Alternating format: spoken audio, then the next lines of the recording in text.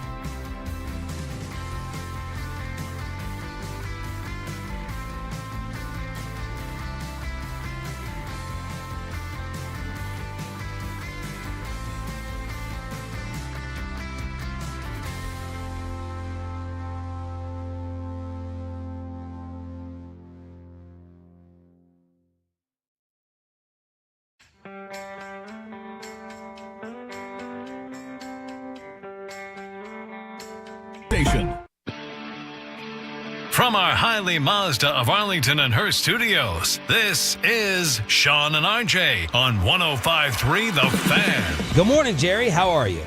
And how you doing, RJ? Good to be on with you guys.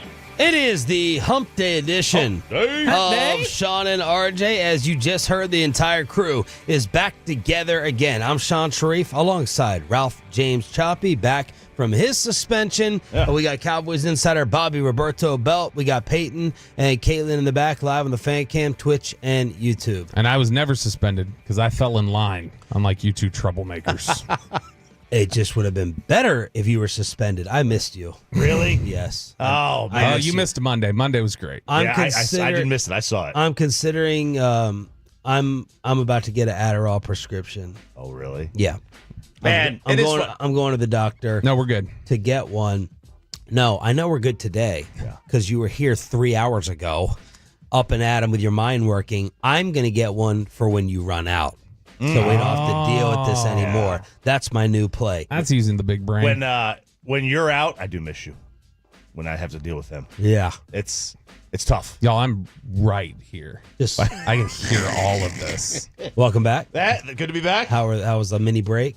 It's good. It was good. I always screw it up because I did the Monday, Tuesday, and Tuesday's a work day when you have a show on Wednesday. Yeah. So the smart thing to do is take Thursday, Friday off so you get the most out of your days off. Yeah. It's the same amount of time, but it doesn't feel like the same amount It's of like time. Sunday. It's a homework day. It's a homework day. I'm dying to get your reaction to Jerry Jones on yesterday. Did you have any Jerry FOMO? You did. Just heard the replay right before we started here with the 6 a.m. club. Did you hear it live? Did you go back and listen? I went back and listened. I woke up at 8:30. Oh, that's good. Yeah. Actually, I woke up before then, and then I went back to bed. I was like, there's no way. It was like 6:15, and I was like, there is no way I am getting up at this hour on a day off. Yes. So I went back to bed, woke up at 8:30, and then I got out. A bunch of people started tagging me on Twitter saying, oh, my God, he just said your name and didn't say there. And I was like, oh, no. Is that the biggest reaction you got? So Peyton at the end of the show said this may have been our fault. Pepe, go ahead and re-explain that. So what happens is sometimes Jerry will start talking before Sean throws it to him. Sean goes through the read, built by Ford, all that, and Jerry will hear his name, so he'll start talking. Well, I don't have his mic on. Well, for 15 years, it's been Jerry Jones, brought to you by your North Texas Ford, the best in Texas. Good morning, Jerry. How are you? You're saying he starts talking before I do that every single time? Sometimes, not every time. Sometimes he'll understand the cue, but I'll have him in cue just in case he starts talking or whatever, and then he'll start talking over you. And so I don't leave his mic on because then he's talking over the read and it just sounds bad. But I usually wait till you throw it to him before I turn his mic on. If there's anything we've established in the last week too, Sean, it's that how you've conducted the interview for the last 15 years means nothing to Absolutely Jerry. nothing. So listen to the intro again and see if you can picture him saying, good morning, Sean, Bobby, Jared. Did you tell him Sean, Jared, Bobby? I just said Sean and Bobby. I didn't know Jared was asking questions until the segment started, so I just said Sean and Bobby. Sean and Bobby. So he remembered RJ then. Good morning, Jerry. How are you? And how you doing, RJ? Good to be on with you guys. That is Sean. It's how you doing, RJ? Like that. I think he was saying Sean. This has happened before where, you guys have thrown it to him and then there's no Jerry and you'll go, Jerry, and he goes, yep, I'm here, man. Yeah. I think it's because he's already said, good morning, guys, and we never heard it. Because that was probably the number one question I got yesterday is, was he trying to be funny? And I just wanted you to hear Peyton's explanation before you launched into your reaction. All right. Well, that might change the reaction. Yeah. Because when I first heard that, I was like, oh, the outright, like, the disrespect. All right, here. so you didn't think it was a possible joke. I first took it as a joke, and he said, I'm not going to acknowledge you. I know RJ's out, so I'm going to joke about RJ not being there. Okay, well, I'm going to have to go back and do some more research on this. Now, don't get me wrong. He does not know the difference in our voices. No. Yeah. He does not. Mike does. McCarthy does. McCarthy absolutely does. He goes to sleep listening to podcasts of you. Absolutely. Mike has started to associate certain questions with y'all's voices. Right, that's true. So he knows. Because, like, if Jerry just did that. He knows Bobby's voice. He does. That's That's true. when his skin starts to crawl. Because if Jerry just did that not knowing and he just heard all RJ's out and he just, I don't know which one that is. So then it just, we're 15 years in. This is the outright disrespect here. It's palpable. And the tenor of the relationship is absolutely changed. I thought you guys handled it beautifully. You do. Absolutely. Don't think we should have gone a little bit more aggressive as Corey Majors suggested. Corey's the last one to suggest that. My gosh. Holy cow. Was he I ask just for the 92 team? You embarrassed? I just wanna come through for the listeners and everything. That's what he was saying in crosstalk. I asked him for his honest feedback. He gave it. Yeah, I mean, look, I thought you came through because you asked the right questions. You didn't he didn't come out. He didn't want to apologize. Or didn't want to really say anything, he said, about last week's show. And he said it was surprised that it got all the traction. I mean, I don't know how you get surprised about that one. But, I'll tell you this. Like, if that was truthful, where, like, he just doesn't know who we are, I mean, it's just like, come on, man, what are we doing here? Like, this, the cordialness is over. We're at a different point now. Would you have doubled down at all on his double and triple down and followed up with, can you clarify you don't pay the station? Were you threatening our jobs? Did you think that was out of line? He disarmed us a little bit with like his first 5-minute answer after he said he didn't want to talk about anything. Yeah. And in his own way, I guess people don't want to hear this, and I understand it. He was trying to be nice with multiple compliments throughout. That got lost. Right, it did. Look, the first thing I saw Legrande's PD in the elevator, and he's just like, my wife said he should have apologized. Yeah, that's what everyone's thinking. So it's like, this going in, you go into an interview, and then it's just like a football game. Like your strategy changes, and a 5-minute answer where he disarms completely changes the strategy and the direction that you're trying to go in. So, no, I mean, I thought you guys handled it well. I don't think anything was asked that shouldn't have been, and that everything that needed to be was. So I thought it was good. Other takeaways? The Derrick Henry. That ended up being the number one story. Yes, it did. By far. Absolutely. Now, everything changed when he says it with the money, because Bobby, correct me if I'm wrong, isn't Zeke being paid essentially the same thing when it comes to a cap perspective? If you include his split cap charge from being released last year, yes. Now, he is being paid, Derrick Henry's being paid less than, for instance, Trey Lance is on the cap, and certain guys like that. Donovan Wilson costs you more on the cap than Derrick Henry does. The money thing, though, bothers me less than the fit. The fit is troubling, but let me at least try to defend it on this one. All right. In case you missed it real quick, this was Jerry Jones yesterday going out of his way to address Derrick Henry going off Monday Night Football. You're going to ask me today because Henry had a big night, Derrick Henry last night. You're going to ask me again how come when Henry was available and right here in Dallas said we didn't get him. And I will tell you, the same kind of question is one that my wife might ask me of 60-something years, why did you do that? And I said, well, I really don't know why I did that. The devil made me do it. And so my point is, those kinds of questions are pointedly toward putting you on a spot to make a certain kind of answer. I've obviously been asked that Derrick Henry question almost every day since we started training camp. And so that's a get in your ass type of question. And I understand that. I see that coming, and that's real good. But when you do it several times, and of course, I keep up with what you guys say when I'm not on the show. And so when you do it several times, I know that when you're asked about a question such as one that you might have at home, why did you do that? And you do it several times, then you really know what the situation is, where it's coming from. As Bobby put it yesterday, basically he's saying, I've been asked about it 49 times, and whoever the 50th person was going to get it. Yeah, so we should just stop asking Dak, why'd you throw the pass on that play? Because, I don't know why I did it. That's the whole point of questions. Yeah. To find out why you did things, right? It's not about... Especially for a show that you signed up for. Exactly. Twice a week. It's just not a... That's a legitimate question. And, yeah, you've been asked 50 times, but, again, he had another good game. So what do you want to do? Now, from the fifth standpoint, would Derrick Henry be averaging 6.5 yards a carry here? Probably not, right? The Cowboys' offensive line isn't as good as Baltimore's. Baltimore's fifth in run win rate, and the Cowboys are 18th. Yeah. And the Ravens have Lamar, and you've got a spy on Lamar. And if that just takes a split second for that linebacker or whoever to figure out who's got the ball, then Derrick Henry's gone. Here's my problem with that. Yeah, technically Jerry may be right, but that's like me saying, well, I can't drive a Ferrari like Joey Logano, so I wouldn't want to have a Ferrari. Joey Logano reference. That's fair. I wouldn't want to upgrade my car to get a Lamborghini, but I couldn't drive it like Dale Earnhardt Jr., so no, it doesn't matter if he wouldn't have the same exact numbers as he does in Baltimore. Absolutely. Would it be a substantial upgrade here? Substantial. It's a massive upgrade over what we have. Yeah, he's probably not doing 6.5 a carry. That's over a full yard more than he ever had in his career, and he's old. But would he not be averaging at least 4.5 a carry here? I think so. I mean, I think it's quite easy. Your Logano reference is good. I would have preferred a Fast and Furious Dom Toretto one, but I think the Logano reference is fantastic. And then the McCarthy plays. All right.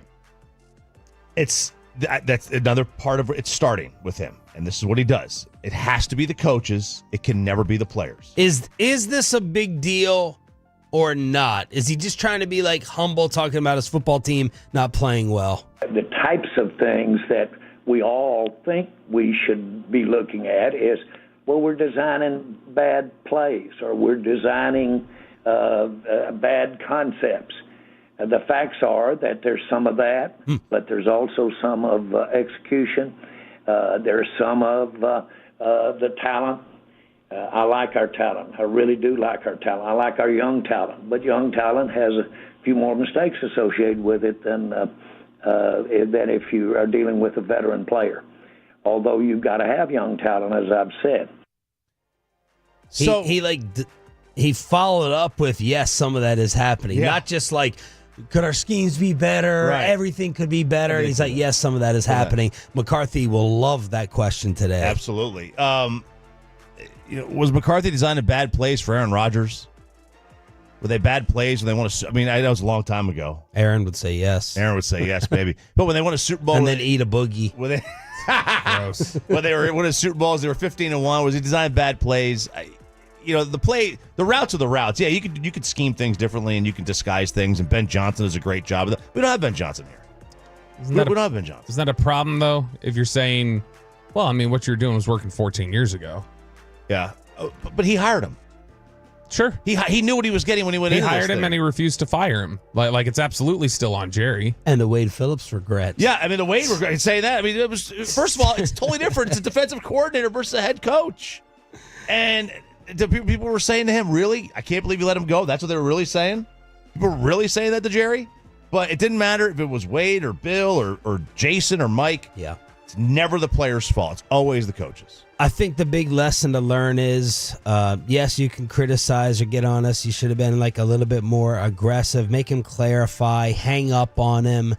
The reason I think you have to continue to have Jerry Jones on your show when you can get him is because of Derrick Henry, can't afford, wouldn't fit, tripling down on that. Mike McCarthy schemes, Wade Phillips regret, all the things that he produced and gave. He's still a plus. He's still a plus to have on. For us. For us.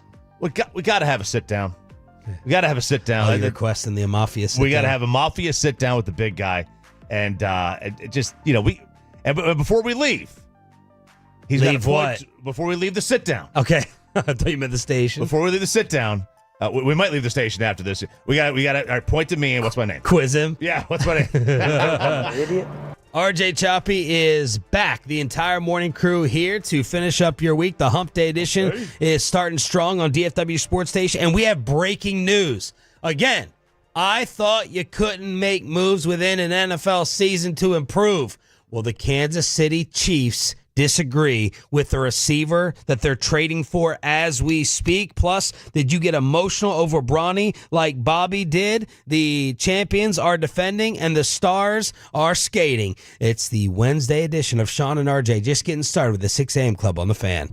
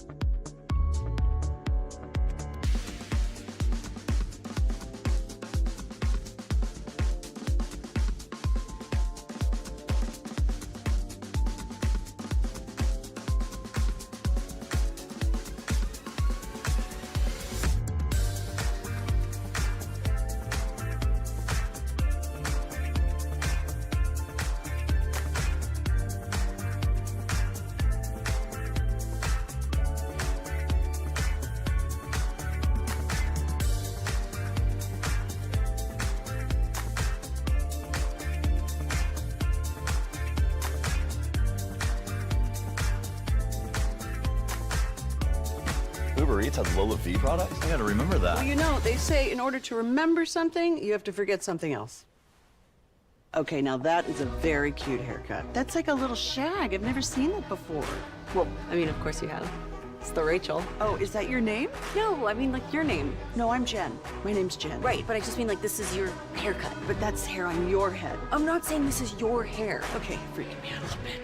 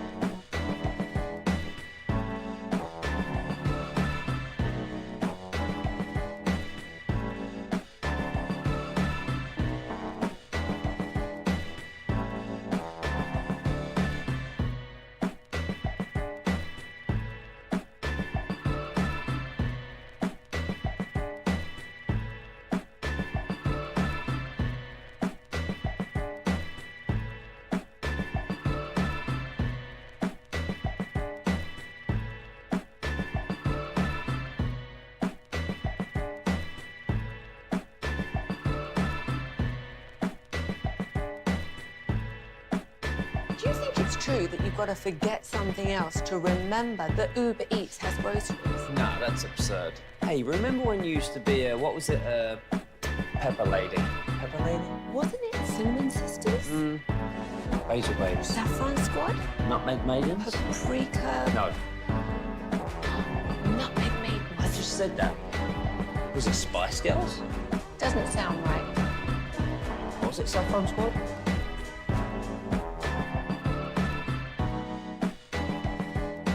1053 The Fan segment here brought to you by Cars for Kids. Donate today at carsforkids.org, and also brought to you by the personal injury lawyers Frankel and Frankel. If you've been injured in a car or truck wreck, call Frankel first. 214-817-333-3333. With Frankel and Frankel, there's never an out-of-pocket cost. They only get paid when you win.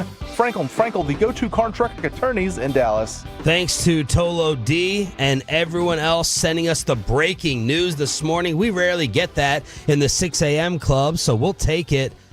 And just when things start to settle down like a tiny bit with Jerry Jones, here comes the can of gasoline to make the fire grow bigger. The Titans and Chiefs are working on a deal to send DeAndre Hopkins to Kansas City. That's the breaking news right now, presented by BetQL. Smarter bets start with BetQL. Download the BetQL app or visit BetQL.com today. Bobby, are you seeing compensation? I thought I saw a fourth somewhere. Chop, you got it? Fifth that can become a fourth is what it's being talked about as now. What do we think? Right here in the moment. Thank God.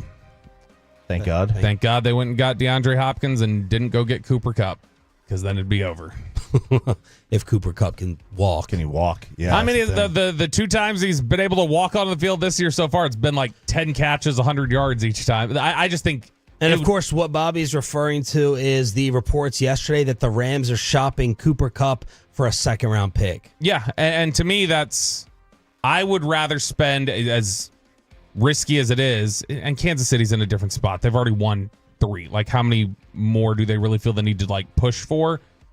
But to me, a second on Cooper Kupp is worth a better gamble than potentially a fourth on Hopkins at this point. I mean, Cooper Kupp is still a freaking technician. Oh, yeah. Like he'll age well. This guy is a machine. I don't know with the injuries. From his game. The game, yeah, the type of player is. His injuries, that's the big risk. Can you check Kansas City's, because we do have to compare this, can you just check their financial situation for what they were in and what this is going to cost, just to compare it to the Cowboys when we're not going to do anything? Of course, other people would tell you, Mike Fisher mainly, gentlemen, the Cowboys are not going to make any type of additions like this because all in really meant I'm just going all in one last time. Mm-hmm. This is my final hand with this group of players. Right. So adding Henry and adding Hopkins and adding other guys for multiple years. No, we don't want to be tied to anything after this year, because if it doesn't work, we are going to blow it up. And I can see how that is what he meant. He just did a really bad job of explaining it and re-clarifying it for the entire offseason and this year. So it looks like, I mean, they'll barely take on anything in terms of cash this year, because we're already halfway through the year. It was a $5 million salary, so about 3 is what they'll take on. But Dallas currently ranks 6th in cap space, and the Chiefs rank 26th in cap space with $4 million compared to Dallas's 22. Oh, okay.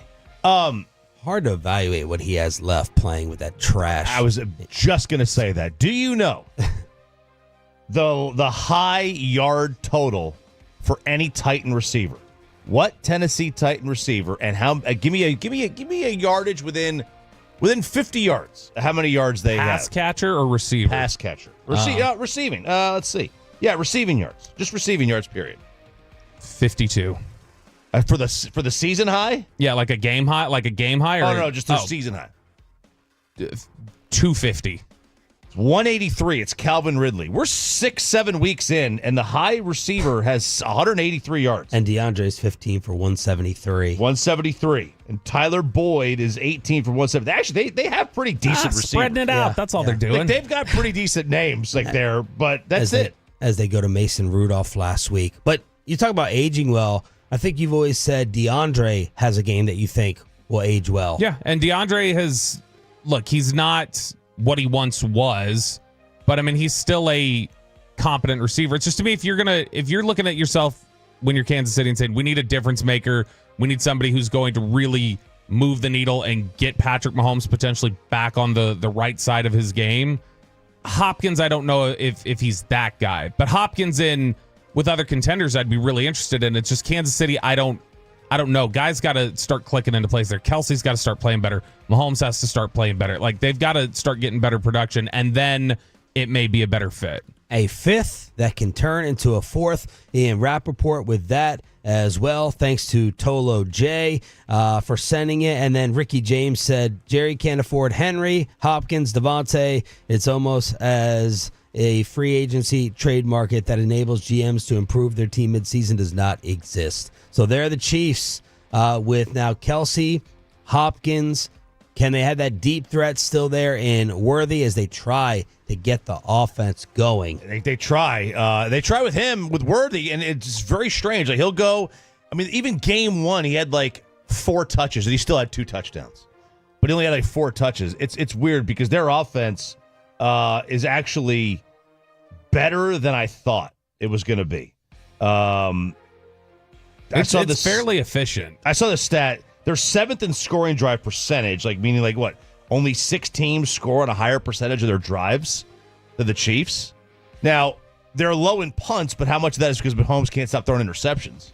Like, that's why they're low in punts. But they're 4th in positive EPA percentage, and they have the second fewest plays that go for no gain or no loss, or for no gain or a loss. So, like, it's not the worst offense.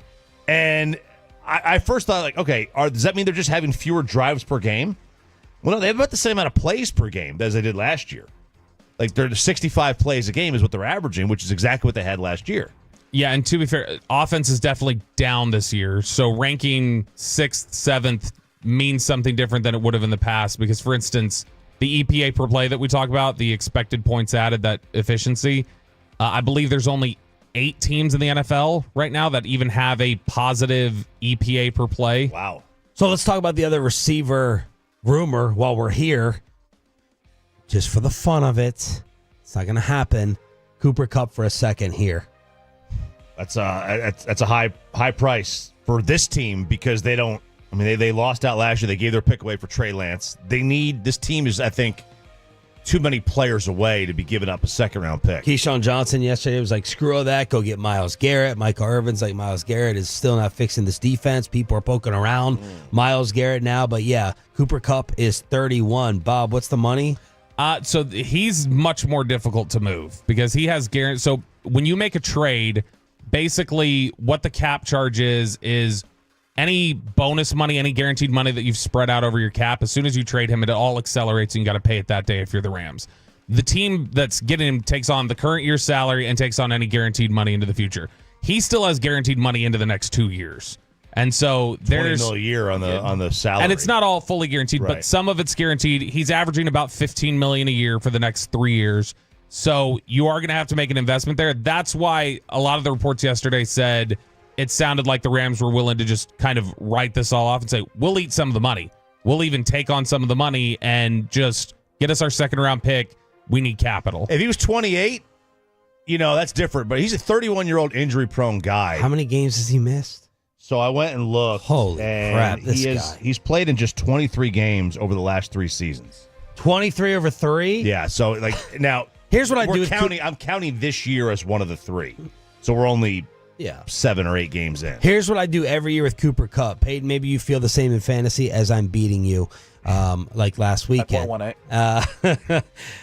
I watched the Rams' first game of the year, and I'm like, holy crap, Cooper Kupp is a Hall of Famer. This guy's going to have 17 catches a game. But the way he plays, I'm like, he's just not going to last. He just looks – there's certain players, T.J. Watt, Micah Parsons, Allen Iverson, when he was hooping, I'm like, you have a style that doesn't look like you know when to back off and avoid the piles and the collisions when you can.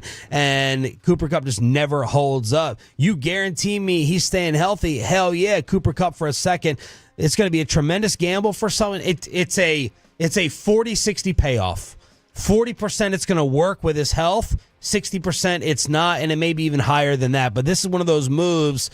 I can't really kill someone, a contender, if and when they do it, because his health is the total complete unknown. And if he's healthy, he can put you over the top. He has, out of a potential 122 games that he could have played at the NFL level, he's played 94. So we're talking about he misses about 1 every 4 games for his career. A lot. And then Stafford to the Vikings? Where the hell? Who came up with that? This is from Kicks on Fire, or one of these like sneaker Twitter accounts had tweeted this yesterday. Literally, it was a sneaker CEO had tweeted this, and people were like, what are you even talking about, dude? He said, just wait, just watch. It's coming. I only speak on things when I get word, but they're working on something here. No. I will say, it makes more sense to me than thinking of other pairings. Kevin O'Connell worked with Stafford. Kevin O'Connell maybe feels like I'm starting to see in recent weeks some of these potential limitations with Sam Darnold. I can get Stafford in here and immediately level this team up and have success with it. I think that it's at least an interesting thought, the idea of him being able to acquire Stafford midseason and do something with him. Darnold has thrown 1 touchdown in the last 2 weeks. But then you talk about Darnold, McCarthy. Yeah, McCarthy there. Stafford. Yeah, that's a crowded room. That's a very crowded room. If they think they're close and they think Stafford's an upgrade, he's won a Super Bowl with him. O'Connell's won a Super Bowl. That is the one position where you upgrade it. I mean, so you're saying playbook wise, he's lockstep and fine. He'd be fine like Devontae going to the Jets. Similar. It's going to be a lot of the same language from when he was the offensive coordinator with him a couple of years ago with the Rams. Now, obviously, McVay's got a heavy hand in that, but it's all same sort of verbiage and scheme and different things like that. And I don't know. I trust so blindly in Kevin O'Connell at this point to make something work that I think it would be perfect. That's tough. It's tough. It's tough to drop Darnold here, who's been, the Jets game he was bad in, but that was in London. Weird things happen there. But I think you got to know how much Sam is loved in the locker room or not. If I trade for Stafford, am I going to be viewed as just throwing Sam off of the pier when we've gone this far and had this amazing start? Yep. And now look, there's no doubt, his last 2 games, QBR's clearly at a season low. It was a 46 against Detroit and a 15 against the Jets. Mahomes-esque. Goodness. Very much so. The thing with, you got to remember, Kevin O'Connell, I think, was walking into the season prepared to start a rookie in J.J. McCarthy. Has 6-7 weeks of Darnold, good as he been, has that been enough to erase the thoughts of, I was ready to start a rookie over you? All right, that turned into an all-NFL segment because of the breaking news. DeAndre Hopkins is going to the Chiefs, and the breaking news is brought to you by BetQL. Smarter bets start with BetQL. Download the BetQL app or visit BetQL.com today. Now we get to the stars, the champs, and LeBron and Son playing for the first time ever next on Sean and RJ. But let me...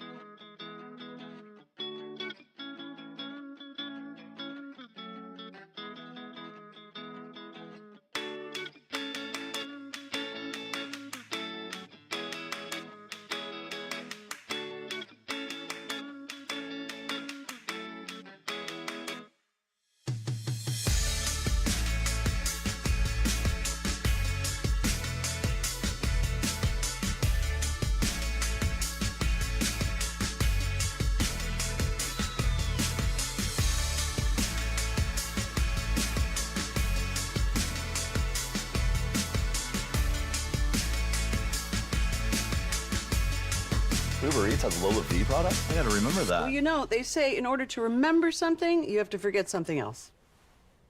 Okay, now that is a very cute haircut. That's like a little shag. I've never seen it before. Well, I mean, of course you have.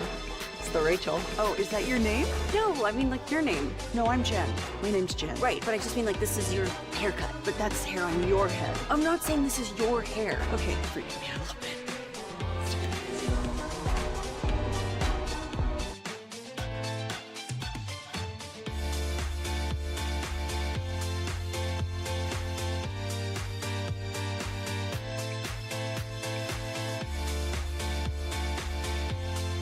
Segment here brought to you by Classic Chevrolet. Classic Chevrolet in Grapevine is the #1 Chevy dealer in the world.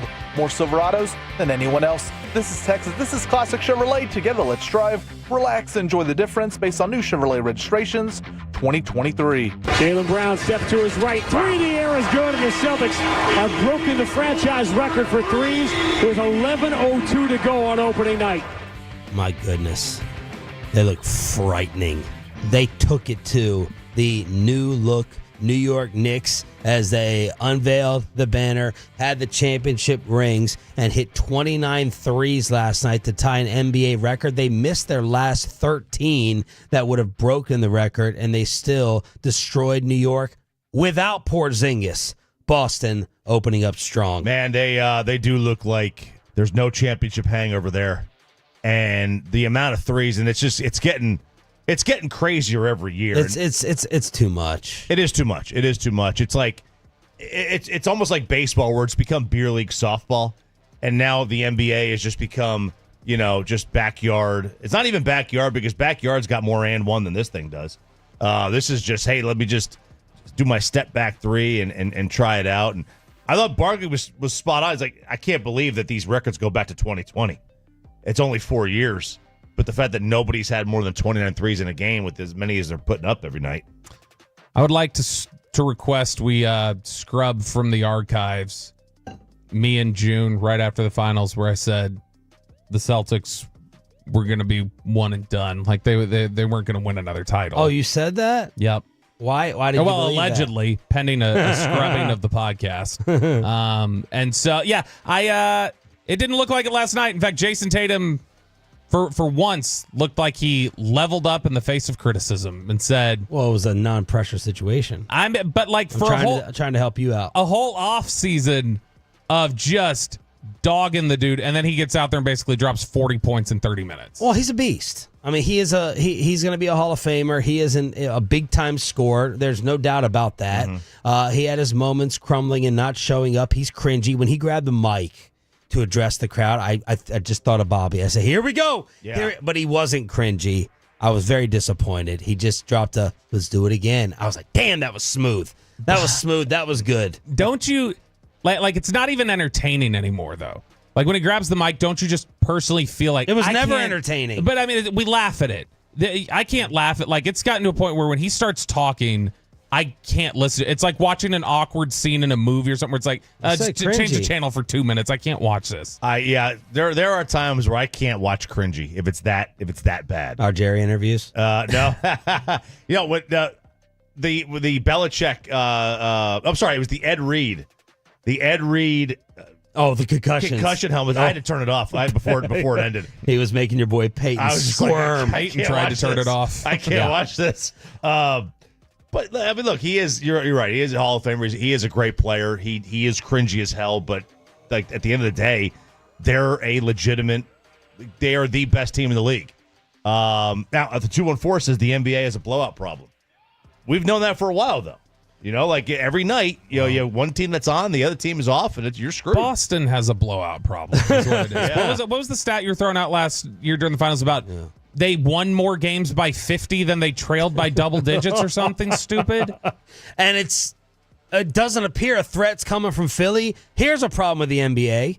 The Sixers announced Embiid will not play in any games this week, that Paul George will miss today's opener against the Bucks, and another guy, Jared McCain, his availability will be announced later on. So, Embiid has already announced the guys on TNT killed Joel Embiid for either not doing back-to-backs but missing to start off the year. That's all. buying NBA season tickets is just stepping on a landmine. That's all that is. And the Lakers were actually kind of healthy last year, which brings us to the number one story of the night that Bobby Belt Dalton Connect was waiting for. And Bronny James just popped off the bench along with LeBron. History tonight. The first father-son duo to play together in an NBA game. This is all in the family. Bobby called his stepson over, sharing the popcorn, let him sit in his chair, arm around the shoulders, with the tears welling up over the father-son moment. Bronny James goes in, completely ruins the Lakers' rhythm, by the way. Minnesota starts making a run. J.J. Redick's like, let's get this crap out of the way. Bronny plays 3 minutes, 0 for 2. Lakers do beat the Wolves. Anthony Davis actually steals the show. Anthony Davis was awesome. You ever think you're going to enjoy something? And you're like, man, I'm so excited for this. Yeah, Monday, Tuesday this week. And then you get to it or you experience it. And you're like, boy, that is not as cool as I thought it was going to be. And I kind of hate it. That was me watching Bronny check in last night. Oh, you flipped? Yeah. You pretty flipped? quick. Pretty quick. Why? So I hate it for, there's the mic'd up. I think Peyton's even got the audio. You can't even hear Bronny on it, though. Because he's not talking. LeBron's trying to get him, like, you see this? You see how the energy's different? He's, like, talking him up. And you can just see Bronny almost just like, yeah, dude, shut up, please. Like, let me just sit here and be a pro, please. I was hoping that LeBron was going to force it. I don't know. I was going to hate it either way. I ended up hating what happened. LeBron's, like, jacking up all the shots. I'm like, force feed to Bronny. Dad to son assist. Yeah. That's the storybook. That's the storybook. He did pass one time to him. He missed a 3. But LeBron fired up the first couple shots. Like, no, this is still about me. Yeah. And then I would have been mad if he force fed him. Right. And he was like trying to make it happen. He looks so small out there. Oh, he's not a big guy. He's what, 6'2", 6'1". He's not huge from an NBA perspective. But I was even looking at him like, dang, 6'2" looks small out there. He looks puny. He does. I mean, look, the NBA is it's a long league. I mean, they try to get they're trying to get length for years. Remember that Laker team, in the 07 or whatever? They were just everybody from Ariza to Lamar. I mean, they had wingspans of like 7'5" guys. The thing is, that little exchange. LeBron may be LeBron and the most famous athlete in the world, not named Messi or Ronaldo or whatever. At the end of the day, the dynamic between father and son is the same no matter what. Yeah, that's still his embarrassing dad. It's still his embarrassing dad. And it doesn't matter who. If you are. The commercial was pretty good. LeBron pouring the cereal for the rookie hazing. Yeah, it's like, if I was talking to my kid before at bat, he'd be like, Dad, shut up. I don't want to hear. I'm trying to lock in here. And it's the same thing. Like, every kid is embarrassed by their dad. You probably did not hear this during the broadcast, but guess what Bronny has decided to call him on the floor? Champ. Goat. I didn't catch not goat, not champ. What would you call him? Senior? Not senior. Is he number 3, 23 or 6? 2-3. Bron. He's just going Bron. Can't go dad. LeBron, a little too formal. Bron. I think that's nice right there in the middle. And again, none of this is Bronny's fault. It's all LeBron's fault. I totally blame I felt genuinely bad for Bronny last night because it looks to me like he's not enjoying being in this position. Kenny Smith was defending him so much. He's like, if you don't think he belongs or is going to belong, you just don't know basketball. I watched him in California. I watched him in high school. The only reason he didn't have the numbers because he didn't play because the heart condition. Anyone who takes off a year like that, they're not going to be able to go ahead and play. Okay, Kenny. Kenny trying to get his ESPN resume ready. That's for his right. Hot takes. That's what he's doing. All right. So that was the hoops last night. By the way, inside the NBA, I was preparing to get all emotional. They got a pretty cool open. It's going to be like a montage of memories over the year. The ping pong balls, like in an art museum, falling on Barkley and Shaq tripping over the Christmas tree, and Ernie and Kenny and all that stuff. So I'll go ahead and watch the posts like a nerd when I get home. Meanwhile, Dallas Stars in action. Heiskanen steps up. Thompson with the steal. Across the line. Heiskanen catches up, but so does Powers. Thompson scores! That That made it 3-0 on Sabres TV. Stars lose their second straight on the road, 4-2. And obviously Buffalo jumping out to the big lead. Stars closed the gap to 3-2 late in the third, but the Sabres scored on an empty net. Stars went empty net with about 5.5 to go. They obviously you're down 3. You need to play some catch up. But this game was not about anything other than Ukko. Ukko-Pekka Luukkonen, the goalie for Buffalo, was phenomenal. It was very, very good. And through the first, 2.5 periods, and when the Stars had the man advantage, I mean, it's got to be tough for a goalie to just take a barrage of shots for 5.5 minutes, and that's what kind of happened. And the Stars had that man advantage because they went empty net. But it was not about the Stars. It was about Ukko. Only took 25 years to avenge no goal, but they finally did it. That's right. Those Buffalo Sabres. Finally did. Pete DeBoer was not happy with the effort. I heard the post game. He's like, it's hard to win on the road when you don't match the effort, and that is what happened. So the Stars cooled off tiny bit. Tiny bit, but they're 5-2. They're going to be the 1 seed or the 2 seed at the end of the day. What's the old Galloway used to say it about Rangers baseball? He's like, if you lose every 3 days, you're an awesome team. Yeah. No, I mean, Wash said that. Just win 2 or 3. That's it. That's all you got to do. New Spits and Suds will be out wherever you find your favorite podcast. Did you guys record your podcast last night? I thought I saw. We did it live. And so we're trying some new things out. We're doing it live. We were we actually had competing lives with the fan cam going up against Fred and Blake. Quadrupled their numbers. Sorry, I hate to say it, but no, it was good. We did it live last night with John Machota and just kind of a State of the Union reflection on where the Cowboys are at the bye. And Machota sounds like he's trying to get hired here, like Kenny Smith's next job, loving the Odyssey app. Have you ever heard anybody praise anything as much as Machota praised the Odyssey app, Peyton? No, he started the segment off like that. You were ready to jump into Jerry's stuff. He said, wait a minute, give me the mic here. Interrupted me to say how much he loved it and how much he loved the rewind feature and everything. It's what was John and Brian's Jerry opinion?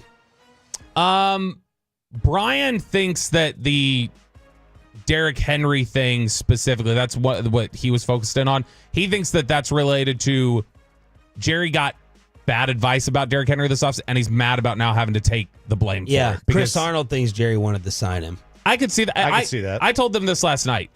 I will give Jerry credit for this, and I don't think he said this. I don't think they would say this. I 100% believe that Jerry spent all offseason following up with his financial people and saying, why are they saying I can and you're saying I can't? Because if you say I can, I'm going to.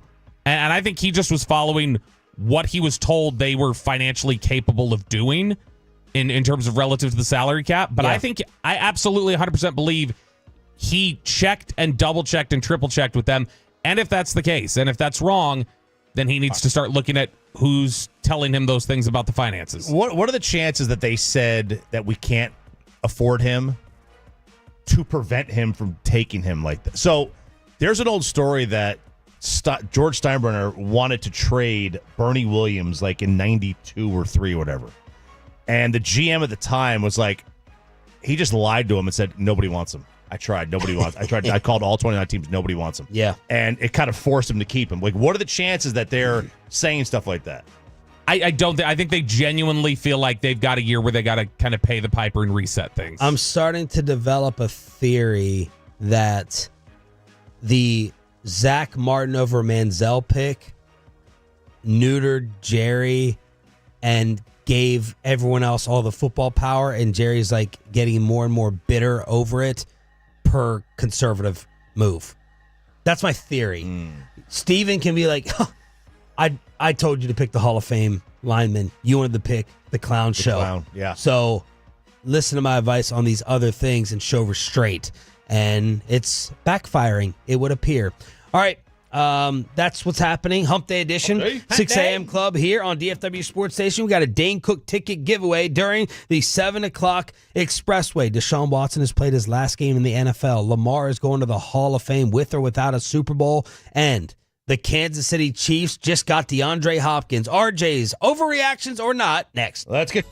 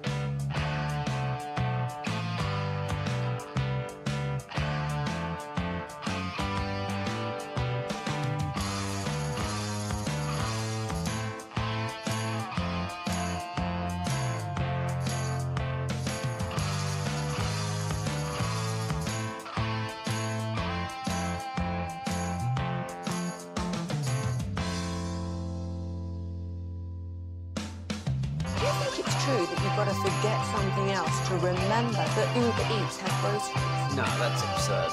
Hey, remember when you used to be what was it, Pepper Lady? Wasn't it Cinnamon Sisters? Basil Babes. Saffron Squad? Nutmeg Maidens? Pre-curd? No, Nutmeg Maidens. I just said that. Was it Spice Girls? Doesn't sound right. Was it Saffron Squad?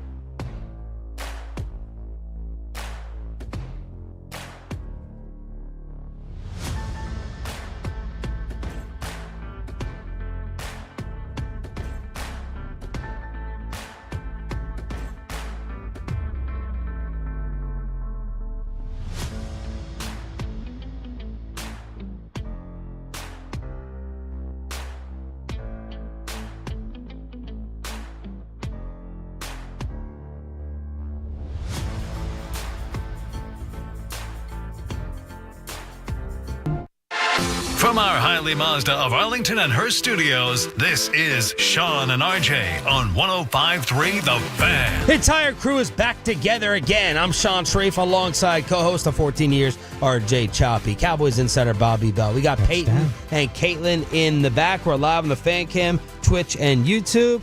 I was catching up with all the old school guys yesterday. Chris Arnold right after the show. Mike Fisher multiple times this week. All because... Grego. That would be Choppy. Oh. Choppy with Grego. We have a Dane Cook ticket giveaway to hook you up with. Although I would exchange messages with Grego. Yeah. I got no issue. I got no beef with Grego.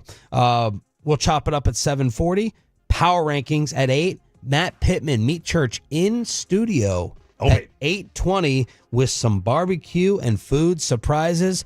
The breaking news this morning, DeAndre Hopkins goes to the Kansas City Chiefs, a fifth that can become a fourth. We feel good with that compensation, by the way. That's fair. That makes sense. That's what we would have predicted before this happened. Yeah. I may not have predicted could have escalated to a fourth. I probably would have just said a flat fifth. But, I mean, yeah, sure. If he hits certain markers, I guess it doesn't matter. Yeah, if they go and they win another Super Bowl, they'll gladly give a fourth away.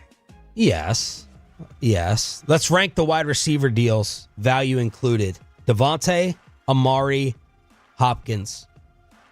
Rumor of Cooper Kupp for a second out there.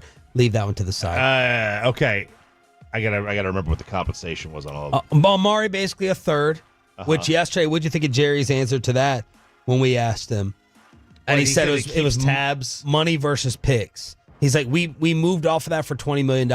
Basically, I thought made it sound like a salary dump, Bob.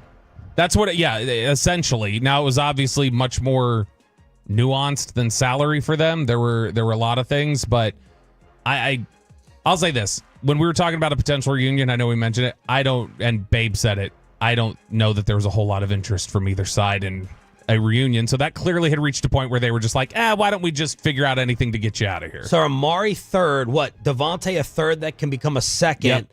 and this right now, Hopkins a fifth that can become a fourth. I think the Amari one. Bills, yeah.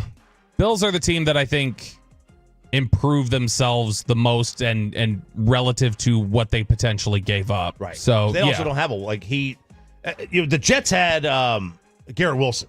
They still had a really, really, really good wide receiver. The Bills didn't really have that. Yes. And now they do. All right, let's get to NFL overreactions or not. Number 1, Deshaun Watson has played his last game in the NFL. Oh, okay. In the NFL, not like a longest yard game or something like that. Yeah. Total Yes. overreaction. Really? I think he's in done. the NFL? Yeah, I think he's done. Why? Because he looked done as a player in general this year, and I think the only thing that was keeping him on the field was an awful contract. That There's no way. I'll give you odds too and lay down money. He's 29. If I could bet, given NFL rules, I would. Can he be signed as a backup, like on a roster, or no? He has to play a snap on the field, which he will. Yeah, that's. Oh my God! I'll give you guys 100-1. All right, let's Cleveland. He's played his last game at Cleveland. How much longer is the contract? It's 3 years, I think. Yeah, like tell me what happens in trying to get out of it, because obviously they're gonna have a really, really high pick. Wait, do they have their picks? No, to be clear, they purged a bunch of them for Deshaun Watson, I think. So they've been trying to get some of them back. But see, the funny thing is they're not willing to trade Myles Garrett or Denzel Ward. Oh my God! Don't tell me Houston has their pick right now. Don't tell me the Texans. I'll check it. They've got their first round pick for next year. Are you reacting to the cap hit? His cap hit over the next 2 years is $72.5 million, almost $73 million. His dead cap this year is $200 million. His dead cap next year is $172.7, and his dead cap the year after that is $99. And he's got some void years on the back end. He'll be on the roster. I don't know if he's starting.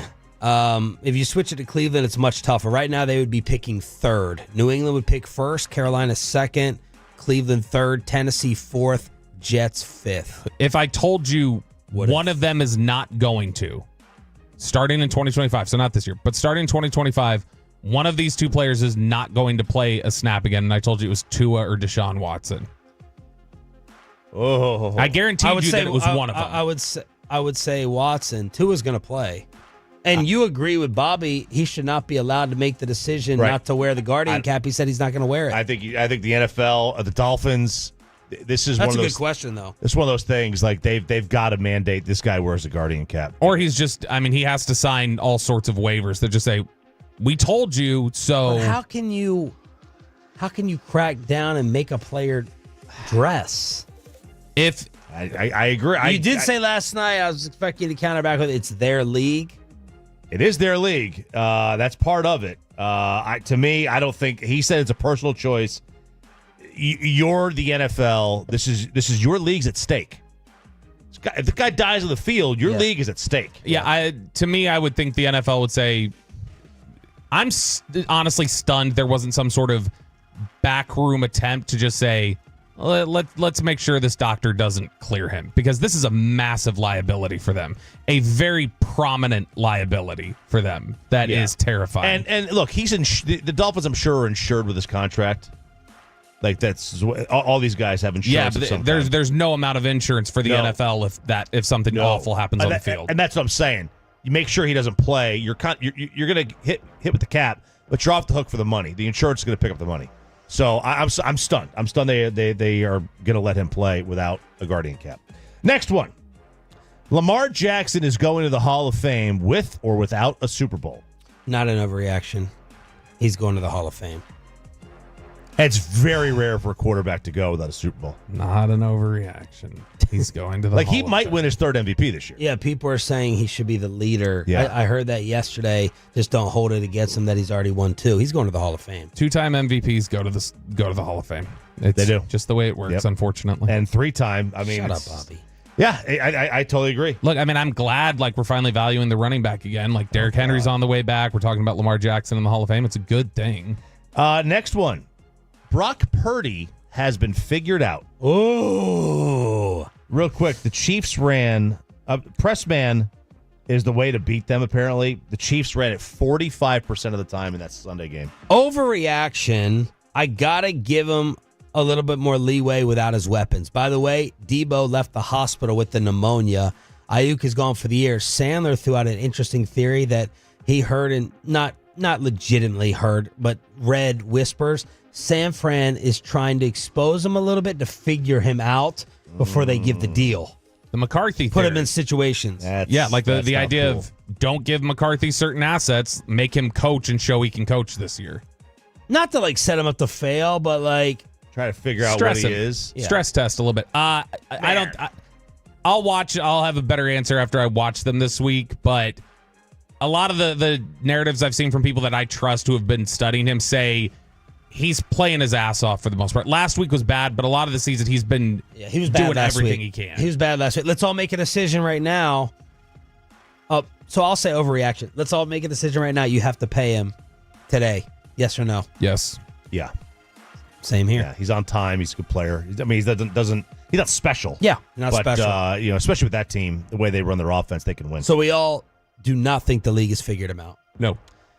No, I think that they found something, and now this is where players adjust, right? Great players will adjust to the adjustments. Can the Cowboys play press like that Sunday night?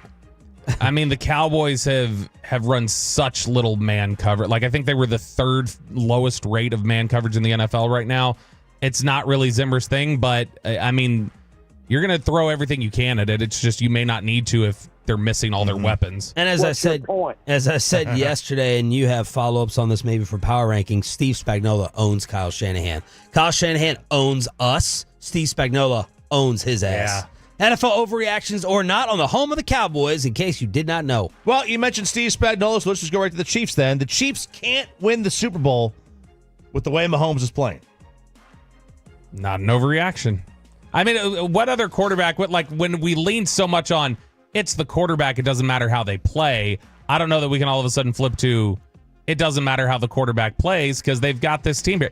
The fact that he is basically over the last 15 games, a 1-to-1 turnover to touchdown guy is stunning. And for him to be upside down completely on his touchdown interceptions this year is, I genuinely never thought we'd get to this point with him. How good is their defense, though? Good. It's legitimately top 10. So right now, how many points do you think they're scoring a game? 24. It's 24 on the dot. It's not terrible. It's not terrible. No. They're giving up 17. That's tremendous. It's a really tough question because, it doesn't account for flashes or a big playoff game he has in the wild card or the second round.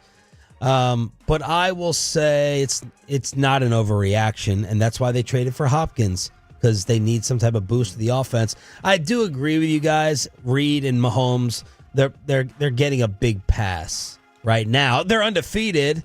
And Travis Kelce, he looks dazed.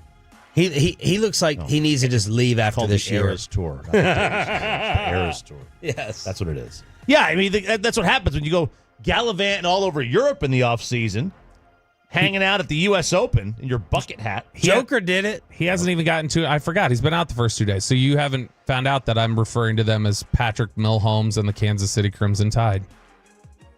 Oh, like Milrow? Yeah. That's okay. I see what you did there. Wow, that's nice, and I like that. We'll see if they're in my top 5 this week. Tune in today. You're gonna have a 6-0 team. Yes. That is so Bobby. I did it with Philly last year, and I was right. Jordan Love is better than C.J. Stroud. That's an overreaction. It's not an overreaction. I agree. I don't think it's an overreaction. I don't know if I would agree, but I mean, technical with the topic, I won't say it's an overreaction. Jordan Love's a stud. He throws up some crazy picks, but he's a beast. Yeah, CJ ain't lighting the world on fire. And I'm not I'm not critical at all of Jordan Love in terms of being a legitimate franchise quarterback. I believe in him more than Sandler does, apparently. It sounds like the way Sandler just kind of bemoans him all the time. But no, Stroud to me is... That's just Jared moaning. Stroud to me is just a better mental processor, and he's got all the same sort of physical tools. I don't think Jordan Love's got a little better physical tools. Love's arm is ridiculous. Yeah. But I mean, Stroud is. I'll say this: the gap in their intangibles and their mental processing to me is much greater than the gap between their talent. Well, Okay. And so to Stroud me, mentally processed for 86 yards this weekend. Was it only 86? Oh, he was 10 of 21 for 86. He was 7 of 17, like going in the fourth. wasn't a good performance. That is also a really good Packers It is. defense. That And defense is very underrated. Somebody threw out the note. People are sleeping on the Packers overall. I think Stephon Diggs, they said in like 5 career games against Jair Alexander, now has like 3 catches for 30 yards. That dude's in his head. But did he mess with any of his girlfriends? Yeah, I agree. Not an overreaction, but it still kind of could be a wash. Final one. You weird for that? Mike Tomlin saved Russell Wilson's career. Overreaction. I swear, I'd get ready to turn that game off at halftime. Russ was getting booed out of the building. It was 3 straight 3-and-outs. I'm not believing in that second half explosion. And if you did watch the game, man, a lot of those Pickens throws, they were under throws, man. I give more credit to George for making the adjustments with the ball in the air. Fryermuth had one that was nuts, too. Yeah, Russ was not dropping any dimes. He's just seeing how many yards, like a punt, how much hang time he can put on his throws. Overreaction.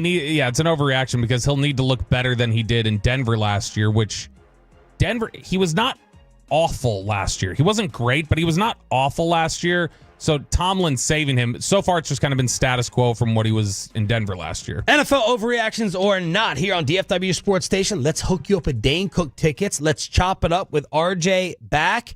And it's not just Jerry talking. Apparently, Micah is talking again as well. Bobby has the audio. Commercial-free Expressway next. Let's get you over.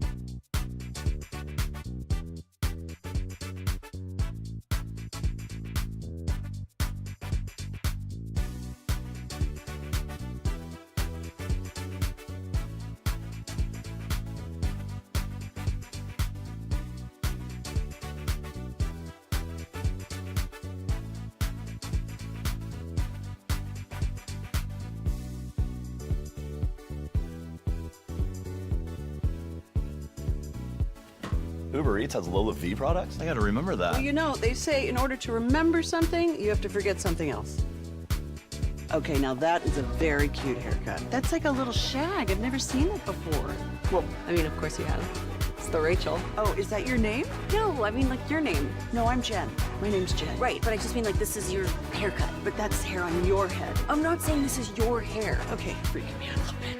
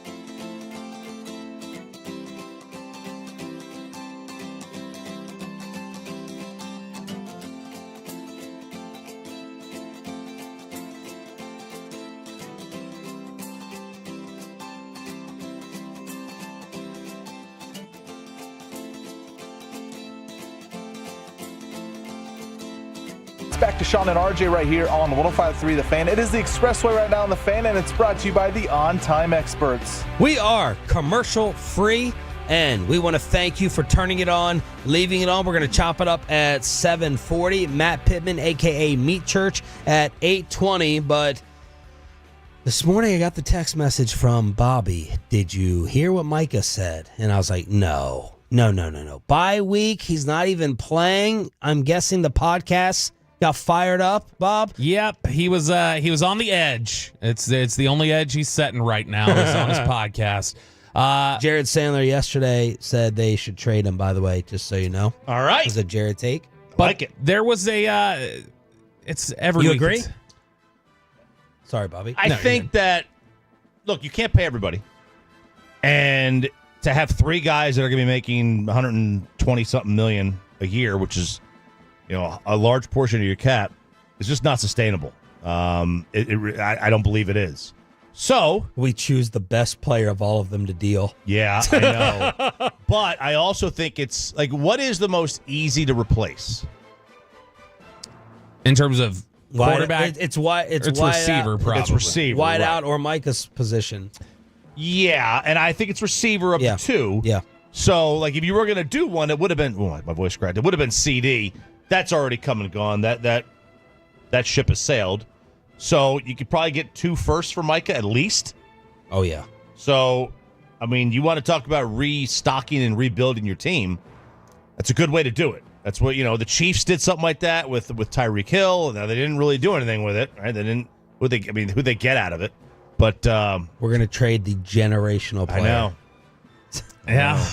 It's gutsy. They're never going to do it. They'll never do it. They're obsessed with stars. Yeah, I would seriously doubt they ever do that. Things would have to come to a head. I will say, I think it's more likely they would do that at this point than fire McCarthy in season, based on what we're hearing from Jerry. But maybe we trade Diggs. Maybe we do. And sign up Bland. You're going to have some sort of question at corner here soon. So before we play the clips, I just want to read for you, Sean. I think you'd like this. I want to read for you the podcast description that was on his. I saw the episode came through. I downloaded it, and I saw this mini essay right there describing what the episode was about. So it says, Micah Parsons' response to Troy Aikman calling out Cowboys receivers for terrible route running. Discusses his experience at F1. and reacts to the Chiefs being 6-0 despite Patrick Mahomes and the offense struggling. And then here's where we just start getting into take after take that has nothing to do with his football career. He also discusses delusional Giants fans for burning Saquon Barkley's jersey and why they should blame general manager Joe Shane, why he thinks the Jets have one of the best rosters ever, why Jordan Love is playing like an elite quarterback. He ranks the top 5 NFC teams, builds a starting 5 of NFL players, explains why Cam Ward should be the number 1 quarterback taken in the draft, reacts to Georgia's win over Texas, Brandon Ayuk's injury, and gives his prediction for the World Series. Oh, all right. He should prep this show. Yeah, Man, no kidding. Holy mackerel. Take after take. Now, you know that there'll be an angry fan saying, oh, that's a lot of time and dedication to be studying up and knowing all those topics and preparing for that. You know that's coming. Know thy enemy. He's so ahead of things. He's so ahead of things. He's studying Cam Ward like he knows who the good quarterbacks are coming out in the draft last year. So, Micah, he's a sports nerd, right? Dez is a sports nerd too. Yeah, Micah loves it. Like Micah will watch and follow college football and study players coming out for the draft. Like he does have an interest in it. All right, so this first clip we're going to play, Micah makes reference to the Troy Aikman comments, but he doesn't direct them so much. But he does include them in a larger commentary about just how much the Cowboys heard all of the noise during the bye week.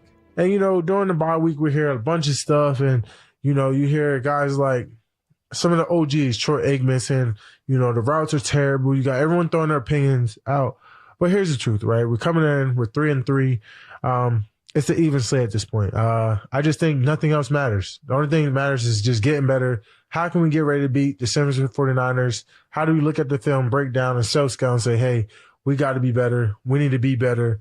And this is how we do it. I give everyone an opinion, right? We hear good opinions. We hear bad opinions. But in the day, the only opinion matters, and I was saying this before, is the people in the room. There's not one person that's going to change the score and the outcomes of some of the games we've done seen. There's not one person we can grab, trade for, whatever that can change the outcome.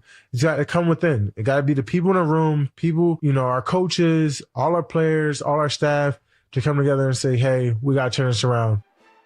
No problem with it. Zero problem. This guy's putting on a PR masterclass after some of the drama in the offseason. Masterclass. Which I think he could have just left the Troy comments at that, especially because he doesn't play receiver. He doesn't even play on offense. Uh-oh. Maybe this isn't as bad. Maybe I'm taking this worse than you guys will. But Micah decided to circle back at the end of his long explanation of, hey, just focus on us. All that matters is the people that are in the building. Well, I mean, except that one thing that Troy Aikman said last week. It's tough because obviously we all look up to Troy and, we all respect and validate, people we look up to's opinions. But, I just think I'd rather hear Troy, tell the players that, come around the facility more. Being around, I understand you got your job and everything, but tell that to the players. Tell them how they can get better. I just feel like sometimes we just take alternate approach because I'm pretty sure if Troy had some advice or gave some, CD some advice, he will, take it full-heartedly. When D-Word texts me and say, hey, you need to start doing this, you need to incorporate this in your game, I'm like, all right, I bet. Because obviously he's a Hall of Famer. He's one of the great ones. I love getting that information, adding to my toolbox. At the end of the day, I don't think all opinions are just, to attack. It's always to help, make you better. I think Troy was coming from, a good place, but I just think, how the media is. They going to word it wrong. But I would just say it's just, give that feedback to the players. We all need it. We care, obviously, about what Troy has done for the Cowboys organization. He's won Super Bowls. He's a champion here. We would love to get that insight in the facility. Great tone, great delivery.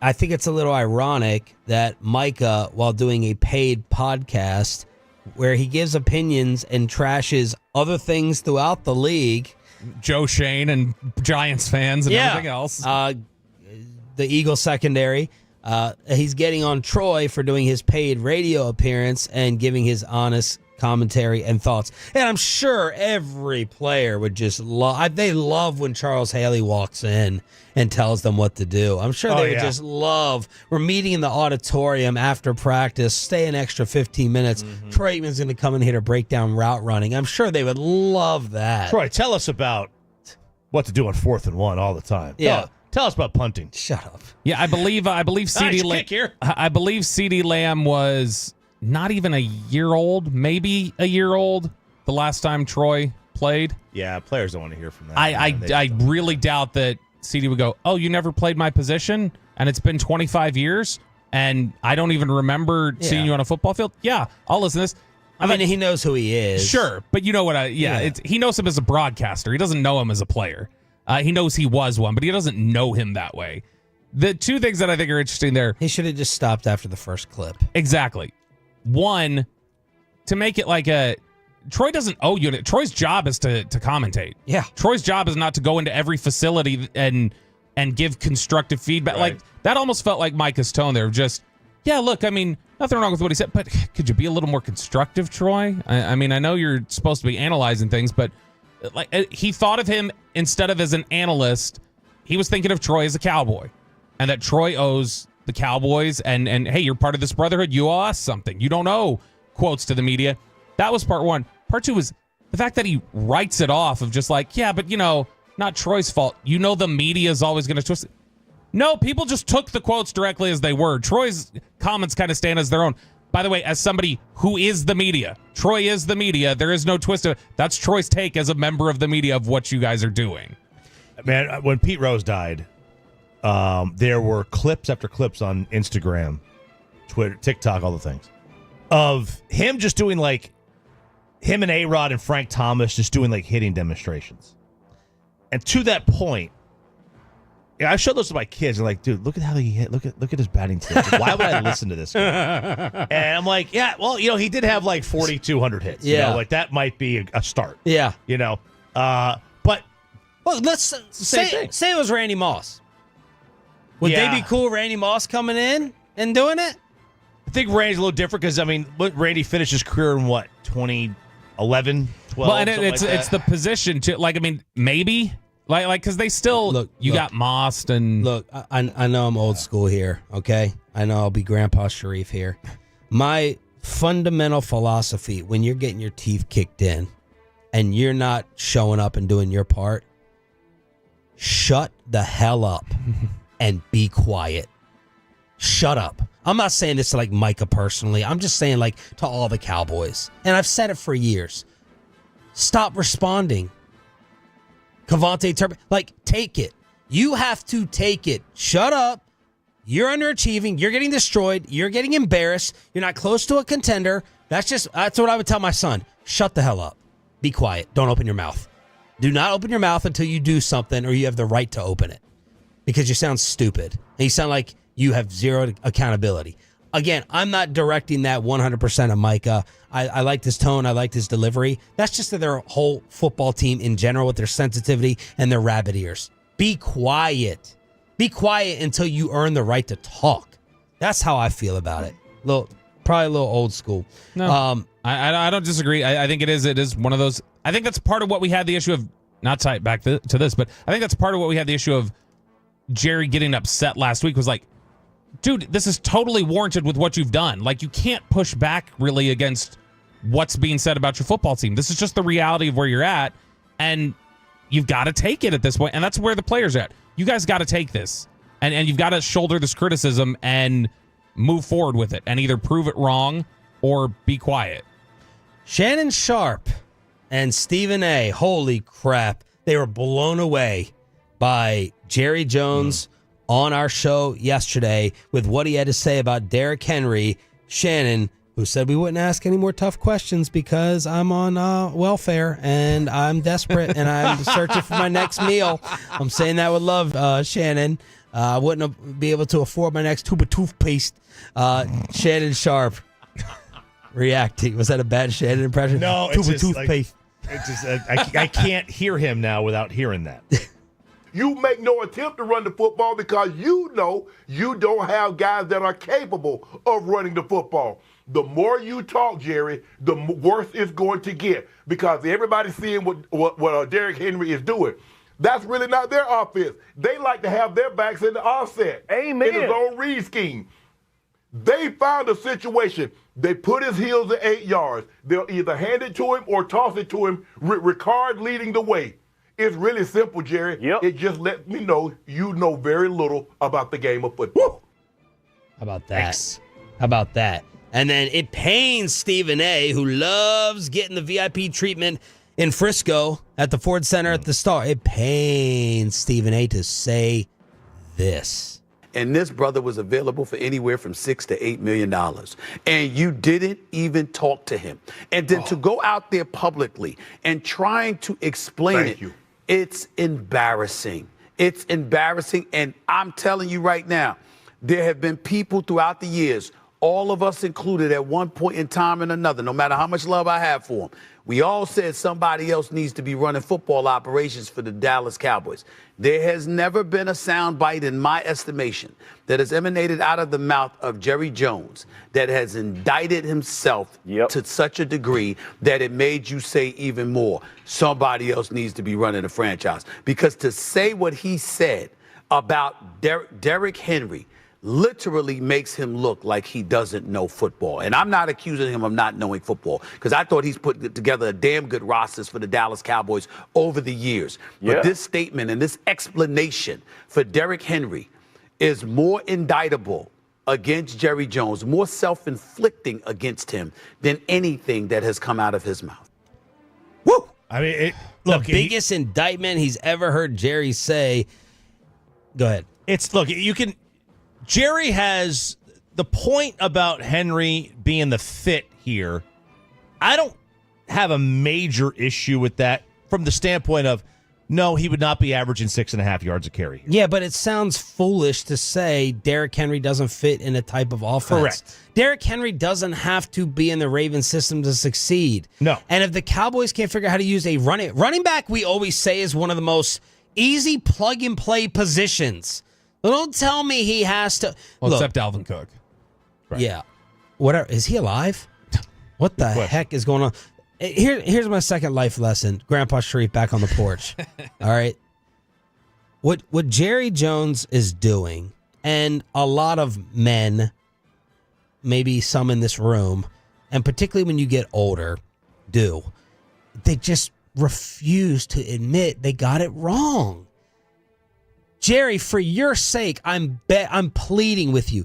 Just say one of the following the next time this comes up. We went too far the other way with thinking running backs don't matter. This room is 0 for 2 with offseason running back topics with Saquon Barkley and Derrick Henry. This room right here, Sean Sharif, RJ Choppy, Bobby Belt, we got it wrong. Like, we would have criticized the Cowboys for giving Saquon that deal. We would have, because he'd end up getting hurt. What are you doing? Interchangeable, replaceable. Just say, we went too far the other way with discounting running backs. We don't want to go to that age. Well, yeah, he's 32 years old. He's 31. We're not going to go and take a running back that's on that side of 30, who, by the way, has had the 3 worst years of his career, essentially, in the last 3. And we were wrong about it. We misevaluated the acquisition. Just say it. More digging and doubling and tripling infuriates people. And it makes them question your competence. Because you're so damn addicted to not admitting you're wrong. The guy's had 2,000 carries coming into this year in his career. History shows that is something that the moment you hit that, I mean, you don't even need, most guys don't even get to that point. And he got to 2,000 carries, and he has gone from 5.4 yards a carry in 2020 to 4.3, 4.4, 4.2. Nobody saw 6.5. Just come on and say, lesson learned. We didn't want to insult them, but we should have picked up the phone. Just give that admission of truth, and people will buy that more than thinking that you're football stupid or salary cap stupid. You know what I'm saying? Football dumb. But he won't do it. And a lot of people, guys particularly, are so stubborn they rather go down with the ship than admit it. You think Bobby's bad now? What will he be at 82 in terms of admitting stuff like this? I mentioned the Celtics this morning. Holy Come on. crap. But that's a huge part of this. Rather than just be like, go out and just admit you messed up the transaction. No, you want to just continue to tell us your storyline, and it ticks people off. Is he being honorable in a way, though? Because I believe if people hadn't told him we have these financial limitations, everything, if you just had asked him, would you like to sign Derrick Henry for $8 million a year? I think Jerry probably would have said yes. Yeah, I genuinely believe that. I think the Zeke thing ruins everything. The biggest problem here is for a team that has The repeated the big Johnny Walker Blue session to have with Jerry Jones for whoever gets it. Probably RJ. Tad, I'm talking to you, bro. Set it up. That's right. How mad are you with your internal football people? Let's go down the Dak deal, the Lamb deal, no Henry, whatever else is on your list. What did you really think? How many of them were you talked into by the others? That's the next Johnny Walker Blue discussion. It's brought us his theory, and I want to see if there's anything behind it. We have two phrases that have been absolutely worn out by the Cowboys when they reference personnel for the last decade. Player acquisition is a 24/7, 365 business, and then due diligence. We always do our due diligence. You did neither with Derrick Henry. You legitimately didn't even pick up a phone to find out if he would have said, guys, I'll play for the veteran minimum. He probably wouldn't. But you didn't call to find out. You called to find out on Earl Thomas. When Earl Thomas said, I want to be a Cowboy, come get me. And then they called and he said, $15 million a year. They said, you don't want to be a Cowboy? Bad enough. Sorry. Yeah. They didn't even bother with Derrick Henry. That's the problem. He was going to be, we all knew it, he was going to be way too proud to apologize yesterday. He did it in his own way. It's like my dad. My dad's never going to say, I'm sorry. My dad's going to do it in other ways. And like, okay, that's his signal. That's his sign to tell me he feels apologetic. He's not going to say it. Some guys just can't do it. The words literally cannot come out of our mouths. And probably for some women as well. But I blame guys more so. So he's not going to come on here and admit football mistakes either. Even to his own detriment, people would rather hear that, I think. So here we are. 877-881-1053. Franco and Franco injury attorney text line to hit us up on DFW Sports Station. Let's hook you up for turning it on, leaving it on. All right, Tolos, right now, caller number 10 at 877-881-1053 wins a pair of tickets to see Dane Cook at Majestic Theater Friday, November 1st. That's caller number 10 at 877-881-1053. All right, it's a hump day. That's Expressway. It is commercial free. We turn it over to chopping it up. All right, here we go, fellas. Let's have a little fun today. All right, so let's, I'm here, but I almost wasn't. Man, I got you telling us how to vote. Yeah. I got RJ remembers his first beer. He's been telling us how to vote for a year. And the near arrest. Yeah. I did go vote. We will do that at some point, maybe. But let's go to Saturday night. Now, Saturday night, it's around 10 p.m. I'm on the back porch. I'm on the back patio, okay, watching TV. It was a gorgeous night. Sarah and myself were there. Our friend Carly was there. She went to the fair with us that day. Man, what a pass you've given this girl. The one who broke up and ruined your engagement surprise, and she's just right there alongside. Her and Sarah have known each other since 7. They were 7 years old. It's not. There's no getting out of that. So the neighbors. I think that was her point to be included. That's right, absolutely. So the neighbors are over. So we're having a big to do, big get together, right? Just hanging out in the back. And to be fair, at this point, Tennessee had already beaten Alabama. You couldn't say a word to me. I wasn't hearing it. I wasn't hearing a thing. You were happy. I was stoked. Tennessee had won. We're back in it. We're back in it, baby. Did you have a cigar? I did not have a cigar. Right. I can't smoke anything. I can't smoke anything at this point. My lungs, too jacked. Plus, smoking a cigar after beating Alabama seems a little over the top. Yeah, it's like rushing the field. Right, I know, right? So now we're flipping back between the Texas game and the baseball playoff game. And we're just having a good time. It's 10 o'clock at night. Well, Soto hits a home run. The big home run. Now, this was such an at-bat. I mean, every foul pitch, we're like, oh my God, what's going to happen here? Yep. Every foul ball. Stare down.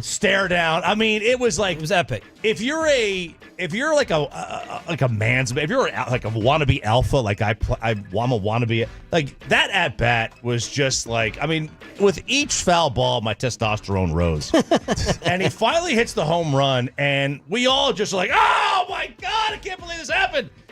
He jumped in the pool, just. Did you? Yeah, I did. I just jumped in the pool. Wow. I was like, this. How did I get video of that? I'm just so hammered. I'm just going to jump in. The guy behind me, the house behind us and one over, yells, "Shut the F up! We're trying to sleep." Oh. And I said something back to him. Now, there's conflicting reports as to what I said back to him. Some people said I said, yes, sir. And then some people I said, okay, sir, or okay, champ. They said it was but it was a very snarky tone. Okay, champ sounds like you. And then, like 2 or 3 seconds later. Yeah, okay, sir, we say to Jerry. Yeah, 2 or 3 seconds later, he like peers his head over the fence and says, I'm asking you nicely. I call the cops next time. Whoa. So directly your neighbor? Right behind and one over. Now, I've never seen this guy before, okay? By the way, a little note to advice. Get some curtains, dude. We can see right into your house. We don't want to see into your house. Yeah, Jerry. How old is he? I don't know. I know nothing about it. I know nothing about it. Yeah, but by looks, what would you guess? Well, it was dark. I couldn't see him. Oh. Couldn't see him. So I have no idea. Now, apparently he had texted our other neighbor that night to tell him to bring his dog inside, that his dog was barking too much. The guy sounds like a real Karen. I think a male Karen's called a Terry. He's 70. we don't need to know how old he looked. He's 70. I think they have young kids. Okay, I mean, I'm going to have young kids at 70. Well, that's fair.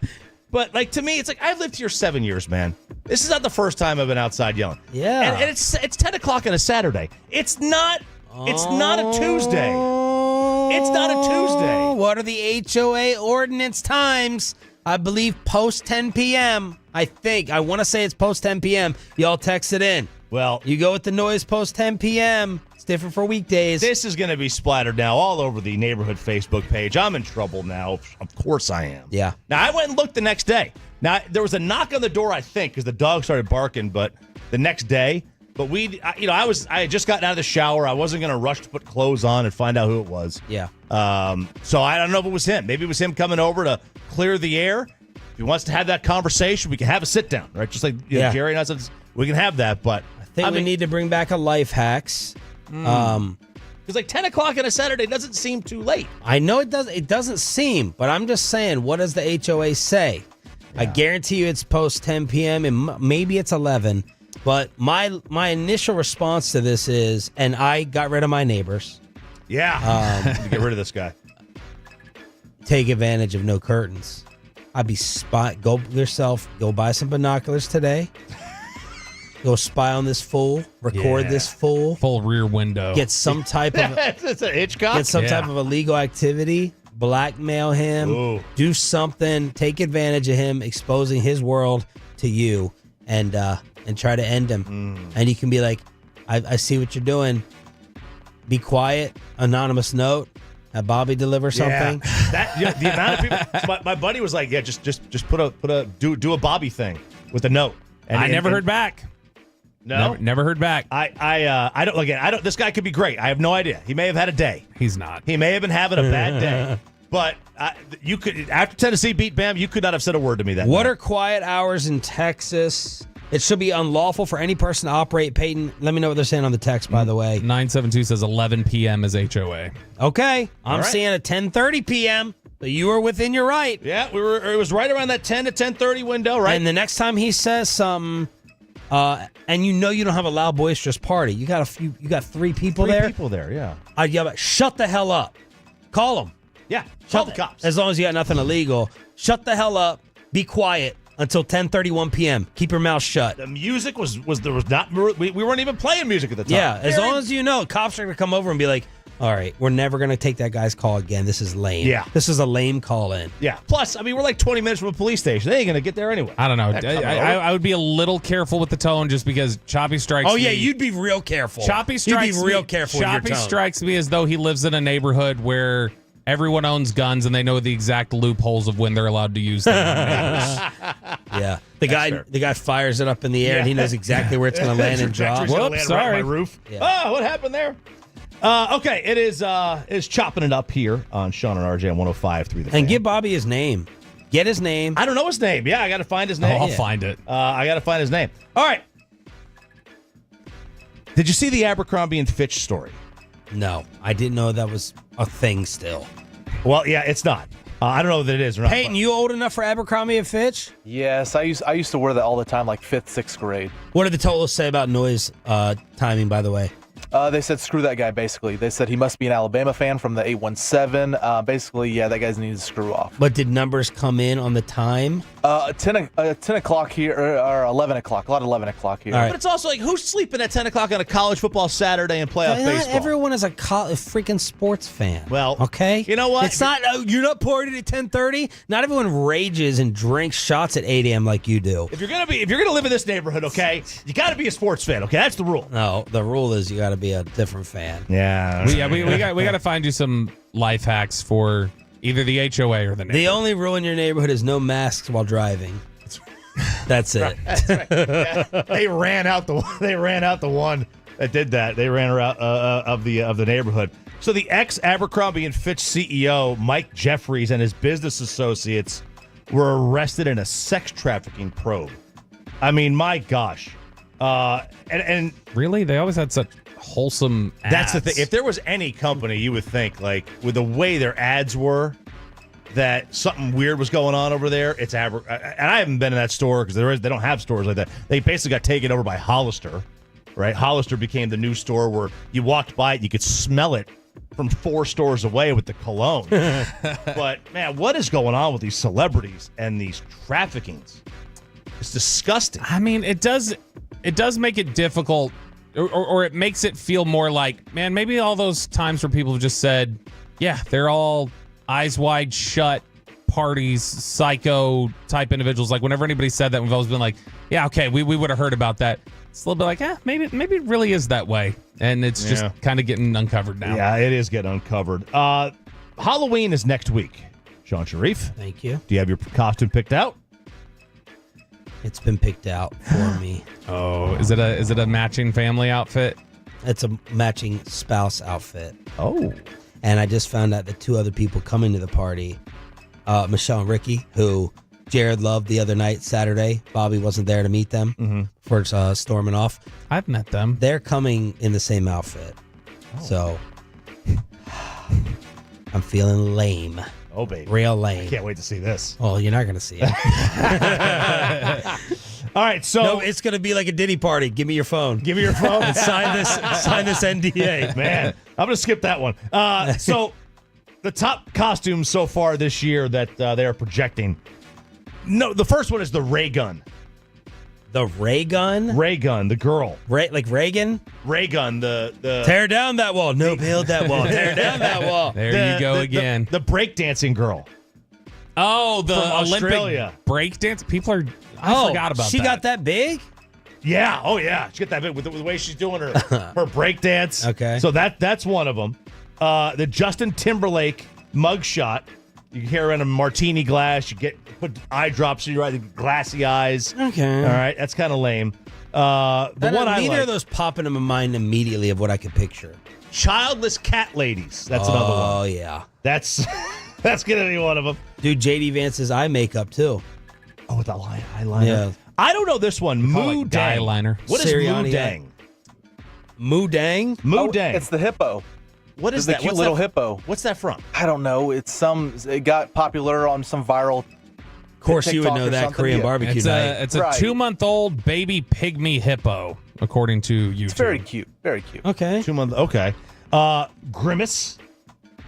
Why? Oh yeah, Grimace. Grimace or Grimace shakes. Why are we bringing Grimace back? It's brain rot.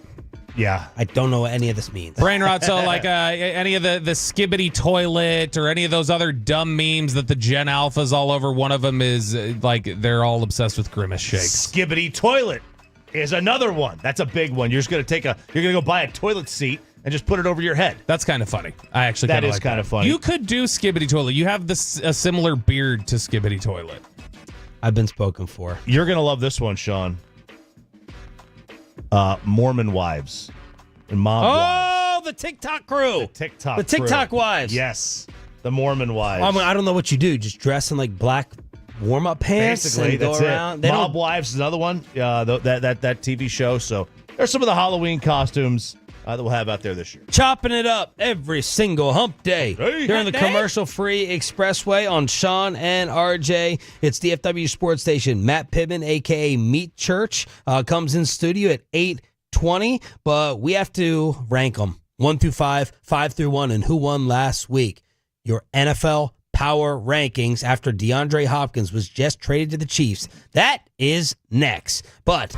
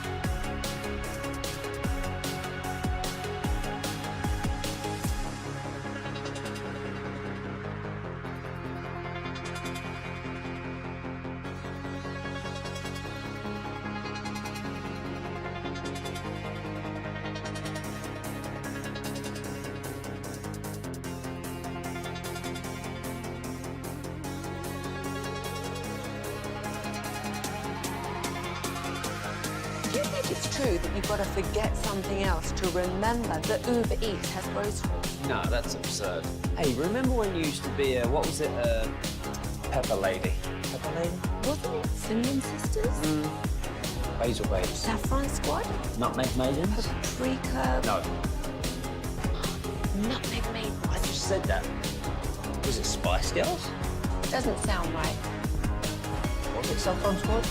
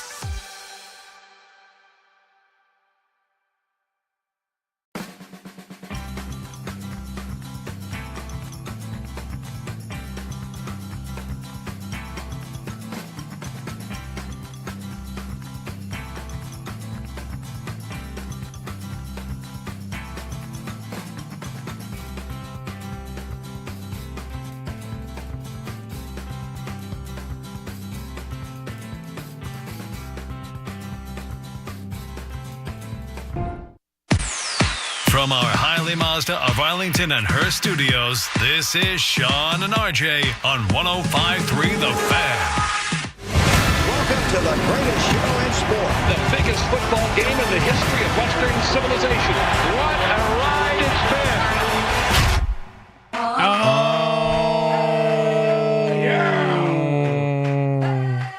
That didn't sound too enthusiastic. That's the drop he plays of me going, oh, and so that's why I always do it that way. It is time for this week's NFL Power Rankings. When's the last time we've gone this long without having the Cowboys in the top 5? 2 years? 2020. It's got to be a while. 2020. 1 through 5, 5 through 1. Bobby has the roundup for the rest of the country, but Choppy has the roundup for us to keep score on each other. Does it feel like there's been a clear-cut winner amongst the four of us and a clear-cut loser amongst the four of us so far this year? I was the loser last week. I know that. And consistently I picked Houston and San Francisco. Houston's been a little underwhelming. San Francisco's been bad. So, me. Okay. My 5 team seems to lose every week. Anyone who I have number 5. I had Houston last week, they lost. The Bills the week before, they lose. So it's like whatever the 5th team I pick is losing. All right, Chop. All right. So last week, Sean, I think you won last week. Yeah, I think I did. I don't think I'm going to win this week, though. So you had Minnesota at 1. Incorrect. Kansas City. Baltimore. Win. Detroit. Win. Green Bay. 4-5, baby. Yeah, I already know how this one's going to go. 4-5. So Bobby had Minnesota. Wrong. Detroit. Wrong. Baltimore. Right. Kansas City. Houston. Wrong. Peyton had Kansas City. So was that 2 and 3? Mm-hmm. So do you get Detroit as a half? Is that what you get, a half? No, for it's that? a loss. I picked Minnesota as ahead of Detroit, and Detroit won the game. It's a loss. Peyton had Kansas City, Minnesota, Detroit, Baltimore, and Houston. So that's 2 and 3. So let's see. God, you guys stinky. It's like your fantasy team, Peyton. So are we all? Is everybody 2 and I had Kansas City, Minnesota, Detroit, Baltimore, and Green Bay. Well, you're 4-1. And was I 4-1? Or no, you're 3-2. Well, Sean had because Minnesota and ahead Detroit. of Detroit, right? Yeah. So technically Sean that's- had Minnesota, Kansas City, Baltimore, Detroit, Green Bay. So we're both 3-2, I guess. Yeah, and we're 2 and 3. Congratulations. I thought I was 4-1. All right. Hey, we win. Yeah, well, that's why our names are on the show. That's right. Bobby, round up the country. All right, so we every week take the top 6 power rankings from like Yahoo, The Athletic, ESPN, NFL.com, and take a look at the consensus power rankings. Now that we're into week 8, there's going to be less fluctuation, so not as a ton of like big risers and fallers. Dallas pretty much holding steady. They're 17th in the power rankings. ESPN had them highest at 15th. Their lowest one came from SI, who had them 21st. Big risers this week. Philly and Seattle are both up 4 spots in the averages. And the big fall this week comes from the Chargers, who fell 5 spots. But not a lot of these 8-spot like jumps. I will say the biggest jump I saw anybody have, SI had Buffalo jump 12 spots or something. Because they were factoring the Cooper trade and other things. And they said, this is now the 3rd best team in the NFL. We're going to change things up this week and go 1 through 5. Make it a little more interesting. 877-881-1053. Bobby's big troll setup right now is possibly keeping Kansas City out of his top 5 even while undefeated. I will start off with my new number 1. The Detroit Lions. Ooh, baby. Are the best team in football. That was impressive. Yes, they lost Hutchinson. Let's see what type of move they make. But that was a back and forth game. They could beat you anyway. We already know this. We saw what happened. Dan Campbell even had a winning response to Chris Christie calling him classless, saying the last time I was called classless, I was drinking wine out of the bottle. The Lions are number 1. Oh, Jameson Williams, though. Yeah, 2-game suspension. Now, Bobby, you're this is a PED violation. Mm-hmm. No, I went No, and looked. PES, RJ. What? They've changed it to PES. PES, yes. Performance enhancing substance. Oh. Well, I went and looked. It's a 4 to 6 game suspension for those, for PEDs or whatever they call PES now. Why is this only 2? So I'm trying to remember what the specific like in the past, for instance, I know Orlando Scandrick got 2 games once for something that was technically performance enhancing, but the reality was it was a drug of abuse, and he had tested positive for Molly, but they technically counted it as a performance. So they have it as a gray. I don't know specifically what this one would be. They have these little caveats in there where it could be, oh, it's something that could be used for both, and so we don't know which way to put it, so we'll put it as a 2-game, or it's sometimes used for that, so it just varies. So he's not using Deca. It could be Adderall, for all you know. Yeah, exactly. It could be something where he doesn't have a prescription for And something. did he get in trouble before? Well, he got gambling. He had a 6-game gambling suspension. Does this guy have character stuff coming out of college? And then he was hurt, right? He had a knee injury, too. Yeah, I mean, he was medically flagged. I didn't hear a bunch of character stuff about him coming out. The gambling one just seemed like he was kind of a dummy. I want to put Detroit here so bad. I do. I want to. First of all, those uniforms were great. I mean, they got the dark uniforms. They got the one. Those had some extra lining on them. I loved it. But got to stick to the narrative. I still have to stick with Kansas City. So tomorrow, Lions, Chiefs, neutral field. You're picking Lions the Chiefs. will be favored. Yep. I couldn't pick against them. Okay. I couldn't pick against them. I just don't know that I could. All right. But that was an impressive win that Kansas City had against San Fran. Yeah, over an unimpressive San Francisco team right now. Yeah, I mean, that's literally missing all their weapons, basically. The Kansas City defense, again, the story. Yeah, it is. Just like last year, or the strength. The story could still be a struggling offense. Number 1 is not the Kansas City Chiefs. I don't have them quite that high, Chop. I have the Detroit Lions at number 1 because for me it was Detroit, Minnesota, 1 and 2. I think the last 2 weeks maybe. But it was 1 and 2 Detroit and Minnesota, and obviously Detroit getting the victory. That gets them the spot above, so they are the number 1 team right now. And the team I would be most afraid to play in the playoffs if I was a team. I really did think about moving Kansas City down. I really did, but look, you broke the news this morning, Sean. Chiefs got D-Hop. You know, that makes them a number 1 solidified team for me in the power rankings, so I'm keeping the Chiefs at number 1. Okay. Plus, you got to align with Choppy. That's right. I got to be like Chop. Everyone's naming him the past week on the show, the only one. So Like might Mike. as well attach it. They'll be calling it the RJ and Peyton show very, very soon. Good. Number 2 is the Baltimore Ravens. Not Kansas City. I would pick Baltimore with the way Lamar is playing right now. Henry to score more points than now. Maybe Kansas City playoffs. They're playing tomorrow. Finds a way. Right now, Baltimore is 2. All right. I have Detroit at number 2. And every time I put Detroit at number 2, I think they lose. So this is it's kind of a foreshadowing. I don't think they're going to lose to the Titans, though, who they have this week. But they're the best team in the NFC. And Jared Goff's the best quarterback in the NFC. And I don't know that there's really anyone that I would come close with. He has 9 touchdowns and 15 incompletions in his last 4 games. The completion percentage is stupid. It's out of sight. Not crazy to put a $10 bet on an MVP for him because the numbers are still, you know. I think he's the MVP favorite right now. Whoa. Really? Yeah. So I don't think it's, take $10 and throw, because they're going to score points, and that offense is good. And assuming that everybody stays healthy, they should put up 28 to 31 a game. I have the MVPs right now from Bet Online. Is it still Mahomes? Nope. Oh, Henry? good. Nope. Josh Allen. Lamar. Lamar's 5-2. His odds have come down though. Number 2. Josh Allen? No. Derrick Henry. It's Mahomes. Gosh. It is Mahomes. Michael Lombardi could not understand this yesterday. 19-4. Is this just protecting yourself from a second half explosion? Josh Allen 3, Goff 4. What's the number on Goff? 9-1. It's decent. That's decent value. I mean, you're getting 9-1. Then Burrow tied with Love. CJ, Brock tied with Darnold. Hurts, Jaden, Henry, Geno, Baker, Jaden might be a value. Jaden is 28-1. How many weeks is he going to be out? Yeah, and if you go back and look, and I went, who was the MVP last year? Was it Lamar? Lamar, yeah. So unjustly, the MVP has been a quarterback from the first or second seed for something like 8 years in a row. So it's going to be one of the Lamar or Goff or Mahomes, just because based on the seeding.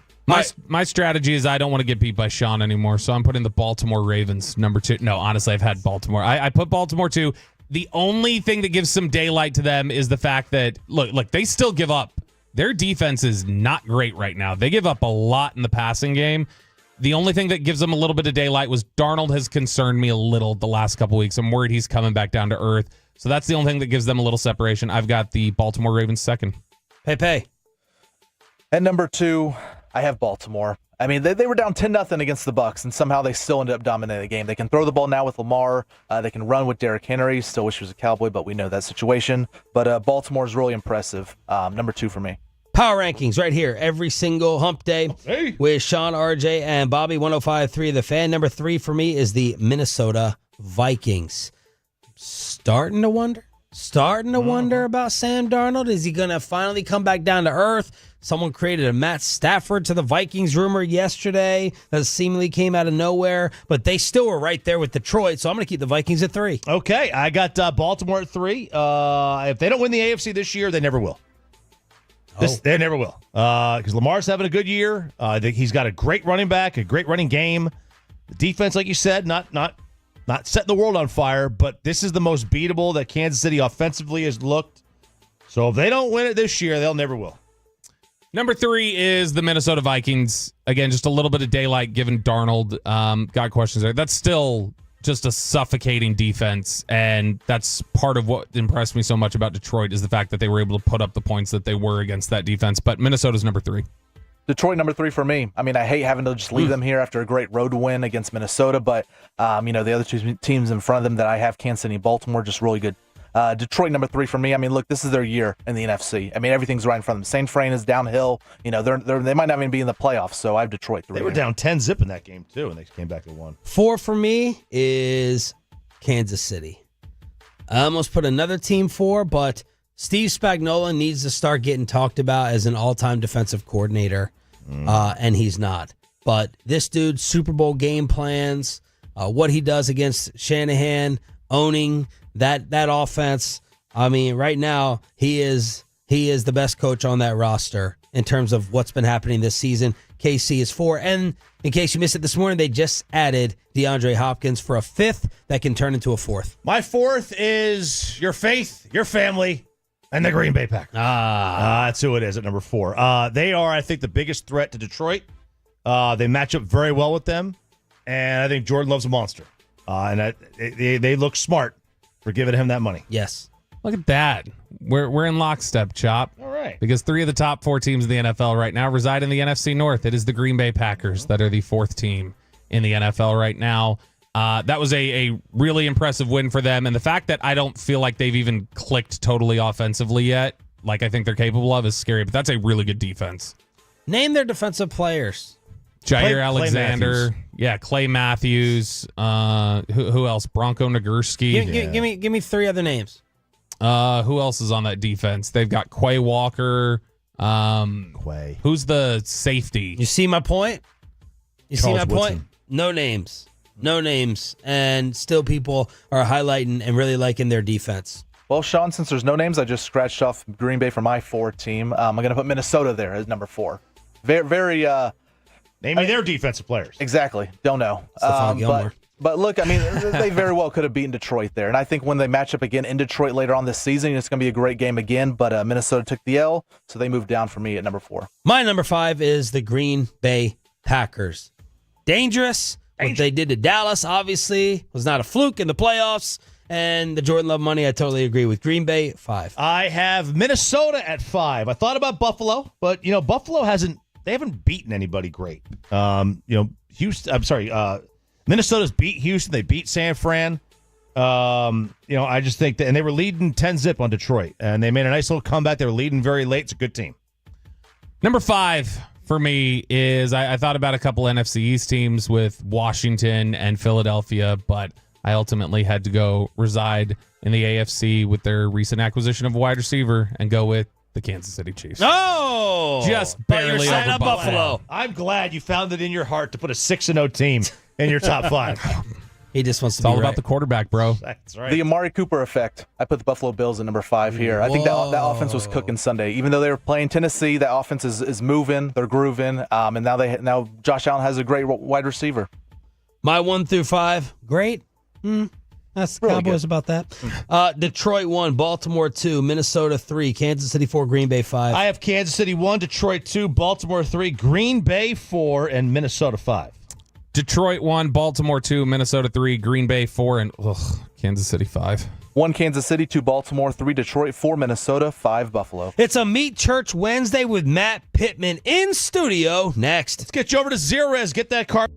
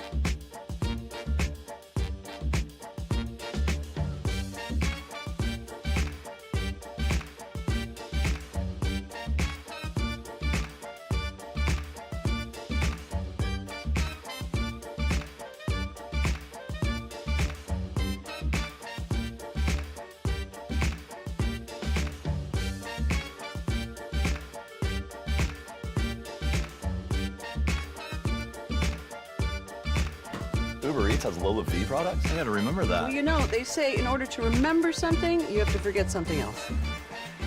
Okay, now that is a very cute haircut. That's like a little shag. I've never seen that before. Well, I mean, of course you have. It's the Rachel. Oh, is that your name? No, I mean, like, your name. No, I'm Jen. My name's Jen. Right, but I just mean, like, this is your haircut. But that's hair on your head. I'm not saying this is your hair. Okay, freaking me out a little bit.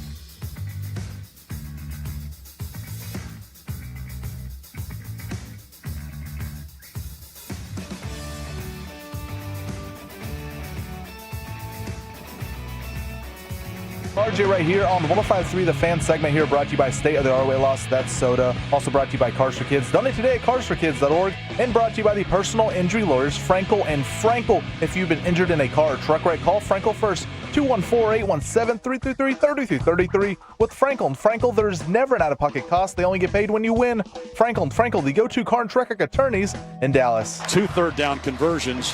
Nico back to throw on this drive. Fires for the end zone. The pass going to be a diving catch.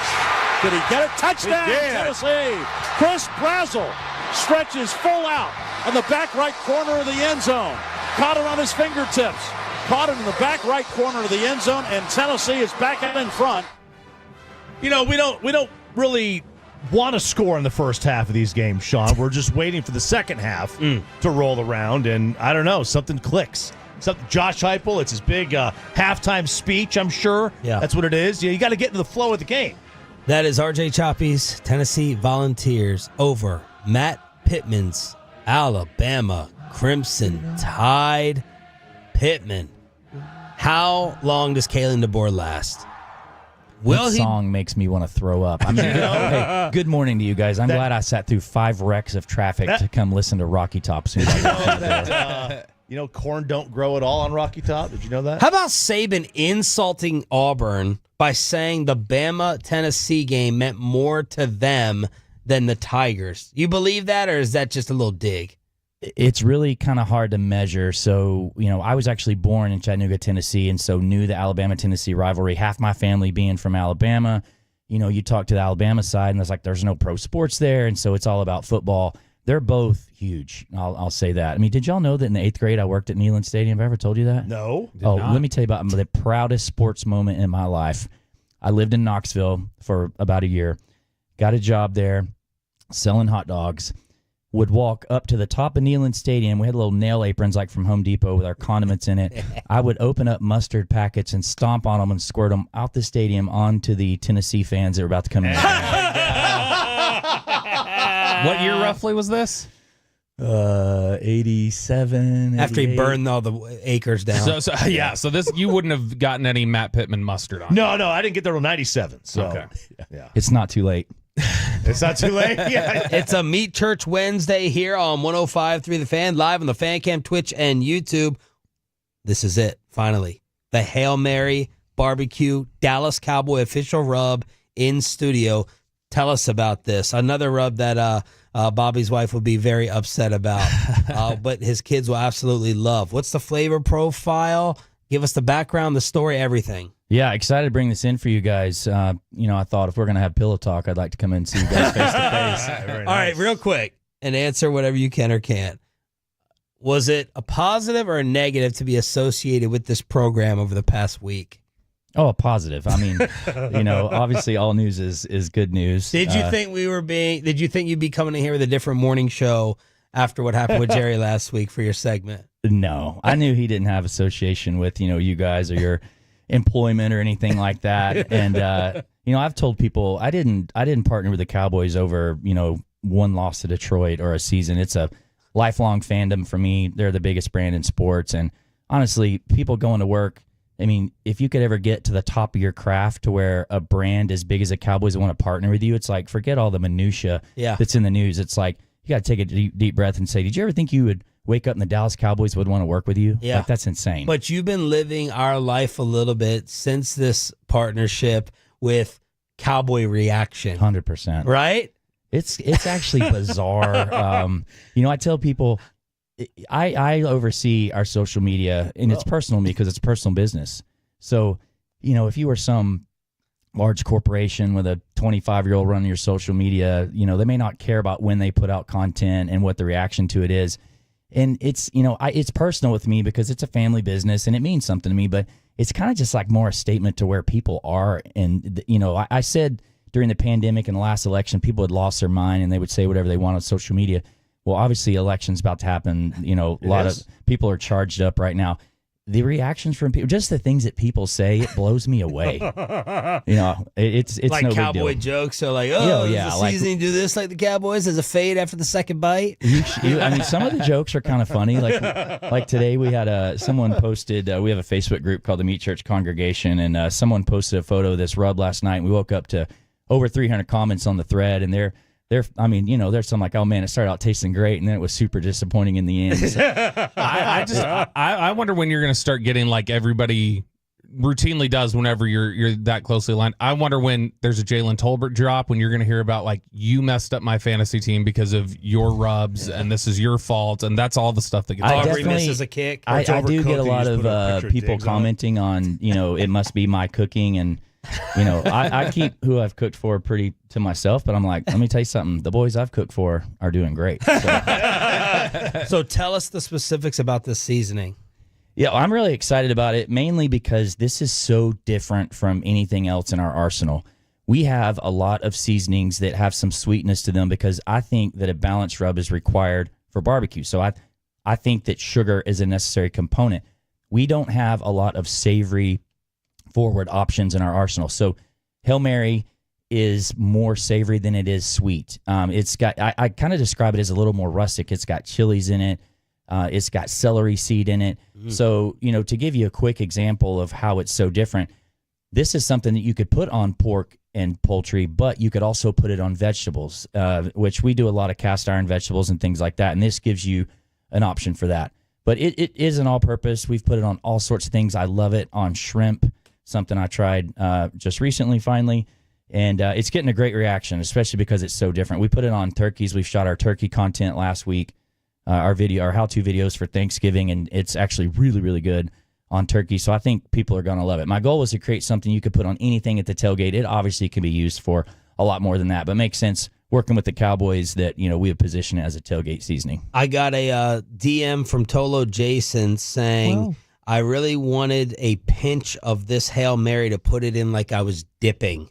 So he's talking about being like Baker Mayfield. Yeah. Baker Mayfield dipping with the seasoning. Bobby is over here sampling it, sniffing it. He's so addicted to the Blanco. What are your initial impressions with the palate? Blanco, see, here's the biggest thing for me. This is much more intimidating than the Blanco, because the Blanco has just replaced salt in my house. Yeah. Like so wherever we would put salt, we're just putting Blanco now. And it's just garlic and onion can never go wrong, generally adding it to something. This will be a little like I'm sitting here apply liberally to meat or vegetables. Okay, well, the only vegetables I prepare, Matt, are going to be the frozen bag broccoli, like those sort of things, the microwave ones. I don't know how to then apply it before I do that. How do I set me straight as just a complete idiot when it comes to the grill? Because I would like to have better tasting vegetables at this point. How would this work with the vegetables? I like to apply salt or seasoning at the end of a cook. So whether you're microwaving vegetables, I can't believe you admitted that. I know, broccoli. No, whether you're microwaving, sauteing, whatever the case is, it's something that you can apply at the end. It's not like steak where, you need to season before you cook it or anything like that. So it can kind of be a finishing dust. And you're dead on with Blanco. It's a salt and pepper replacer. I think I've told you guys before, it goes to the dinner table with us and goes on everything, including takeout food that we order. He's packing up. People pack their sister, their wine suitcase. He's got a seasoning suitcase. I actually do. I'll bring it up here next time. What? You have a seasoning suitcase? Well, I have a suitcase that holds bourbon and seasoning, so we can really have a good time. Yeah. Matt Pittman, a.k.a. Meat Church, in studio here. It's a hump day edition of Sean and RJ. We got Buffalo Trace. We got a Troubadour Festival in Hawaii this weekend. Yeah, just brief on the past two. We just partnered with Buffalo Trace Distillery. So last week's YouTube video is a behind-the-scenes tour with Freddie Johnson, Bourbon Hall of Fame. Did 2 barrel picks, so a bunch of bourbon will be coming to Texas to share with our fans soon. This past weekend was Troubadour Festival in Salina, which was unbelievable. I got to meet so many people. By the way, so many Tolos that come up and say they listen every week. So that was super cool. Nice. You guys would like that. And then, I've got to, unfortunately, I have to leave this weekend to go work in Hawaii. Somebody has to do it. Yeah. Does your wife go on every trip? Oh, she definitely goes on the Hawaii trip. She didn't go to Salina, but she's damn sure going to Maui. Yeah, she want to go up there. Are you going to go play golf out there? What are you doing out there? We're gonna do 10 days, so we're doing 4 nights on Maui and then going over to Kauai for 5. So not playing golf, but definitely gonna finally slow down for half a minute while we're gone. Have you heard from Mr. Hail Mary yet?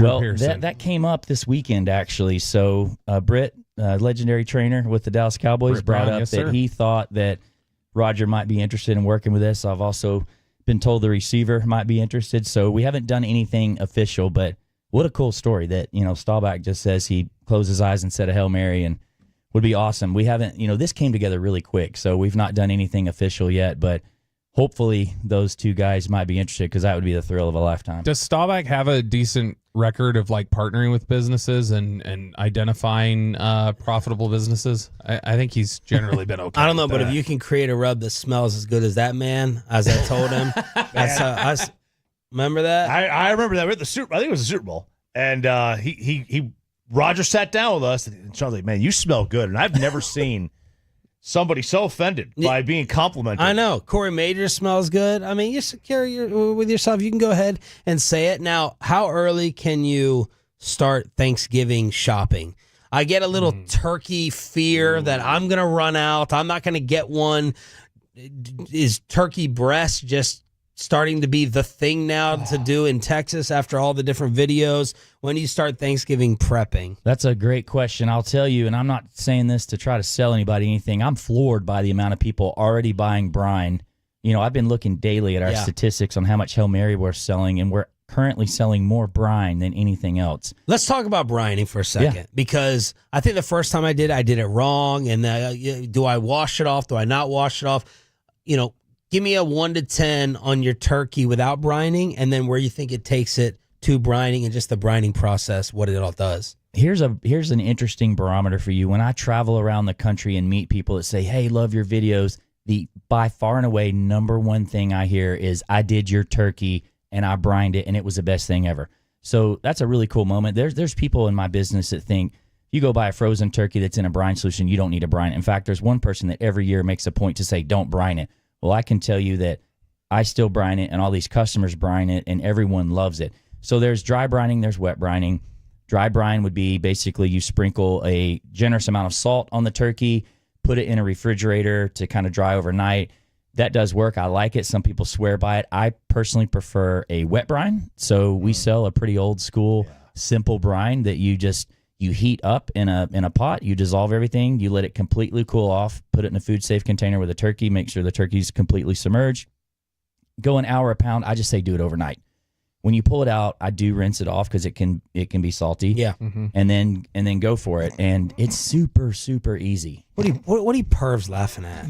We're just listening. We're listening. Get these Bobby two and back. we're children. We're listening. I'm trying to think of the horniness that could have been taken from Matt's description right there. Nothing. And what you could be laughing. Brine. Pick back up. I totally like a good wet brine as well. We haven't even gotten to the injection. Now you can start laughing. I know we haven't gotten to the notes about you may not have gotten to it, Sean, but I'm already there. Okay. Yeah, what was sorry, pick back up what you talking about. Yeah, when you pull it out, you like to wash it off because it can get salty. Oh, well. And then the injection. Do you inject? Yeah. I love frying turkeys. Man. I'm glad I drove up today. Whether you brine or inject or both. When I'm frying turkeys, I definitely do like a Creole butter injection, but you can do both, if you want, no problem. We got to do a separate segment on frying it. I've still never done that. No, I haven't either. I don't even know if I'm having turkey this year. My mom, she's completely mailed in motherhood at this point. I don't even know she's having turkey. Make Sarah do it. New woman in the house. Well, y'all cook every week? We do. We do cook a lot, but she never had, you can't have a rookie. Yeah. You can't have a rookie. You can't. I don't want to be part of a first Thanksgiving. Everyone was a rookie at some point. Yeah, that's true. That's true. Brandon Aubrey was good as a rookie. You never know. Fair, you gotta roll him out there. The only thing to really talk about there. Matt Pittman, where can we get the Hail Mary, and what are the videos that have been coming out? Well, today is one called Magnum Loads. It's a cool story. So people are going to be shocked. I actually cook on a Big Green Egg, worked with those guys for a number of years. But long story short, there's a guy I met at a first Egg Fest I did years ago that made this really cool thing he called Magnum Loads, and that's meat on meat on meat on meat. And he passed away a few weeks ago. Both of y'all turn off your mics. And the broad is getting ticked off. We're trying to have real barbecue talk here. We did a video this week to kind of honor that guy, so everybody can check that out. Honor him. You want to keep laughing? He's honoring somebody. Man, after the joke I made before the segment started, I think I'm good here. Yeah, that's right. Good. So what is it? It's basically you take smoked sausage, you core it out, you put a little smoke in it, you encase that in sausage and you wrap it in bacon. Really good tailgate bite, basically. But then we're going to shift into, we've got a chili video coming out the next week, and then our turkey content starts rolling mid-November. We've already got 18 turkey videos out there today, so it's not like people have to wait. 18? Yeah, this will be 19 and 20. Wow. How many people even cook? And I tell myself all this. I did this actually a month ago. I'm making a Thanksgiving because you eat it that week or those 2 days, and you're like, why don't I eat this earlier in the year? Are people eating? Well, it's funny turkey? when we get to, like, last week was the week we were shooting our cooking show around turkeys. And it's always the same. The first one, we're like, man, why don't we do this all year long? And the second one, we're like, oh, that's pretty good. Well, by the time we got to like number 7, I'm like, I don't want to see another turkey again. So I've moved on to prime rib for my Thanksgiving. Meatchurch.com, of course, the YouTube that has taken over and dominated the official pitmaster and rub of the Dallas Cowboys with the Hail Mary barbecue rub out. That's Peyton playing that song for you, Matt. Thank you, brother, and have a great trip. Appreciate you you guys having me, and you guys can get this at meatchurch.com, and it's headed to Texas and Oklahoma retailers right now. Matt Pittman, a.k.a. Meat Church, live on the Fan Cam, Twitch, and YouTube. What would the trade value be for your biggest stars if you decided to blow things up? That's next, and Below the Belt, 105.3 The Fan.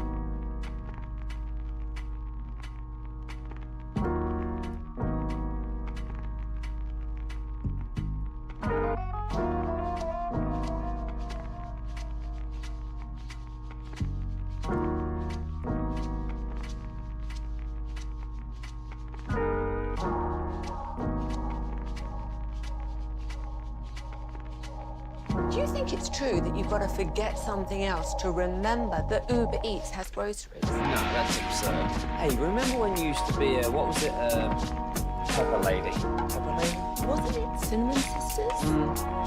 Basil Babes. Saffron Squad? Nutmeg Maidens? Pre-curb? No.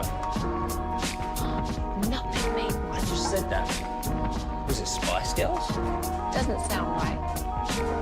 Was it Saffron Squad?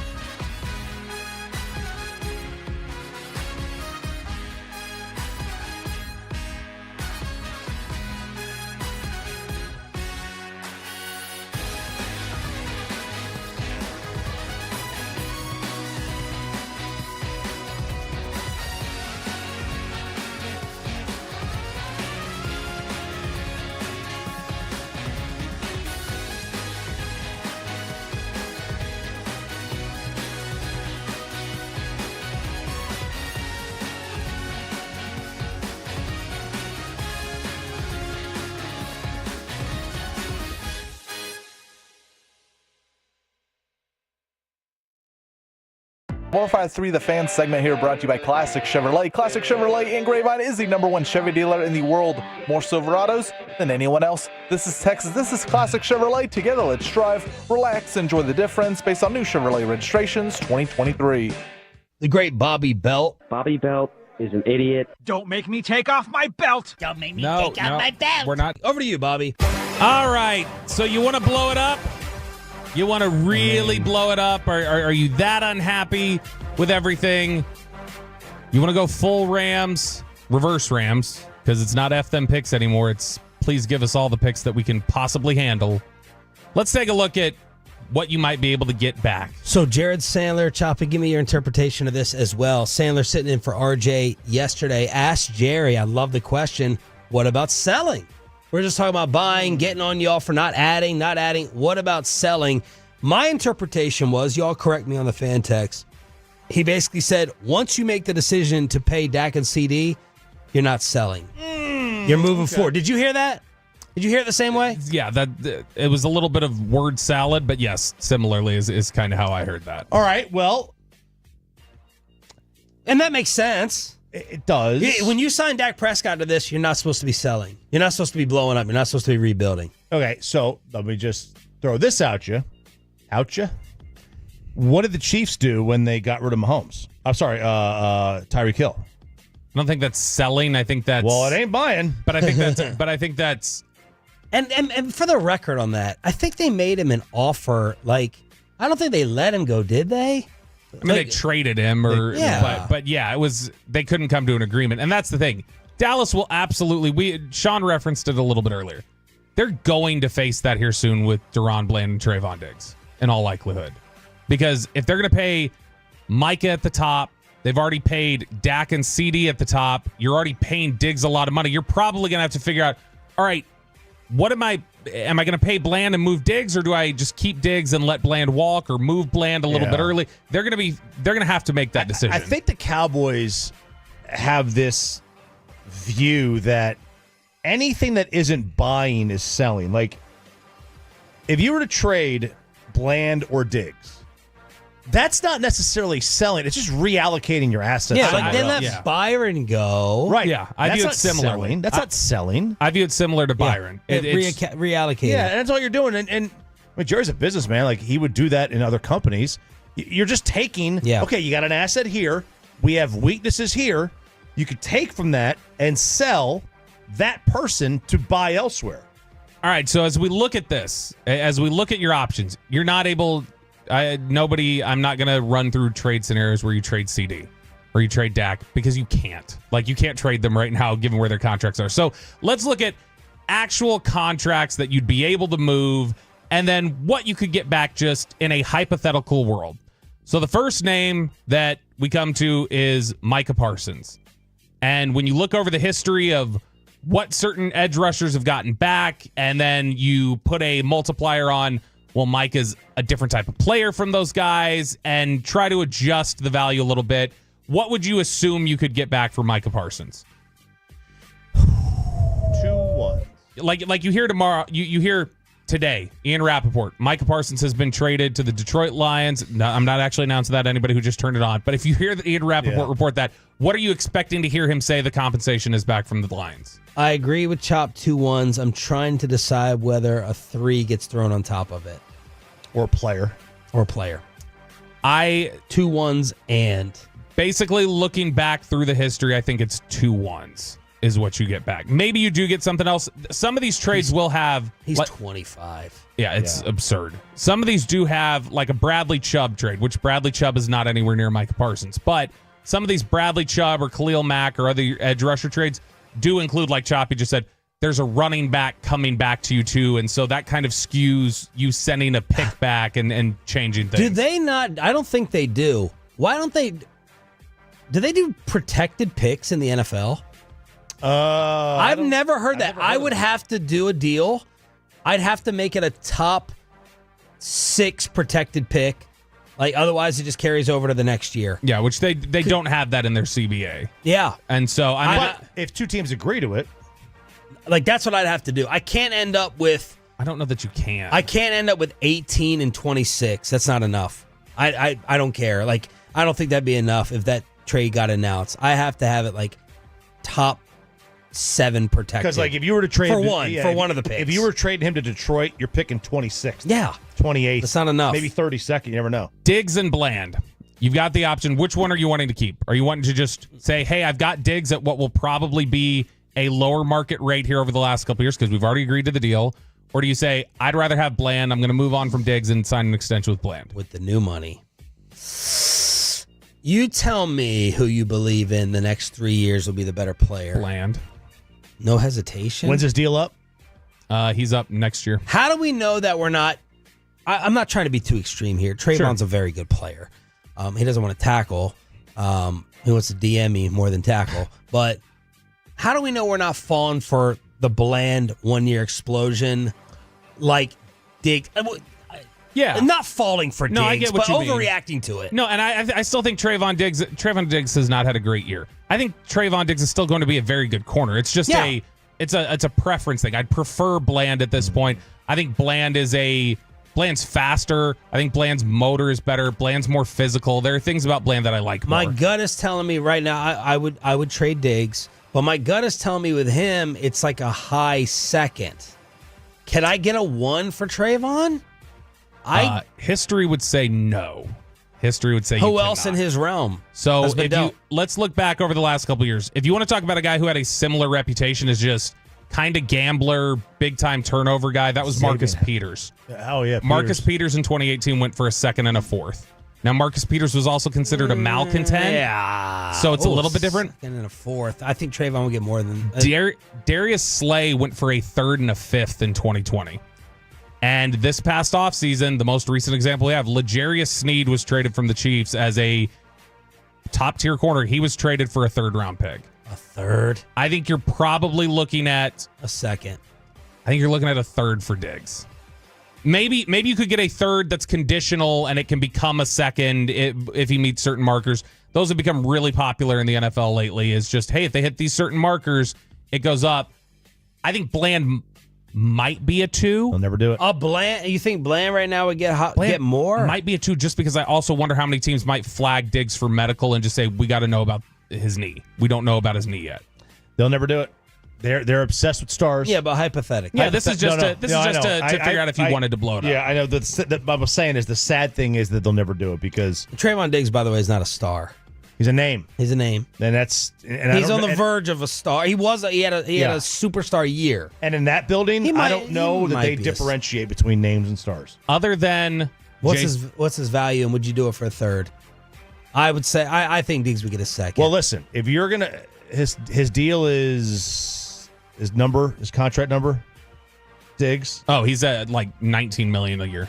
I mean, if you got a $19 million a year guy and he can't get you more than a 3rd, then you make the deal. He can't get you more than a 3rd. Then you make the deal as who? If you're the Cowboys. He can't get you more than a 3rd. You can't be paying guys that much that have that low of value. No, I'm saying a 2nd. I'm not trading him for a 3rd. Now, what if you say... And how good is he in the locker room? Diggs, he's somebody who I think is considered, he brings a lot of the juice and a lot of the energy to the secondary. All right. He hears a lot, but he's one of these guys who they feel like internalizes it and motivates him. What am I getting for Tank? I don't think Tank gets you anything that you'd be willing to trade for. I think Tank is somebody who probably gets you right now, even though he's a good player, given his age, his injury history. A 5th at the most? Probably 6th. More along those lines. So, Jake Ferguson, if you just said, I don't want to have to pay Ferguson here in a little bit. And other than Jason Witten, the Cowboys' history has been, we bring tight ends in, we run them for 4 to 5 years, and then they go on their way. That's what we do here. So if they have the same approach to Jake Ferguson, the value for tight ends is insane. Darren Waller went for a 3rd. TJ Hawkinson, really good player, right? I did not remember this being the compensation. TJ Hawkinson and 2 4th-round picks went for a 2nd and a 3rd, which seems like not good enough value for me. Ferg's getting at the very most a 3rd. I'd probably say a 4th. I think maybe a 4 that turns into a 3. Maybe. Gronk got you a 4. At what age? Right, in a different context. Ertz got you a 5th back 4 years ago. I think you're probably looking at a 5th for Ferguson, is generally where it is. Zach Martin. I don't want to trade, and I don't want to trade Jake. That's my guy. If you say Zach Martin, you want to go and just say Zach Martin's probably going to be done. Trade him off to somebody to just let him finish off his career. There have been examples of this. Guards don't get traded very often, and when they do, even when they're bigger names, they don't get traded for like big return ever. The last big guard I could find that was traded, like who was established and had a Pro Bowl record, was Kelechi Osemele, and that was 6 years ago, and he went for like a 5th round pick. I think I would hope you could sucker someone into a 4th, probably a 5th, if the tape is what you say. I thought 6th rounder with, if he hits a certain amount of playoff snaps, it becomes a 5th, is generally what I thought.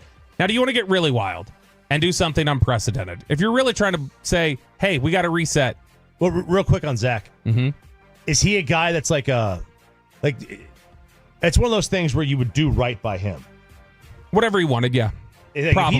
He might retire. He might retire. But if he didn't want to go anywhere, sure, you would just probably just not even bother moving it. Let's finish. Let's tease the crazy thing for 9:20.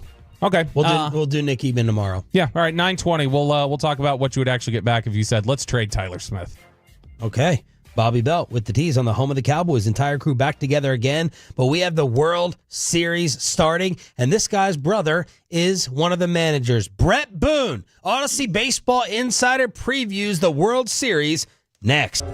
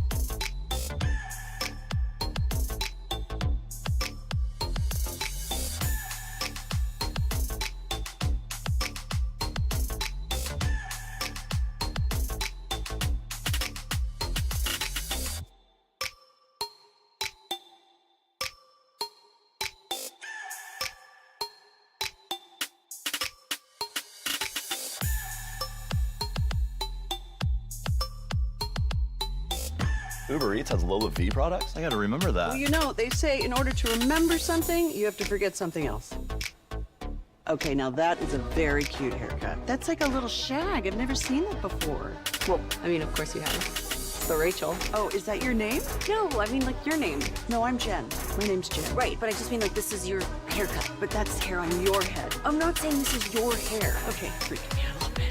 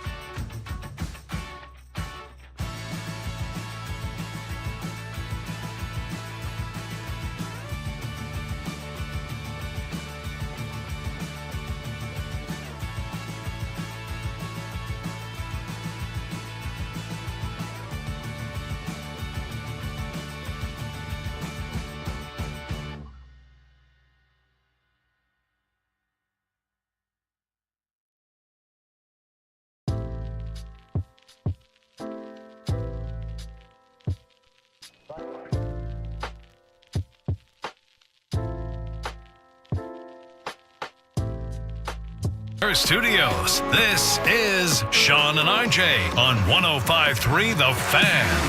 Final hour, fist pump time on the Fan Cam, Twitch, and YouTube. The crew is back together again on the home of the Rangers, the World Series champion Texas Rangers. Got to say that for another 2 weeks. I'm Sean Sharif alongside RJ Choppy, who got the noise complaint after the Juan Soto home run, and Cowboys insider Bobby Roberto Belt, joined on the Zoom by another special guest. He is our Odyssey baseball insider. What did you do, Brett Boone, when Soto hit the home run? Where were you, and how many noise complaints did you violate? I was in Idaho watching the game with my kids and my dad, and we said, way to go. we went to bed. No, you didn't. No way. Big Really? party, champagne bottles spraying? No. You know what I thought was cool? I was happy for my brother because, in this line of work and being in the media and having to cover, you got to cover, you got to be honest. And sometimes, not that I'm sitting here critiquing Aaron all the time, but I have to be honest about what I see about his team. The kind of journey he's been on for 5 or 6 years with the Yankees, since he's been with the Yankees, he's won 100 games 4 or 5 times. He's got the postseason every year but one, but he's been there. But that market in New York, it's tough. It's like you're on the hot seat every day, all day. And I grew up watching this New York market, and people are crazy in New York, and they're irrational. That being said, I think it's what it makes New York, New York. And as a player, I love to go into that freaking hornet's nest to just be criticized for everything. I mean, that's just the passion that the fans have there. And it's just part of the deal. But it was nice to see him kind of get over that hump and finally, since he's been there, get to the World Series. Now, you still got to win it, because I'm sure they're going to want to hang him if they don't win. but that's part of the gig. When you sign on the dotted line to be the skipper of the New York Yankees, that's what comes with it, and he knows that. But I was really, it was a moment where I truly felt, proud of him for what he's done, because I am very proud of him. But I knew it was a little relief, like, all right, I got to the World Series one step closer. Cool moment for me and my family. That's awesome. And I was going to talk about the pressure being relieved, because, Choppy, you had brought this up a couple rounds ago. You lose to Kansas City. Uh-oh. Yeah. You want the Astros to go through, because you lose to one of these other franchises and you're gone. Do you feel like no matter what happens now, maybe not a sweep, but now that job pressure is gone, you got there and you're taking on the mighty Dodgers? No, I agree. I mean, you look at the Dodgers. Doc Rogers has that similar pressure that Aaron's had. That's a big market. They poured a lot of money into that Dodgers organization. And you're hearing calls for, hey, if Doc Rogers doesn't make to the World Series this year with all the investments we've made, and that his job was on the line. So I think it's kind of interesting how both of them had the whispers in the background, and for both of them to get to the World Series. I thought it was cool. I was actually happy for Doc Roberts when he got in.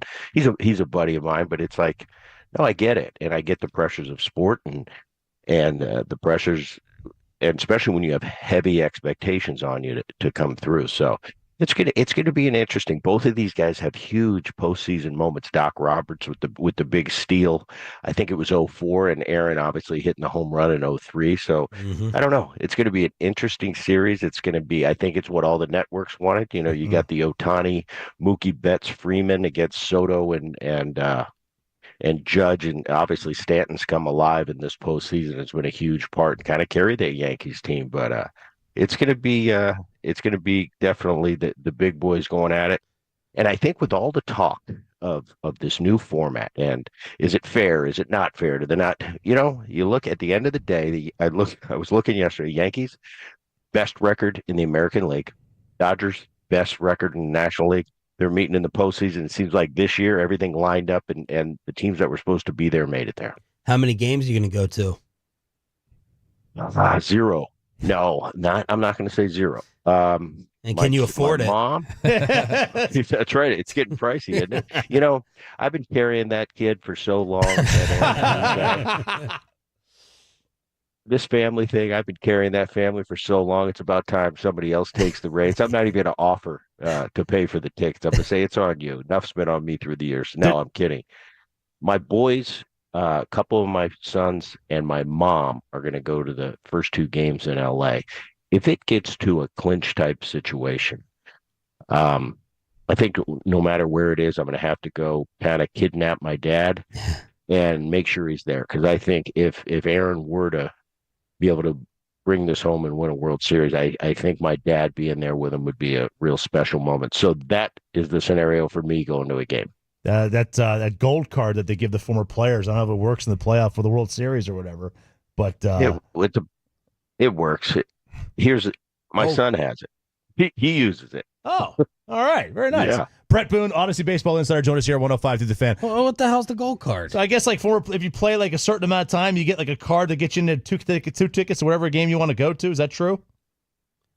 I can't speak of it. It's a special club. Only certain people have that. Brett Boone joins us here at 105. Yeah, you know what you do? That card, it'll get you anywhere. You want to go to a concert, you want to park in the front row, anything. You just flip it. People don't know what to do. It's like, oh yeah, you must be special. Go through. So I use it everywhere. Are you being for real? If I need a movie ticket, break it out.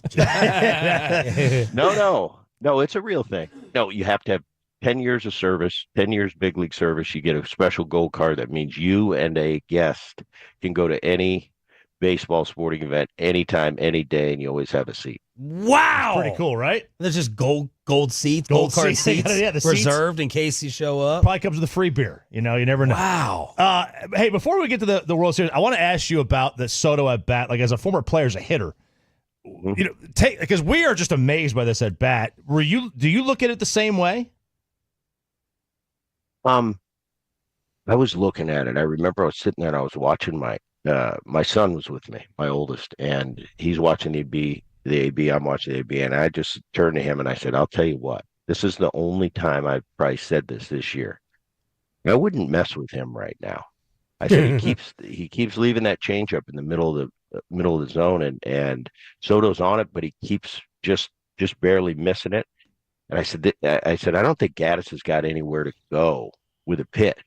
He's fooling him with nothing. I said, and for the first time, I'm going to say I would put him on to get to Aaron Judge. And I don't think I've said that all season, but I was just saying that to him before he hit the homer, and he hit it.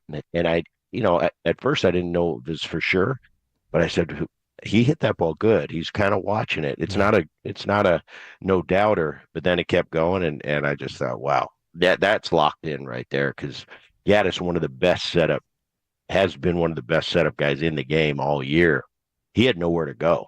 He was going change up, heater up, change up, heater up, and he just didn't have a place to go. And as a hitter, that's a rare time that you get in that position where this guy is in big trouble and he has no pitch that can fool you. That was one of those times, but it was a really cool at bat watching it kind of progress. Brett, when you look at this series, is the starting pitching, because the Yankees have a pretty distinct advantage because of the Dodger injuries, is that where this series could be won and lost if the Dodgers starters hold up? They would have a much better chance? Absolutely, and this is the strange thing about the postseason I've seen is for the first time, marquee starting number one pitchers have not been prevalent. What happened to the matchups of the Verlander and the Scherzer, or in my day, the Randy Johnson and the Pedro Martinez, Greg Maddux, John Smoltz? We don't have any of those matchups. If you look at the entire postseason, the real only big guy was Garrett Cole. Everybody else was kind of like, oh, okay, we're going to throw him for a couple innings and we're going to go to the bullpen. The Dodgers went bullpen game. I think they had 4 shutouts. One of them was Flaherty. He pitched great. But the rest were bullpen games. They had 4 shutouts in the postseason. Sometimes you don't have 4 shutouts in a season. They had 4 in the postseason. But you look at the starting pitching, absolutely the Yankees have the advantage.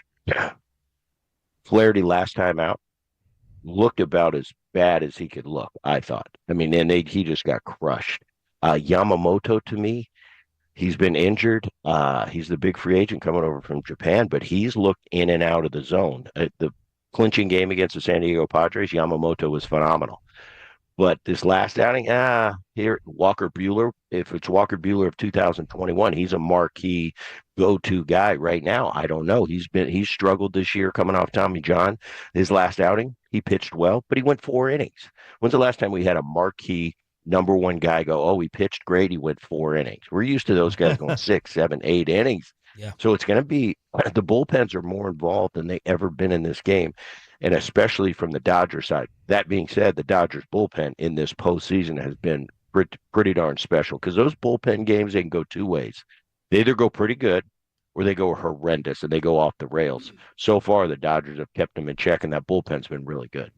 Brett Boone joining us here on Sean and RJ on 105 through the Fan. Brett, you referenced this a little bit earlier when you were kind of recapping the run to the World Series here. But, you know, when you see a player who's been so heavily criticized for the last 5 years or so, like, Stanton, and the way that he's stepped up in this postseason and really raised his game, even while Judge has been struggling, how much does that speak to a mental toughness that, maybe some people have been pretty critical of over the last couple of years, and just the way that he's risen above all that?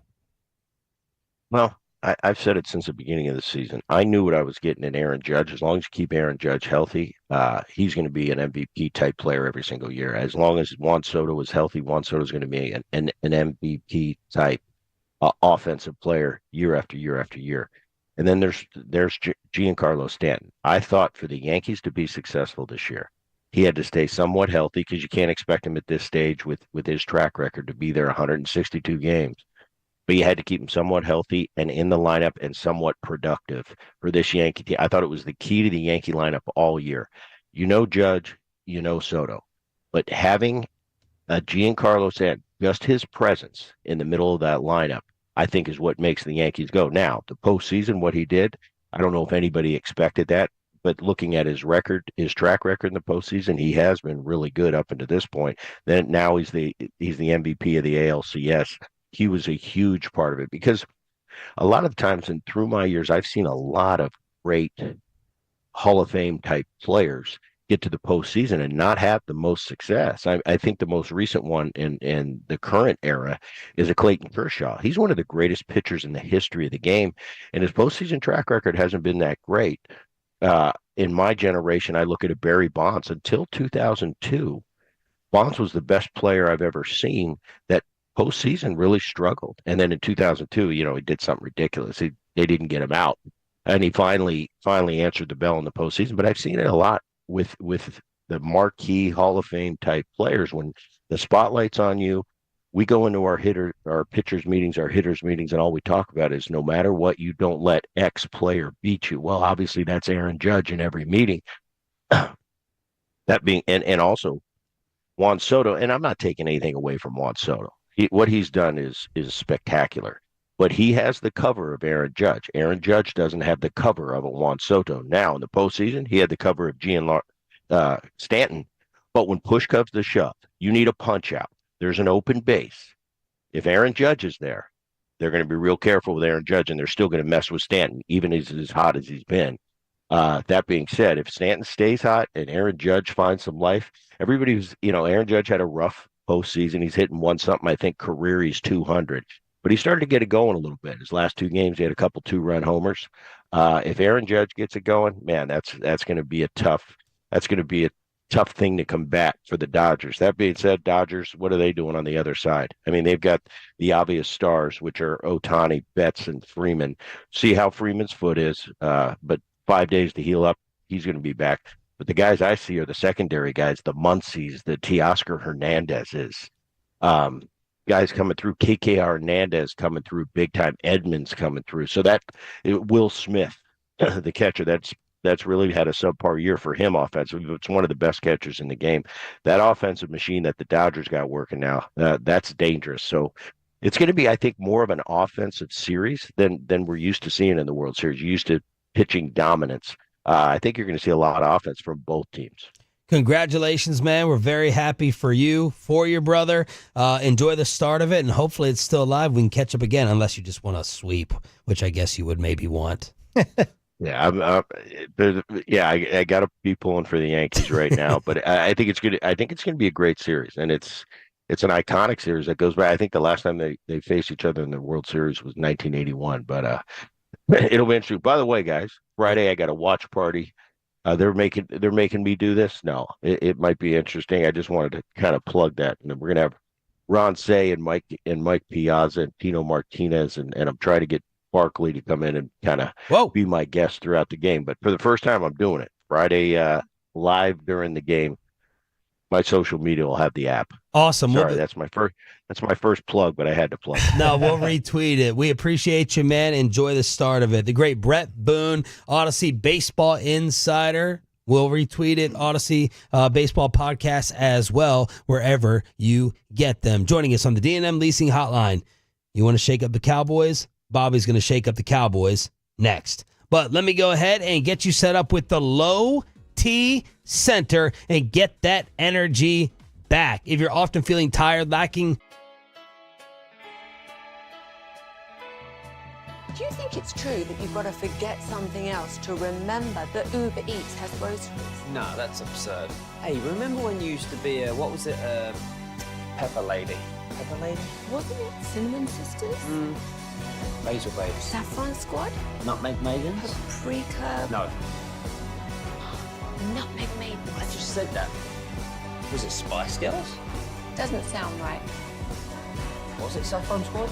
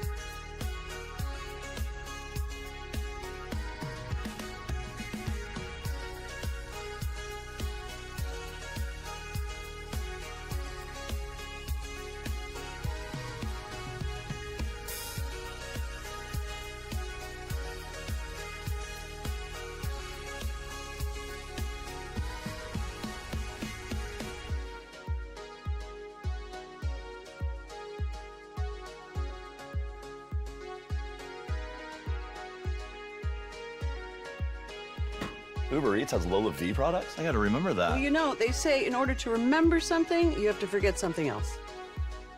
Okay, now that is a The fan segment here brought to you by Cars for Kids. Donate today at carsforkids.org, and also brought to you by the personal injury lawyers Frankel and Frankel. If you've been injured in a car or truck wreck, call Frankel first. 214-817-333-3333 with Frankel and Frankel. There's never an out-of-pocket cost. They only get paid when you win. Frankel and Frankel, the go-to car and truck wreck attorneys in Dallas. Stories of the day here on Sean and RJ, and we're going to get to the opening of the NBA season. Stars losing last night. We'll talk about it in Crosstalk with the KMC Masterpiece at 9:40. What's this music for? You ask that every time. Every time you Closer to game day, it Sean. starts. It's It starts depressing. It's Layla. Layla starts really aggressive, like it's grungy, and then all of a sudden it's just like. Well, It's just, I don't like it. After like 5 minutes. It's slow. It's like reminiscent. I feel like we're starting like the Wonder Years. Like we're going down a path of memory lane. I don't. There we go. You could have played the. Is this the same song, or you just changed it? No, this is just bed music now. The song is over. We need to loop the beginning longer because it is a longer. Yeah, that's long. You know, that went right into. Yeah. You know the. You need to get in there slow and it do down. another intern day and pick the music returns. I need to do that. I gotta get some ideas on what songs to use because it's been over a year. That means he's absolutely not doing it. Yeah, Bobby, you just do it. I can do it. I got this. You know, I just gotta spend some time up here. I don't like Stories of the day. Jerry Jones setting everybody off by talking about why Derrick Henry could not fit here. Side topic to Mike McCarthy, I'm sure will love the question today about Mike's schemes and concepts. That's not going to go over well. Deebo Samuel has been discharged from the hospital with the illness and pneumonia. Kyle Shanahan says they'll see how he recovers in the coming days. And now we're getting a story about the Cowboys weight room that is kind of leaking out with quotes from J. Ron Curtis. Dorrance Armstrong will really dive into that tomorrow. Oh yeah, the much discussed weight room that Dalton Schultz went so viral. I will say, I know that Dalton Schultz quote didn't sit well with some people over there, so I can't imagine an entire article of former players talking about it is going to sit very well with people over there today. Look, people look at me in the weight room every day. I don't get all upset about it. I go on my workout, and I still put on a show. Well, because nobody else is in there trying to take photos in the weight room like you wanna are bet? at shop. Someone did tell us something about you. It was one of the bars we were at this past weekend, and someone was like, "Oh, I saw Choppy at the fair. He's jacked." So there you go. That'll make your whole day. It was the shirt. That'll make your whole week. I was wearing gray, and gray Choppy's- really shows off the lines. It's that first beer you drank, little bloat. Man, let me tell you something. I hadn't had a beer in 6 months. SodaWeightLoss.com, SOTA Weight Loss. It's on the soda plan, so I've been trying to stick to it. And I had that first cerveza. And 6 seconds later, I ordered the second one. 6 seconds. And it was because Sarah looked at me. She goes, "Where's your beer?" And I go, "It's gone. It's gone." I hadn't had one, and I can't drink beer fast, but I can drink Mexican beer fast. Okay. I don't know what it is, and it went down real quick. And that second one went down almost as fast, and now I'm in trouble because I'm bloated now. Oh, you bloated? Bloated up. So that was Choppy and his State Fair experience. And then the breaking news this morning, DeAndre Hopkins traded. All these Cowboy names and topics brought up. DeAndre Hopkins traded to the Kansas City Chiefs for a fifth that can turn into a fourth. And Bobby, you were having some trade fun and below the belt. Yeah, so we basically took a look at, and I know there will always be some folks who want to say, that's not happening. We know it's not happening. This is, for those of you that are pining and clamoring for, you want to blow it up, this is what blowing it up would look like, and this is what you would have to work with if you decided to blow it up. Micah Parsons, 2 first-round picks. Thumbs up, thumbs down, would you take that? Forget even in a blow-up scenario. Would you just take that today, for instance? Or would you rather have Micah? I'd rather have Micah. Diggs or Bland for a... Diggs will say a third that could become a second. Bland for a second. Because you are going to have to move one of them, probably.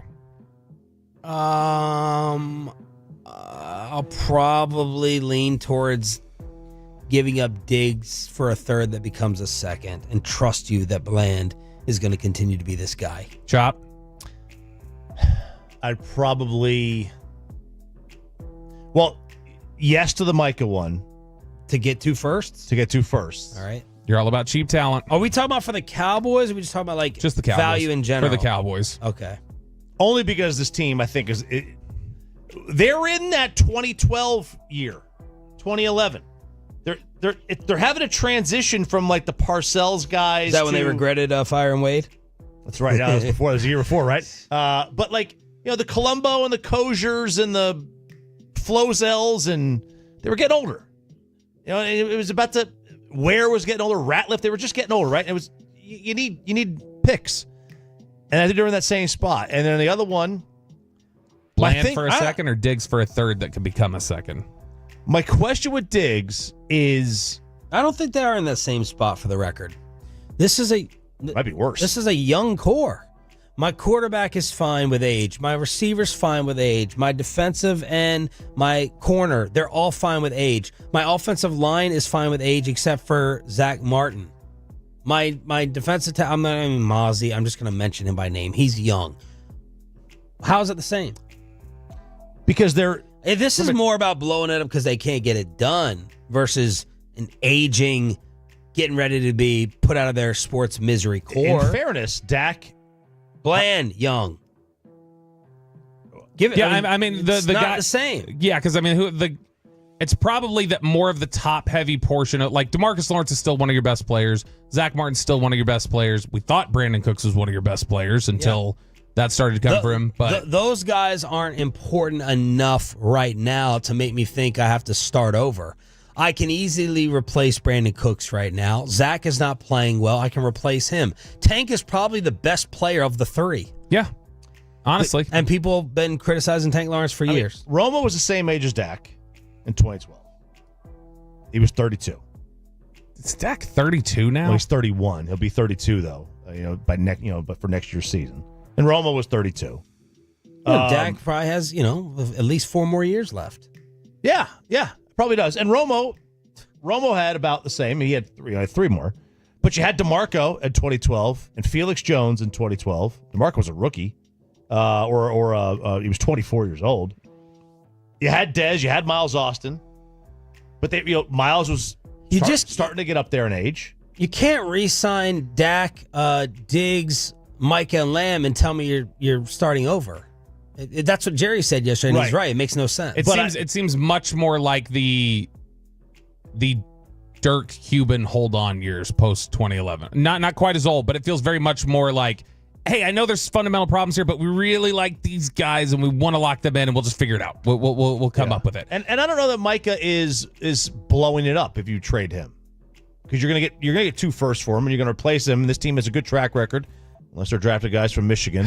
Of nailing their first-round picks. In terms of Diggs, my question is how much of Diggs' performance this year is knee-related that it's not ready yet? Yeah, that's something that we're just not going to have a great answer on. Jake Ferguson for a 5th-round pick is out there for you. I think most people would rather just keep Ferguson at that point. Yeah. Zach Martin for a 6th that could become a 5th, maybe, if he's going to be gone at the end of the year. Yeah. So the only other guy left, if you want to truly talk about we don't have money to pay everybody, we're going to have to start recycling some folks. Well, the payday for Tyler Smith is coming. So if you are truly feeling like, I don't have money to pay all these people, I'm going to have to Byron Jones somebody or 2 somebodies in the event of you get rid of one of the corners, then you've got Tyler Smith. So the Tyler Smith trade compensation would be, to me, one of the more fascinating players you could trade in the NFL to see what he would get in terms of return. Because I think that as a guard, as a top-tier guard, like we had that ESPN front office poll where they took the top 10 players at every position, and one of the quotes in there, an AFC executive said, Tyler Smith is probably about to step up and become the next Zach Martin. Like he's on the edge of that. And he's really great at guard. I don't know that he gets a first-round pick as a guard. If a team's trading for him as a guard, I don't know that he does. He could go to tackle where a lot of people believe he's not as dominant, and I think he gets a first-round pick if a team wants him as a tackle. And this team views him as a guard because they've got Guyton here. But if they said, hey, let's go cheap, TJ Bass can figure it out, we've got Guyton, we've got Beebe, we need to just go young across the board. So if I told you could get as a middle ground, because I don't know which position someone would play, they say Tyler Smith, so you don't have to pay that contract, and you get a 2nd and a 3rd from somebody. 2nd and a 3rd for Tyler? No. No. He's my left tackle. Is he your left tackle? Well, where's Guyton play? Are you talking about Steele moving on potentially and Guyton going back to right? All right. If you're telling me Smith has to stay at guard, I'll entertain and probably Does take he the wanna second move? and the third. Does he want to move? I think he's happy at guard right now. I'll tell you, this franchise more than any should know the importance of an elite guard. Yeah, I mean, they've had a lot of success with it, and especially in a time to throw era where Yeah, but you're going to turn down a second and a third for it? You need cheap capital. Like, you've got to build. Now, listen, he's not Zach Martin, but we wouldn't have traded Zach Martin for a 2 and a 3. Yeah, I'm not trading Tyler Smith, but I'm just saying if you are genuinely looking at we're hamstrung and we got to do something, we need to take drastic measures. That is one of the names that I think you would say, man, that's a big payday we could avoid. Yeah. And we've got who we think is a decent NFL starter in Bass that can play behind it. Diggs one on my list, though. I think Diggs that's the biggest name that in the next 2 or 3 years I think gets moved is Diggs or Bland, one of those. We're about out of time. You want to just save the NFL trades for tomorrow? Yeah, All we'll right, save cool. it. DeAndre Hopkins traded to the Kansas City Chiefs for a 5 that can become a 4. How emotional and teary-eyed did the KMC masterpiece get over the LeBron Bronny moment last night? We'll talk opening NBA night. How much more invincible do the Celtics look? And the stars on ice as well. Crosstalk with KMC next. We'll have to get you over to Platinum. Never seen it before. Well, I mean, of course you have. It's the Rachel. Oh, is that your name? No, I mean, like your name. No, I'm Jen. My name's Jen. Right, but I just mean like this is your haircut. But that's hair on your head. I'm not saying this is your hair. Okay, freaking me out a little bit.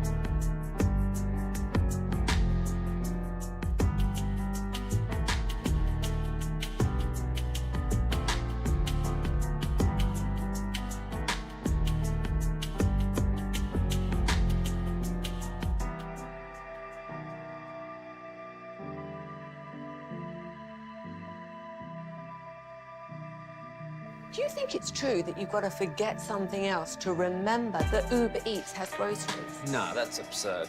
Hey, remember when you used to be a, what was it, Pepper Lady? Pepper Lady? Wasn't it Cinnamon Sisters? Basil Babes. Saffron Squad? Nutmeg Maidens? Paprika? No. Nutmeg Maidens? I just said that. Was it Spice Girls? Doesn't sound right. Was it Saffron Squad?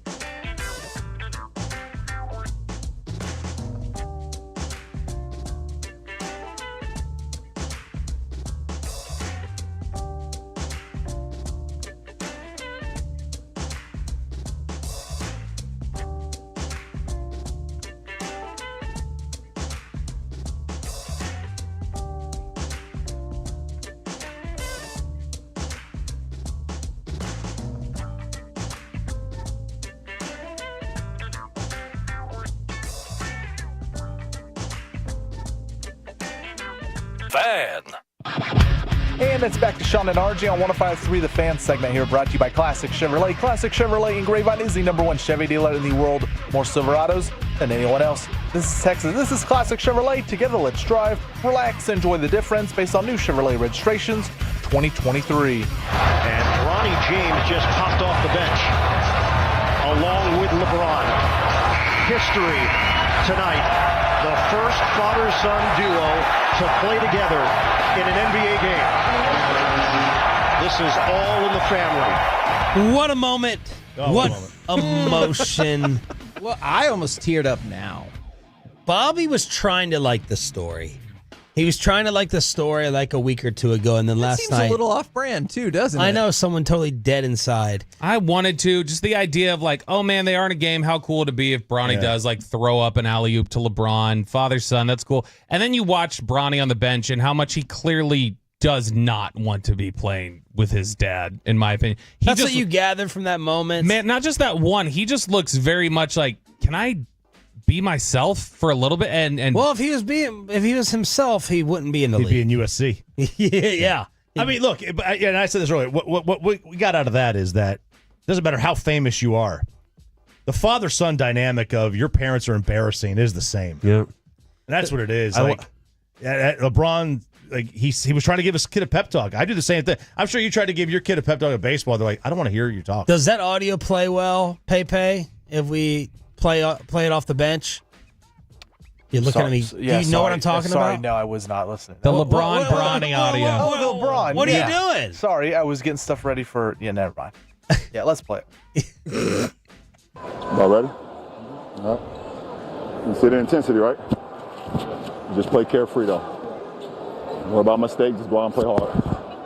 There you go. And he's not even looking at. He just okay. Truthfully, that's great advice. Don't worry about mistakes. Just play. Just play. That's great advice. But his kid doesn't want to hear that. Did you see the video, Mike, of it? Of Yes. him interacting? Doesn't he look like he's a little uncomfortable? The best I can give him is he was very nervous because even Josh Young, I'll give an example, a real major leaguer who made an all-star team last year. When he came back from his wrist injury in August, if I have the date right, I think it was August. He said, man, it was just so weird going back up to the plate. I was like, do I belong here? Can I still get hits in the major leagues? This is a dude who just made an all-star team his rookie year and won the World Series, and with approximately 3 months off, he's having doubts if he can really do this again in the major leagues. So the best I can give Bronny is all the things that we're thinking about him, he's thinking too.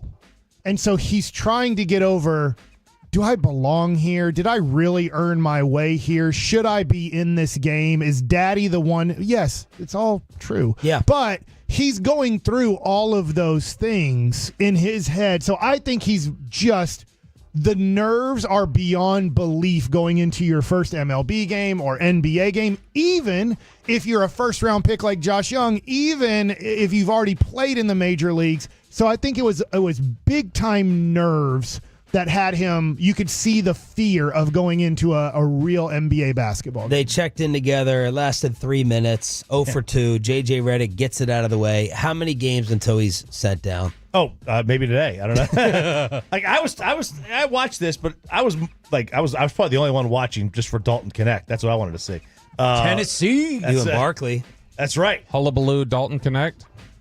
I like it. Is that an A&M thing? That was for you. That's first place SEC Texas A&M joke right there. Thank you. But yeah, it'll. They're not going to send him down immediately because that would prove it's a sham. Yeah.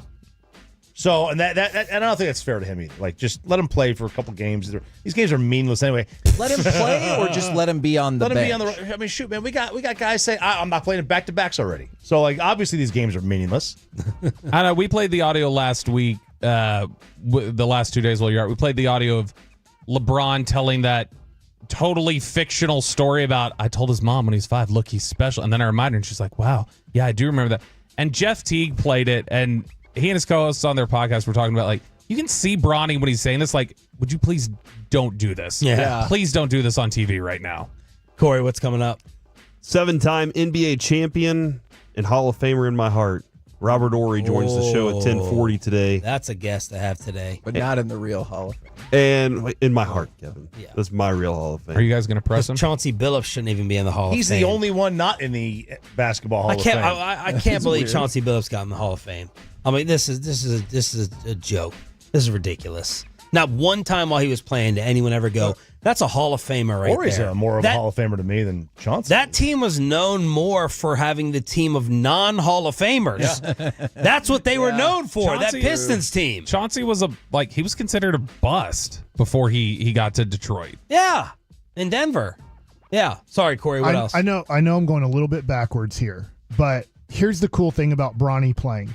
If you ever were like an all-district or all-state basketball player in high school, and you're somewhere between 5'10" and 6'2", and maybe you played a little bit of college basketball, you really get to see what it would look like for you, yourself. Yeah. Like if you went to Lake Highlands or Frisco Liberty or whatever, and you were kind of the star player on your high school team, but all the colleges were like, gosh, we love your energy and all this things, but you're just a little bit too small. Or I think you should go to, an Abilene Christian, or you should go to Navarro and see if like maybe you grow a little bit more. Maybe your game improves just a little bit more, and we can maybe, give you a scholarship to play at A&M and come off the bench and be a role player. You're getting to see what, if he gets to play, if Bronny gets to play 5 to 10 minutes a game, you're getting to see what you would look like in the NBA as just a really good high school player, but probably not the right size for college, definitely not the right size and ability for the NBA. Like, he looks so puny out there. Hell of an offensive rebound, though.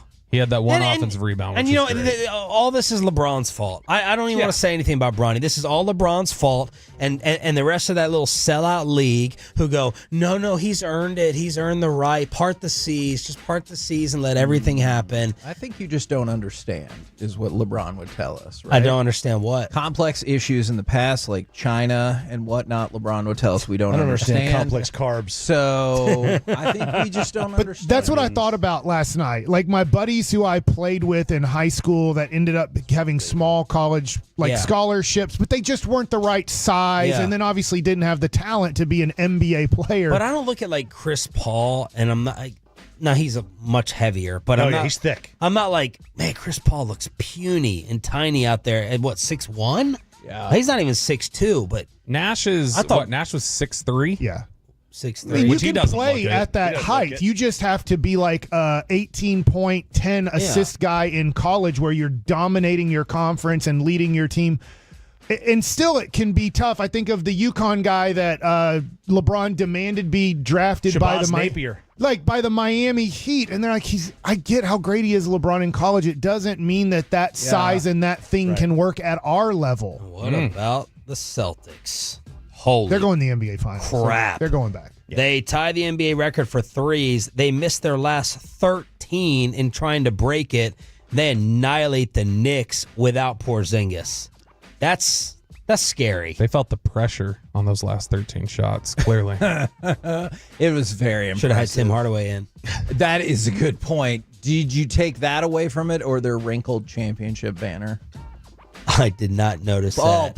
Go back and check it out. Wrinkled? Yeah, it is like, it looks like somebody was just like, I don't know. We can't really put it up. Yeah, this is 2 straight banners that have been hanged that have we can't really say been wrinkled. Yeah. Hey, red rolling. No. We did not roll ours out correctly. Theirs was just wrinkled. You could see the process of operations that messed up our banner. Yeah. That's fair. But to your bigger point, they look unbelievable. And when you hear all this stuff in the offseason about how they still feel more disrespected by winning the championship, you're like, uh-oh. Well, Joe Mazzulla's there for that. Yeah. He's psycho. Oh, he's nuts. Yeah, He's insane. I love it. I think in a way he's on the spectrum, but Jeez, Mike. but like We all because said it during the break, Chop. Come on. like, but not in like the most negative way. Like he's like robotic. How could you positively?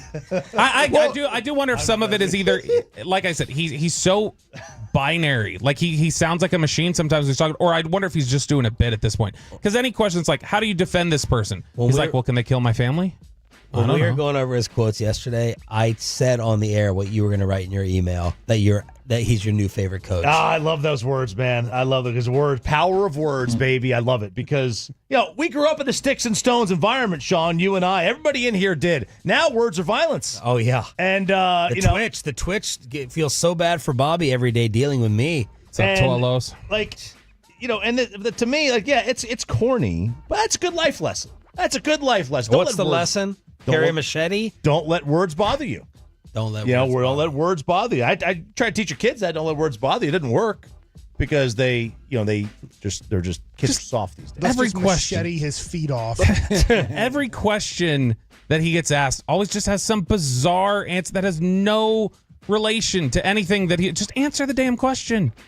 Just answer it. It's very simple. You don't have to turn it into like, well, it's not like we're all getting murdered. We're not getting trafficked into a foreign country. That's where he always takes it. He does take it. He does take it to the extreme. There's no doubt about that. Dallas Stars end up losing last night to Buffalo, Kevin.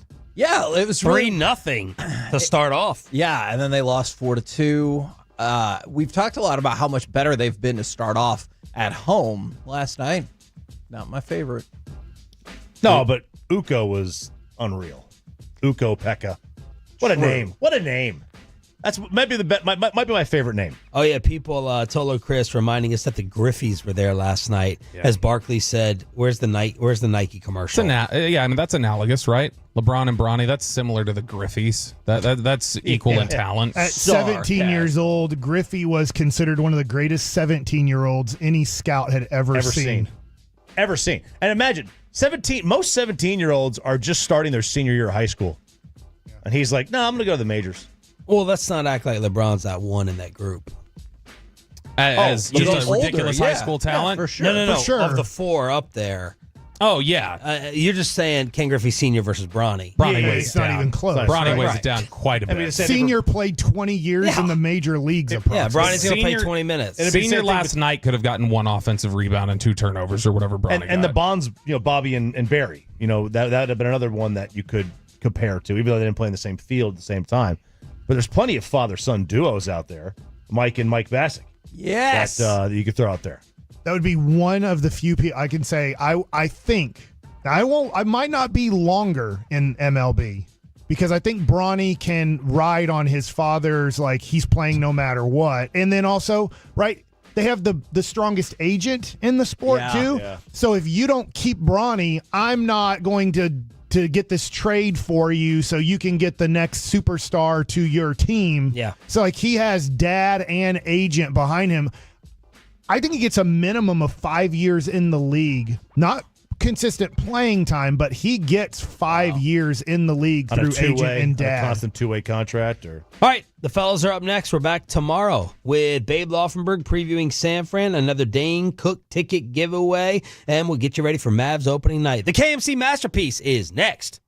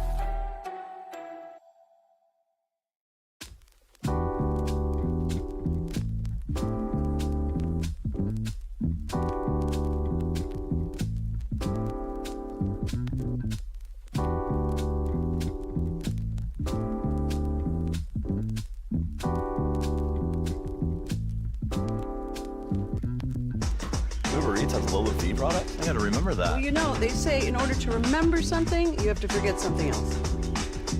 Okay, now that is a very cute haircut. That's like a little shag. I've never seen it before. Well, I mean, of course you have. It's the Rachel. Oh, is that your name? No, I mean, like, your name. No, I'm Jen. My name's Jen. Right, but I just mean, like, this is your haircut. But that's hair on your head. I'm not saying this is your hair. Okay, freaking me out a little bit.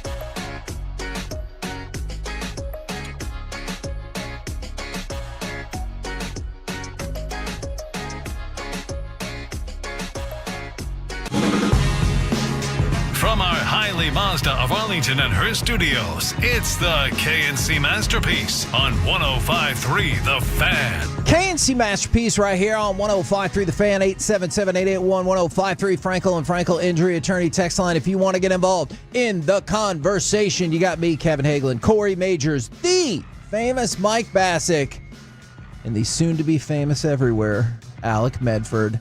Gentlemen, welcome to the program. We were going to scout the 49ers to start out, but Corey, Mike, I want your I want your input as well. I might vote today after the show. Okay. Are you going to wear your sticker to make sure everybody knows? I don't want to vote, to be honest.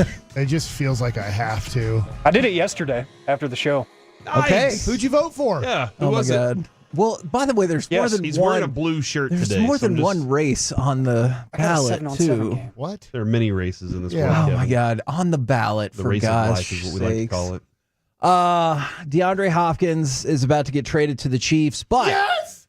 Yeah, baby! Finally! Mike has been pulling. Do you know I have about a dozen of his rookie cards that are about worthless for all the he's teams been he's stuck in just he has Hall of Fame numbers. Yeah. If he retired today, he would be 50-50 for the Hall of Fame if you look at his numbers. If he can go to Kansas City and play his last 2 to 3 years there and be an impactful player, he's 100% a Hall of Famer. Now, another option, Let's go! Corey, that I was going to say, we can pivot to Micah Parsons on Twitter and the compilation of all the old Cowboys players who are not here anymore who said, yeah, I like going somewhere else. All right, we can do that It's if up you to want. you guys, or we could stick with the I had 49ers. lunch with DeAndre Hopkins in San That's right. Or was it Minnesota? No, San Francisco. Okay, I thought it was Minnesota at the Mall of Americas. No, he was at some food court in San Francisco. When you said and food me and court, Jeff Kavanaugh were in line, and he asked he heard us talking about like wide receivers, and he asked some random question, and I didn't recognize him at all. But Jeff and I are talking, and then Jeff's like, I think that's DeAndre Hopkins. He goes, you're DeAndre Hopkins. And he's like, yeah, and he's a great guy. Dude, I've always liked him. He's a Okay. good receiver. He's going to a team. Again, I think Is it he a makes good this team. receiver? I think he's good. He was great at one point. He was. He hasn't been great in 4 I think years. yeah, and I'll blame that on everybody else and him. Fair. At the same, it's a combination. Bad suspensions on his part. True. And some injuries. Yeah. And if you're ever going to thrive somewhere, obviously Yeah, Kansas City he's is going pretty to a damn place- high up on my list. He's going to a place I think where generally they're likable. The team, the players, they're a generally likable team.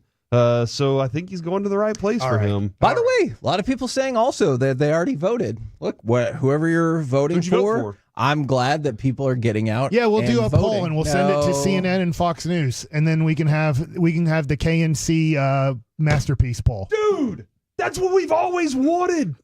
To be able to be like, we are the most important poll in America. Yeah, and after you turned in your slip, did it get changed on the computer or something? Didn't they say that only happened on one of like 68,000 ballots? I mean, it's It can still happen once, it's though. still. I know If your vote it is matters, still troubling. I mean, every vote matters. Not really. If you really look at it, every vote does not matter. So do But- you want to keep going down this one? Or I don't. All right, Kevin. My last thing I want to talk about is voting.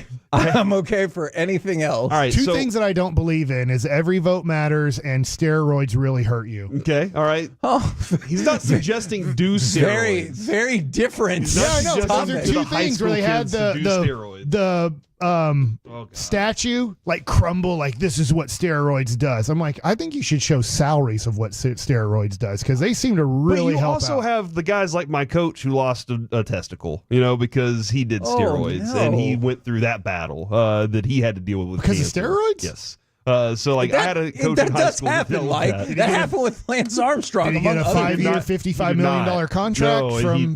nope, he didn't get that. So not all of those situations. Was he like a AAA player that was struggling to It was make it and then football got like a and- guaranteed huge contract? Mike, I would say it's one of those. Yeah, wait till you get there and then risk And it. then roid it up? Then risk But it. they test now too much. Yeah, exactly. You got to Conti it. The Kalen Collar. I know what you're referring to. Kalen Collar has a story out on ESPN, and this is we've seen this. Yeah. Cole Beasley said this stuff.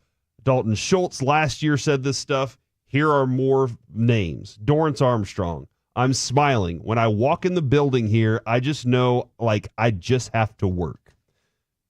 And Tony Pollard. That's at his new place as at opposed to Washington. the Star. Tony Yeah. Pollard, now with Tennessee. This is more about football, just X's and O's. I'm in a better place mentally, physically, emotionally, spiritually, just all around. Kelvin Joseph. Over here in Kansas City, the point is the football and winning championships. There, in Dallas, it was a lot of football and like other stuff. Dante Fowler. You got real facilities here. You might not see tourists coming around, but it keeps the main thing the main thing.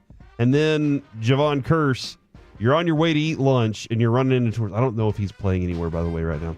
And then you're running into tours. You're on your way to meetings, you're running into tours. We're here for football. It's our job to come in and be able to focus, whether we're in the weight room or our coach is teaching us something in the meeting room where you have 30 to 35 people walking by looking through glass while you're in meetings. The distractions that Dalton Schultz talked about. Yeah. And we all acknowledged it. We didn't go, hey, shut up about this at the time. We were like, no, this seems like it could be a real thing. And then Micah Parsons quote tweets it and says, sometimes you got to call BS when you see it. This ain't it. So do we think that's in regards then to the story in the comments? And he's like, I didn't agree with this philosophy of. Yeah. Okay. And do you agree that Jerry's philosophy, while, hey, get every penny we can, that's the number one. But the philosophy on it that he tells us about this is if the spotlight's on you, perform better. Be better. Live up to what all that stuff is. That's what Jerry will tell us. All right. I have a take that I think people are going to disagree with. I think this whole deal right here has almost nothing to do with why the Cowboys don't win. Here's the analogy I'm going to use. When Derek Holland is Derek Holland, like pretty much all the time.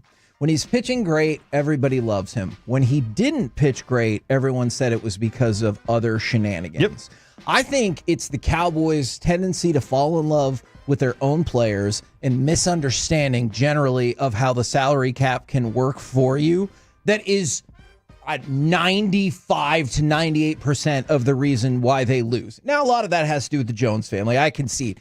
I don't think this is the kind of stuff that actually contributes. Now, I see that there's a group of players who disagree. I'm just telling you, I think this is an excuse that people will grab onto because they don't win. I think they don't win for a couple of super basic reasons that have nothing to do with tours or whatever else. I somewhat agree with you. And I know that Jerry's not going to change. He is after power, money, other things than winning. Like winning is most likely fourth or fifth on his care factor.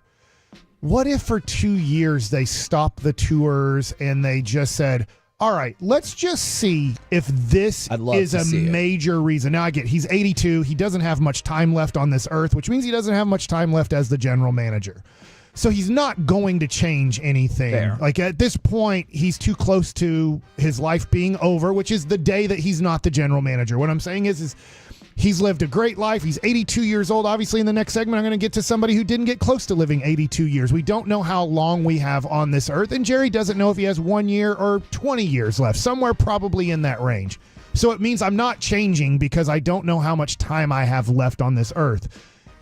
I wish for 2 years he would just give it a go. Starting in 2025 through 2026, I'm canceling all of these things that DeMarcus Ware, Cole Beasley, you have new players that have recently left that they say this is an issue. This is a problem being a player with the Dallas Cowboys. I'm going to cancel all of these things for 2 years just to see if it makes an impact positively, negatively, or not at all on the team. So I have like a when Mark better Cuban idea. Shut up for 1 year.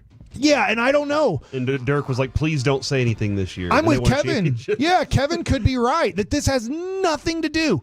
Let's figure it out. Yeah. For 2 years, let's run our organization like the Denver Broncos or Buffalo Bills, and let's just run it as just a football organization and not like a scene and a party and like we're letting Bank of America watch practice today. The other thing, and this can be a reality too, and this can definitely be a reality that merges with everything y'all just said.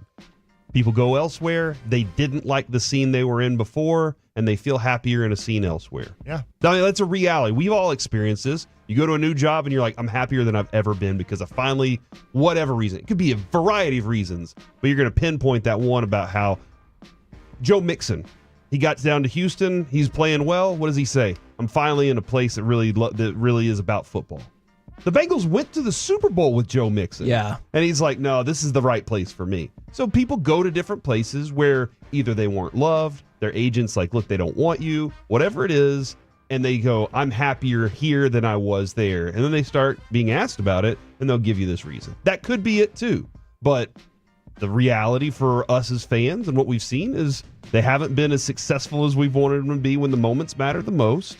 And are these things distractions? I think it merges a lot with what all of us have brought up there. I go back to I've seen a lot of these texts, and there are people who do think that this is part of it. And like people can have whatever opinions they want. And then another person texted in. Are you serious? Yes. We can all have different opinions. But you don't have to agree with all of them, but let somebody have their opinion. But from the 903, I did a tour and it felt like we shouldn't be there, in my opinion. It's less to me about the tours than it is the commercials and the attention when you didn't necessarily earn it. Because like for most franchises, you have to be really good or really successful to get, that extra commercial money and that extra attention, everything like that. That's not the case with the Dallas Cowboys whatsoever. You hear way more talk. Now, I realize there's a downside that goes with it. You hear way more talk about Dak Prescott than you do Josh Allen. Like, it's not even freaking close how much people talk about Dak Prescott way more than Josh Allen. And I think most objective people would agree that Josh Allen, thus far, has had a better career than Dak Prescott. But it doesn't matter because he plays for the Bills and not for the Dallas Cowboys. And so Josh Allen knows he's going to have to break through. He's going to have to beat Patrick Mahomes in the playoffs. He's going to have to make the Super Bowl, win the Super Bowl to get that next level of attention. That's what bothers me more than the Cowboys can make money however they want. Mm-hmm. What bothers me is all the benefits that people get without actually having done the work. Yeah, you get paid not for necessarily winning a championship as a Cowboys player, but just for you got drafted to the right place, being a name that people get excited about, being a potential star. And if you're that, you get that opportunity, and then you're comfortable. And then you're not hungry anymore. And that's where we blame a lot of that. There also is maybe the X's and O's are bad. Maybe the players don't have the motivation. Maybe there's a lot of things that factor into winning that championship. And coming up with that right solution is the GM's job. Everybody is motivated by different things. I'm not going to tell you by any means that every single Cowboys player is motivated by this. That would be false, false, false. I'm sure there are a ton of players on that team that are motivated internally. And they're like, I don't care about the commercials. I like the money. We all do. But I care. I want to win. I want my legacy for me. But that's not everybody. And usually in a lot of places, you have to fight to get that. And it's not necessarily just handed to you. I'm with you. This is a tough topic for me because this is kind of one of the reasons that I'm just out. I don't think they're trying their hardest. Yeah. Not that the players aren't trying hard on the field. I get, like, they get demoralized by getting run on, and yes, there's quit factor of these Dallas Cowboys, but it's based off of they know the other team is stronger, maybe a little bit better, and they do not like the physicality of football. But I feel like the front office, the Jones family, because I don't want to put Will McClay in this. I really don't. But I don't know Will McClay great. Not that I hang out with Jerry Jones or Stephen Jones at all, but I know that they are not thinking about football and every which way how they can change things. For example, I know, without giving details, I know right now the Rangers are thinking about a lot of small, minute things. And I'm like, will that really make a change in your 2024 season to possibly your 2025 season? Probably not, from some of the things that I'm hearing. But they are going to try every little small thing down to the detail of, let's say, travel and hotel and what they're doing these 5 minutes at 4:05 to 4:10 versus what they did from 4:05 to 4:10 before a 7 p.m. game. Like, they're going to look at every little thing and think, should we change? Should we stay the same? Is this just too much of a detail that really doesn't matter? And I know a lot of times if you're a Cowboys fan right now, you're thinking every minute, this isn't healthy, but I get what you're doing because I do it with I used to do it with the Cowboys. I do it with the Mavs and the Rangers all the time. Their lineup, how many snaps should somebody be playing? Are they getting tired in the fourth quarter because they've played too many snaps? Their percentage of snaps is this and that. My question is, do you think Jerry Jones and Stephen Jones are thinking about those details? If you're like kind of a psycho fan of the Cowboys, do you think that the general manager and then his son, who's kind of assistant general manager, do you think they're thinking of all of these small, minute things to possibly help the Cowboys win a game? Sometimes I do think Steven is thinking that. We've had some conversations where I do get that feeling. But I understand your point. I just know general managers. I know people that are scouts. Obviously, Broadus is a scout, but I know a lot of other ones too. I know how much time and effort they put into losing. If that sounds, they almost never win. And they're still every second of their life thinking about their team, the other teams, what they can do to possibly change the outcome. And that's what you have to be in this world of sports, this competitive high level, to have the opportunity to possibly win. And that's what frustrates me with these stories is I know that the Jones family is not thinking that way. And I'm actually with Micah on this. I think it is BS. Well, we probably think it's BS for different reasons. I think it's BS because this story makes it seem like this is why the Cowboys don't win. And I fundamentally do not agree with that whatsoever.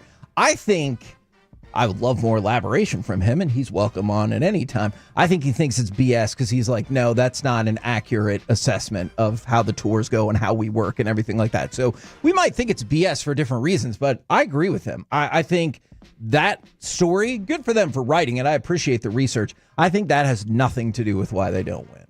We're the KNC Masterpiece right here on 105.3 The Fan. Coming up next, we're going to move some stuff around so we can talk with Robert Ory at 10:45. Now, coming up next, it's Baseball Nuggets with Mike Bassick. Would you like to spend your month's salary on going to this World Series? Ooh. Next. The North Texas Baseball.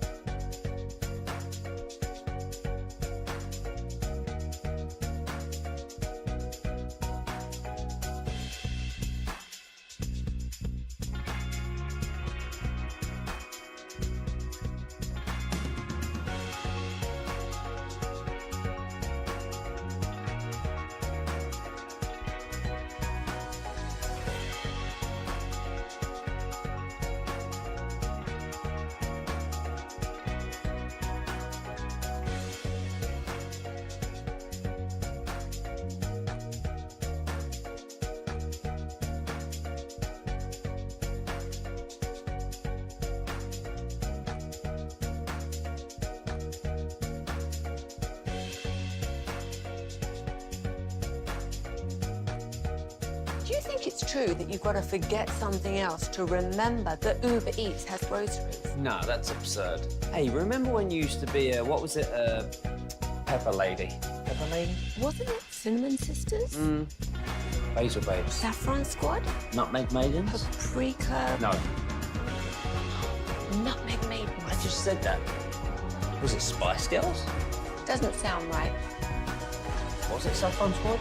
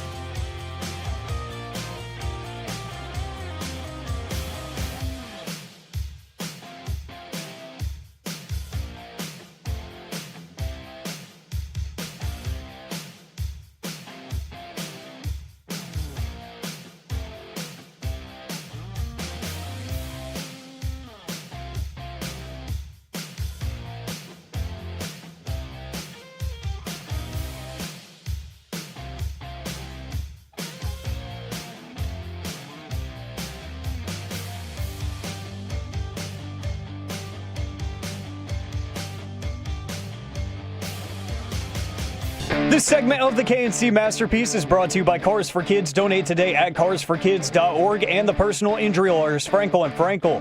If you've been injured in a car or truck wreck, call Frankel first, 214 or 817-333-3333.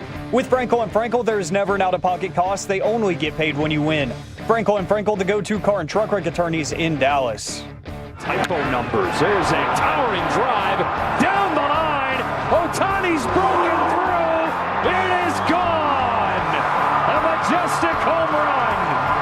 the second deck. 7-0 LA. KNC Masterpiece back here on 105.3 The Fan. Got Robert Ory coming up in about 20 minutes. But right now, it's time for Baseball Nuggets with Mike Bassick. So many different directions to go. I am going to start off with a sad note. Hopefully most people have heard. It was last night, actually, I heard watching the Lakers game last night. Oh, yeah. So Okay. I don't know if it was how long it had been, but the first that I had heard of it was, unfortunately, the passing of legendary Dodgers pitcher Fernando Valenzuela. At 61 years old. Now, they have not, as according to this ESPN article, they have not given a reason for death. Because that's a cause. That's young. It is. Like, and he looked like to be in decent, like 61-year-old shape. You know, like nothing. I'm not. You know, if a guy like, I'm bringing this up. I'm not like saying he deserved this or anything like this. Just follow me, please, and don't be a weirdo on what I'm saying here. Is like, Larry Allen most likely was 350 to 400 pounds. Yeah.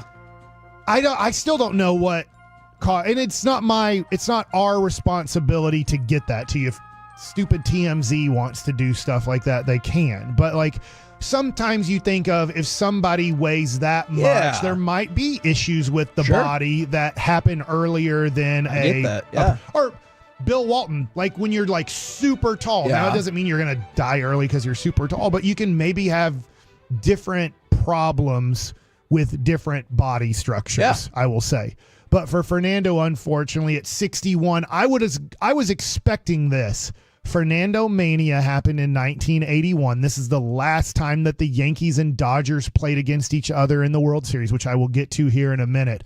I would expect for game 1, 2, 6, or 7 that Fernando, if healthy, unfortunately not with us anymore, that he was going to throw out one of the first pitches, because I think the crowd would have gone nuts. You will still see, when you're watching, now maybe even more tomorrow, you will still see 34 jerseys in the stands when you go to a Dodgers game, because Fernando Valenzuela is I know he's not a Hall of Famer, but he's one of the most legendary players in Dodgers history. Oh, yeah, and culturally in L.A., he meant a lot to that city. Can I mention this one thing since you just said that? I would recommend the 30 for 30 on Fernando Nation. Mania. Yes. Yeah. Was it Fernando Nation or Fernando Mania? I thought it was Fernando Nation. Okay. But it is very good. It starts with Fernando. Yeah. Definitely watch that. I checked that out. It was really good. How difficult is it to throw a screwball? I would say, I'll turn my mic off and listen. I would say it's not the most difficult. It's like a changeup. You're just turning over your arm. Just think of going thumbs down when you throw. Now you got to twist it all the way where it's thumbs sideways. It's just a lot of torque on your arm. So most doctors, most trainers and stuff just said, look, it's not worth it. You have the split finger. You have the changeup. You have different ways of throwing an off-speed pitch that kind of looks like a fastball without putting that much torque on your arm. So I'd say it's not super difficult, but most people would say it's not worth it. For some reason, I think you have to have a lot of flexibility somewhat in your shoulder to do it too. And so he had the structure, I'll say the arm structure, to do it and handle it. I think it was either RBI baseball or maybe it was backyard baseball. It was an unhittable pitch. And nobody could do it. Now in like was it a wiffle ball? It's unhittable, man. Yeah. The screwball, baby. I mean, really what you're doing is throwing in a way a right-handed slider being left-handed. Exactly. Which is or vice versa, yeah. Right. So he is a lefty. If you never heard of Fernando Valenzuela, I recommend the 30 for 30 Fernando, whether it's Nation or Mania. It's very good. It is a great one, and it shows, it really, just to give you an idea, the Mexican community hated the Dodgers.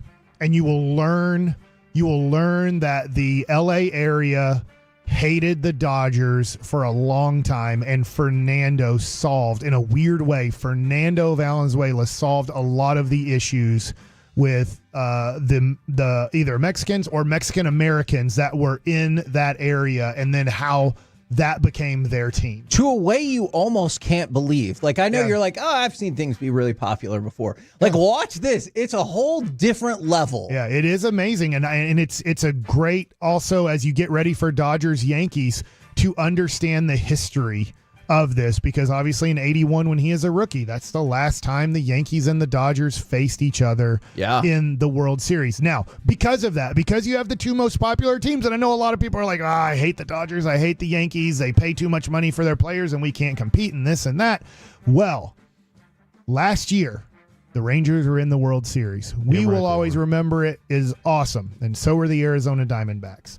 The average sale of a ticket last year for the World Series was $685 if you take all 5 games. That's the average sale of a resale, right? You can be a season ticket holder and you're not having to pay as much because they're like, we reward you somewhat for paying for your 81 games or your 40 games, getting a half package.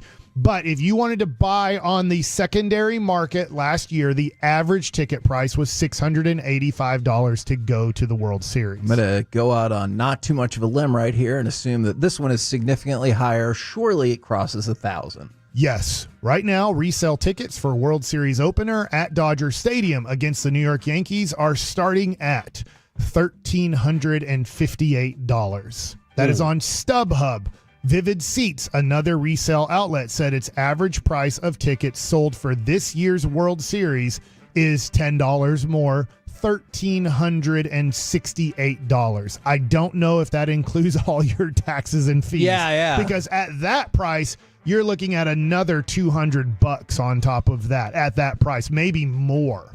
And I know that was a deal that I know certain people in government were trying to get rid of those taxes and fees. Yeah. I'm hoping that, in a weird way, it's a very small thing in our world, but I'm Were they hoping trying to get rid of the taxes and fees or just make it more clear? Make it clear. More clear. Yeah. Like either Nobody wants to get rid of more money. Right. I mean. So anyways, it says resale prices average $550 for the 2009 World Series. That was the last time the Yankees were in it. That was Phillies, Yankees, 2009. Now, it just shows inflation and how much more somewhat it costs to go to games. It costs to live, in the United States in 2024. Is that the Yankees in 2009, $550 on average to get a ticket for the game. Right now, $1,358 for that game one right now. And for all the other games right now, it says it's 40% higher than last year's ticket sales. Makes sense. Makes a lot of sense, the two teams. It is amazing. Now, you asked this earlier in the playoffs, Kevin. You said, I don't know what your words were. You can kind of remember, because I'm going to say disappointed. Yeah. But that maybe some of these bigger moments were not by the biggest players in the game. And so I know we played the Shohei clip to come back, but I was just curious if that colored your opinion along the way, everybody, that like the Dodgers were advancing, but it wasn't Shohei and the Dodgers are advancing. You know what I'm saying? Yeah. And like the Yankees were advancing, but it wasn't Judge and the Yankees are advancing. So I get it. Like you're going to get MVP versus MVP, best versus best. But if you look at their run in the playoffs, it hasn't been Ohtani versus Judge. Like obviously you would think Stanton or Soto. And like it, I was just curious if that bothered anybody, or you're like, no, because they're still in it. Well, and this is what's going to be interesting for us. We know we say it's not going to cost us any money to watch, but yeah, you have Direct TV or YouTube TV or whatever you have. Like it is, I guess if you have the antenna, it costs you $30 to get an antenna because these games are on Fox. So you have that going for you, but you're not paying the $1,500 approximately to be at these games. I was just wondering if you're paying that much money and it ends up being 4-1 and the major hits were from Will Smith and, I'm trying to, Gleyber Torres comes to mind because he's a guy that we thought was going to be great in 2018 and 19, and he's going to be a nice player on the free agent market. He's probably going to get like $15 million a year, I'm assuming, on a multi-year contract. But if those are the guys that have the moments, and Shohei and Aaron Judge and Soto and Mookie Betts don't have big moments, I don't know if ripped off is the wrong word. But do you feel like, and you have to have a lot of money to be paying, let's say for 2 tickets, $3,000. If Ohtani's on second base and Kiki Hernandez drives him in with a home run. That's exciting, right? It definitely is, but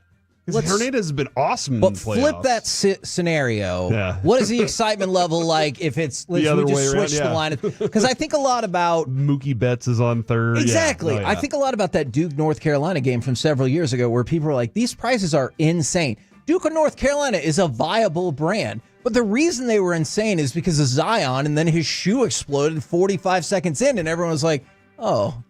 Okay. Yeah, no, you're right. I even kind of just as I was saying, Betts on third, Ohtani at the plate. Like my mind started going, oh wow, yeah, that is different. It's definitely different. And hell, Mike, the other day I saw after the Dodgers won, somebody posted 4 days until Ohtani gets up to bat, and I was like, that's what they've been pushing, right? Yes. All right, now here's my next thing as we get ready for Friday. I'm very excited about Friday night baseball. I can tell.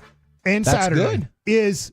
If you were the Dodgers, we just talked about Fernando Valenzuela passing away. Unfortunately, he cannot be a person who throws out a first pitch.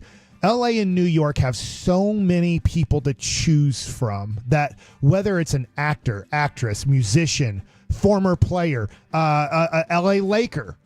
If you were the Dodgers, and I know we're running up against it for Robert Horry here in a second, do you have somebody off of the top of your head? Tom Hanks was just there as a big Dodgers fan. Would Tom Hanks do it for you, or do you need Magic Johnson was there? Is it like who would you pick to throw out these pitches? Because there's unlimited choices here. I think I would prefer a former player, but for the Dodgers. But I can see how Vin Scully. Do you want multiple people? Vince Scully. He's oh no my longer God! with us, right? I don't. He's dead. Yeah, that would be awesome if he could throw from the grave. But I want a former player or someone directly associated with it that's not just a fan. But I could see how fans would be pumped for whether it's So you're Magic saying Johnson, Sandy LeBron. Koufax? That would, yeah. I mean, is this Kendrick weird? Would you have Lamar. Clayton Kershaw throw out the first pitch? Maybe not Kershaw. But yeah, and then when we get to Danny DeVito. Yankees, I mean, like, I is get it is it easy? Game one's Derek Jeter. Like, I don't. I mean, Seems like the right one. Yeah. He's Mr. Yankee. is Reggie Jackson the Mr. October happened Ooh, against yeah. the Dodgers in '77? If Then I have my year right, I could see that. That makes a lot of sense to me. like, Jeter. do you give it multiple on that one day because there's so many people, or like? And then the other thing too, we're out of time. But like, is there the possible way that this starts one of these teams on a run of actually winning like 3 championships in 6 years? Oh, They're man. both set up They are. They for definitely something are. special over the next 5 or 6 years, but we see how tough it is to repeat or how tough it is to win like Bruce Bochy did in San Francisco, 3 championships in 5 years. We're the KNC Masterpiece right here on 105.3 The Fan. Coming up next, let's talk with 7-time NBA champion Robert Horry right here on 105.3 The Fan.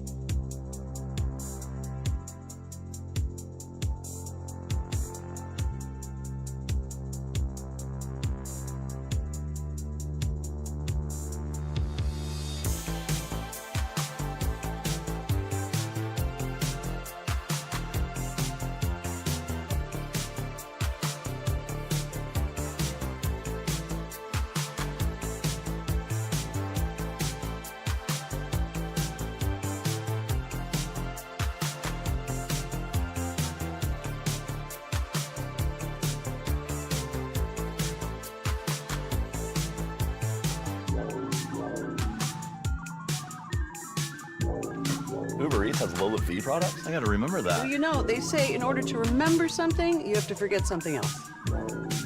Okay, now that is a very cute haircut. That's like a little shag. I've never seen it before.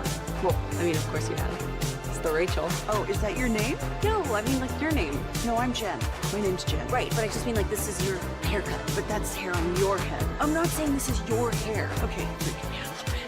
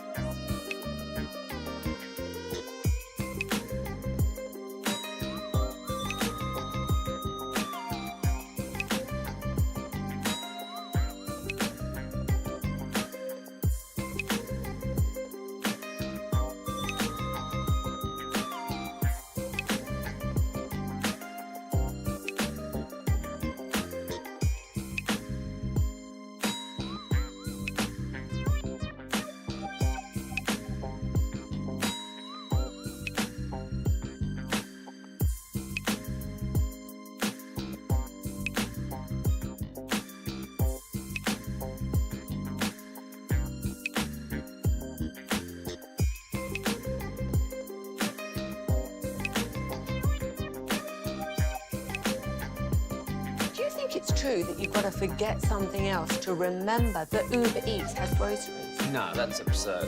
Hey, remember when you used to be a, what was it, Pepper Lady?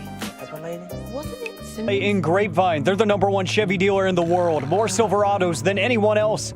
This is Texas. This is Classic Chevrolet. Together, let's drive. Based on new Chevy registrations, 2023. KNC Masterpiece back here on 105.3 The Fan. Going to talk with Robert Horry in just a minute. But I know we were talking baseball. Did you guys see what the Ohtani 50-50 ball went for? Oh, yes. Over $2 million, right? Over $2 million, right? $4.39 And the Dodgers million wanted it for $300,000. They offered him $300,000 immediately. Feels like a savvy decision by that guy who got it to not sell to the Dodgers for $300,000. I thought I saw it said 2.1, and that maybe that's where right it was there, at, because I thought I saw 2.4, but I guess That's it hadn't insane. closed yet. $4.392 million. That shatters the record for the most ever paid for a baseball. You remember that one? Mark McGwire, right? Mark McGwire's 70th home run sold for $3 million to the creator of Spawn, Todd McFarlane, back in 19. Yeah, now you're like, I do kind of remember that. Guy. But yeah, $4.392 million. Are you like, hey, good idea, great investment? Or are you thinking, hey, that's a great piece, but we might have overshot the mark on that money just a little bit? If you're a billionaire, or what the hell do you care? Or let's just say, I guess, I don't know, $100 million, I guess, and you're a huge baseball fan, then, what else are you going to do with the money? Yeah. Or you're a big-time gambler. Give it to the poor. Help out people. I mean, you definitely buy your parents a house. You definitely could do that right now on the D&M Leasing Hotline. We bring to you 7-time NBA champion. Some folks say Big Shot Bob. Some folks say Big Shot Rob. It's Robert Horry. Good morning, sir. Good morning, man. How you guys doing? We're doing really well. Obviously, NBA has begun. The Mavericks don't start till tomorrow, but I wanted to get your take. And by the way, Robert Horry here, courtesy of Bet Online. You can check out Bet Online for updated NBA title, conference, division, and awards odds, plus updated win totals and player stats. What was your take, or how much did you enjoy the LeBron Bronny team up? Because for a lot of people, they thought it was special. For a lot of people, they're very cynical about how it came to be. What did you think about that moment? It's special. And I think a lot of people think that, LeBron got him on the team, but if he did or didn't, who really cares? It's a special moment in basketball. At the game, they had Ken Griffey Sr. and Ken Griffey Jr. You think about it, it's hard. It's called, it's a testament to LeBron, his longevity. And it's not like he's sitting over there, not playing. He's starting and playing at a high level. The NBA top 100 just came out, and he's in the top 25 or top 15, top 10 or something like that. He still got game. And think about it. He's been in the league 20-plus years, and he has a chance to play. It's not a player alive. I guarantee if you ask Jason Tatum that, and he get a chance to play with his son Deuce, he would love that. Kyrie, if he has boys, everybody, everybody would love that moment to share the big stage with their son. Robert, when playing in LA just seems a little different because it's the Lakers. How much different is it than any other organization? The eyeballs on you and the attraction that it is as a Laker. Playing in Houston and playing in San Antonio and winning championships, it was pressure, but this is a different type of pressure. You got so much scrutiny that comes down with you because it's a franchise, a historic franchise that everybody looks at and they expect you to win. We don't win, they look at you like, oh, you're a failure. And so for me, it was a blessing and a curse, and it put me on the map as far as winning championships and everybody understanding who I was as a player. But it's always a curse too. You have a bad game, they like you looking over your shoulder like, are they gonna get rid of me because they want someone to come in and excel. So it's a different type of pressure. But the great thing about it is you get to meet people you never thought you would meet. Like, I got to meet Jack Nicholson, Denzel Washington, Halle Berry, all these people that you look up to on the big screen. Did you, because we talk about this all the time with the Cowboys, did you, because there's a very similar vibe, except for maybe the winning part, but did you know about like all the history of the Lakers? Did you care about the history of the Lakers, or were you like, hey, that's awesome, I'm here for this now, like not a history lesson? Growing up a big Laker fan, I kind of did. Growing up a huge Magic Johnson fan, you do. And think about it. When you grew up in Alabama like I did, you really don't have a professional team in the state. And and then you say, okay, who do I want to, like? And then you look at players that are similar to your size and skill set, and I say, I like Magic. And then you become a Laker fan, so you look at the history of Jerry West, Kareem Abdul-Jabbar, all these, Elgin Bell, all these greats, and you're like, okay, you want to aspire to be great like them. And you know how it is. Dallas got their one championship. They know how special it was. Dirk appreciates it. So when you win a championship with a historical franchise like that, and that's no disrespect to Dallas, it's just like you feel like you in the elite league because winning the championship with the Lakers is totally different from winning with the Rockets or the Spurs for myself. It's amazing that, it's like the ring of glory that is presented because when you do that, you step into another level. Robert Ory here on The Fan. Robert, we're looking at these Dallas Mavericks. I know they surprised a lot of people here and around the world that they made the NBA Finals last year. It looks like they've gotten better on paper going into this season. What are your thoughts on these Dallas Mavericks? I think what they missed last season was that knockdown shooter. I think, Derrick Jones tried it. P.J. Washington had his moments, but now they got Clay, and, you still got P.J., and I think they're going to be exceptional. The only thing that's going to hurt them is Luka's ability to stay on the court and Luka's ability to stay out of, trouble, meaning getting texts and getting back on defense. Other than that, they got a great opportunity to do something special. If you look at that squad from head to toe, they're not really missing anything. There's a lot of teams that are missing certain things. This team, they're not missing anything when it comes to, like, offensive firepower, defensive firepower, whatever it may be, they have it. They just got to get Luka to play a little defense and stop getting texts. We agree with that. Agreed for sure. We love them to death, but there are certain things that do frustrate us as fans of the Mavs and Luka Doncic. Now, they should do like we did. You should have a pot. Anytime you cry and moan, that's $100 in the pot. And at the end of the year, we have a party with the money. And so you have the most badass party that's ever been on this Mavericks team. Yes, you would. When it comes to Klay Thompson, you mentioned him, and obviously you changed teams, but he's only been on one team, somewhat in one system. How big of a transition will this be for him? And as a Maverick fan, when would you expect to see Klay Thompson really mix with this type of offense and these players? I think the mix part is going to be maybe 10 to 15 games in, because I'm saying it because I don't know what kind of practice schedule they have, and that if you practice a lot, which a lot of teams don't now, that you can get that little camaraderie. But I think with that, he's once he gets that, he's going to be in the mix. But when you're a player, when you're a shooter, when you're an elite guy like Klay, you can fit in pretty much anywhere. And I think you look at guys like Kyrie and Luka, they're going to appreciate that because it's a respect factor, because he has championships. He's been around this league all the time. He's set records. So they're going to find a way to make him feel comfortable. Talk with Robert Ory right here on 105.3 The Fan. Now, you have played with plenty of prolific scorers along the way. I'm curious, is there a way to convince a player that you need them to score less? Because we've actually been talking quite a bit about if you could scale down Luka's usage a little bit and maybe have him putting in 5 points or so less per game, that would actually be quite beneficial to this team. It's funny you say that. I talk about that all the time. I said, you have to sacrifice, and that's the biggest word when it comes to basketball. I just told players before, I said, you don't understand how much we sacrifice to get you that extra 5 points.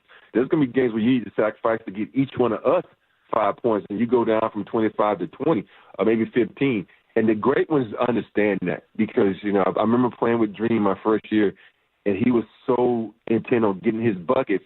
And then all of a sudden he comes back the second year like, I need you guys to score. And then the next thing you know, he's winning MVP because he's scoring more because we're scoring and people are going to guard us, and it leaves you more open. And so that's certain players got to understand that. I don't know, but in this day and age, a lot of guys, when I say this, they're selfish, and that's not in a good way or a bad way. It's just they're selfish because that's what they think is winning. Me getting buckets. If I'm getting buckets, we should win.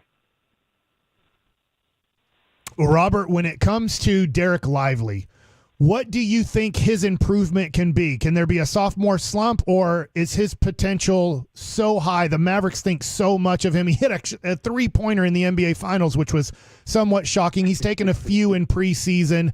What's your thoughts on Derek Lively? And he does have that big matchup against Wemby to start the year. I love Derek Lively. I love what he can do. I love his athleticism.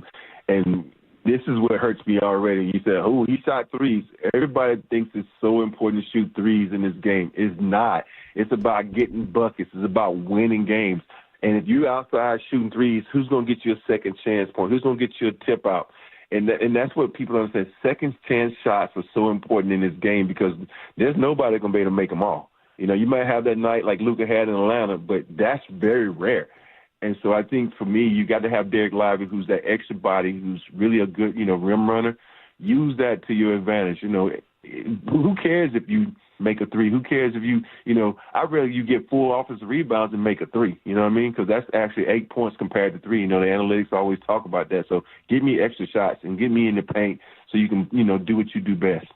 The expectations on Wemby are out of this world. People are paying prices for his cards that he is going to be as good or better than Michael Jordan and LeBron James and Kareem Abdul-Jabbar. Is it at this point, I'm looking at it, Luka has made 5 first-team All-NBAs in his 6 years. He's made it to 2 conference finals. He's made it to an NBA finals. He does not have a championship, and he does get quite a bit of criticism for maybe not winning yet. And I look at Wemby and I'm like, man, these people have him at such a high level. I don't know if he can live up at this point to people's expectations. The thing about players, you think about Michael Jordan's career, you think about that stint when Kobe didn't have championships, you think about all the great players who took a while to get championships. And I think Luka, even Dirk, look how long it took Dirk to get a championship. And I think people once you win a championship, they say, Luka, this is a superstar. He's on this, all NBA team. That don't mean crap. It's about what's around you. If you're not making your teammates better, if your teammates are not stepping up to the plate and knocking them out the park, it doesn't matter what you do. And I think with Wemby, he finally has a point guard. And even though Chris Paul is old, he's going to put the guys in the places they need to be. Because if you watch that San Antonio Spurs team, everybody thought they was Wemby. You got guys shooting the ball when you shouldn't be shooting the ball. You got guys trying to do things that's out of character. And, this is a thing that nobody really wants to talk about now. It's a thing called a pecking order. We all know it's Luka, then it goes down to Kyrie, and then maybe it goes down to whoever next, But I think that's the one thing that the Spurs didn't understand, how good, how great, how fantastic that Wemby is, and they should utilize him more. Even me covering the Lakers, I look at game 1, you finally use AD properly like you should and make him the center of the team. That's the best player on the team. And that's what teams have to do, in order to get to the next level. Man, appreciate the time very much. Thank you to you. Thank you to Bet Online for making this happen. Would love to talk with you again at some point during the season. It sounds good, man. Hopefully Dallas have a good season, and I hope that, I'm a big Klay Thompson fan, that he's able to excel in that system. We get a let's go Mavs from you? Yeah, let's go. No. Oh, thanks. There you go, Robert Horry, courtesy of Bet Online. Check out Bet Online for updated NBA title, conference, division, and award odds, plus updated win totals and player stats. That's Bet Online. Coming up next, we'll talk with our Dallas Cowboys insider, Mickey Spagnola, and maybe do a little bit of My Buddy's an Idiot next on The Fan. Saffron Squad? Nutmeg Maidens? Pre-curve? No. Nutmeg Maidens. I just said that. Was it Spice Girls? Doesn't sound right. Was it Saffron Squad?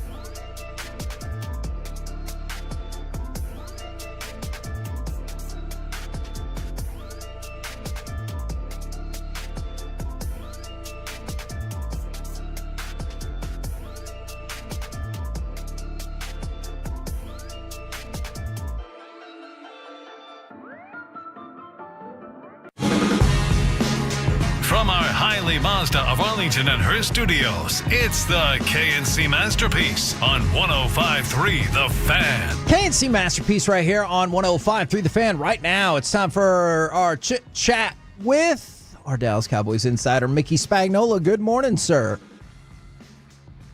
I guess I got to have my volume on. Yes, that would be helpful. I can hear you now. I am doing well. Okay, good. Mickey, do you eat the crust on a sandwich? Yes. Yeah. I eat the crust on pizza. Oh, yeah, I disagree with you on that. That's for the dog.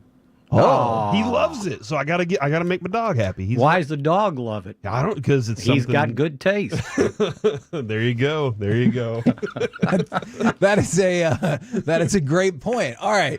So obviously gearing up for the 49ers, we talked a lot yesterday about some of the challenges they face injury-wise, but a lot of those injuries have hit the offense, whereas the defense has been solid, but maybe not as good as one might usually think of the San Francisco defense. Well, they lost their linebacker, Dre Greenlaw, to a torn Achilles. Yeah. They lost defensive tackle Javon Hargrove with torn triceps. And the safety, Talanoa Hufanga, tore his wrist ligaments, and he's been out. So they have suffered some injuries defensively to go along with, and who knows what's going to happen with Deebo Samuel, but it kind of wiped out their wide receiver core, and Christian McCaffrey looks like they're not going to bring him back till after next week's bye. So, yeah, they've had about as many injuries to deal with as the Cowboys have over these first 7 weeks of the season. Have you made your mind up on Brock Purdy and where he kind of stands as a good quarterback, great quarterback, product of system? Where do you feel about that? Well, I mean, he's been good for 2 years? This is his third. And all of a sudden, when he doesn't have all his guys out there, he's not as good. Imagine that. Team building's important. So yeah, he didn't have a very good game this past one, but again, neither quarterback did. If you look at it, I think I wrote this down. Each between him and Mahomes, their quarterback ratings weren't even 50. Yeah, I think that is correct. I think it was 44 and 30 something. Well, when you throw interceptions, you don't throw for a lot of yards, your rating's not going to be good. So, Purdy was 36.7. Oh, okay. Yeah. Oh, I don't want to cheat in 2 points, right?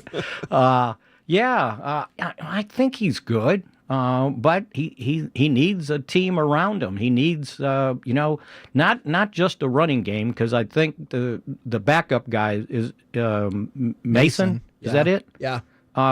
But he's not a pass catcher the way Christian McCaffrey is.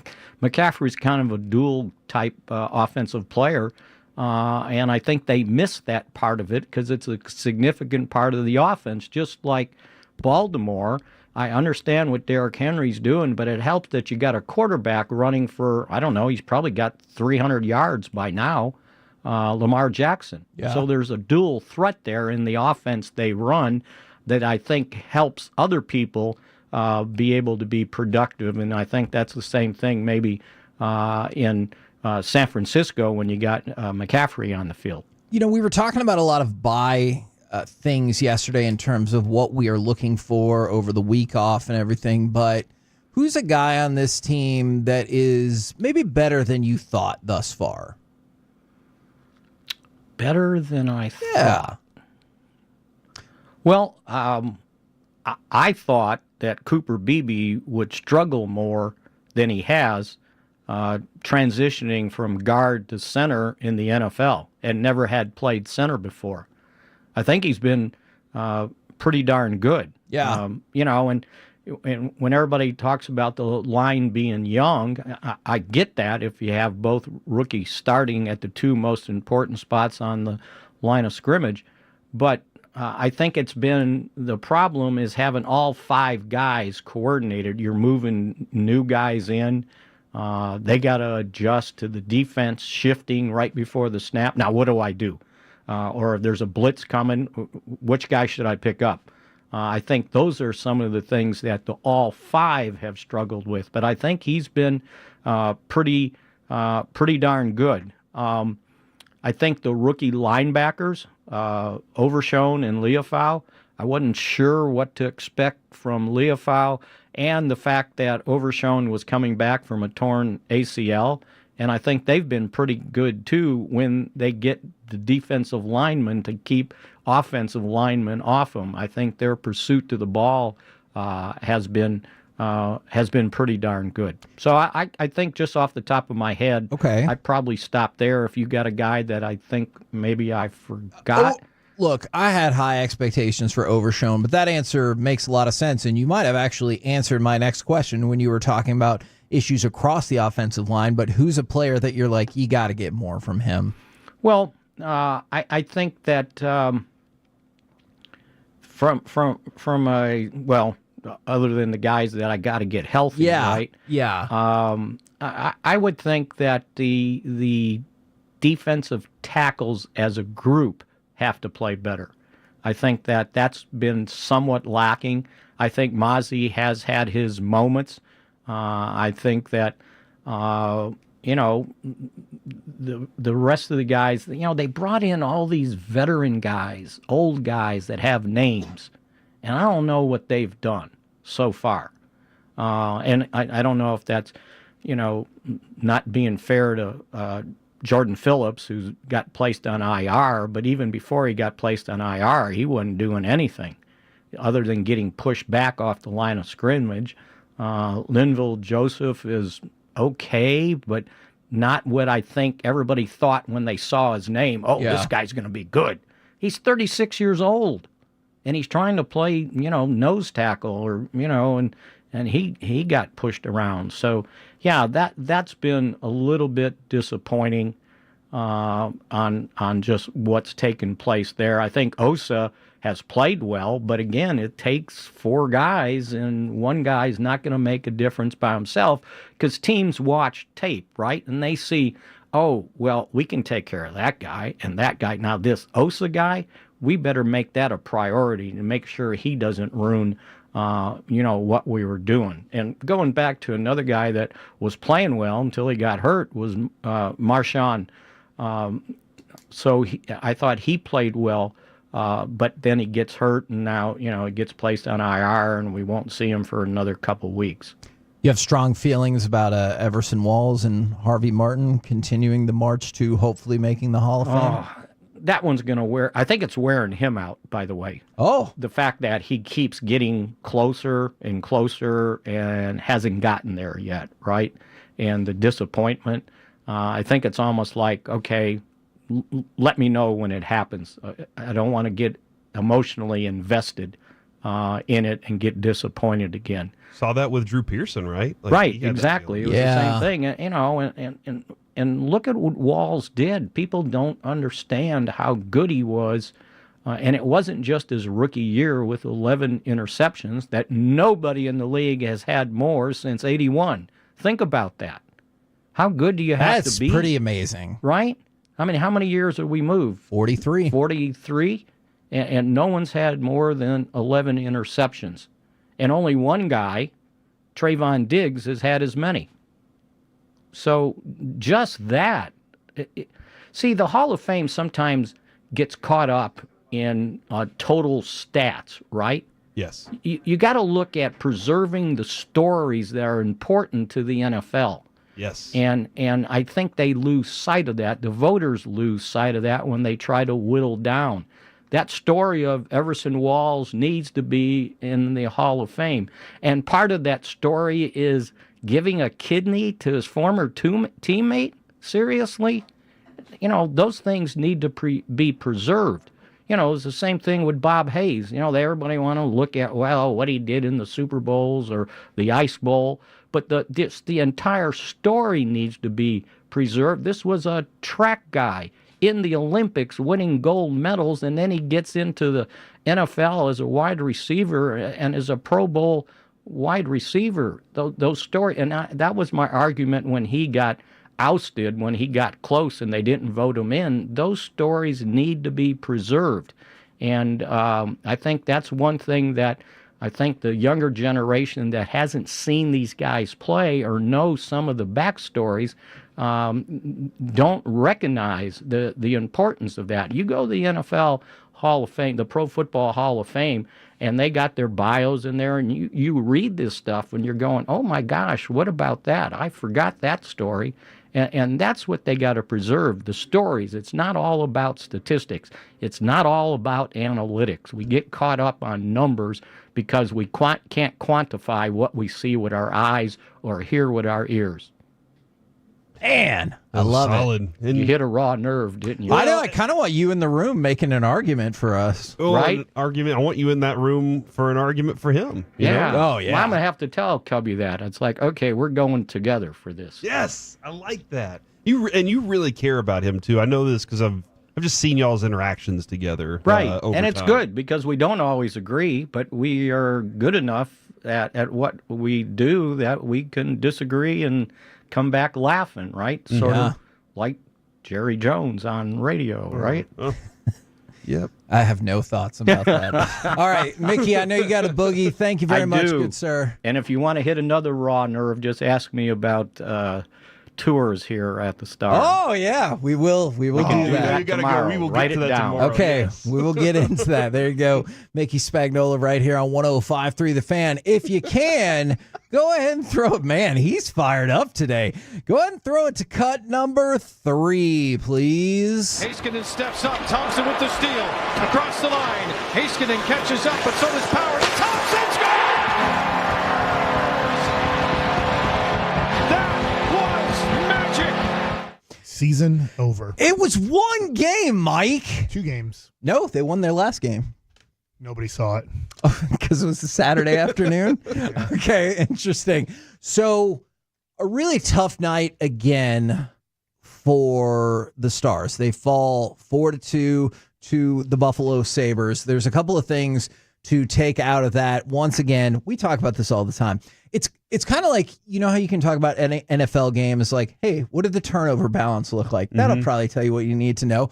This is another one. What does the special teams balance look like? That'll probably tell you a lot of what you need to know. DeBoer wasn't happy with that either. No. And neither was Jamie Benn, our kind of buddy. So, Ofer on the power play again last night. Jamie Benn was like, it's on us, the players. We're not winning puck battles. And so I appreciated that he's like, hey, I'm not looking anywhere else except for us. And if you look across the standings thus far, and I know it's early, but the Stars are 29th in power play conversion. They're 24th in shot percentage on the power play, which is, kind of makes sense. You're probably not going to convert into a lot of goals if you're not really high up taking shots. And 29th in power play shots per game. So almost dead last. Yeah. And then the bottom third, essentially, in all of those categories. Power play is something we need to keep an eye on now. It just seemed they think it's just a fix of being more aggressive, getting the puck, winning those battles there. And winning the face-offs, especially... Which they're usually good at. Yes, that is fair. You said. But especially in the power play situation, win those face-offs. I agree. Thank you. We're the KNC Masterpiece right here on 105.3 The Fan. Coming up next, we didn't get a chance to talk about it at the beginning of the show. Let's hit it now. Next up, scouting the 49ers. Next right here on The Fan.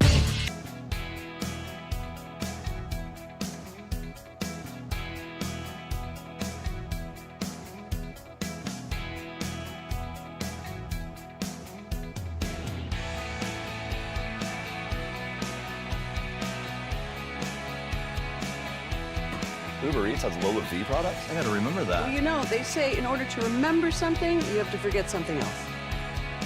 Okay, now that is a very cute haircut. That's like a little shag. I've never seen it before. Well, of course you have. It's the Rachel. Oh, is that your name? No, like your name. No, I'm Jen. My name's Jen. Right, but I just mean like this is your haircut. But that's hair on your head. I'm not saying this is your hair. Okay.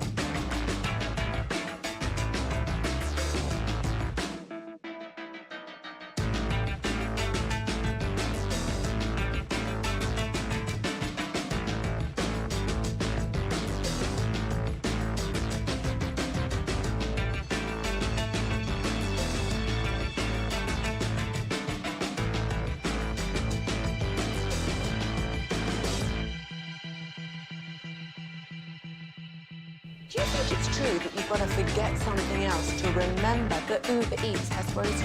No, that's absurd. Hey, remember when you used to be What was it? Pepper Lady. Pepper Lady? Wasn't it Cinnamon Sisters?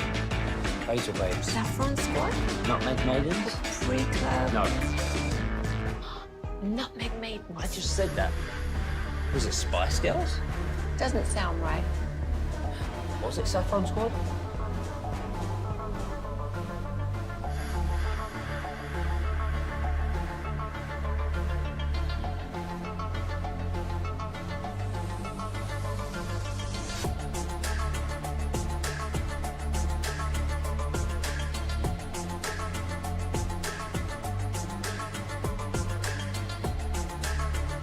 KNC Masterpiece is brought to you by Window Nation. Cars for Kids donate today at carsforkids.org and the personal injury lawyers, Frankel and Frankel.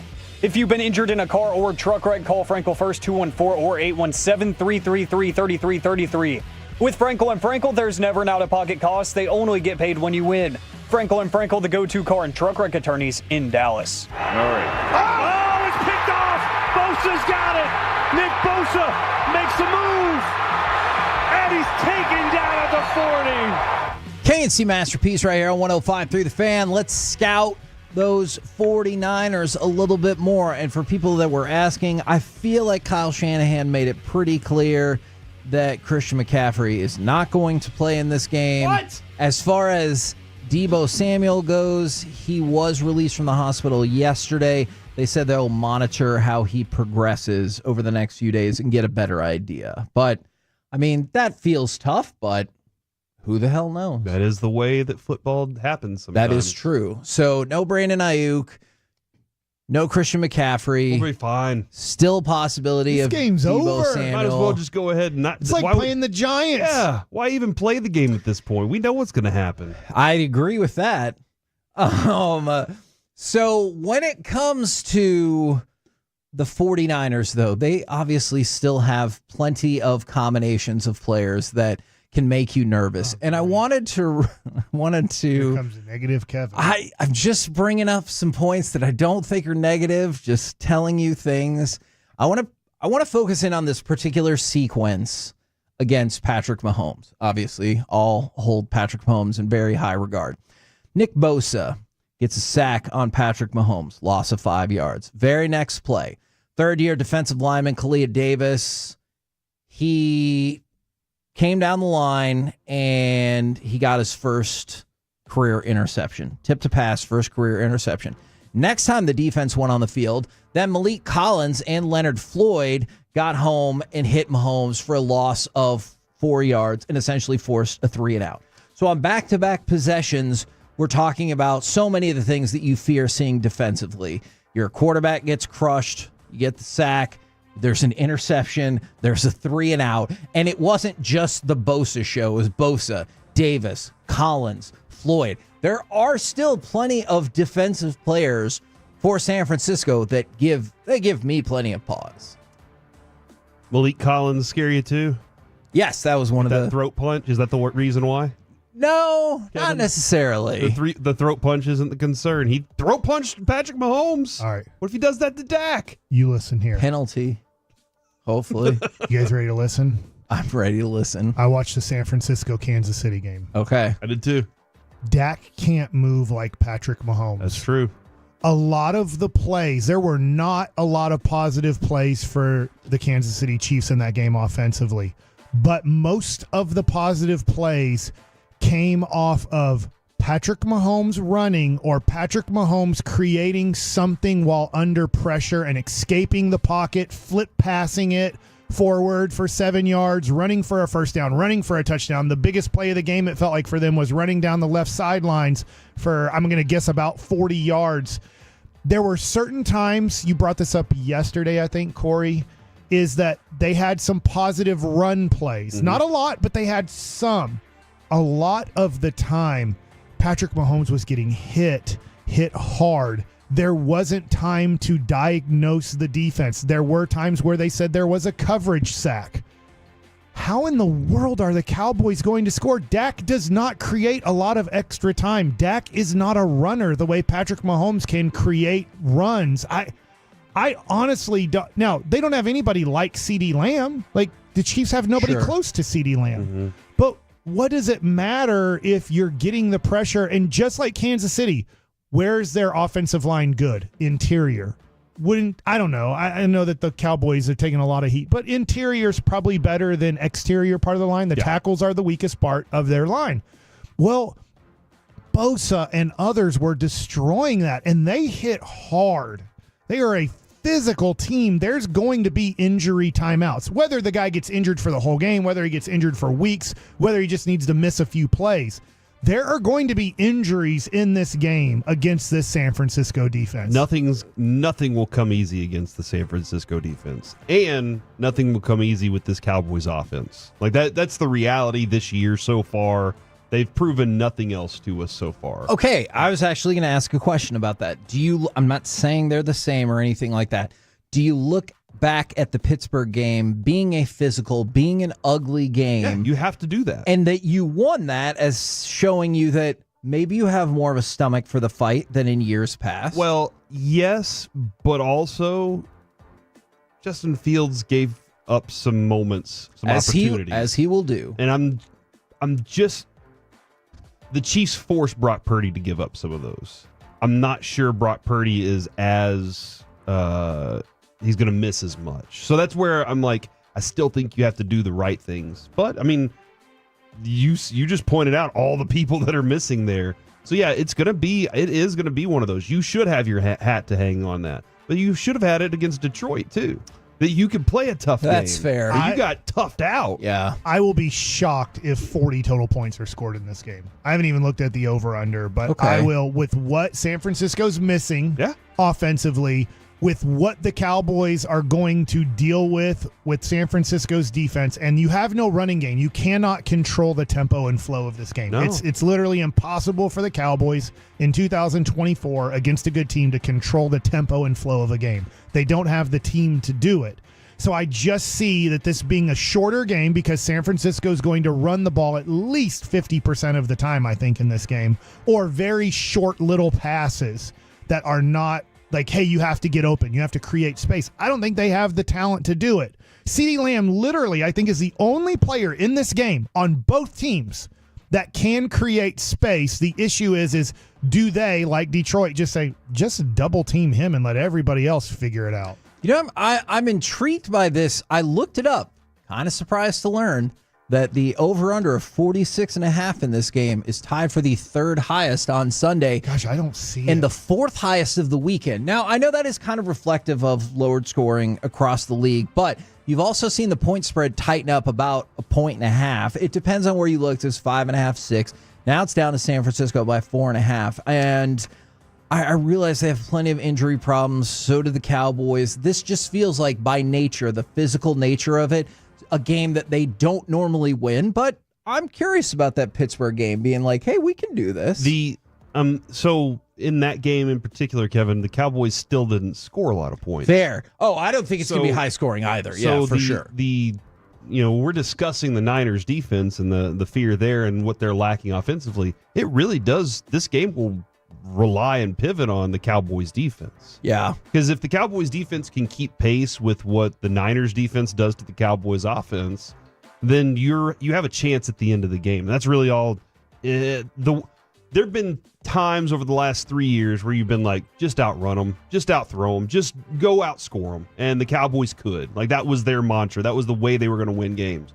They aren't that right now. So the identity has to change just a little bit, and you have to be a tougher team. So defensively, you have to keep the game close enough to give yourself a shot at the end of the game to win. So it's going to come down to the coverages of Diggs and Bland. It's going to come down to what your linebacker health and whether or not they can do what they did against Pittsburgh and stay disciplined. Those guys in front of them, whatever combination they decide to put at the defensive tackle group, those guys set the entire tone for everything else that goes on behind them. It's going to come down to what the Cowboys can do defensively, because if they don't then it's going to be big plays that go downfield like we saw with the Saints. Yeah. Like we saw with the Lions. Yeah. But it's not at home, so, right? Everything's good there. So he should be better. Diamador Lenore is another name that I wanted to throw out there, the defensive back. He's been really good. Yeah, he grabbed a pick off of Mahomes in that last game as well. And I've just seen him make a lot of plays just in general. And you see that Mahomes, 44.4 passer rating, the lowest single passer rating of his entire career. Now, on the one hand, if you're a Chiefs fan, you got to be like, yeah, and we still won the game. And we got DeAndre Hopkins. That is encouraging. It's not official yet. But it's going to happen. But on the flip side, if you're the San Francisco defense, you got to be pretty stoked. You're like, hey, we just went up against, I know he's not having his best season statistically, but the best quarterback in the league. We held him to his lowest rating of his career. And it's not just one person. It's a variety of people. Like we just listed off 5 people who caused problems defensively for San Francisco last week. So when you talk about the Cowboys defense needs to be up to the task, man, does it ever. And the other thing, too, Kevin, you pointed out earlier this week, the Cowboys' discrepancy in turnovers, the turnover battle. And that's going to be, that's a huge thing. How much faith do you have that they can get 2 turnovers this week? I don't. And I'll tell you, but whenever Dan Quinn was here, you were like, if we don't get 3, it's a letdown. Yeah, what are we doing? Right? That's an interesting point you bring up. I just want to throw this out real quick, Mike. Both of these teams are bad at turning the ball over. And what I mean by that is both the Cowboys and the 49ers have turned the ball over 11 times this year. So that is bad, bad, bad. That's going to put you towards the bottom of the NFL. But how many times have the Cowboys gotten a turnover?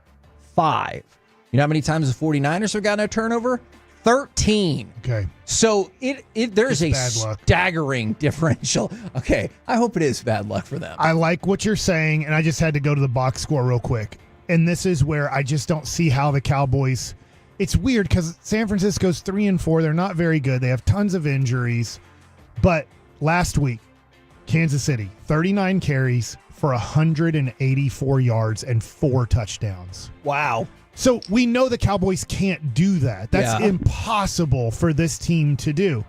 And then Kansas City held San Francisco, and it's not like the best, but 24 carries for 101 yards and 2 touchdowns. So they were able to win that game. If you look at turnovers, yes. But then you look at, they outran them by 83 yards, and they scored 4 touchdowns on running plays. And whether it's the line or the backs, there's no part of me that feels like the Cowboys can do that. Right. Now, I'm going to be honest. Dak better play better than this. 16 of 27 for 154 yards and 2 interceptions. That was Patrick Mahomes throwing the ball. But that goes to show, as far as we know, everybody who played this past Sunday for San Francisco, I know you went over the injuries. They didn't have any major defensive injuries in that game, or exactly. Did they? Some of those defensive injuries that Mickey mentioned, they go back just a little bit. So those guys that were able to make Patrick Mahomes' job a living hell on Sunday are all going to be there this Sunday against a team that doesn't have Patrick Mahomes. And I'm assuming they will be very motivated on Sunday Night Football, 3-4, playing against the Dallas Cowboys.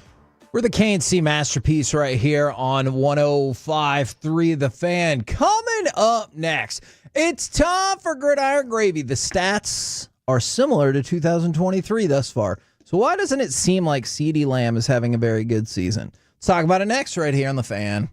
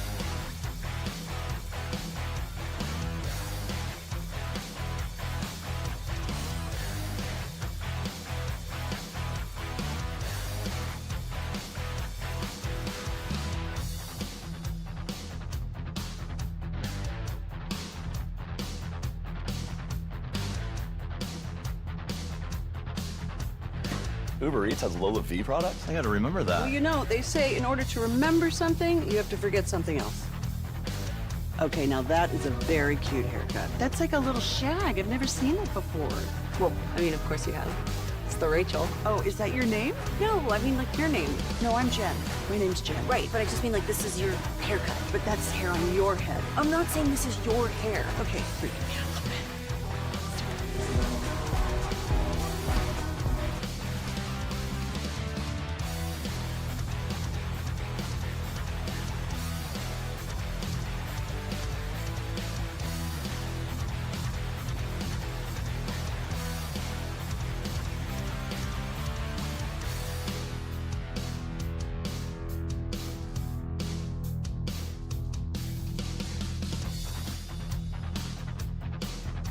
By Classic Chevrolet in Grapevine. They're the #1 Chevy dealer in the world. More Silverados than anyone else.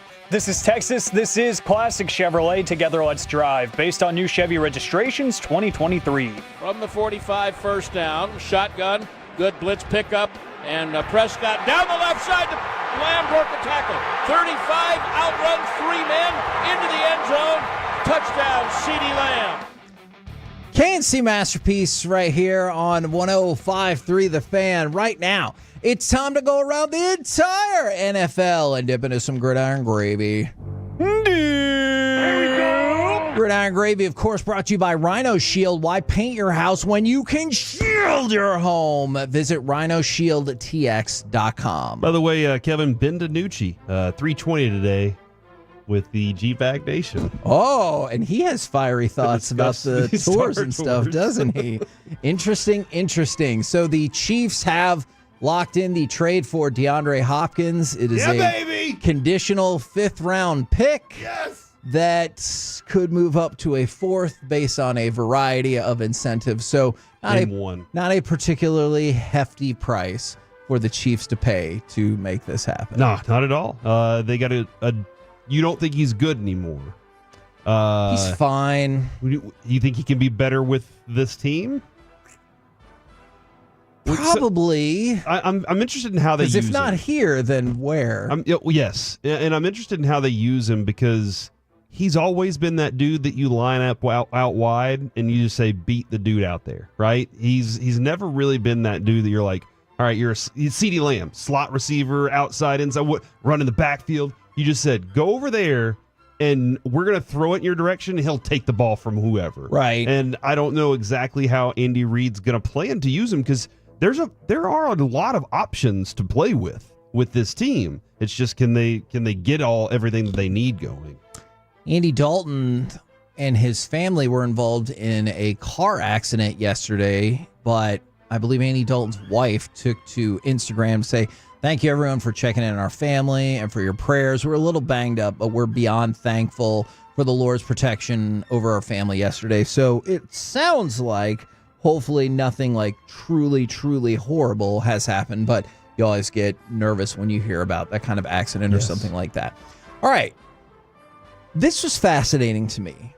And I know he had a really huge second half of the season, but after 6 games this year, CeeDee Lamb has 32 catches. Last year, at this point, he had 34. He's caught 467 receiving yards. Last year, it was 475. So pretty much the same. This year, he has 2 receiving touchdowns. Last year, at this point, he only had 1. Mm-hmm. Last year, we all loved what CeeDee Lamb did for the team. He turned it on after this week. But it just doesn't feel like that way this year, right? Because I feel like we've been talking about like, hey, where's the connection with CD and Dak? And like, why does it not feel like he's having a particularly good season by CeeDee Lamb standards? For human standards, he's having a very good season. Because he got paid a significant contract and now you expect him to be a different player, which isn't necessarily the reality because they don't all turn into different players once they get a different contract. But the reality is he can still make it a great season. It's not Rougned Odor where it just kind of looks good at the end of the season because Rougned Odor hit a couple home runs that didn't matter. You know, it's more along the lines of he's going to be a critical part to the Cowboys offense throughout the entire season. They got to figure out how to get him open. Now, how much and how important are these cross-the-hall meetings that they have during their bye week, where they go and say, all right, defense, tell me why you can defend me. Tell me what the trend is around here that we're seeing that's keeping us from doing it, and we're going to fix these things. And if that's if they can actually do that over this break, then maybe that changes some of the adjustments on how they use CeeDee Lamb. He had entered the category of, is he the best wide receiver in the game conversation? Okay. Not that he is, right? Everybody would say Jefferson. Maybe you would go to Jamar Chase or Tyreek Hill, this and that. And we see that Tyreek Hill's struggling tremendously because of his offense. There's no quarterback, yeah. At this point, we heard from the Detroit Lions. This is a very simple game plan against the Cowboys.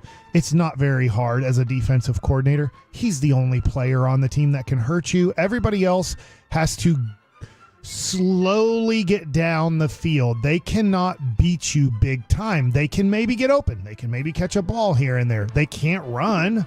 So I just think that it's very tough when you're like this. Michael Irvin always pretty much had Emmitt Smith. Yeah. Early on in his career, after a couple of years, they drafted a very great number 2 receiver in Alvin Harper. So there was always this crap. How much do we look at him? And I will say, it's very tough. Jerry Rice, the greatest receiver of all time. A lot of people say Randy Moss is up there too. Terrell Owens.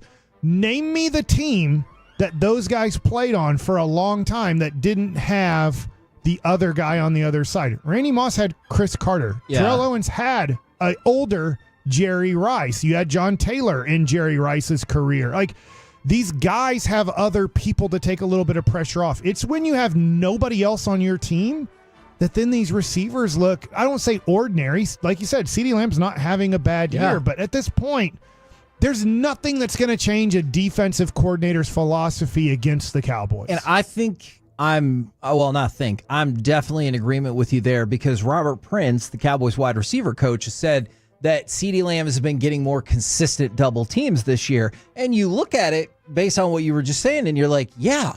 And that doesn't feel like that's going to change anytime soon. Until they can run the ball better. Yep. Or, like Mike said, have better options elsewhere.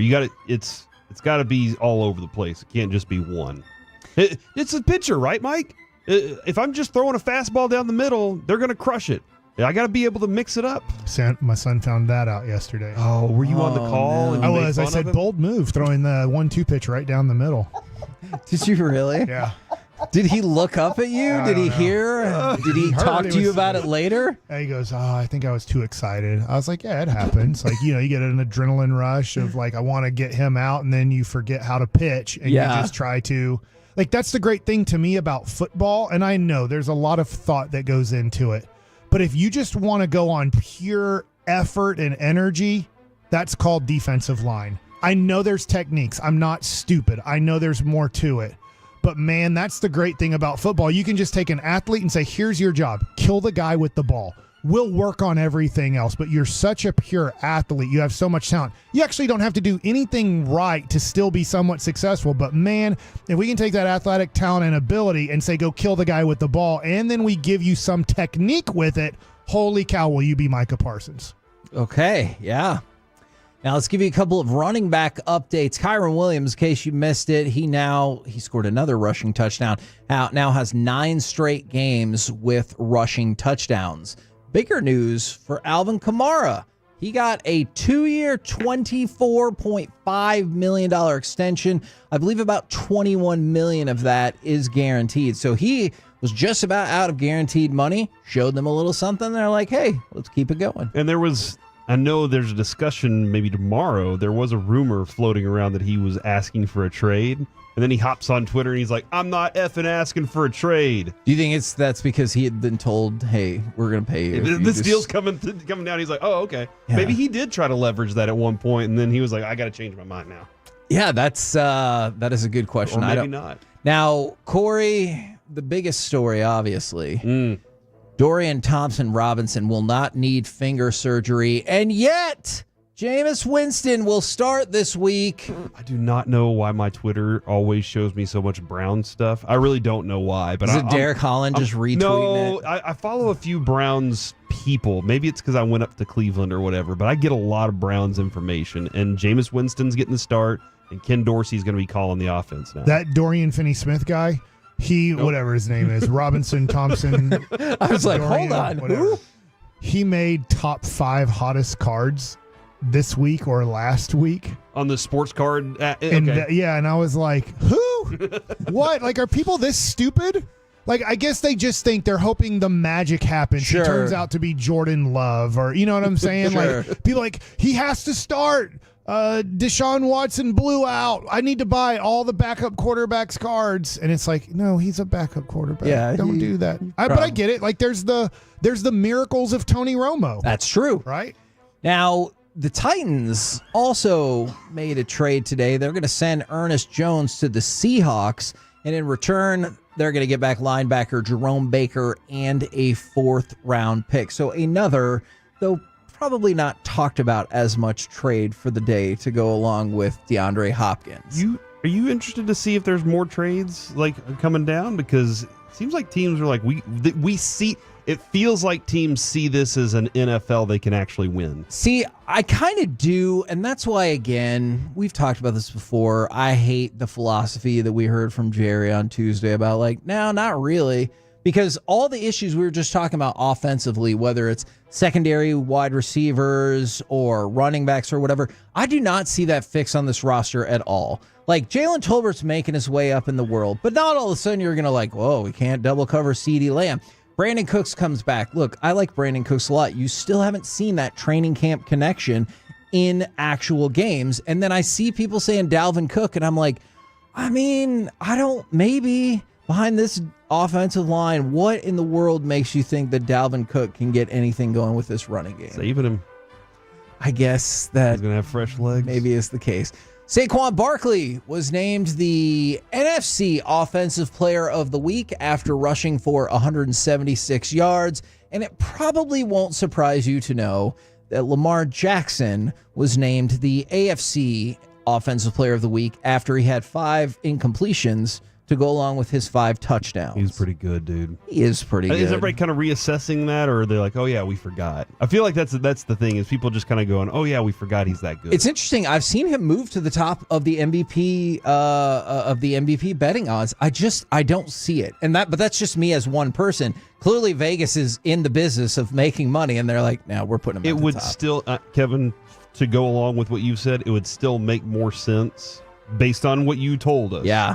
That Josh Allen, if he stays the way he has this year, gets it.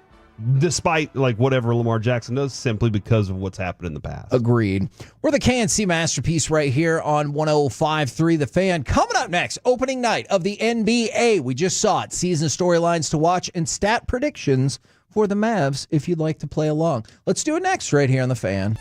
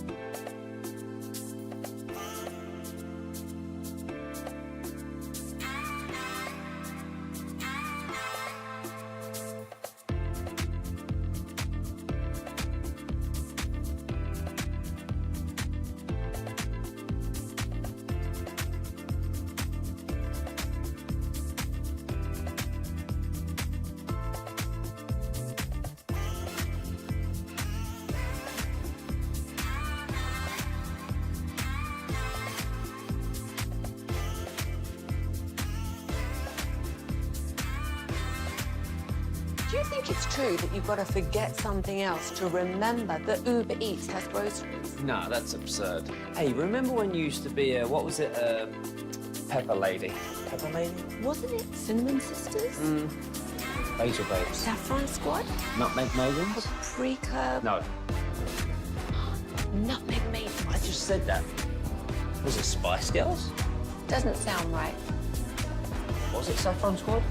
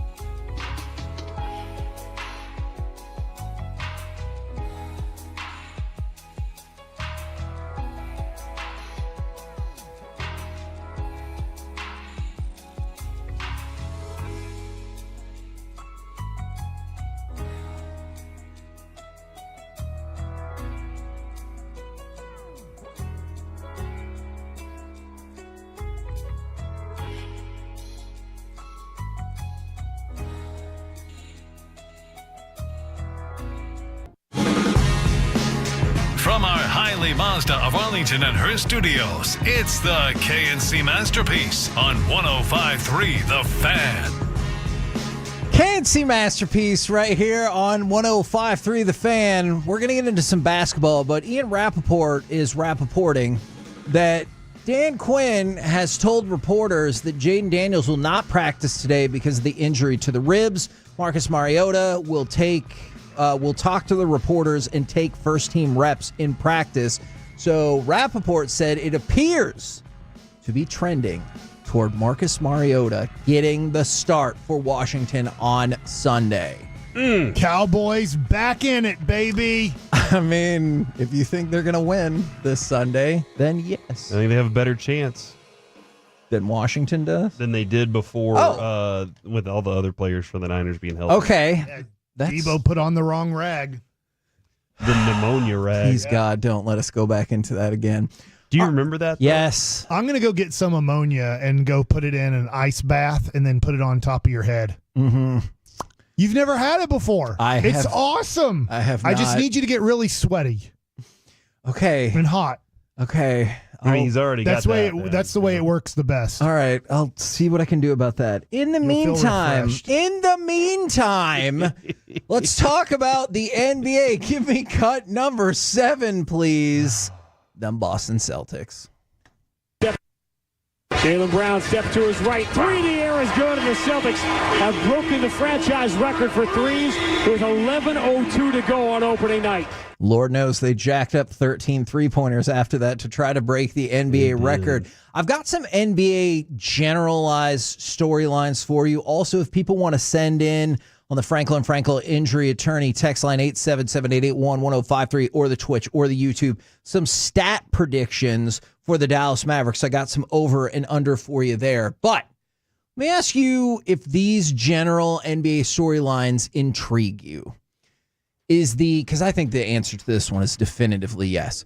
Is the LeBron, Curry, Durant era nearing its sunset? I think the answer to that question is yes, but does it interest y'all? Yes.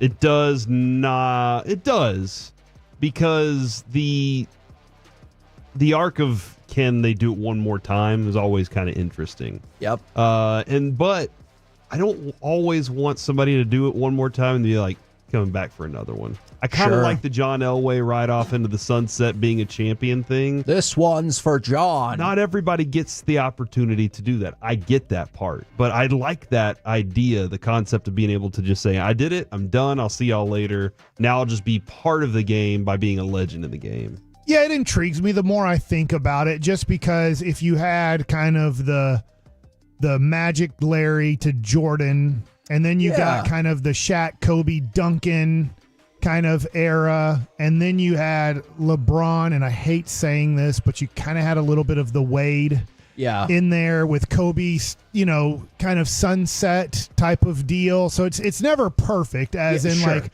it all ends at exactly the same time, but it's interesting if you look at guys like Luka or, it's weird because I can't really put Tatum in there, but maybe you look at Giannis and you look at Jokic. Is Anthony Edwards, that last night wasn't the best night for him, but like you're kind of like, who will be the next 2 to 3 guys to really, you feel like for a decade have taken over the NBA, but you take it over by winning the championships. LeBron, Curry, and Durant kind of cheating, but they took over the NBA by winning most of the championships. Now, this next one, will the Orlando Magic take the next step in their growth? They gave Jalen Suggs yesterday 5 years, $150.5 million. So whether it's Banchero ascending, Wagner, Suggs, whether you still think Wendell Carter can give you something, Cole Anthony, like however you want to break it down. Do you view the Magic as a team that's ready to take another step? Like we were just talking about individual players. Could this be the Orlando Magic team that is ready to step into a better place? Can they do it offensively? Yeah. Because was it the Cleveland series they had? It just felt like it was who can score. I could see that. 78 points. It just felt like it was two good defenses, but not a lot Pistons, of great offense. Spurs. But Banchero, it seems like he's right there on the cusp of being that dude. They're so young. He is great. I wonder this. You think of the history of it, and I know that Phil Jackson's teams never really had a point guard. Like Derek Fisher, B.J. Armstrong, whoever you want. Like they weren't real, true point guards through their kind of offensive system. But it's like, okay, I'm kind of with Corey there. It's like they have some great players led by Banchero, and maybe great's too high. But who's the guy that's going to put it all in place? The way we just heard Robert Horry say, the hope is that Chris Paul gets all of these young guys to understand the pecking order. And there is a pecking order there. Is it Anthony Black who can figure it out? Yeah. Is it like who's going to figure out how to, like, Banchero's the guy.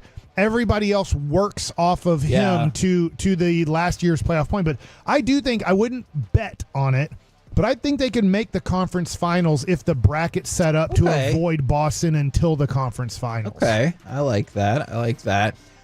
Are the Thunder built for postseason success? Either yesterday or the day before, I know Gavin Dawson pointed out, like, hey, a lot of national folks are picking the Thunder, but I'm not really having that. Do you feel like the Thunder are built for postseason success? I do. I do too. I like the way you guys said that's sad. Because obviously the Mavs have to deal with it, and if you've always said, I disagree. Easiest road possible. The road just seems to get more difficult in the West over and over, so it's never going to be easy. But they have a lot of young players with high skill sets. I do concern about Chet. He's still, you can push him around. You can still do some, like, take him out of a game almost completely, and the Mavs did during that series. So, but yeah, I think they continue to grow and get better, but maybe we should be looking at it the other way. Maybe they'll be banging their head up against the wall going, how do we ever beat the Mavs? Like that team added better, and they still have Luka, they still got Kai. How do we ever deal with that? I'm just looking at age of some of the guys they're hoping that take the next step. And Holmgren's 22. There should be growth there. I get when you get to 25 in the NBA, in a way, you might have, I know there's still mental things, but you might have kind of hit your peak of you're really understanding the game, and now you just have to stay at that very high level, like Shai Gilgeous-Alexander's 26. Lou Dort is 25. But when you look at the Jalen Williams, who we think can be great, agreed. He's 23. The other one's 22. And he's a role player. The other one, a nice role player, but a role player. So the two guys they're relying on to make major leaps to take them to the level of we're in the NBA Finals and possibly winning it are 22 and 23 years old. So I still think there's growth and development, but there could be a little bit of they're just not ready yet to maybe beat a 26-year-old when we get to the playoffs, Luka Doncic, and I'm going to say 32-year-old Kyrie Irving, I think. Yeah. All right, I've got plenty more storylines for you, but instead I wanted to focus in on the Dallas Mavericks. I've got player prop bets for all kinds of stuff. Corey, I have a question. Okay. I just saw this note, Kevin, that Exum is the only Maverick on the injury report. Luka and Maxey are good to go for tomorrow. A question to you. I'm sorry. Let me finish it, Kevin. Oh. My question is. That's fair. How many times this year will there only be one person on the injury report? Oh, my gosh. After this game, 0. Yeah, I could see that. Okay. I could absolutely see that. It feels like I would love for them to all be healthy. And it does seem, though, whenever you have a team like this that you want to be out there because you're like, this is awesome. It's great. But this team just has a propensity to be injured. I mean, not that Maxey's a big-time player for you. He is a 10 to 20-minute guy. But, I mean, he needs to sit out 32 games. Yeah. His body at most can handle 50 regular season games if you want him healthy for the playoffs. Yeah, I can see that. Now, on the Luka front, give me points, assists, rebounds, or you can pick any of them. Like, what are you guys projecting per game basis for the season? Points, rebounds, assists for Luka. 60, 30, 20. I feel like that's pretty easy. So right Corey's there. going to hammer the over nightly on all of this. 32 for points. He comes down about from 33.9 to approximately 32. Okay.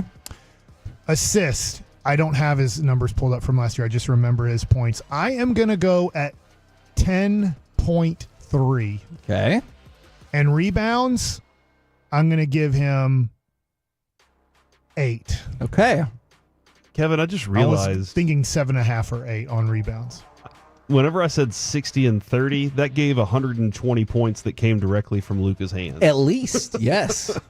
Realistically, I would love to see him in the 25, 13 range. Okay. Like, I would love to see that out of him. He goes, where was he points-wise in the 30s last year? 33.9. Yeah, so I would like to see that dip down so that the rest of this team can score. Okay, and we had Robert Horry on earlier. I really enjoyed his answer to that. He's like, yeah, that is definitely a conversation that is complicated at times. So over-under for Luka, points per game, 32.5.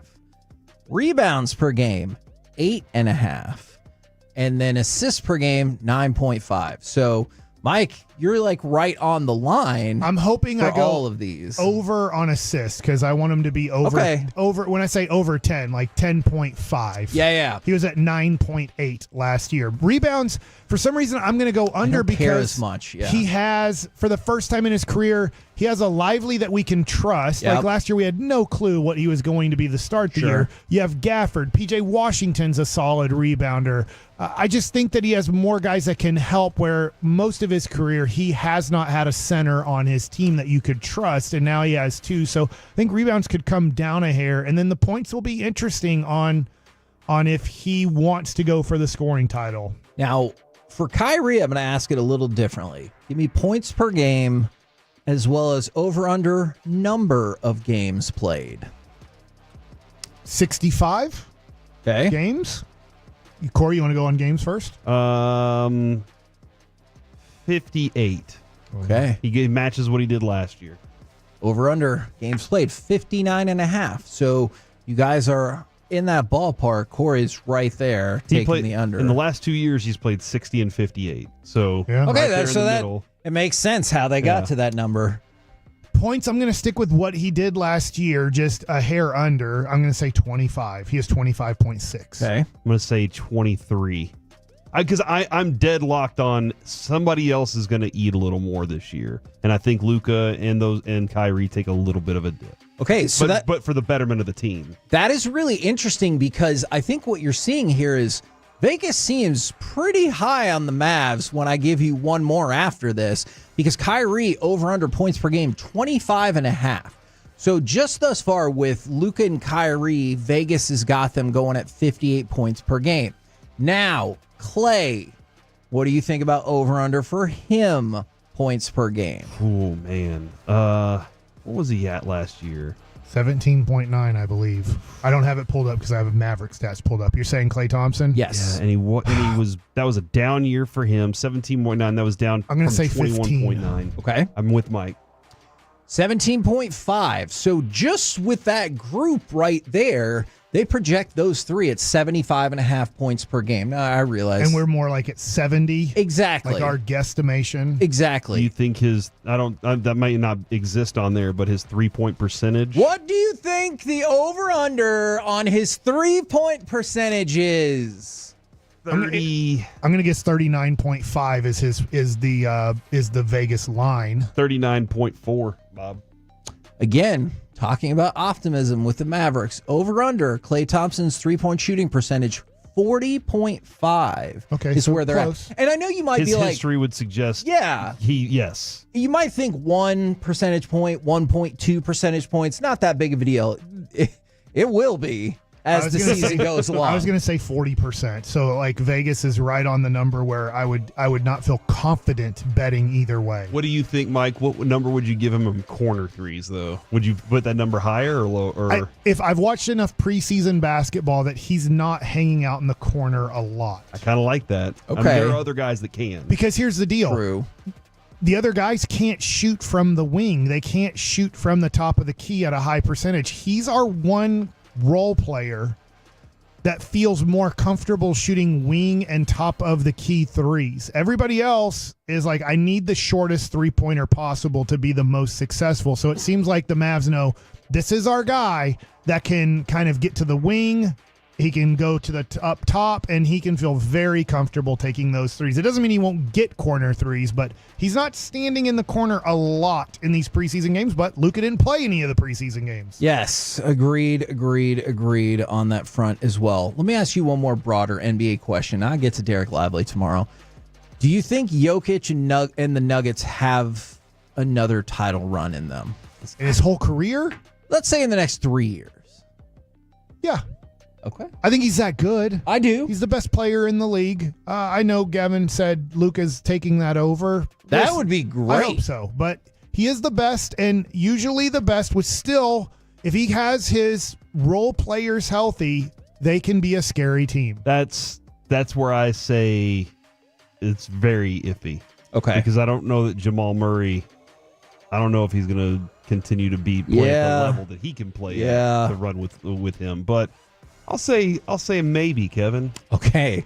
Very, very strong opinion right there from Mr. My Majors. over-under is Maybe. could be. We're the KNC Masterpiece right here on 105.3 The Fan. I'm going to need you to have more definitive opinions coming up next because it's time for NFL overreaction or reality. Plus, Mike likes it. Let's pack a lot into this expressway next on The Fan. Are you ready for some commercial?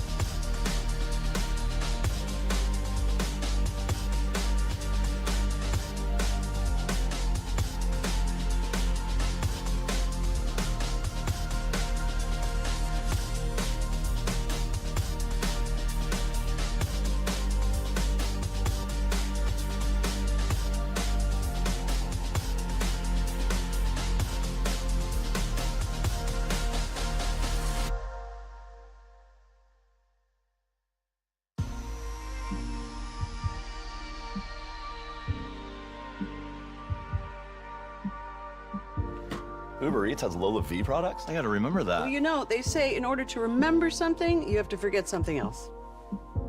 Okay, now that is a very cute haircut. That's like a little shag. I've never seen that before. Well, I mean, of course you have.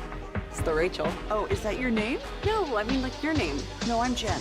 My name's Jen. Right, but I just mean like this is your haircut. But that's hair on your head. I'm not saying this is your hair. Okay, great.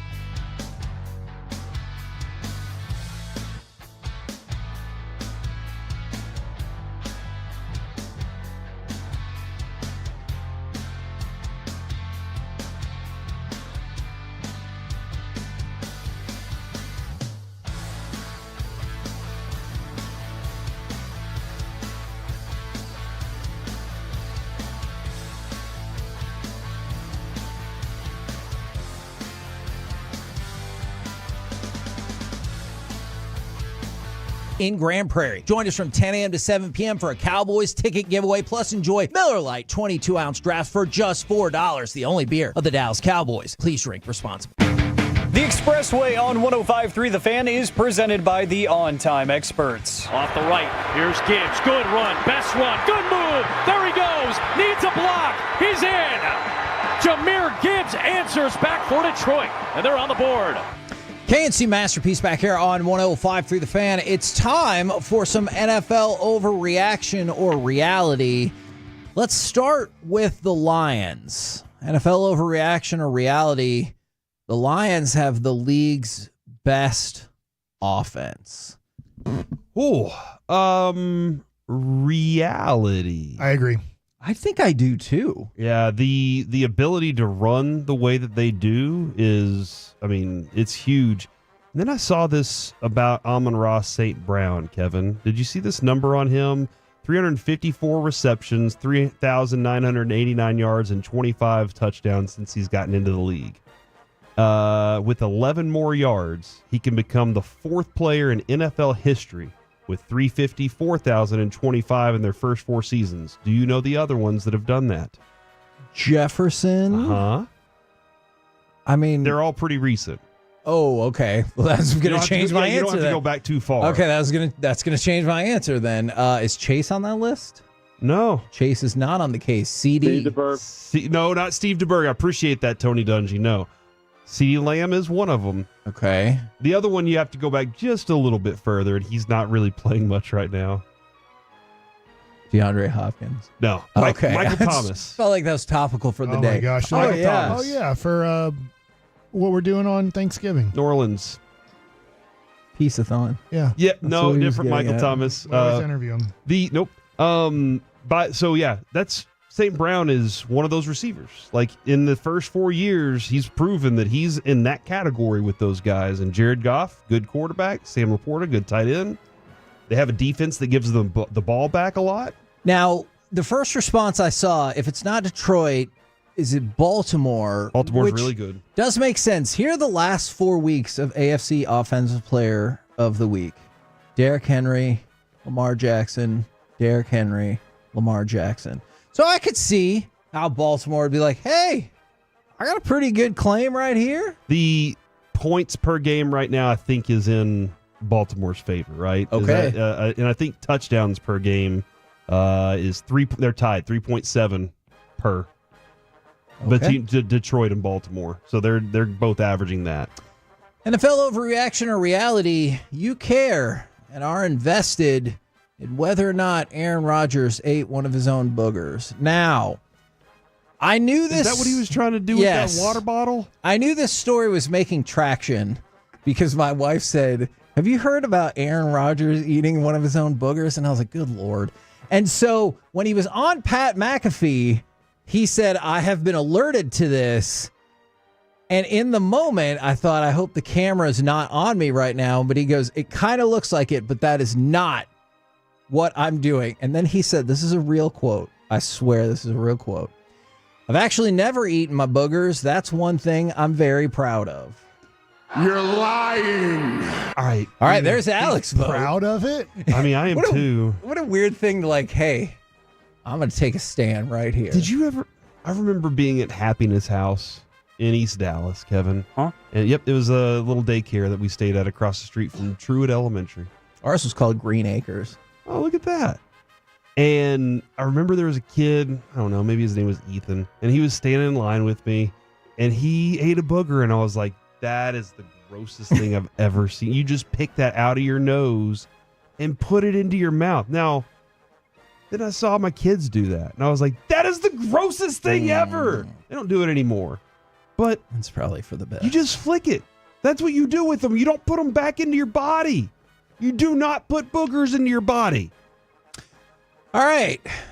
There's your advice for the day. I like it. NFL overreaction or reality. Jordan Love. Put them back in your nose if you're going to put them back in. That's where they came from. Seems so pointless. I know. They do seem pointless unless they're protecting you from the secretions protect you from allergies and Surely bugs, right? somebody knows. They'll text us. Like, and so be like, the hairs in your actually- nose protect you from like bugs going all the way up is what I've been Oh, told. my like little goodness. gnats and stuff get stuck in the Okay. hairs. So. Huh. Welcome to lunch, everybody. NFL overreaction or reality. Jordan Love is ready to be a top 5 QB in the NFL and stay there.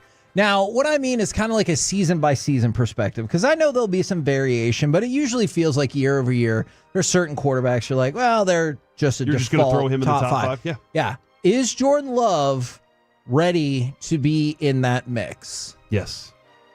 Ooh. I think he's, when it comes to touchdowns every year, you're going to be like, oh, man, that's a lot. He's got a plethora of mid-name receivers. Like, Jalen Reed's really good. Nobody really knows him yet. Deion Wick's really good. 100% separation rate this year or this week in the last week. 100% separation rate. Romeo Doubs, very good, and yet none of them are considered Justin Jeffersons. But Jordan Love's touchdown numbers will continue to put him in that category of they just produce offense. I was getting ready for Mike Likes It. Okay, Alec. NFL overreaction or reality? Jordan Love is ready to be a top 5 quarterback and stay a top 5 quarterback. I was getting ready for the C-ball. Son of a bitch. I have. Kidding. I heard it the second time. Okay. Oh, I got you, big dog. I was going to say, I can answer more for info Mike. if I you said want. Jordan Love was going to be an MVP candidate earlier in the season. I don't understand why he's not considered that already. Yeah, I'm top 5. He has thrown. Jordan Love, not me. Jordan Love has thrown for multiple touchdown passes in every game he's played this season. Going back to last year, he has 9 straight games with multiple touchdown passes. The record for the Packers, Aaron Rodgers, 13 in 2011. Right behind him, Brett Favre with 12 across the 94 and 95 season. So he's getting closer to that category. Impressive. NFL overreaction or reality? Mike. Yeah, I'm going to listen. Russell Wilson is the best option in Pittsburgh. He did fine on that game that I gave up on after watching a little bit of it. He was dazzling. It depends on which part you gave up on, because, yeah, if you watched the first half and saw the headline that said he was dazzling, you'd be like, the hell are you talking about? Unlimited. He bores me tremendously. Everybody. Okay. It's fine. He's fine. Like, when I was watching early in that game, I'm like, there's no way he's going into the Hall of Fame. And 5 years ago, you thought there was no way he's not making the Hall of Fame. That is probably true. That's my Russell Wilson Okay. take, is I don't want to watch him play. Okay. Whether he's the best option, not the best option, It is boring. Okay. So you'd rather see Justin Fields not be boring? I don't want to watch either one. Oh, okay. To be clear. But you have a But I would you rather love watch Mike Tomlin. Justin Fields just because maybe there's the potential of him still improving, but the Cowboys showed that he stinks. You like Mike Tomlin though. So you Yeah, I do. I think he's a great coach. Yeah. He's dealing with average quarterbacks who are very different and still figuring out how to be their 5-2, right? Yeah. 5-2. And one of their losses at 2 is the Cowboys. Yeah. Yuck. That's a horrible loss this year. It was a bad one at home. I think he is the best option. Okay. Right now. NFL overreaction or reality? Bryce Young will indeed stay on the Panthers for the rest of the year. Yes. Okay. Reality. He'll just stay on the Panthers? Yeah, he didn't even have to play. He'll just stay on the team. Well, yeah, they're not going to trade the first overall pick that they traded 73 picks to get. Even after they benched him. What are they going to get for I just think that they're. I can't imagine. I think they're going to to sit him out till Thanksgiving, and then maybe after Thanksgiving give him the rest of the season. But they're going to they do have their first overall pick this year. I believe their second round pick, I still think goes to the Chicago Bears this year. So like pick 33 through 35 is going to go to the Bears. And one of the reasons I wanted to bring this up is Diana Rossini said that there are multiple teams, quote, licking their chops to get Bryce Young at the deadline. How long has it been? 2 things. First of all, are you surprised by that? Second of all, how long has it been since you heard the expression licking your chops? I mean, I'd say a lot. Not in a while. You do? Well, I guess I use chomping. I think if you're doing it and then you slobber, you're going to be slobbering on top of Bryce Young's head. Gross. Okay. Didn't know that was a setup for a short joke, did you? I didn't. That's interesting because I think there's talent. I think there's talent there. I think the Panthers stink. But then they got a lively game whenever Andy Dalton showed up, and everybody was like, oh, look, it's all Bryce Young. Are you saying he's going to have a Baker Mayfield career? If he finds a place where he can grow. I think Mayfield benefited from talking with McVay. I mean, I guess they're saying teams are licking their chops going, we think he's really talented. But we it's just think Carolina's a horrible team. But it's got to, I think that. But there's got to be a team that knows that they're on that verge and they're kind of that away. If this happened, I'm throwing out this. If Bryce Young tomorrow got traded to the New York Giants for like a second round, the Giants were like, we think he is the guy. We don't want to draft in the first round a quarterback. We'd rather get more help for Bryce Young. We will trade our second-round pick and now build our franchise around Bryce Young the next 3 years. Would that help him? I appreciate what you're asking here. I do consider confidence is probably shot on him right now, and you got to figure out it might take a full year to get that back. If he was traded to the Miami Dolphins, I was thinking with Tyreek that Hill and Waddle. I think that would help. I was thinking that one. That was the first name. But I I don't know help how much. Help from I'm not the worst quarterback in the league, or help to I'm average or better. It would help. And that's it would what help Baker Miami. Mayfield is right now, right? Yeah, Average or better? He's better than average He's right now. better I think. than average right now for sure. NFL overreaction or reality? The Cleveland Browns see the writing on the wall, and they're going to begin to sell off everything that's not nailed down, player-wise. You're saying like Myles Garrett? Yes. They traded Amari Cooper. I just think that it might be tougher to do these trades than we think to sell off.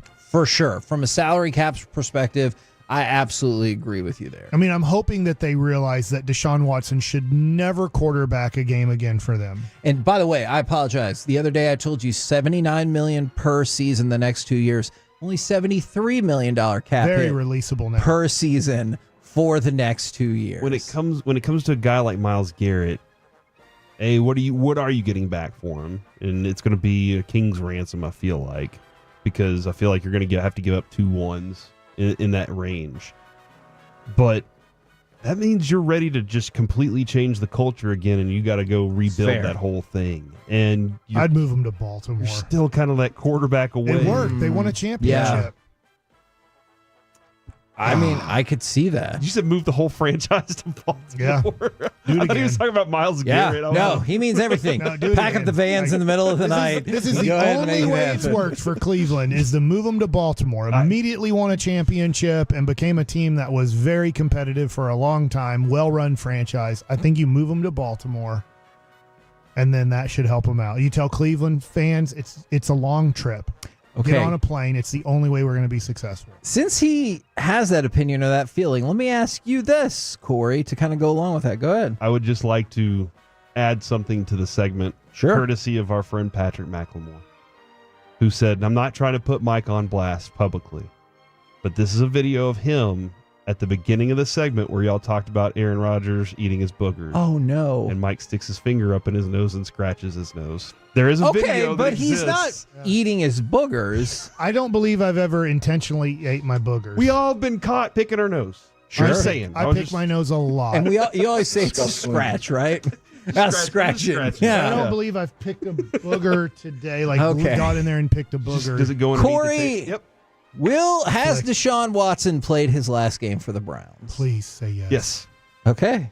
You are Come on. validated. Next question. Come on, All right. Cleveland. Next Please. question. No team, all 32 teams should never play Deshaun Watson in a football game again. Unless he wants to switch. Houston might have had the right idea and put him at safety at those practices because maybe he is a decent defensive player. NFL overreaction or reality, the Amari Cooper trade will have a greater impact on this season than the Devontae Adams trade. Yes, 100%. agree. They're going to make the playoffs. Reality. Okay, and you guys both emphatically think that is the case. Yeah.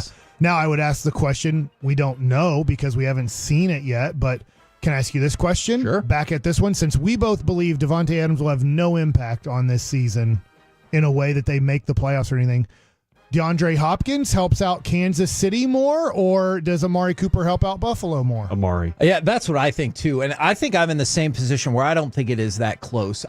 Patrick Mahomes is a magician. I think DeAndre Hopkins is closer to the end than perhaps other people. And okay, I would rank. I would you rank could it. be right. I would This rank is it it. Amari, Hopkins, Adams. just because you don't think the Jets are going to matter? I don't think Aaron Rodgers is that. Agreed. Out of all three of those receivers, the two I named at the top go to the better quarterbacks. And Josh Allen's a better quarterback right now, and you gave him a better weapon. Aaron Rodgers is not as good as he once was by the standards of being able to run away and escape, or the standards of his accuracy that he used to have. So I would have it in that order right now. All right, there you go, ladies and gentlemen. And that is some NFL overreaction to reality. And you know, Mike, I'm expecting this Mike Likes It to be very good since you actively were not listening to one of our questions in the previous segment. So active? Or not actively listening, I guess is a better way to put it. So I'm expecting big things from this Mike Likes It. All right. So I didn't really have much prepared for Mike Likes It. So what happened? It's the same time every day. I know, isn't it? So did you or are you asking, isn't it? Or were you saying? No, I know it is. Okay. But sometimes you forget. Like, oh man, this 1241 thing came up on me. Should we have a break in case of emergency AM on the FM on standby at all points where Mike's like, hell, I didn't look into it. So I Googled this to see. I said, funny things to talk about. Oh my God. And so for this segment? Yeah.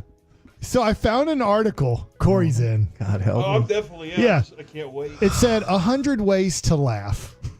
Are you looking for some fresh and funny things to talk about? I am. For Mike Likes It. That's why he Googled This is great.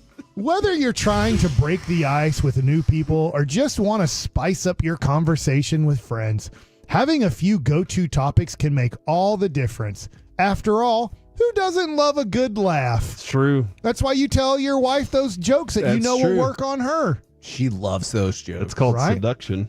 So it says in this article, we'll explore some of the best funny things to talk about to get your conversation partners laughing and having a great time. Whether you're looking for silly jokes, amusing anecdotes, however you say that, or clever observations, we've got you covered. So sit back, Tolos. Oh my God. Relax. This is going to be terrible. Take a load off and get ready to add some humor to your conversations. I'm in. How to start a funny discussion. So if you don't know how to do this, I'm giving you all the hints. And here it looks like they have 3 Golden Girls laughing really hard. Dude, that's awesome. Old ladies are fun. How to get conversations going, you need to prepare your audience. Say you're at a dinner party and the discussion needs some helping getting into a flow. At this point, you can suggest, let's liven things up. The worst with some thing that's fun ever topics. I'll go first. Then you ask your witty question and get a lively conversation going. Hold on. So the beginning of this is a how-to about how to start a conversation? Yeah, it's like making a soup, Kevin. I'm setting it up. This is the introduction. Oh my God. Okay? It told you to relax. Okay. You have not taken a load off and you have not relaxed. Okay? You seem more stressed. You could say, do you get it? You're an interesting person. I can't help but wonder.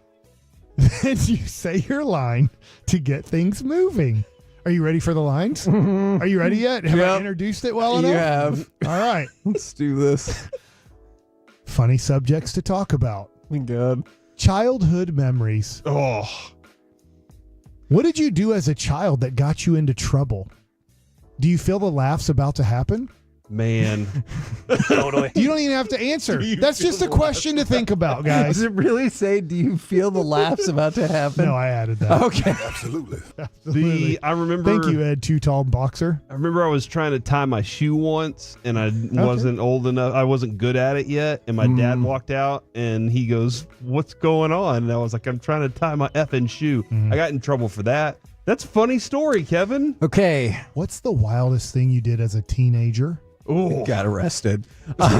So to go along with that, the moment I thought my mom was going to slap the taste out of my mouth, and she goes, "Why do you always have to be such a smart ass?" And I go, "It's better than being a dumbass though, right?" And I was like, oh no, I probably shouldn't have said that. And then she cracked a smile, and I was like, I think I'm going to be okay. It says the next topic, there's other questions for childhood stuff, but then it says past experiences. Fun topics to discuss. It says here, hey, when you got your girlfriend pregnant, did you know the person that she cheated on against you? What? It does not say that. No, but I thought that would be a funny way to start a conversation. Have you guys ever had a girlfriend you got pregnant and then they cheated on you? Yes. Not immediately after, but yes. And you knew the other person? Oh, I did not know the other person, so I guess. Okay, see, it worked out. Great. Yeah. I had no clue that would work out in this room. What's your worst pickup line you've heard? How much does I feel like this is a conversation to a woman. Excuse me, does this smell like chloroform? Oh my God, That sounds like a dude. bad pickup line, Yeah, right? It would be. Yeah. I mean, the success rate on it, I don't know. That's When are from we a doing movie. fan phenom again? What? Tell me about the strangest roommate you've ever had. Oh, the laughs. You ready? This is past experiences, fun topics. I had a roommate that went to prison. Well, Really? Yeah. Like for how long? Prison's like for a while. He was in for Jails can be hours. 2 years. He was in for 2 years. Oh, really? Yeah. Taxes? No, there's a lot more. But whenever he got out and he came back to our apartment, he like opened the door like 4 times in a row, and he was like, "You don't get to do that in prison. It's a really cool thing that you take for granted." That's nice. You ready to laugh? Name the most daring thing you've ever done. See, this is just this is great. All right, Mike. People that have trouble Mike? with conversations. I'm giving you 100 things here. What is the most daring thing you have ever done, Mike? Oh, throw a pitch right down the middle to like one of the greatest hitters of all time. Didn't work out. No. It's a bold decision. He was like, "Let me challenge Barry Bonds here." Yeah. Let's see if it pays off. It did not. Tell me about the worst pickle you've been in and how you solved it. Remember, these are topics that can get discussions going with laughs. Who asks, "What's the worst pickle you've ever been in?" Like, what's the crappiest situation? I'm telling you, you should at the next dinner you're at, ask this question. What if I answered it and I was like, but then again, it wasn't that big of a deal? I guess, yeah, I would be like, well, then I think that'd be kosher. I should probably ask another question. What's the biggest lie you've ever I told? swear to God, the clock is moving slower. I swear. You don't like this? I love it. I think it's I great. Googled. There's 100 of these. I'm only on number I 23. swear. I haven't even given you the other 22. I'm just picking and choosing. For the 469, Bassick has me dying of laughter. Come on. We're laughing here. No? What's the biggest lie you've ever told? I love you. That is a good question. Who did you tell? Just so you could get some? Because that's bad. You're using that person. No, That's it not a was. It laugh. was not because of that. But you could tell, She needed it. like in that moment, it was She a needed the love. It was a romantic moment, and she felt it. And I was looking back, and I'm like, thinking I'm not there. I probably should have just told her. It felt wrong, but I told her what she wanted to hear, and eventually I did. All right. See, that's the thing though, right? Because sometimes you're like, they want to hear this. Should I do it or should I just be honest? If I'm honest, it's going to cause confrontation, but it's probably the best way to do it. I'm not quite there yet, but I appreciate that you care about me. That's probably the way to go. Remember, I'm just trying to get conversations going in the laughs. Sit back and relax. Take a load off. Okay? Why do you keep saying that? I don't know. It's fun to say. It's making people laugh. Take a load off, Fanny. I think it's Sally. Fanny? Fanny. Because your butt. Your butt's a fanny. Take a load off your fanny. I using swear it to in two God, that different clock ways. just went backwards. I know for a fact You ready that for the clock next just went topic? backwards. Celebrity and entertainment. Funny things to talk about. Which celebrity do you look like? What a question! What a question, guys! Huh? I mean, a younger Carrot Top in there for Alec. What do you think? Carrot Top? Yeah, he's got he has red hair. Because he's kind of jacked. He's he's jacked with red hair. When was that Carrot Top decided I'm going to He's become jacked up his huge? face tremendously. It was out of nowhere, dude. It was random. Yeah, one day you just look up and you're like, hold on. Kinda that's like me. Carrot Top? From the 817, Mike isn't allowed to go on vacation. This is phenomenal. From the 945, I love everything on this list You're so telling far. me that you haven't taken a load off yet and relaxed. Relax, Kevin. I am by far more tense than I was like 7 minutes ago. From the 903, I'd just bring up this conversation list to start a conversation. Yeah. And then Hey. from the 321, Mike, this is the best segment of the month so far. Thank you. Hey, Kevin, you're good at this. Thanks. Show me your best impersonation of a celebrity. No. Why not? Waka, we waka, want to waka. laugh, Kevin. That's Michael Waka. And I called you Kevin by accident. It's Kevin. He said Kevin. All right. Does an animated cartoon character count as a celebrity? Yes. Hey, it's up to you to make us laugh. Yes. The one that I think you're going with, yes, he is a celebrity. Real? And then we guess. Yeah. Oh, we know, Mike. Or I do. Do you not know? It's Garfield. Oh, man. I had to catch myself there. All right. Random funny question to ask. Numbers 30. Stop encouraging him. This segment is gold. Top 10 show of the year. Come on. Number 36 through 55. We obviously cannot get to all these. I only have 2 minutes. We always got tomorrow, Mike. Oh, dear goodness. Text in if you want me to continue this topic tomorrow. I'm texting in no right now. What do you want to be when you grow up? I think this question is for a younger audience. Yeah, because if you're talking to an adult, are they already grown? I want to be Corey Seager. Yeah, I think we all do. He's way better than I ever was. Home runs, got a big contract, has a dog. All right, I'll move forward. I'll move forward. You're not laughing as much as I... Ready for this one? The laughs are about to happen. I can't even ask this question without laughing. I feel like Jess right now. All right. Where does the term holy moly come from? That is a good question. That's a question to laugh about. What about. even mean? You tell me where holy moly comes from. Do you know? I do not. And now as a group at the dinner table, we look it up together. We try and figure it out. Do you have an answer, or are you telling us to look it up? I don't know. I'm just on one website. He's just starting conversations, Kevin. He's not. Remember, I missed the whole Jordan Love conversation to get this ready for us. Do you? That's what you were doing? Yeah, this was what I was doing. Because I was reading some of these, I was like, "Oh, this is worth it." Where does the term? Funny things to talk about. Questions 56 you keep resetting through 76.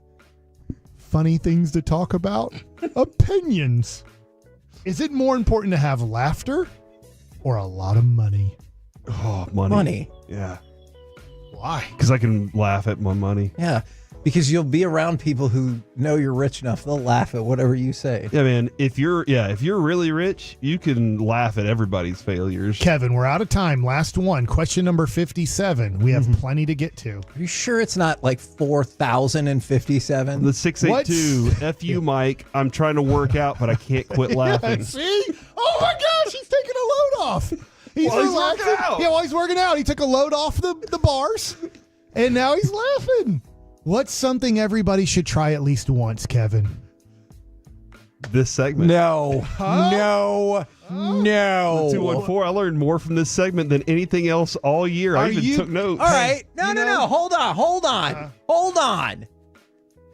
If we still have this feature on the Odyssey app, and I think we do, I want you to put some of this into practice tonight and roll tape on it and send it in to us so we can hear the hilarity as it plays out in your actual life. I'm not having a dinner party you like tonight. that most people don't? I don't know. All right. Well, you know what? Sandalwood. Always up to no good. And that's Mike likes it. Ho! Man, Thundercats. that Mike. I'll tell you what. I don't know if I can do better. That might be my retirement. You know, Jerry yesterday told Sean and RJ that it's like they should be lucky that he comes on the radio, basically. Mm-hmm. We're lucky that we get Mike Bassick on at 12:40 for You know this what? segment. Mike, I think you should ask some of these questions to Jerry on Friday. I think that should be the interview. Ooh, like number 69. See, we're already laughing. Tell me the things people will say at your funeral, Jerry. No, I actually do think that is an amazing question to ask. We're the KNC Masterpiece, I guess, right here on 105.3 The Fan. Coming up next. The 254. I learned from this segment that Kevin's not very good at his Garfield impersonation. Dude, YouTube's loving this. I can't believe I knocked this out of the park. Holy cow. I feel like Giancarlo Stanton in the playoffs. Coming up next. It's time for the C Block starring Corey Majors. Hey, we're going to look at some trades, actually. And how much butt did my son kick last night next to the fan? With Garfield is a cat. Everybody salute flag.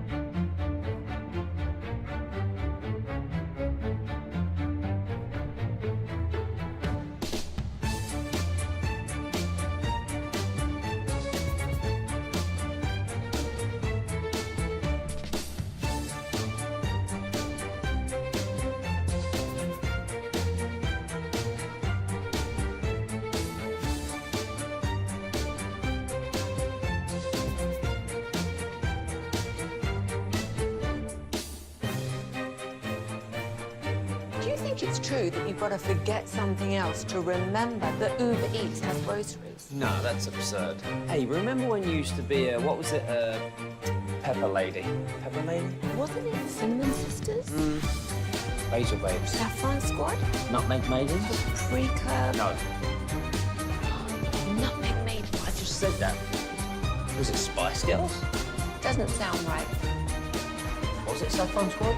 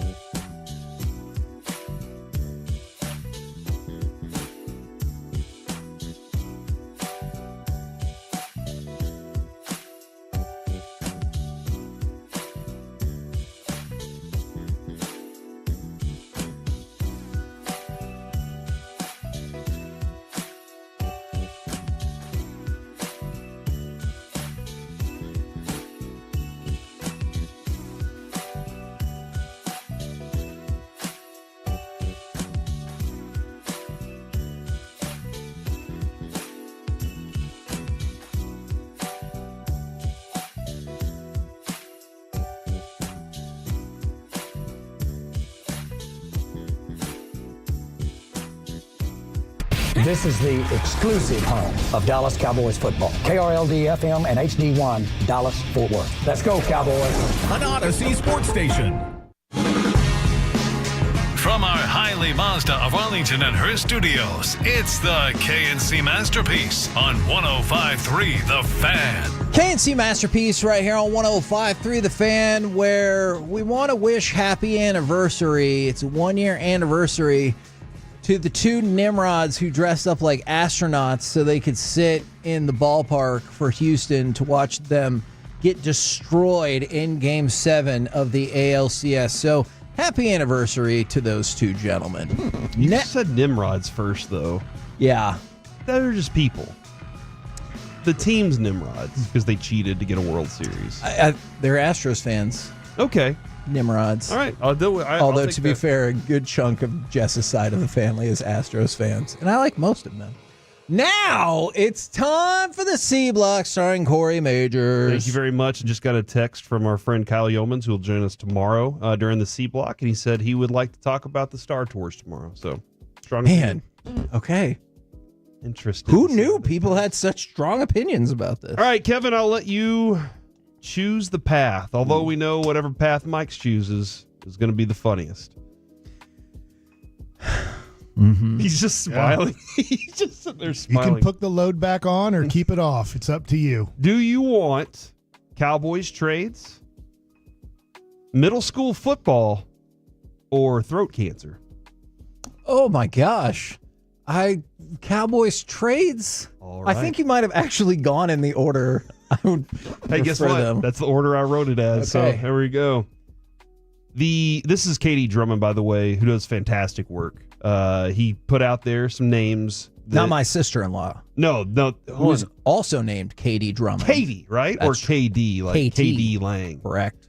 KT. So is her husband Mr. Drummond? Yes. Nice. That's cool.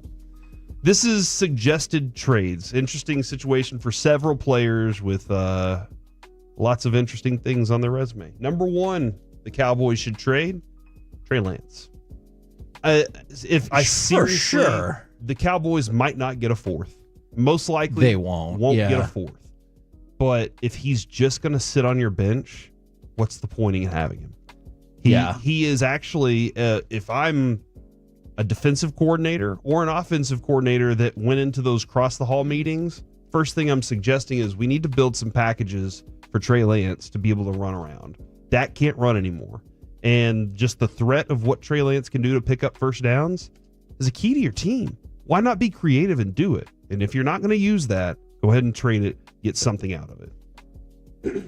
I'm fine with trading him. I don't know imagine what a team wants him at this point. It feels like but even then, a conditional seventh, I feel like I'm like, sure, why not? He does point out Deshaun Watson, Aiden O'Connell injuries. Obviously, the Dolphins are kind of still in a weird place. There are some teams that are without quarterback. Maybe that would be something that they would want. The Dolphins make a lot of sense. Some compensation makes sense, yeah. Yeah. DeMarcus Lawrence. Mike, you've brought this name up a couple different times here. And he says he's 2 straight, 4 overall Pro Bowls, currently leading the team in sacks with 3. And he's on IR, so that's the thing there. 2-way player, one of the best in the league at setting the edge. That's a reality. That's true. Issue is he's been dealing with Lindsfrack sprain in his foot. The other issue that you run into with DeMarcus Lawrence, and I bet this comes up with a lot of people on this list, or just people you would trade in general. The players you want to trade are probably going to be lower on guaranteed money or on like the last year of their deal, right? Well, that's inherently probably going to lower their trade value. It's not quite the same as you see in baseball where you're like, hey, you'll see plenty of rental trades and everything like that. It's not quite the same. And so DeMarcus Lawrence, on the one hand, it wouldn't crush you cap-wise to move on from him, but is another team going to want to give up anything? Do me a favor real quick, Kevin. Mm-hmm. Give me your best offer for Trey Lance. Conditional 7th with an opportunity to go up to a 6th. Same. Okay. Give me your best DeMarcus Lawrence. And by the way, you're going to notice a trend. A lot of these are going to be conditional offers. Can I ask this? When is DeMarcus Lawrence certain he's going to come back and play this year? Uh-huh. That's what I'm worried about as a trade. Okay. If I'm Kansas City. I'm just throwing out a Yeah. team here. What do I do with a guy who might not play this year? What am I giving you for a guy whose career might be over? Conditional 6th is what I was thinking, with an opportunity to move up to a 5th. Okay. That's my best offer. To me, I'm as a general manager, I'm like, I can't. If Dallas is I get calling it. me, I'm like, I That's don't think fair. I can trade for him unless you give me all the medicals, and then I have to give it to my guys, and then I have to almost like see where we're at today with the recovery to even like. I just think that's so much. I'm probably going to go in another direction for a defensive end. Okay. Zach Martin. And again, listen, the market on these guys can change drastically if a team needs a guard. I'm at a 5th. If they have a star guard that goes down and they think they're in a, like the Lions, let's say the Lions lose a couple of guards and they're like, we need a guard. And is Zach Martin retiring? Am I trading for 10 games and he's retiring? Because most likely that's what I'm hearing. That's a great question. Honestly, I don't know how tradable I think Zach Martin is, just because you have so much money owed to him. I think if I'm the Cowboys, I'm begging and pleading for him to play next year and praying that he gets better. You know what I'm saying? Because like his dead cap hit in 2026 is $17 million off of voidable years. And you're like, we might not even get to 2025. So honestly, mine there would be a second round pick, and I would ask for. And I don't think there's any chance you're getting that. Yeah, you probably, I think Bobby pointed out this morning, guards of like 5th round picks at best. No, he's right. I don't think there's any chance I'll say you're a getting potential that. 4th round pick. Potential, okay? And then Brandon Cooks. He's hurt too. Yeah, that feels like another. This is so tough as another general manager. I'm trading for hurt players. Conditional 7th down to a 6th. I mean, if DeAndre Hopkins, who, I mean, I know he's been dealing with a hamstring, goes for a 5th that could go up to a 4th, I'd probably say a 7th. It could be a 6th. And then the last one was Chauncey Golston, who's, 3rd round pick, played reasonably well, and because of injuries has kind of moved up the depth chart. Yeah. But he could be looked at as a contributing piece on a team that, as Katie Drummond says, might need some rotational help. Yeah, I was going to say, I think you saw a potential template for that today. Maybe conditional 6 that can work its way up to a 5. All right, Kevin, based on what we did, we traded 5 players, and we potentially have a 6th, 5th, 4th, 6th, and 5th. And if you take all of those, can you combine them for a 4th?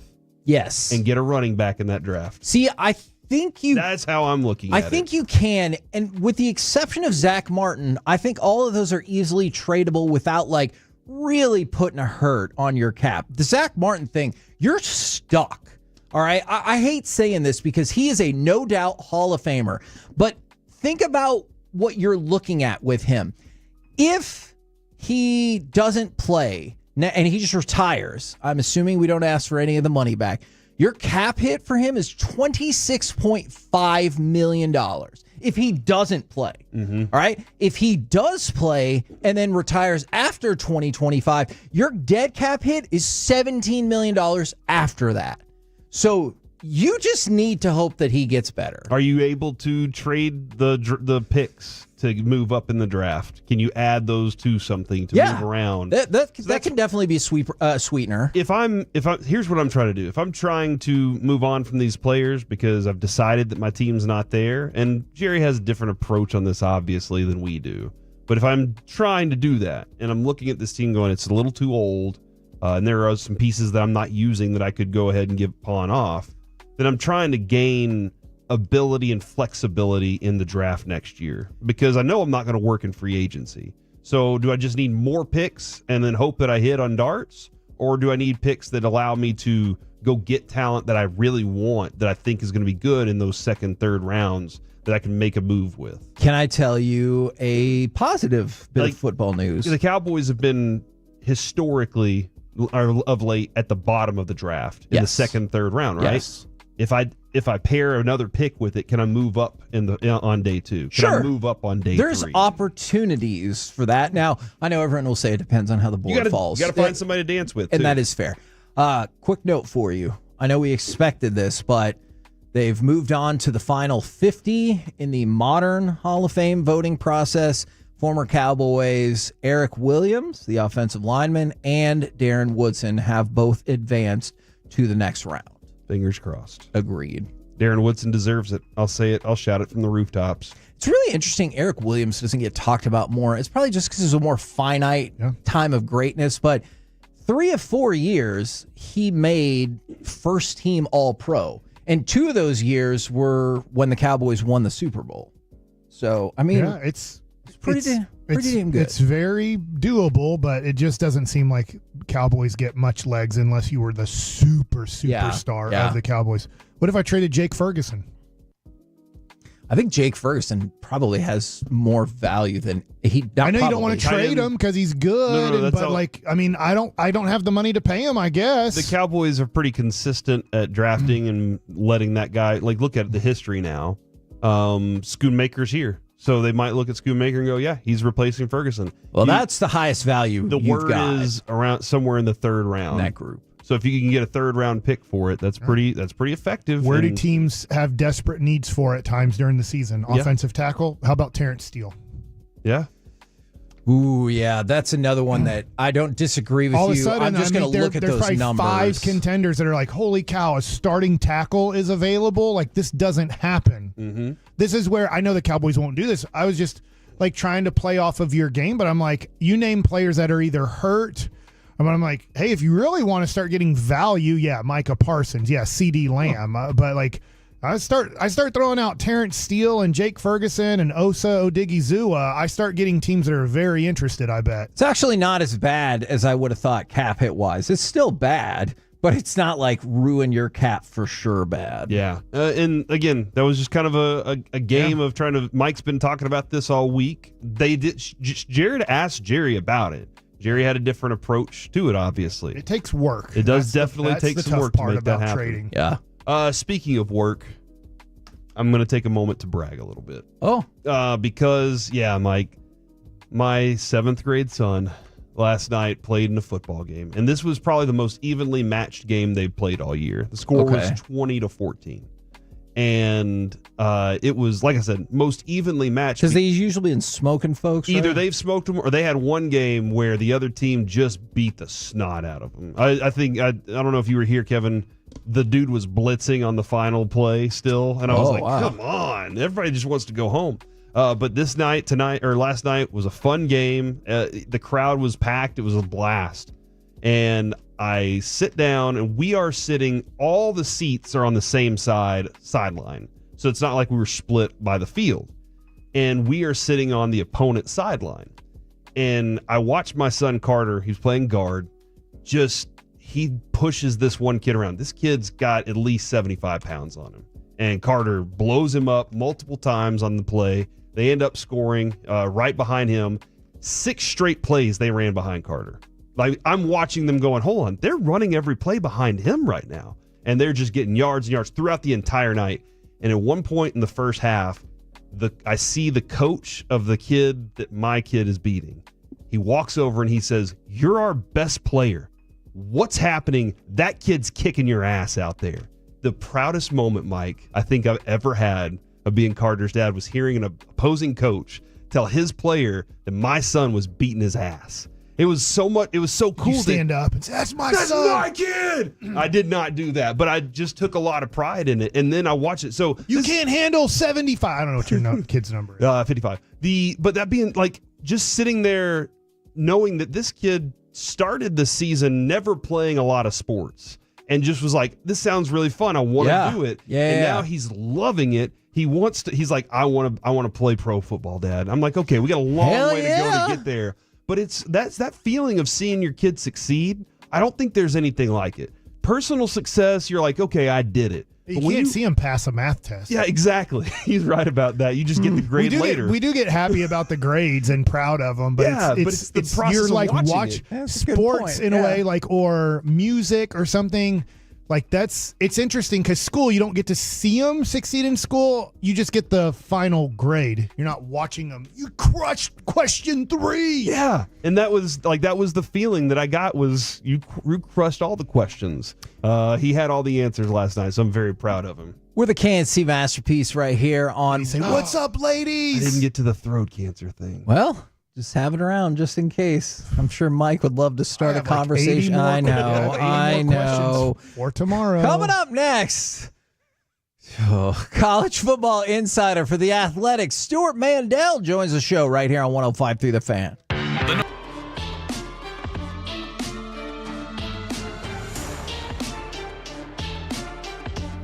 Uber Eats has low fee products? I gotta remember that. Well, you know, they say in order to remember something, you have to forget something else. Okay, now that is a very cute haircut. That's like a little shag. I've never seen that before. Well, I mean, of course you have. It's the Rachel. Oh, is that your name? No, I mean, like your name. No, I'm Jen. My name's Jen. Right, but I just mean like this is your haircut. But that's hair on your head. I'm not saying this is your hair. Okay, freaking me out a little bit.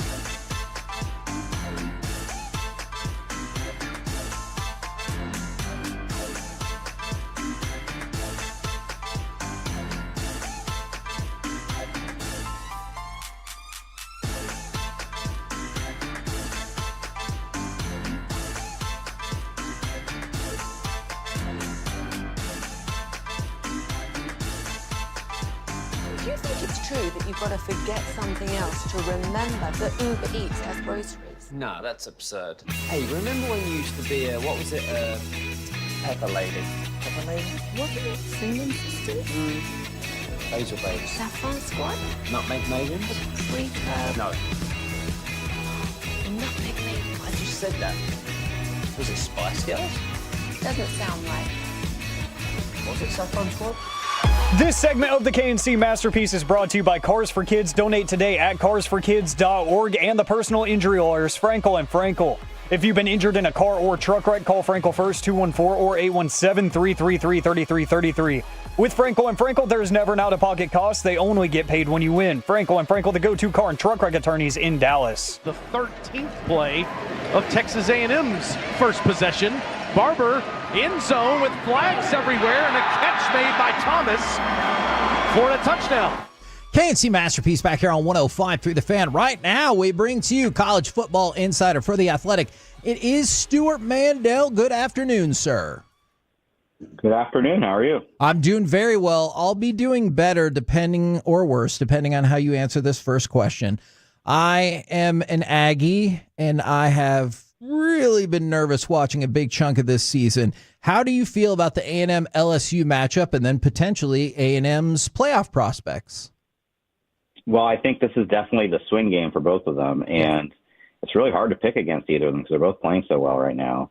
All the credit to A&M for, coming off that Notre Dame loss in the opener, and I feel like, excuse me, it's gotten better and better. So just because it's at home, I think I'll lean toward A&M, but obviously LSU is playing pretty well of late, and I think whoever wins this game has an excellent shot to make the playoff, and this is very simplistic, and whoever loses is going to have their work cut out because they both have pretty tough schedules down the stretch. Now, that could be simple, but could you tell us about the possibility of a super complex 8-team SEC tiebreaker? I think there's going to be a crazy tiebreaker in both the SEC and the Big Ten this year because they have such big conferences and such uneven schedules, especially in the SEC. Just for fun, in my mailbag today, I did sketch out an 8-team tiebreaker or an 8-team tie of everybody going 6-2, and honestly did not require, some crazy Mississippi State knock somebody off kind of scenario. Every, team's losses among those two losses are definitely possible. Is that actually going to happen? No, especially because there will be losses that you don't see coming, right? Somebody from the bottom 8 will beat the top 8. But if I can come up with 8, that way, then I'm sure we can come up with 4 and half of these teams finishing with the same record, which would also be really messy. Has the transition of the teams that moved into the SEC been better, or has it just lived up to exactly what you thought it was going to be? Well, Oklahoma's been disappointing. I mean, Texas, despite what happened the other night, I think you have to say has fit in just fine. I think Steve Sarkisian did a great job in his recruiting of having that program ready to go in the SEC. And then Oklahoma, it's crazy that they were ranked as recently as they were. Because I don't know, they're going to have a hard time making a bowl game unless, obviously he changed offensive coordinators this week. He's going back to Jackson Arnold at quarterback. If he looks much better than he did early in the season, then maybe they've got a decent chance. But all season long, the offense has just looked completely broken and kind of wasting, frankly, that Brent Venables did what he said he was going to do and build Oklahoma and build up their defense. This is the best defense they've had in a long time there. It would be easy to say they weren't prepared for the SEC, but I don't know. I think they'd be having the same problem in the Big 12 right now. If you don't have a quarterback, you don't have a quarterback. We were struggling to answer this question yesterday. This is going to be the biggest Notre Dame Navy game since when? The 40s? 60s? Yeah. That's kind of what we thought. There were a couple games, I feel like Charlie Weiss, early Brian Kelly. Like at one point, that was the longest streak, a winning streak of one opponent over another, and Navy finally broke it. And that was a big deal. But it wasn't like, Navy was, I don't believe Navy was a top 25 team. And certainly we didn't have a 12-team playoff at that time, where if Navy wins this game, suddenly they've got realistic, aspirations to be that group of 5 team. So, yeah, definitely high stakes for both of them. Can you explain Indiana's rise to me in football and is it for real? if you watch any of the Nebraska game, if there's any thought beforehand that it was fluky, there isn't now. I mean, they beat them 56-7, and Nebraska is not Georgia, but they were 5-1. They had a top 10 defense, and it was a complete blowout. And they are benefiting from a lighter schedule when you talk about unbalanced schedules, but that's a really good team. And I don't have some sort of deep insight on why they're doing it, other than to say the transfer portal to me has created great parity. The exact opposite of what Nick Saban predicted, that it would be the rich getting richer. That a program like Indiana, Chris Signetti gets there, first of all, gets a bunch of guys from James Madison to follow him, goes and decides, picks his quarterback, and his quarterback, Curtis Rourke's injured now, but the guy from Ohio has been very good. Like, there's guys all over that field that are new this year, that were not part of a 3-9 team last year. And it's just unbelievable. And I would say the same thing about Vanderbilt, how a team that is, really a program that's been really struggling, if you hit in the portal, not just one guy, but a bunch of guys, can drastically improve from one year to the next. Talk with Stuart Mandel from The Athletic right here on 105.3 The Fan, breaking down that college football. Now, Indiana is one of just two teams in the country, along with Army, that hasn't trailed in a game this season. Army feels like another one that I have to admit, I did not see an undefeated start to the season coming. Army, it's very interesting because, I did a story going into last season. Jeff Monken got away from the under center triple option that Army had always done because of rules changes about blocking, about chop blocks, that he decided he thought they needed to go more into like a modern spread option. And that did not work. So he went back to what he knows, and they're just killing people. Now, you talk about a light schedule. Every conference team they've beaten so far has a losing record. Some of them are 1-6 or 2-5. So I don't think I think a little bit of caution there in terms of the dominance they've had to this point. But, this is, to be 7-0 at this point in the season. And by the way, they've still got, Air Force is not very good. UTSA is not very good, but they'll play North Texas, who's, better this year, and obviously Notre Dame and Navy. So it'll be interesting to watch them down the stretch. I appreciate you giving a compliment to my mean green at North Texas. Thank you very much. You're off to a good start, and the coach is, telling people, hey, 11 a.m., deal with it. Yeah, exactly. The Cam Ward and this guy and what Miami is doing. Can you kind of explain? Because I was asking that question before the season. Are they the best team in Florida? And it looks like they're really pushing to be one of the best teams in the country. Yeah, and Cam Ward has been everything they hoped he would be and more. Just the swagger he plays with. If you ask Washington State fans, he's a bit of an adventure there. He can be great one moment, throw an ugly pick the next. He obviously didn't have the talent around him he has at Miami, who also brought in. There's another transfer portal heavy team with a lot of money in their NIL collective, who brought in Damian Martinez from Oregon State, great running back, Sam Brown from Houston, great receiver, and a lot of other guys as well. They are living a little bit dangerously. I don't think they have a great defense. They've gone down to the wire the last 3 games. There are people who genuinely think the ACC replay people have, are doing their work for them, because I think all 3 have come down to a big review, but they are the right calls. So you can call it a conspiracy if you want, but they got those calls right. So them and Clemson, right, I think are the two to beat in the ACC. Though SMU is certainly making a case as well. Also, how does college football keep fans from getting plays overturned by not throwing beer bottles on the field anymore? How do they approach that? The $250,000 fine should be enough, or what?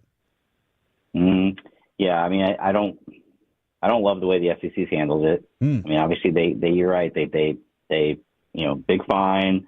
It's interesting. They said that they're going to make Texas try to prosecute people or kick them out of the stadium. We'll see how that goes. Obviously, that would be a pretty big deterrent. But I'm just really disappointed there hasn't been any further explanation of why that all happened the way it did, with the delay and then overturning a call that they'd already marked off. You can say, well, they got the right call in the end, so all worked out. Yes, but like you said, we need an explanation to know to keep the conspiracy theories down. And at this point, what Kirby Smart said after the game is absolutely right. The precedent that was set here is if you throw enough stuff on the field and delay the game and give them more time to either watch the replay on the scoreboard or just think about it some more, you can get your call overturned. And they're just going to let that sit out there, I guess. And, they're going to really regret that if this happens again in a game this week or at any point in the season. Where we're at in the season, who do you have right now playing for the national championship? I think after all is said and done, it might still be the same two teams I had before the season in Georgia and Ohio State. I am very impressed with Oregon, and obviously they beat Ohio State, and I'm not trying to take that away from them. But I'm also not going to everybody wants to fire Ryan Day. It was a 1-point loss on the road in a hostile atmosphere with a really weird ending. I mean, they basically played to a draw. And so Ohio State, they're going to prove it one way or the other down the stretch. They have to go to Penn State. They get to play Indiana. We'll see how that goes. Michigan's obviously not very good this year.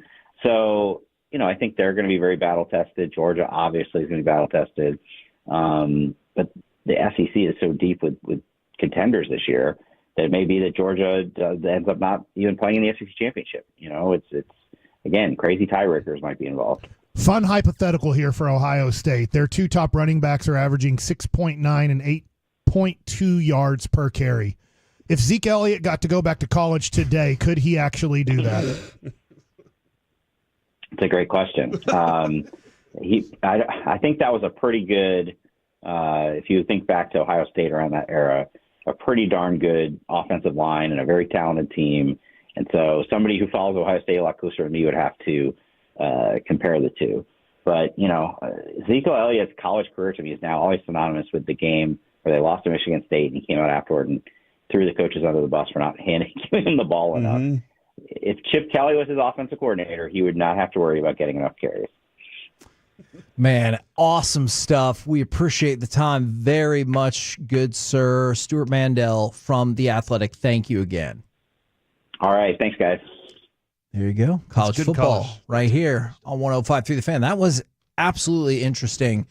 I have another thing I want to add to you. What do you think? Do you think Zeke would be worse than the two top running backs? I do too. Absolutely. I think Zeke would average like 5 yards a carry I for think there's no Ohio question State this he year. would be worse.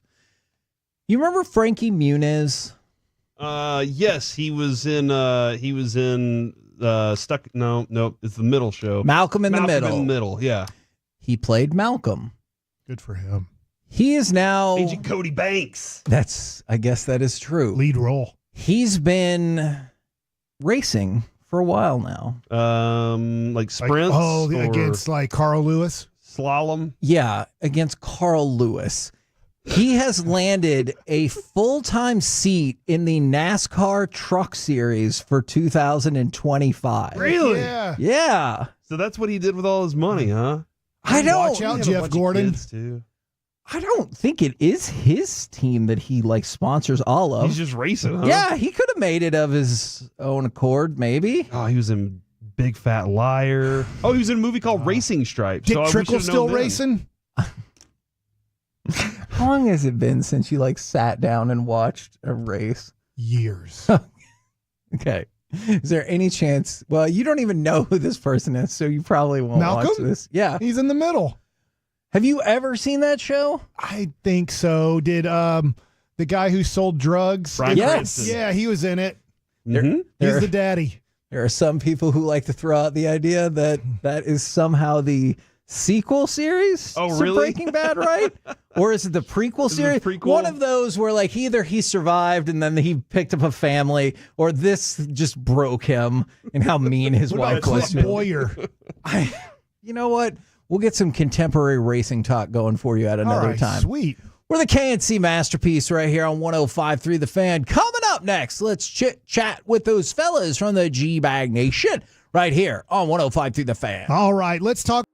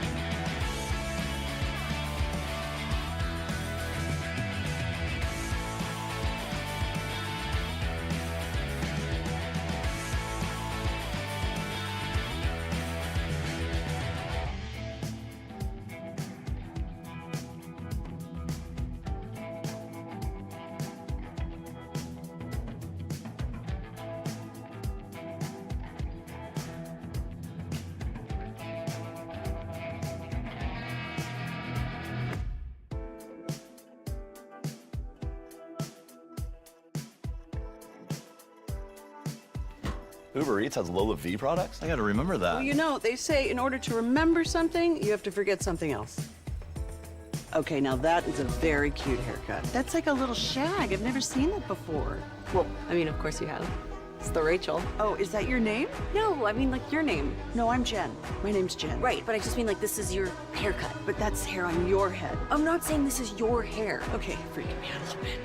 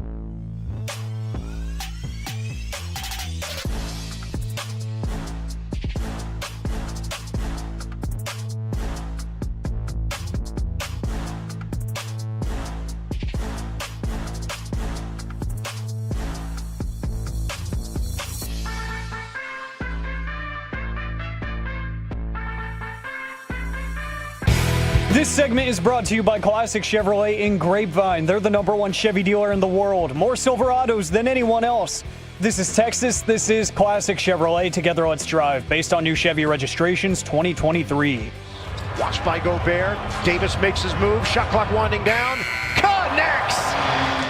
KNC Masterpiece back here on 105.3 The Fan right now. Courtesy of D&M Leasing, it is time for our chit-chat with those fellas from the G-Bag Nation. Gentlemen, how is you today? Awesome, Heggie. How are you? I'm doing excellent. I wanted to know, thank you for asking, how much, I know the Mavs don't get started until tomorrow, how much did you partake of the NBA yesterday? And did you care when the Celtics raised the banner that's not ours or when the Jameses played together? Well, you know, Wolchuk apparently did get a little bit. I think it's the fatherhood that's in him now. Wow! I think there you go. Did it hit you in the feels? I thought it was kind of cool. He said he had a no Sean Marino tear. Yeah, once it happened, and I did have the game on the second TV with the volume down. All of a sudden, I see Bronny's checking into the game. I put the volume up. I'm watching it. I thought it was pretty cool. Now, it is funny when you're watching Bronny run around, it looks like a fan has just won a competition to be able to play with the Los Angeles Lakers. He totally looked out of place, but I did think it was neat. Like, we're never going to see this again. There's something to be said about this. To me, it's all LeBron moment. The fact that he's been able to play and play at this high of a level this late into his career to make this thing even possible is pretty amazing. And Bronny, I get it. He's not an NBA player, but the uniqueness of this, the history of it, I thought was pretty cool. We had Robert Ory on earlier. Sorry, I was just wondering what Michael Jordan was thinking, not getting Jeffrey in a game back in the day. You know what I'm saying? That's guy good. was at Illinois. Getting buckets. He could have if he really wanted to. Oh, he had the pull to he had the pull to do Should have done it. But I thought it was cool for LeBron. You know, yes. I didn't see it live. You know, I had stuff to do, so I was at soccer practice and getting home and doing all that stuff. But seeing the highlights, I think, there's one of two reactions to it. Either people are saying this is the dumbest thing ever, it's stupid, it's silly, haha, Bronny's not a real NBA player, or people are like, touched by the moment of it, and I think if you're a LeBron fan, Sure. And you're appreciating how long his run has been and that he's still so good and powerful that at age 40, a site that really only Kareem Abdul-Jabbar in my lifetime has been able to still dominate the game at. He's still that good that he can just effectively force the greatest franchise in the history of the game into playing his son. Now, talking about the Lakers, we had Robert Ory on earlier, and he said Anthony Davis is clearly the best player on that team. And we were wrapping it up. That kind of took me by surprise, because I guess at least going into the season, that is not the way I feel. You were thinking Rui Hachimura? Probably not. You and me both. But connect. do you think that... Okay, well, let's give him a minute. That's why RJ watched that game, though. He was hyped. Yes. Do you view that as the way this year is going to play out, is that LeBron is going to be the second best player on that team? No, I don't think he's second fiddle to many. I still think LeBron's a top 10 player. I think at times in the regular season he coasts. Last night, maybe his energy was off, his focus was off. But no, if LeBron's not producing a lot, it's because he's pacing himself, or it's the rare off night. That's what I would attribute that to. But once it gets to the playoffs, you'll see he's the best. Right. Yeah, when it matters most. Anthony Davis is obviously good enough to, on any given night, be that guy. And I think more often than not in the regular season, he will kind of have to take ownership of that. But it is just LeBron pacing himself to some extent. But he was unbelievable last night. I agree. I mean, his box score, that was impressive. Stuffing it. Now, I'm really glad Broadus is here, because I had a Broadus is here. Oh, hey, question Brian. for Mr. Broadus as well. We've talked about it. There's still a long ways to go in the process, but the modern Hall of Fame cut down to 50 candidates, and Darren Woodson remains on the list, as he should. But another person we don't talk about a whole lot is Eric Williams. Eric Williams, for a span of 4 years, he made first-team All-Pro 3 times. The Cowboys won the Super Bowl in 2 of those years, and I just kind of wanted to throw it back for maybe some of our younger listeners, or if you just don't remember, I remember Eric Williams was dominant. Nasty. Reggie White hated playing against him. Maybe the only offensive tackle or player that Reggie White ever feared was Eric Williams. Wow.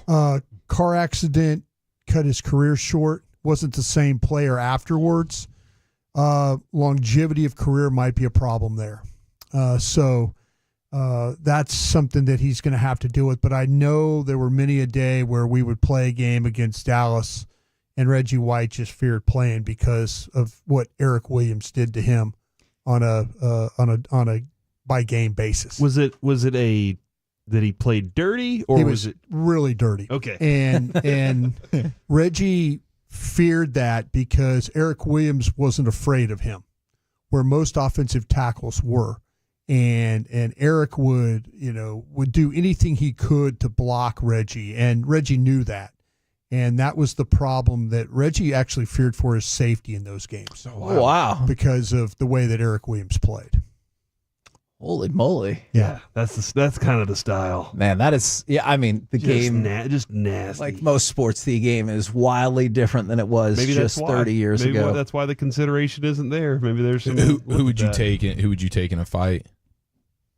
Oh, to me, because the fact that Eric fights dirty, yeah, Reggie was a really powerful guy.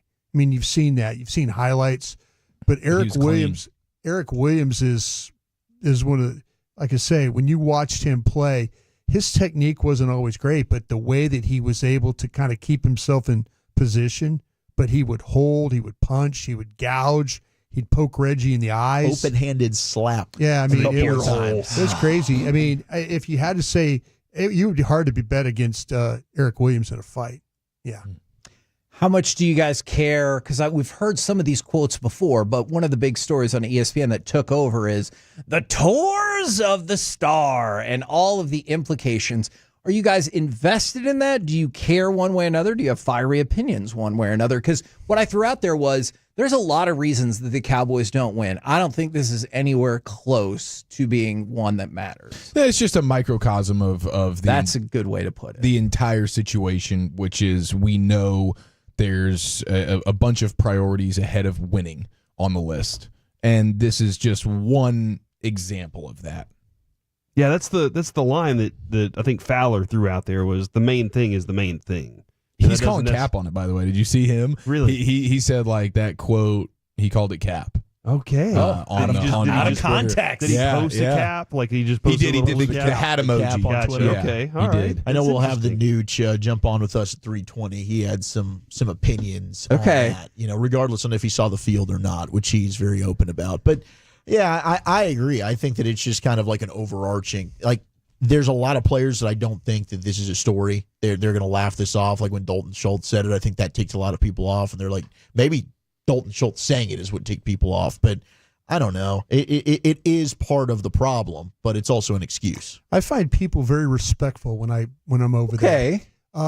They're told not to interact with the players or staff or anything like that. It's a look but don't touch. Yeah, it's a very situation. much you have lunch, they walk by, they're explaining Tom Landry's fedora. And the fans are kind of looking around and a little bit of awestruck of what they're seeing with Dak Prescott having lunch or, Jerry Jones or whoever having lunch.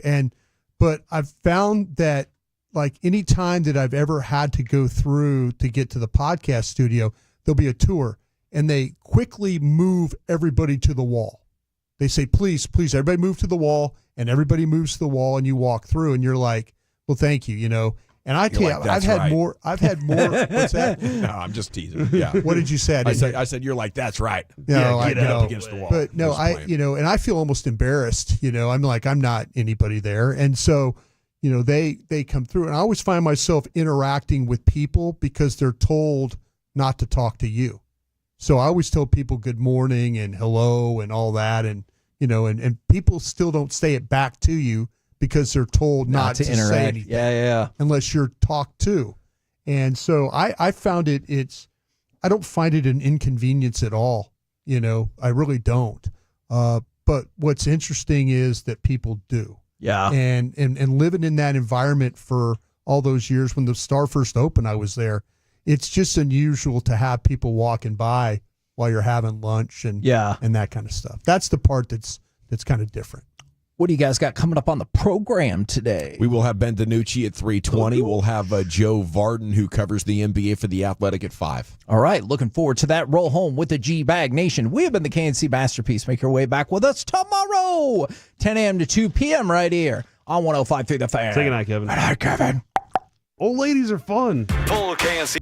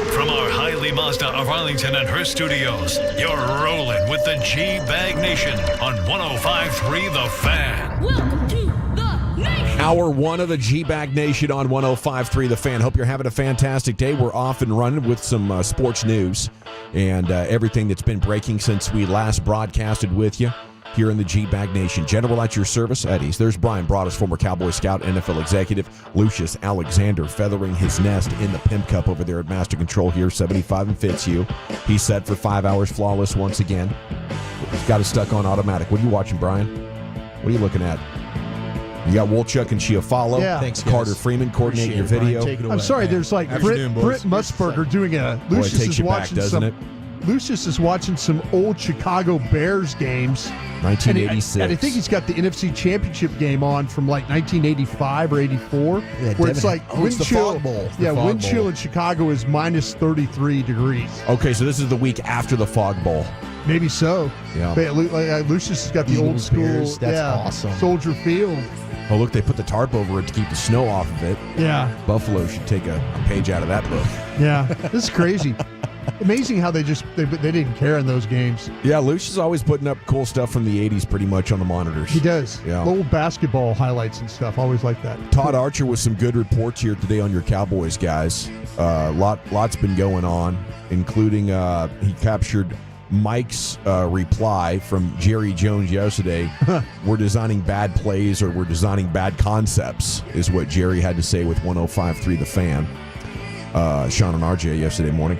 Don't really have one, he said. Mike did. I talk to Jerry all the time. We've had to go through the self-scout, so I didn't see the comments specifically, but I don't think we have bad concepts and bad plays, but I'll go back and check. That's such a funny response.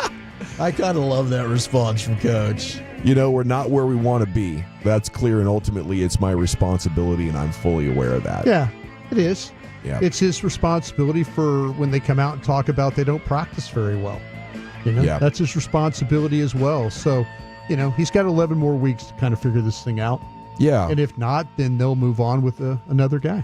I just wonder what Bill Parcells or somebody with some attitude about him would say in a situation like this, because it would be easy to say we haven't been drafting well, you know? Like, how am I possibly dealing with a guy talking about my plays? Yeah. We led the league in points scored last year, okay? So maybe my plays are good enough if we have good players, you know? Maybe when we have bad players, like, you know, if I'm Mike, I'm talking about the 49ers today. Like, hey, I thought Kyle Shanahan was a genius. He's 3-4 going into this game. What happened? He lost 3 playmakers. Okay, the scheme can only do so much, and maybe my plays aren't perfect. Maybe my play calling isn't perfect, but damn it, we need some good players. I would then, and then I'd be like, well, how many guys you got hurt, Coach? I mean, you lost Brandon Cooks, and your rookie left tackle hasn't been playing that well. And you're used to playing with young players. You did the same thing in Green Bay. That was also a draft and develop team. So this type of system isn't really new for Mike McCarthy. No, if Jerry would have come out and said, listen, I'm really disappointed in how our red zone offense is playing right now. To talk about the bad schemes and stuff like that, they've been awful in the red zone. If you look at some of the reasons why they are losing football games right now, you know, and they're not able to stay in games, it's because their red zone offense is horrible. Yeah, because you have to be good. You have to be a good offense to be able to score in the red zone. Yeah, that's what I'm saying. Not. That's what I'm saying. If I was Jerry Jones, I would have, they find a way to move the ball, and then it's a 3-0 game. It's a 7-3 game. It's a 14-6 game. They kick field goals all day. Well, they can't throw the football and they can't run it. They can't throw the football and they can't run. Well, don't forget they do like turning it over these days as well. Yeah, that's been an issue. But that's they have to design better schemes. If Jerry would have come out and said again that, hey, we're not good enough in the red zone. Our schemes are poor down there. We're just not executing well enough. Then Mike McCarthy really doesn't have a foot to stand on. Well, you have to run it in the red. You have to be able to run the ball in the red zone. We know that about Dak Prescott. They have to be a lot better than they are. There are no new developments with who Dak is. You better protect him. You better be able to run the ball. You better have multiple weapons. And if you don't, this is what you're going to get. No coach could fix this, right? Or could a coach get production out of this? I think we're way overrating coaching. I absolutely think that there's a coach that get production out of this. I mean, I think that they did a great job. Their best red zone moment to me of the season was the Jalen Tolbert touchdown. And that was schematically designed. You've got a mesh concept where now you're creating Jalen Tolbert being open because now you've cluttered the middle of the field and DBs are getting picked off and they can't run to the right spot. So now Tolbert's there. I think that scheme in the red zone is probably it is the most important area on the field. It's the hardest thing in the National Football League, red zone offense. It is. Third down, of course, as well, but red zone offense. And I think that's exactly where the better offensive minds schematically are able to kind of flaunt what they're able to do here. Yeah, and does it change your record? Maybe not, because your defense has been that bad. Well, but you're maybe scoring more than 9 points versus Detroit. You're not scoring. You're not just consistently kicking field goals. If you give me a legitimate offensive coaching staff that has a clue about what they're supposed to do these days in the sport, they would be considerably better, and we wouldn't be talking about their offense with the Carolina Panthers and the New England Patriots and the sewage of the sport offensively currently. Could they have won the Baltimore game with better red zone offense? I probably need to look that up. Yeah, that might be the trips that they had into the red zone that came up with nothing or 3 points. I mean, maybe that could have been maybe that's the one game that you could have been different. But Mike will win you regular season games. He'll win you 12 games and put you in the playoffs. Like, his offense isn't totally broken. It's just not optimized. I hear the point. The players do deserve fair share of the blame. Dak Prescott throwing those interceptions in the red zone is a major problem, right? Could you block better? Could you run a better route? Could you catch the football if you have an opportunity to catch it? Sure, absolutely. The blame does not fall on Mike McCarthy. But I do think that he's not exactly helping some of his younger players that they're having to play right now. If Mike McCarthy could help Dak Prescott in the red zone, if in fact that they're running that deep crossing route in the back of the end zone with CD, and they're not telling that corner during practice squad week to, hey, bite on this, bite on this play, 3 times, and then Dak feels comfortable like, hey, I could fit this ball in, because what they're telling me is that that corner is going to bite on the. How about a better fake over there? How about a better design? I mean, I watched the 49ers run a quarterback sneak on the goal line where they pulled both sides of their offensive line in opposite directions and created this massive hole in the middle of on the goal line. It's awesome. Second and goal. I'll show you the play at the break. They literally pull both tackles, both guards, opposite directions. So you're on the left side, you pull left. The right side pulls right. And the backs, everybody goes, and they create this where it was one-on-one with the center and him on a quarterback sneak. Awesome. The Purdy touchdown. The Purdy touchdown. Yeah. Did you see it? Yes, I did. It did. It was a goal line play, a quarterback sneak. They didn't even block it. They just influenced everybody. And they got everybody moved. It was like Moses parting the Red Sea. It really, that was a great play. Now, the 49ers 27th, though, in red zone offensive efficiency so far. That could be also player related. And they're down there with the Cowboys, too, when it comes to tight window throws. Mike Lombardi told us that this team doesn't have a lot of speed. Yep. They really don't. All righty. So that's a big story. That's a big Cowboy story. Maybe we'll talk about it a little bit later on. Injury updates. Parsons was rehabbing. Deron Bland was limited. I saw him on those cords. Yeah. Eric Kendricks limited. Tyler Guyton full, and Kalen Carson rehab group. Yeah, that Carson, that shoulder is just not coming around, and they're worried about that. It's just not coming around. It's just not healing like they thought. They're going to try the thing with Kendricks. They're going to see how much he can do and see if he can go. That's something we all need to keep an eye on going this week. Okay, the other big story in Cowboys land, we talked about it during crosstalk there with the KMC Masterpiece. Multiple players, talking about the Cowboys' environment around the star. They have Dorrance Armstrong, Tony Pollard, Kelvin Joseph, Dante Fowler. The quotes are up. There's a lot of stuff, and we'll get to the details a little bit later on. But it just, all goes to the emphasis. The priority isn't on football here. It's, selling and touring. And, I think that's, part of what you kind of sign up for when you're with the Cowboys. Like, you get a lot of the good of being the center of attention, and some downside comes to it, especially if you're like an introvert, or you get into the zone and you're working. Some people, like you see in basketball, everybody warming up. Some guys want to go talk to everybody. Some guys want to put headphones on and just like lock in. So I definitely think there could be different perspectives on it. I think you can totally be fine with this kind of deal. The Cowboys have won a lot of games. They've been good. It's not been the reason that they can't, put together a defense, running game, and multiple weapons in an offense at the same time. That would be their salary cap management and their approach to free agency and trading. This is kind of the kind of stuff you hear about when you're struggling. Mm-hmm. Everything sucks more when you're not winning. Everything's heightened. 100%. Is it the reason why they haven't won a Super Bowl in 30 years? No, not at all. But I mean, it is something where I could see it's just, do you need this to even be a story? Do you have to have this? It's in your control to not have this even be an issue. Maybe you create where it's like, hey, we're not having tours when players are in the facility. Maybe we have certain times, certain days that are designated to this. I don't know. There's a workaround. Big picture, no. It's not that big of a deal, but it is also something that's in your control to where if other players have left the organization, they're saying this, and I'm sure there's a lot of players in the organization, like Mike has said today, like Jake Ferguson said at training camp, that don't give a damn about this as a non-story. Yeah. But the fact that maybe some do get distracted, it's just another thing that's not all about football. Yeah. It's about how can we make money and prioritize the Cowboys brands. It's a symptom.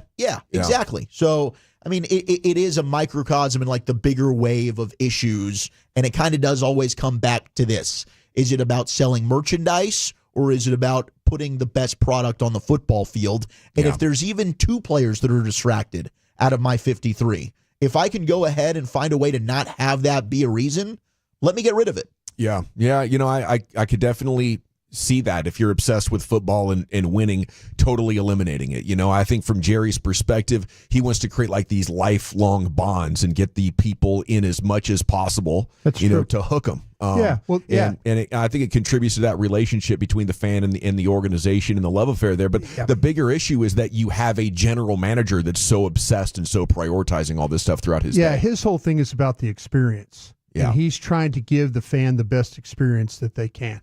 This is a reason why I cheer for this team. He's trying to get that fan that ability to maybe have a glance at Ezekiel Elliott or Dak Prescott or Micah Parsons. Yeah. That's what he's trying to create. He's trying to create that experience that gets you, like Dawson said, where you get totally immersed in being a part of it.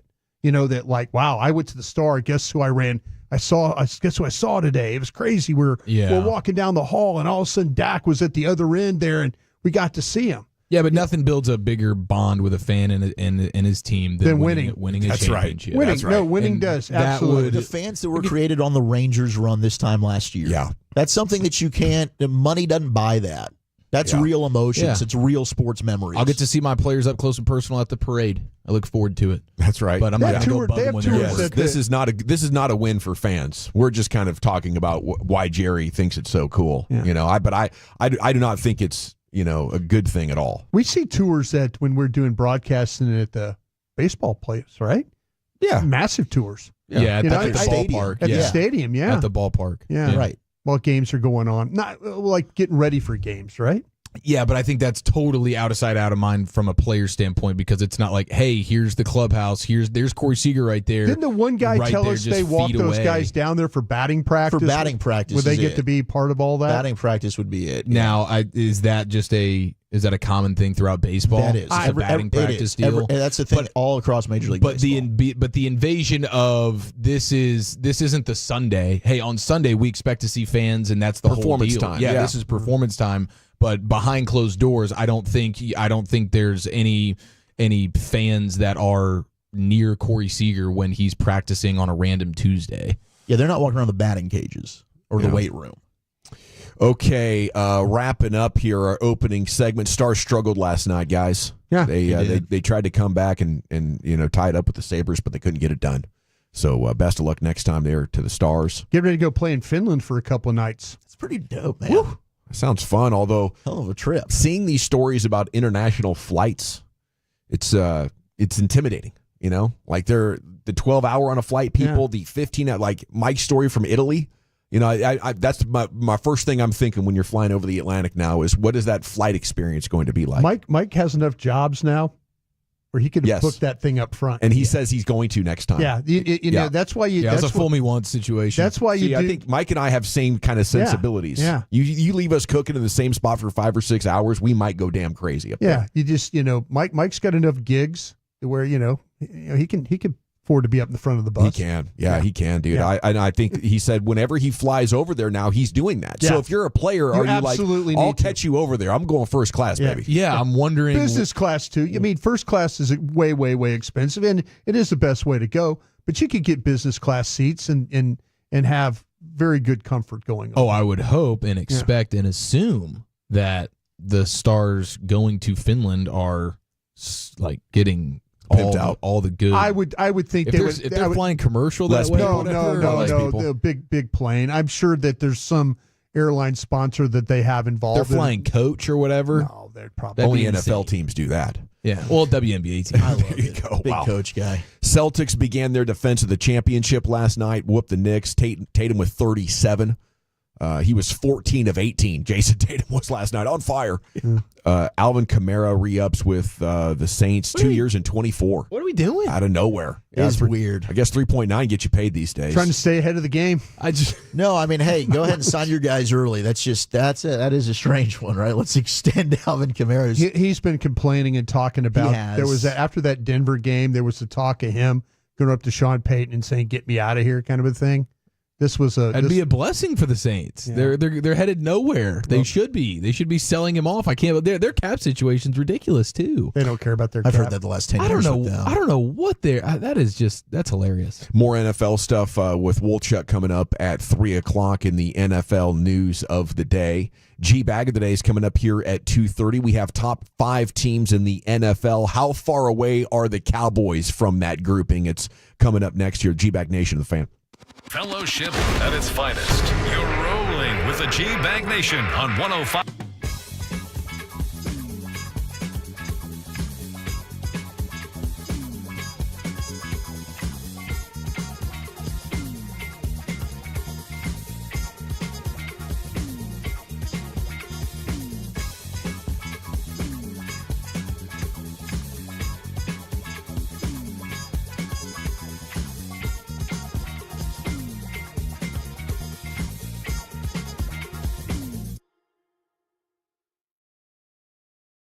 Do you think it's true that you've got to forget something else to remember that Uber Eats has groceries? No, that's absurd. Hey, remember when you used to be a, what was it, Pepper Lady? Pepper Lady? Wasn't it Cinnamon Sisters? Razor Babes. Saffron Squad? Nutmeg Maidens? Pre-Curb? No, Nutmeg Maiden? I just said that. Was it Spice Girls? Doesn't sound right. Was it Saffron Squad?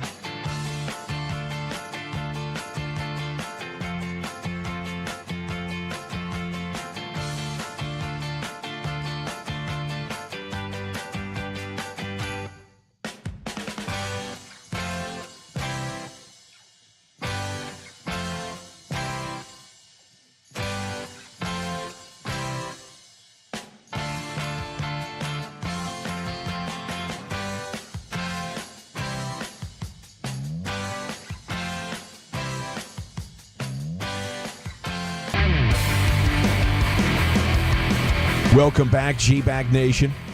It's the G-Bag of the day coming up at 2:30.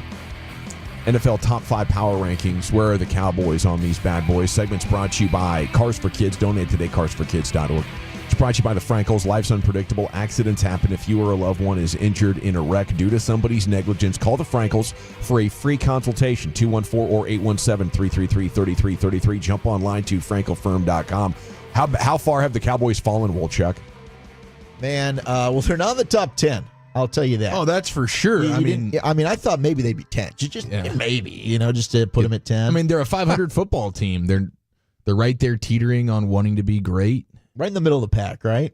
So precious, your love for these Cowboys, Wolchuk. I know. I really didn't have them in the top 10. Top 15, you think, maybe? No, dude. I think I would guess, I would just put it somewhere in the neighborhood of 23, 24. I kind of thought 22 was a good It's number. A great number. I like 22. I think they'll get 20. accurate. Yeah. 20. 20. Well, overrated still, but 20. Yeah, I think 20 would be overrated. 22, 23. I like where you guys are at. ESPN has them at 15. These guys aren't watching the game. Are they box scoring this thing, They Wolchuk? kept them at 15. You know how much I hate that. Yeah, where they were a week ago. I know you really hate box scoring people. Watch the damn games. Yeah, tell them to watch, because I think they are box scoring this. They've got them ahead of Atlanta. Wrong. I would take the Falcons over the Cowboys. They've got them ahead of Denver. Probably. We can have a conversation about. We can have a conversation. Chargers? The Chargers are better than the Cowboys. I'd probably take the Chargers too. Cincinnati, I would take over the I'd Cowboys. take Cincy as well. They're going to play as well. Indianapolis? Coin flip game. Joe Flacco starting. I'll take the Colts. Oh, If it's a Flacco Sunday, it's a L taking Sunday. Cardinals, who did just beat the Chargers. Yes, they kicked the Cowboys' butts last year Yeah, without their starting quarterback. That's a bad matchup. Saints. Yeah. This iteration of the injuries. Saints. Yeah, now, the Saints and the Rams also banged up. I would take the Rams over the Cowboys. Would you take it? Rodgers and the Jets to beat the Cowboys? I would. I would too. The boogeyman's got our number. Dolphins got Tua back. Yeah. Maybe with Tua back. Light your defense up. Giants? No. Jags? No. Would I take the Jags over the Cowboys? I think it's a coin flip game. It could be a close game. I wouldn't, but it could be a close game. Raiders? I'll go Cowboys. Titans? Cowboys. I'll go Cowboys. All right, then Browns, Patriots, Panthers. You'd like to think the Cowboys would beat all of those. I mean, they teams. did destroy the Browns, Patriots, and Panthers. I think they would destroy as well. I think Jameis Winston on the Browns now actually makes them that does make their scarier. offense way better. Yeah. I mean, they might actually be able to put up like 20 to 30 points. Now, he'll throw a couple picks your way, though. I don't know how you can have the Cowboys sitting in 15th right now. That's a joke. Yeah, I mean, I think the most egregious teams that they've got them ahead of would be, for me, Atlanta, Cincinnati, Arizona. I think you made a great point. That'd be a difficult matchup. But yeah, they're giving the Cowboys a little bit too much love. They are praising DeMar being overshown because every week ESPN will do something different with their power rankings. This week it's, hey, who's the young riser for each team?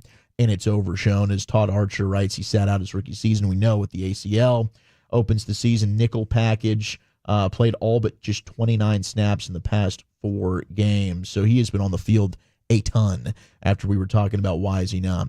But if you guys had to say, all right, who's your top 5 right now? Chiefs, Lions, Ravens, Vikings, Bills. Chiefs, Lions. Your master sheet. Chiefs, Lions. Where'd you go after that? Ravens, Vikings, Bills. Vikings, Bills. I like that. Wow. I think I've actually got the same thing. He nailed it. Did he nail it? He nailed it. I went Chiefs, Lions, Ravens, Bills, and then Minnesota and Green Bay. Such a coin flip for me. I'll tell you what. I'll be a little different. I'll be a little different here now that I think about it. All right. I'll put the Lions over the Chiefs. Yeah. There you go. Ooh. Yeah. There you go. You don't like undefeated? You don't like You championships? don't like DeAndre Hopkins? Nah. You like coming in second? Well, you said earlier this week you think the Lions would beat the Chiefs today. I think the Lions would, and that's why I went back and my thought was, and I watched the Lions go and beat the Vikings who were undefeated, and I think they could go. I think they went last year. They opened the season with the Kansas City, no problem. No Chris Jones. No Chris Jones in that game. It's a big one. Week one. They're not going to have. It was a short week. It was a Thursday. Aiden Hutchinson. Yep. What is this? 100 points they've scored in the last 3 games? Bro, they have 18 touchdowns to 16 incompletions in their last 3 games. Well, Goff had a perfect game. He went 18-18 on that Monday nighter against Seattle. Yeah. But they've averaged 6 touchdowns a game. It's unbelievable for 3 games. It's crazy what they're doing. They are phenomenal. Yeah, I'll go Chiefs, Lions, Ravens, Bills, Vikings. Top 5. I think the Packers are close. Okay, yeah. See, I'm like that's very, very tough for me. Packers and Vikings, I think, are right there because I could definitely see the Packers surpassing the Vikings as the season goes on. Yeah, and that's what I'm like. Jordan Love, Sam Darnold, the explosive nature to this Packers offense. I think they're second in the league in explosive plays offensively. And this Tucker Kraft starting to come on. Tucker Kraft is the tight real deal. end. I'm bummed. It's a shame the Cowboys didn't have a chance to draft him, and they drafted Scooney. Yeah. Just for the record, the Cowboys I did have Kraft ahead of Scooney on my board. The Cowboys, Not that yes, it matters. any person with eyeballs did. Walchuk. Dallas at 23 when it comes to the DVOA metric, which is the most overarching team. Like if you want to just look at, if you had to like use one metric to power rank the NFL, you would have the Cowboys there at 23. And just for the record, Baltimore, Detroit, Minnesota, Kansas City, and Buffalo. That's your DVOA rankings. Baltimore, Detroit, Minnesota, Kansas City, Buffalo. And we've got all of them in our top 5. That makes sense. Here's where Green Bay struggles. Maybe lack of power up front, maybe younger quarterback still. Red zone efficiency. It's not where the other elite teams are or the other contenders are. Yeah, and their defense, it looked good versus Houston. Their pass rush looked good, but they don't have a pass rush. They have to blitz in order to get any type of pressure. They do. I think that'll be a problem for them, but they're still really, really good. Them in Minnesota, that's a tight one. They're such a young team that I think will peak as the season goes on. This was an interesting one. We joked about this during the break, but Tyreek Hill with Tua back. If you're a fantasy owner, you've had the cheetah. He said, "We're back. Strike the effing band. Start me this week." Butt crack. So get ready. Do you think that's a ball sack or is that football? You're alleging that's the exact quote from Tyreek Hill? "We're back, baby. Strike the effing band. Start me this week." Strike the band. Strike the band. I'm saying he's saying that. Strike them. Strike it he's up, been baby. quiet. We don't Strike even up have the band. bands in the NFL. Yeah, This we is do. ball sack. Yeah, we do. Baltimore Ravens have a band. Ravens have a band? Ravens have a band. Does Washington still have the They stole the it. Hogs? They revitalized the old Baltimore Colt van. They give him seats? Yeah, they sit on the field right between like the 20-yard line and the goal line. And they play neck? They don't play neck. They probably play they play like Baltimore Raven fight We song. are the Ravens. Everybody knows this. We are the Ravens, the mighty, mighty Ravens. Yeah, we the were Ravens. 0-2. Now we're 5 straight. How We've about got that for a lead in, Lucius? It's time now for the G bag of the day. Into the Pimp Cup. Here's LA. Yeah, bring that sauce. Bring that sauce, that seasoning in the air.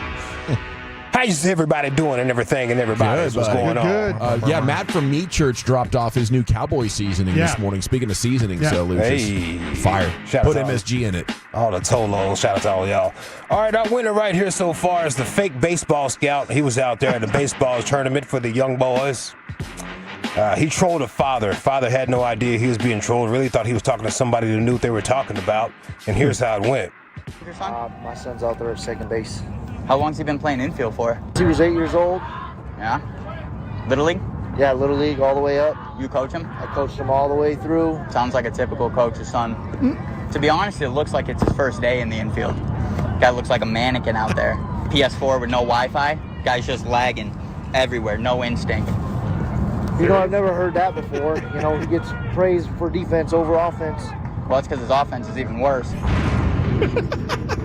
What a great line. You can hear him chewing his gum. The dad's so confident. He's like, "Oh man, a scout." Yeah. Lagging. I knew this day was coming. He's so proud. No instinct. Lagging. That was just a little extra right there on a Monday, but it ended up being picked up. The boys liked it. Yeah, it was good. That's how the voting works. You never know. You Never just know. never know. You never know. All right, let's see here what we got. Has anybody in this room ever been dunked on before? Anybody ever been dunked on? I'm talking about actually where you contested the dunk, not somebody dunked around you. I was never that good to play. Contested the dunk and he dunked never. on you. Wow. Yeah. Damn, what happened, bro? I mean, they were coming down on a 2-on-1, And you right? really thought, man, I got the move on them. I thought I could. Yes. Maybe steal the pass. You really thought? I got it. I just remember how much the knees and his elbow, I think, spinning around hurt me as he untwirled from the rim. I know, because he caught an alley-oop. Sorry. And it was, I was just like, you try to block an alley-oop, too? You're doing a lot right there. Well, you kind of get stuck in no man's land. You know, you're trying to bait the pass and swipe for the ball, and the next thing you know, it's in the air, and you're like, can I get it? No, you cannot. Yeah. I learned a lesson. Just go ahead and step away. Let them have it, especially if they have the up on it. I see your steps already rolling. You've got it, man. Yeah. It's only 2 points, bro. I'm going to let you have Next it. thing you know, you're hearing the pad of the backboard. Yeah. Slaps. I was just avoiding basketball courts that had people on it that could dunk. Oh, you know, man. just not even putting myself This in is those not positions. fair, We're all Frank. shooters around. I remember I had to guard Kevin Grant in Grand Prairie in the summer leagues. Memphis was looking at this kid. Nice. You know what I'm saying? Yeah. Oh, my gosh. Yeah, he tried to dunk on me. I stepped on out the way. I was like, nah, you got the steps, bro. You can have it. Yeah. Anyway, here's a story from John Sally. He was on Byron Scott's Fast Break podcast. Tell a story about the time Michael Jordan dunked on him. MJ, we're in a practice, and Phil said, tell him to go home, and he didn't know why, and he waited. And he was like, all right, we're playing for minutes, scrimmage for minutes. And MJ came in, nah, you ain't putting me out. And he had on regular tennis shoes. They looked like Vans, but they were Nike. And he had his sweats cut and rolled at the bottom. You know, he thought he was fly. He wasn't. But, you know, you don't say nothing to the Messiah. And we're playing. And all of a sudden, I'm running back, and MJ gets a steal. And he's about to do the right-hand jump. I said, I know exactly what dunk you're going to try. I'm getting this. I don't care. I drop, step, and turn around about to jump. And as I'm about to jump, his midsection is moving past my face. And, you know, you try to bring yourself down. He was like, block this, bitch. Boom. Block this bitch. Why is he so competitive, bro? That man is super competitive. I don't know. It's a toxic relationship with losing. You know, it's a clear sign of a champion. Walter Payton's son said Michael Jordan came over his house one time to play with his father, you know, and all they did was gamble all night. Yeah. He said he even got down to pickup sticks. Mike said, I'm leaving here with something. Let's see what else we got right here. Oh, I love this clip. Oh, my God, I love this clip. I've never felt more seen in my entire life. I'm a big Rex Ryan fan. I got to get me a Rex Ryan t-shirt of some sorts. I know it's on the internet somewhere. He was on the Pivot podcast just preaching. I love my wife's feet. Like, I don't know what it is, but if a chick's got jacked up feet, I'm out. I don't care how gorgeous. I'm out. I don't know what the hell it is, but it's like some people are boob guys, leg guys, you know, whatever. Of course, I noticed a pretty gorgeous face runner, but no yourself. I'm checking the feet out. Let's go, bro. Come on. And you know what's funny? When that came out, front page New York, my wife's gonna freaking kill me, right? When that came out, but I'm like, damn, I can't tell you how many of my players came up and said, dude, I like feet too. Come on, bro.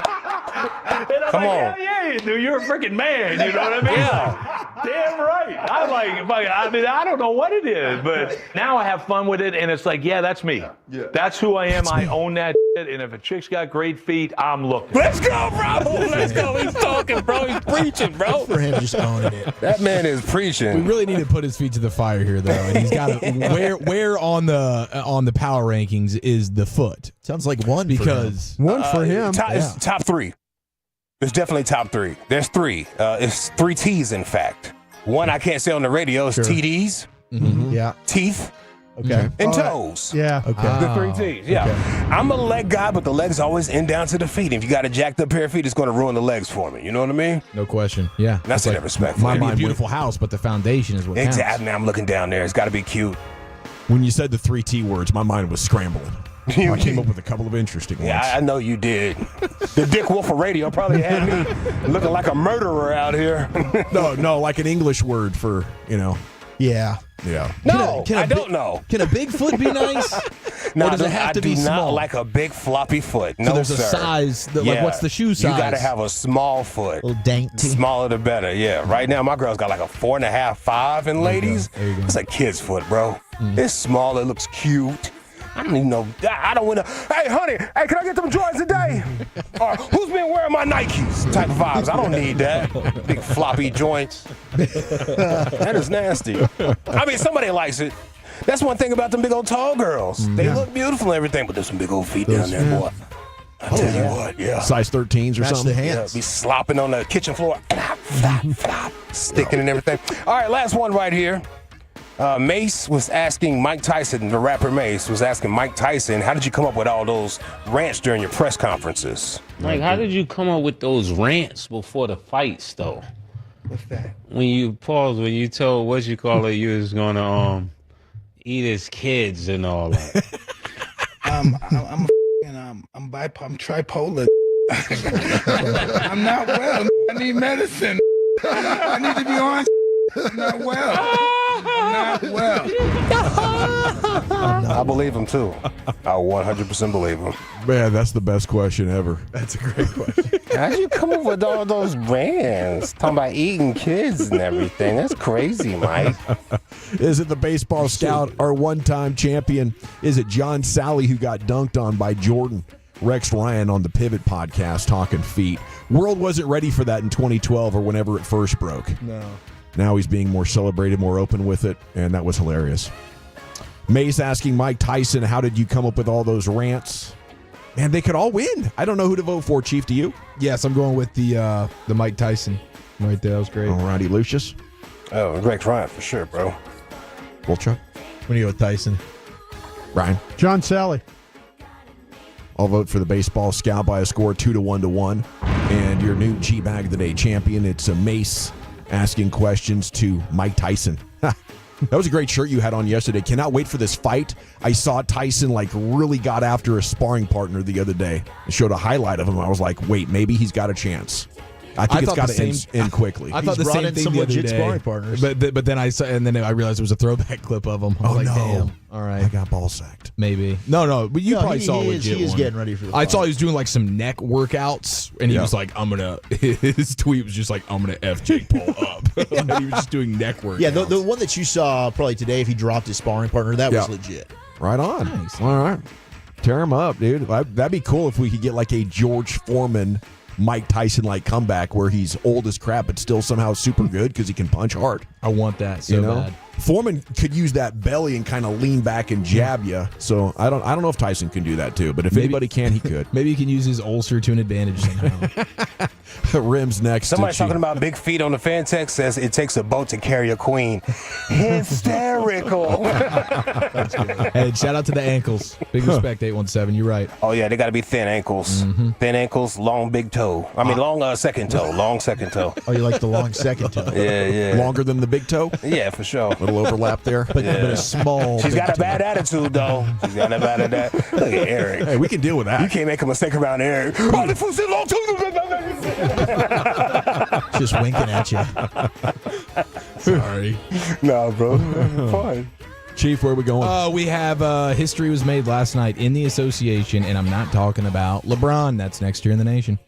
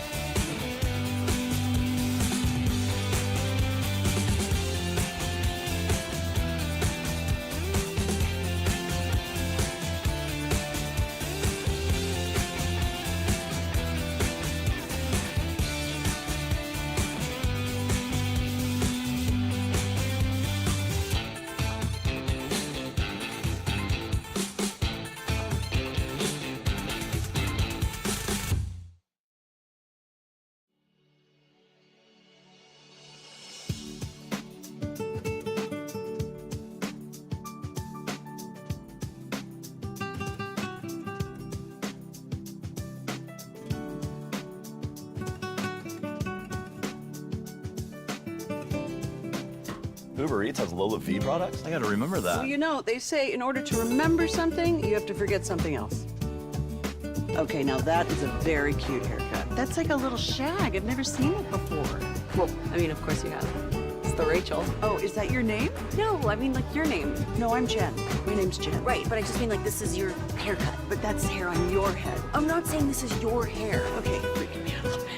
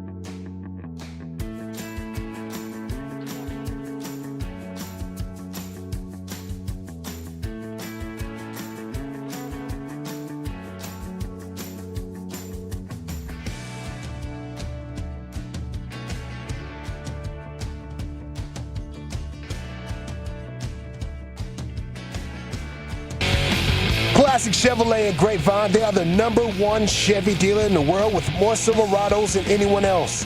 Go see them today or visit ClassicChevrolet.com. This is Texas. This is Classic Chevrolet. Together, let's drive, relax, and enjoy the difference. Based on new Chevrolet registrations 2023, y'all. Well, thank you very much, Lucius. Cheeback Nation 105.3 The Fan. NFL news today coming up at 3 o'clock. We got big news with free agent signing for the Chiefs and the trade market really starting to heat up. It should be an exciting couple of days here next week or so as that NFL trade deadline approaches. Time now to talk hoop. And here's Chiafalo. Yes, sir. Let's go ahead and cut the lights out. We'll put the kids down for that afternoon snoozer, and the G-Bag Nation's going all 56 inches around that rim. Let it rain! Rain dance! Rain dance! I got a joint here, man. I've been saving for a special occasion. Always a special occasion when we are one sleep away before a Mavericks championship season tipping off. And maybe it's more just a Western Conference championship season once again, because after watching what the Celtics did last night, my goodness. Yeah. They're picking up where they left off. Man, they just could not stop shots. Dude, that was quite the onslaught of three-point making. They took 61 threes. They made like 47% of them. It was truly ridiculous. But my favorite nugget of last night's game for the Celtics, as dominant as it was, the Celtics tied the NBA three-pointers made record in a game. Wow. 29. Jeez. They did it with 8 minutes and 50 seconds left in the game. They went ahead and missed the next 13 threes they took, so they never actually surpassed the record. Wow. They just simply tied it, but they tied it with basically the entire fourth quarter and 13 shot opportunities to break it. Never did. That sucks. That's just the nature of the three-point shot. Yeah, hot and cold. It's a make or miss league, for right? sure. Yeah, no question, dude. They didn't have Porzingis. I think if they would have had him, the record would have been theirs. I think he's going to be back December. But yes, to your point, I want to pick Mavs. I want to believe Mavs championship. But as long as like Drew Holiday is healthy, I think they're going to get it done. Derek White had a big game. I mean, they just have too much. And I didn't believe some of the observers who said that going into the final. But that beatdown was so convincing. I don't think anything other than injuries can swing it back in the Mavs' favor.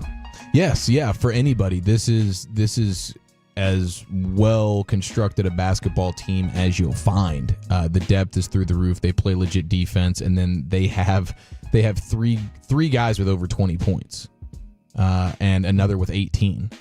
So, I mean, and Jason Tatum last night, 8 for 11 from downtown, 14 of 18 from the field, 10 assists. That's a dude that looked like he was maybe having and dealing with some sort of USA Olympic chip on the shoulder. He was getting benched and talked S on throughout the Olympic gold run that he was on the team for but not contributing to. Yeah. And his jump shot had been reported that it had been worked on a ton and looks a little bit different or whatever, but last night it was on full display. This guy was dialed post-championship. He's still a little bit goofy or whatever, but man, that was an impressive performance by him last night. 132-109. They beat the Knicks, and the Knicks are just hilarious. That is, of course, going to take some time for him to get going here with a bunch of new pieces on that team, but it's just always funny to see the Knicks struggle, even if it's just the first game of the season. Now, on the flip side, you had the Lakers. They end up beating the Timberwolves. Anthony Davis goes off. You have the Bronny moment. I can't get over how small he actually looks out there. Dude, it really looked like somebody that they had just taken off as the fan and just said, hey, go out there and run around with the There was the guys. awkward Like moment a when Make-A-Wish thing? Yeah. He had the pass back and forth with Dad, and then kind of ran away and was like, "Oh, just go ahead and do it, Dad. I'm gonna go over here." It was a little cringy seeing him out there running around with everybody. LeBron wanted that shot so bad too. Yeah. A little give and go. Dad to son. Yeah. LeBron. Bricks in. I mean, you got to He try to wanted throw that. a couple alley oops or something, but we see how nervous and in their head like rookies are in all sports. I can't imagine like trying to play free. They had the little mic'd up moment before they went in, like just go out there and have no fear of making mistakes. Just play. It's like, how do I play free and easy? I'm out here with the GOAT, who's my dad, and the entire world is watching, and I'm not equipped for it now. Everybody's going to kick my ass out here. This is just like, I don't want to be here right now. 3 minutes, 0 for 2 from the field, -5 in the plus-minus there for Bronny, but LeBron, Anthony Davis getting it done. Dalton Knecht, the rookie out of Tennessee, knocking down some shots, and he was definitely one of those guys on draft night. It was like, man, if you watch the tournament and you watched a little bit of college basketball last year, you knew that was a guy that could score. And at 23 years old, he might be able to contribute a little bit more than your run-of-the-mill 18, 19, 20-year-old rookie. But that's definitely a nice addition for them. They had some struggles when it came to shooting the ball.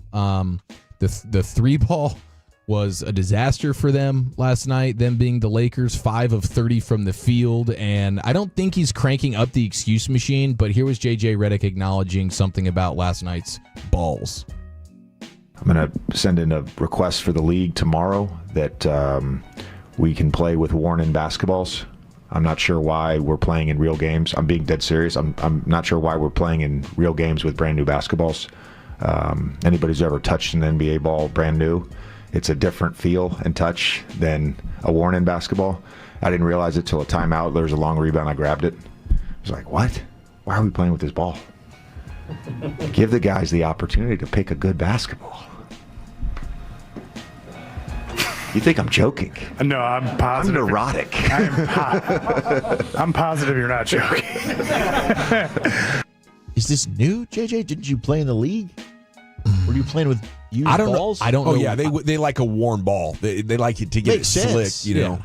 They always we need with all the grip on it brand new, right, to grab it. But their hands are so big, they just prefer it slick because they can roll their hand over it better. Yeah, I mean, every game I've ever been to, watching the start, the official before the tip-off, they always pass the ball around to all the guys on the floor. Bounce it, They bounce it. And, you never see anybody just kind of hand it back. They never really, they never do anything like, hey, what's to do with the ball? Like bitching to be bitching here from JJ. Yeah, a little bit, maybe. Okay, well, then maybe he is cranking up the excuse machine as to why his team went 5 of 30 from downtown. We are getting the bold prediction time here in the NBA, and you have in the Ringer, they predict that Luka will lead the league in points and assists this year. And they note that actually last year after the All-Star break, he averaged 10.3 assists. And even though he was 9.8 last year on the season, his assist numbers started to go up and up and up. And now with an even better connection with Derek Lively and, of course, the Klay Thompson factor. Just a Klay away, baby. He's going to be burying these So maybe Luka leads the league in points and assists. That would be pretty special. Now, I want to play this sound for you here. This is some throwback to last year's sound. This is Fred VanVleet. Do you remember when he absolutely tore up a particular NBA referee? I think it was G-Bag of the day. It's some pretty damning sound here on Ben Taylor, who is, of course, the crew chief for Fred VanVleet and the Rockets tonight. I mean, I don't mind. I'll take a fine. I don't really care. I thought, Ben Taylor was fucking terrible tonight. I thought that most nights, a couple of the, out of the 3, there's 1 or 2 that just the game up, and it's been like that a couple games in a row. Denver was tough, obviously. You come out tonight, you're competing pretty hard. The third quarter, I get a bullshit tech, change the whole dynamic of the game, change the whole flow of the game. And, most of the refs are trying hard. I like a lot of the refs are trying hard. They're pretty fair. They communicate well. And then you got the other ones who just want to be dicks and just kind of fucks the game up. Nobody's coming to see that shit. He crashed out. And that was a direct call out there from Fred VanVleet to Ben Taylor, who, again, is the crew chief tonight for Rockets and Hornets. You move from Toronto to Houston, you're saving so much money on the taxes. You're just like, whatever. Yeah. Anybody can get it right now. Find me all you want. 214 is alleging that we're going to hate Klay in a month. Well, he's not shooting the ball well in the preseason. I wouldn't worry about that, but I would not be surprised at all if Najee Marshall just kind of usurps his minutes. This guy shot well last year he did. From 3. And if that was a breakout performance for Najee Marshall and now he's going to shoot high 30s for his career, it won't matter. I think Klay Thompson will be a nice veteran off the bench that can score 13, 14 points some nights if you need a floor spacer. But I just don't think he's at a point in his career where we're going to be depending on him so much to hate him. I'm just offended by the 214 putting a ceiling on us like it's only going to take a month. We might hate him Friday morning. That's right. We'll see what happens tomorrow night. Giving us too much credit. 1 hour down, 4 to go here in the G-Bag Nation on 105.3 The Fan. Wolchuk, I've been teasing NFL news today. You about to pay off or what? Yeah, let's do it, man. We got tons of trades to talk about, being soft and signed balls. What's next? It's afternoons with the G-Bag Boy.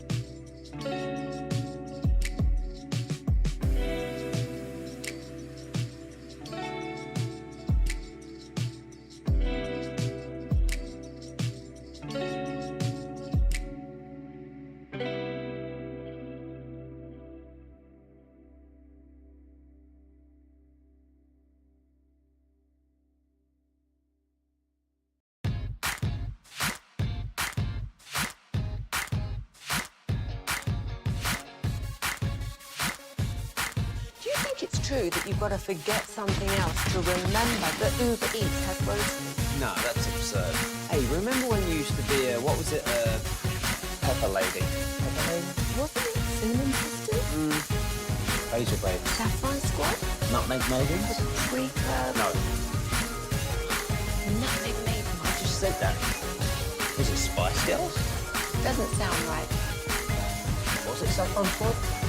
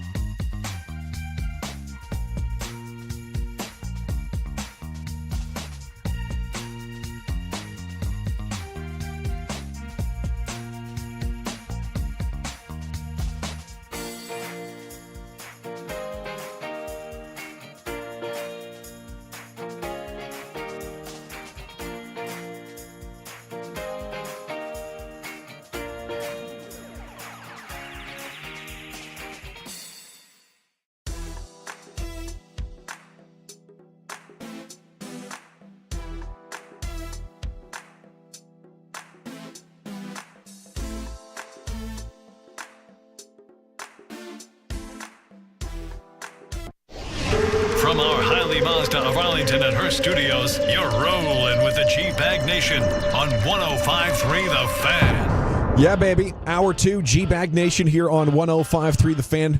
Former Cowboys quarterback Ben DiNucci is going to join you coming up here at 3:20. Krusty's Corner right around the corner at 3:40. He's going to preview the Niners offense for you today, tell you what the film says. Right now, Wolchuk has your NFL news of the day, buddy. All right, let's talk trades. Titans and Chiefs, they have finalized a trade that's going to send DeAndre Hopkins to Kansas City. So the Titans are getting a 2025 fifth-round pick that becomes a fourth if the Chiefs reach the Super Bowl, and DeAndre Hopkins plays 60% of the snaps with Kansas City.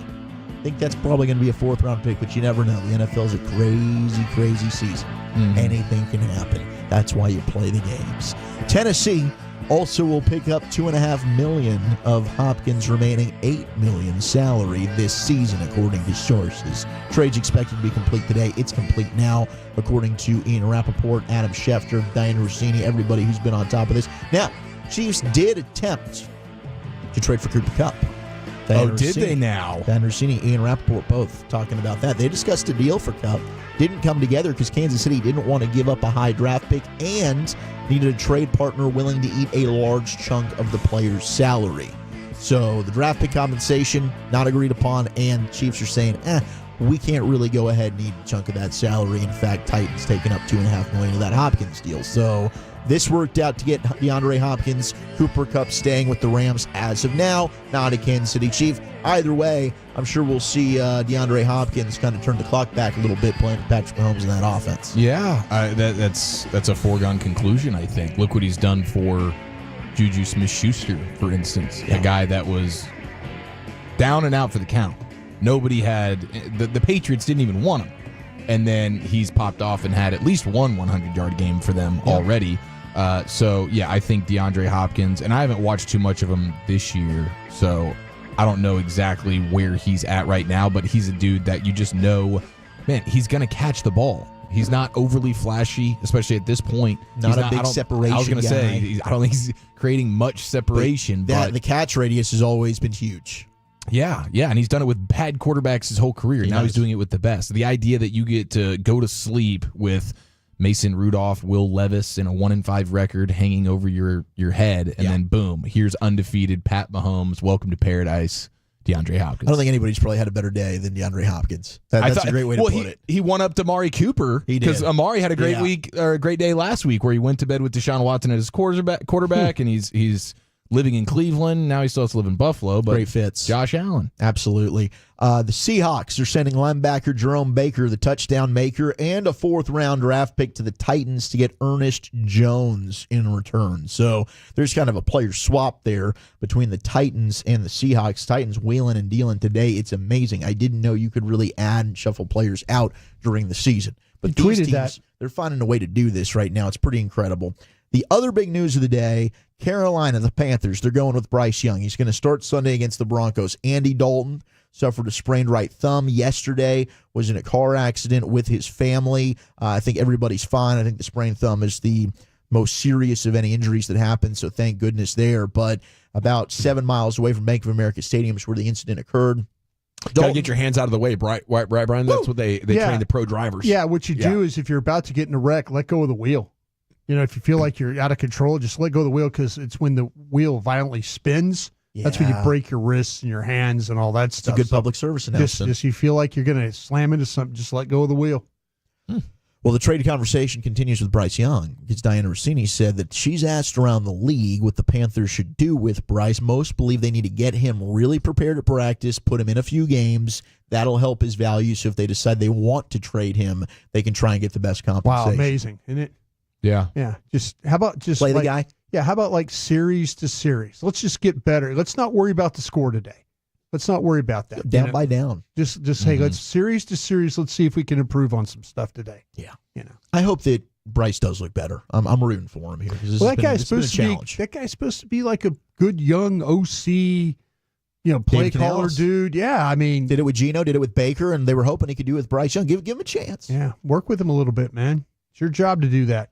Cowboys did designate the practice window for Jordan Phillips, who still apparently doesn't know why he was even on IR to begin with. Oh, yeah, the phantom back there. But he's able to return to practice. That one's a crazy one for me. I really thought Jordan Phillips would be able to help them. I did too, but that's what I know, Yeah, well, we don't know much. Yeah. Texans signed former Pro Bowl linebacker Devin White. This is after the Eagles, who signed him to a 1-year, $4 million deal in free agency, cut him. So Houston going to try and get some linebacker depth. We'll see if he plays there. I mean, I think I mentioned this when the Eagles cut him. I don't think I've seen quite a dip and drop off from a guy that I thought was the best young linebacker in football when they win the Super Bowl, beating the Chiefs, looked incredible. And then now all of a sudden, like, he quits on his team last year in Tampa Bay, doesn't ever get on the field in Philadelphia. Now you're playing with Houston. That seems to be a good locker room with DeMeco Ryans. Maybe this works out. Yeah, I think, sometimes it's not about football. Sometimes it's just a difficult, life situation or mental health situation where the guy can't keep it on the rails enough for a team to want to, go through everything it needs to do to keep him on the team. And if your play declines a little bit, we've seen plenty of that with the Cowboys over the years where they're like, let's see if we can make it work. It did with Rolando McClain. It can't work anywhere else. Let's see if we try this approach. It works. They got 2 good years of linebacker out of them, So I get why teams, try it because talent's the most important thing. But yeah, it really sounds like something where he might be difficult to work with. Can I circle back real quick and ask you guys a question? Yes. With Cooper Kupp, how much money would you eat to get him? I mean, I'm looking at his cap number. It's 29.7 is his number. Half of that's already been paid, right? We're halfway through the season. I looked at his cap number. It averages like 13 mil over the next 2 years. So if you're going down the Cooper Kupp road, I'm driving right there with you, brother. I'm riding shotgun. See, I just not a bad deal, huh? No, I don't. Favorable? I don't think, because to me, he makes a whole hell of a lot of sense for Kansas City. Yeah. After watching, we all watch Kansas City play every week. I mean, we understand how their offense works. It's the kind of the underneath stuff, the quarterback's on the move. Cooper Kupp is one of the best underneath route runners, getting open, separating, being quarterback friendly, bad ball catcher. I don't know, man. I mean, half his salary's already paid, and you're sitting there asking, well, man, can you do a little more for me here? I think for me, if I'm Kansas City, I'm looking at this going, I got enough wide receivers that are injured. Cooper Kupp is just depending on him. I need a guy that can go the long haul. I'm trying to get to February, and they know that. What about? And I'm with you. Cooper Kupp is, if you're just going like, who's the best player they could have had in this scenario? Yeah, it's Kupp. They just don't have a lot of cap space there in Kansas City either. Right. They have to be making. They've got like $5 million. So I think Hopkins for the compensation and for, I guess does Hopkins stay healthy too? I'm sorry, I'm asking a stupid question. It's not a stupid question. No, I really need to look and see what he's been like recently. I remember when we were talking about him in the Cowboys. He was. Can he really run? By the way, I thought. Aren't we getting slower with that? No, there's sure. There's no question. Kupp is better than Nuke Hopkins, but I guess when the draft pick compensation's not where you want it to be, and the money. Kansas City just decided, hey, this is a better option for us. The player, I'd much rather have Cooper Kupp. Kansas City is a little bit more conservative, and they should be. They've proven they can kind of get it done, patching it together. I think the Cooper Kupp thing is interesting for the Cowboys, though. And maybe you don't want to talk about it right here. I don't know how much other stuff you got to. Maybe we get to it later. Yeah, we can get back to that. But if he's hurt, right, and top of the market wide receiver is $30 million, and he's $12 and $14 million over the next 2 years. If he's not looking for a new contract, I want the Cowboys to trade for him. That is a low-cost, potential big reward type of deal, and you pair him up with CeeDee Lamb, and all of a sudden a massive weakness becomes a strength. My boy DeAndre has MCL issues. Oh, yeah, everything you see. He doesn't have, I don't think he has an MCL, does he? Well, he had a grade 3 tear in his MCL there over in training camp. Yeah. So I guess that's partially why he started the season a little bit slow, perhaps. But yeah, he did just have a MCL tear in the offseason. Before that, it was 2022, then 21, and they were all strains or tears of the MCL. Yeah. I mean, hey, you're in year 12 in your NFL career. Now, speaking of the Chiefs, though, they have a safety that's got a little bit of a weird request in games. He's got a big love for Sprite. Yeah, so this is Chief safety Brian Cook. NFL Films picked this up. This was him on the sideline during game day. Can I get some Sprite when you get a chance? Huh? Can I get some Sprite when you get a chance? Who has that? I don't remember who, but I got Sprite last week. I'm trying to get it again. So I got that for you. Yeah, that's cool. Where do you want it? Where do you want to keep it? You go keep it somewhere cool, but I need like little cups of it throughout the game. Yep, absolutely. Okay, cool. Yeah, the Sprite. This a little bit in the cup. Thank you. Man. Yeah. So I'd heard about Sean Lee and the coffee. This is an interesting one. There's no caffeine in Sprite. Yeah. You know, he must just like the flavor and the fizziness. I think the sugar keeps him going. Maybe the sugar keeps him going a little bit. Did you ever have to have that responsibility, like ever getting some stuff for some players? I was a dip guy. I was dip. Okay. I was Copenhagen guy. Yeah, the hard stuff. That's what we're. Yeah, I didn't do the Viking stuff. Trust you, I got you beer. didn't put Favre's Vicodin up there for him? No, it was already in his shoes. Oh, I just put a cup. Oh, I that's put a right, you beer, told I put us a that. beer up there for him. Yeah. Which was so he could take the Vicodin. Yeah, That's so he right, could take exactly. the Vicodin. Yeah. Cowboys practice. Hey, Amon report. Ron St. Brown's, his dad, John Brown, the bodybuilder and whatnot. Yeah, he gives his kids the Coca-Cola. That's right. He was like a sponsor for Coke. Yeah, Coca-Cola. During that receiver show. It's like During when you're the games? down. Yeah, if you're down, man, you need some energy. Coca-Cola builds you up. Boom. Sugar and caffeine, baby. Yep. Unbelievable. Yeah. The Sprite here, little cups of the Sprite gets you going. I mean, in your 20s, you can drink all the soda, and like the grown-ups or the adults, the middle-aged people are like, drink more water. You're like, why? Yeah. You know, you don't even notice it. Now, when I drink soda, I feel it dehydrate me, and I'm like, I need water immediately after drinking When you're it. young like that, Yeah. metabolism is firing off. You're burning so many On top calories. of the world. Ready to rock. You're drinking beer at night, soda all day. Yep. Living it up. Gosh. Doritos in Back in between. the That's day. right. Ramen noodles. Yes. The good old days. Bagel dogs, bagel Then you bites. poop in someone's couch doing that.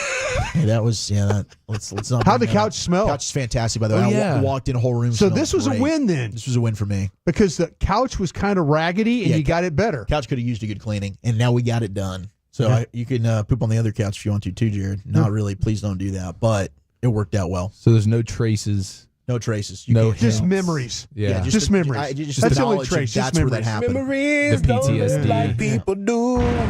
Shout out to High End Cleaning Services. They did a great job. Cowboys practice report is out. Aubrey didn't practice. He had jury duty. Okay, Brian, you watchdogging his jury duty over there. I'll tell you what, if he told everybody he was a media member or a radio personality, I guess a football player can't even get out of it. he might have. Boys, been football players can.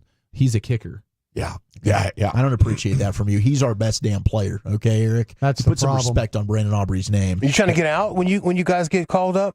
You trying to get out of it? I tried to, and I had success up until the one time that I had to take off. Yeah. That was the first time I ever had to go.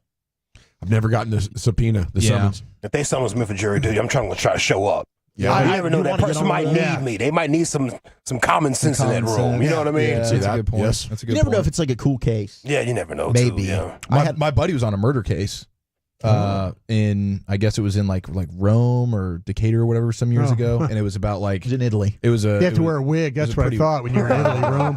Like Oh, no, like I'm a talking robe about and a local. wig. I'm talking about local Rome. Rome, Okay, Texas. Yeah, Rome, I'm Texas. more of a Paris, Texas Paris guy. or Italy, one of those places. yeah. Our guy Eric Kendricks was limited with a shoulder injury. They were going to practice him and see how it was going to go. We'll have him That's on what I tomorrow. was Let's told. hope. It's Jameis time, baby. Jameis Winston's going to start in Cleveland for the Browns against the Ravens. They're also switching. Ken Dorsey's going to call the plays. No more Kevin Stefanski calling the plays. They're going to Kenny. He's going to be the play caller for After he Jameis. got fired this time last year by the Yeah, he Buffalo did. Bills. He did, and nobody circles the wagons like the Buffalo Bills. Buffalo Bills. Yeah. One other news of note here: the big soft. That's the four-letter word you don't want to say in the National Football League. You can say a lot of other words. Don't say soft. Okay. I like to say relatively soft. Yeah, well, this is. I mean, like you're an full-blown. NFL player. You're not soft compared to the population, This is but damn maybe flash, compared yeah. to other teams, you're soft. Relatively. The big soft. Relative the, to. the big soft word. Yeah.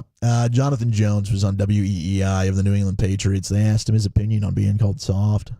Well, that's his opinion, and I always take the opinions of what our coaches say to heart. And that was the opposite. Of a soft team is a tough team, and we pride ourselves around here on being able to stop the run the ball, and cover kicks. And if you look at our last game, we didn't do any of those. So I don't think we have any space, to call ourselves a tough team, based off our last performance. So we weren't able to stop the run, we weren't able to run the ball, and we weren't able to cover kicks. I left that little last part in there, so I think you have a KC touchdown. Boom. Oh, I like that little swoosh.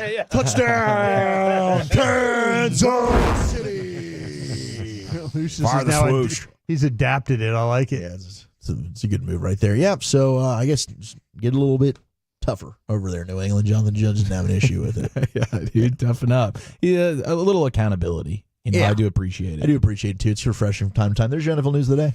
Thank you, Wolchuk. Yeah, it's a tough spot to be in. Somebody's calling you soft. I guess you could fight him on it, but at the same time, you didn't play well, so it's maybe not the time to get defensive. But, no doubt a buzzword there in the NFL circles. Football players in general, pretty tough, I'd feel like. Not a lot of soft ones out there compared to the general population. But I would say a guy that takes a jury summons, that's the first time I've ever heard of it. I would question commitment to the game right there. I'd question commitment to football. But again, as a kicker, you don't even really need to be at practice. You're just there to hang out, and so you can be part of the team, maybe get some camaraderie going. We could have a separate kicker practice, and it would affect nothing. Totally. It would actually be a fun bit to play. Yeah. Just how long before people start asking around, is Aubrey here? Yeah. How many weeks can you go with only seeing him on game day? He showed up this morning. We worked with a long snapper for about 45 minutes. He went home. We're all kickers. Maybe tomorrow we can ask football Eric team's Kendricks, practicing. Did you see Brandon Aubrey yesterday? And maybe he just says yes. Yeah. It's oh, yeah, of course. He was on the side kicking balls. I mean, would you know it's a football player? Just play it off. Be like, is this a web guy? This guy working for the .com now? Brandon Aubrey, he damn sure knows. Krusty's Corner is coming up at 3:40. He's going to scout that Niner offense for you, tell you how fearsome they are these days. Ben DiNucci, who had thoughts on the Star Tour, coming up next here to the G-Bag Nation and the Fan.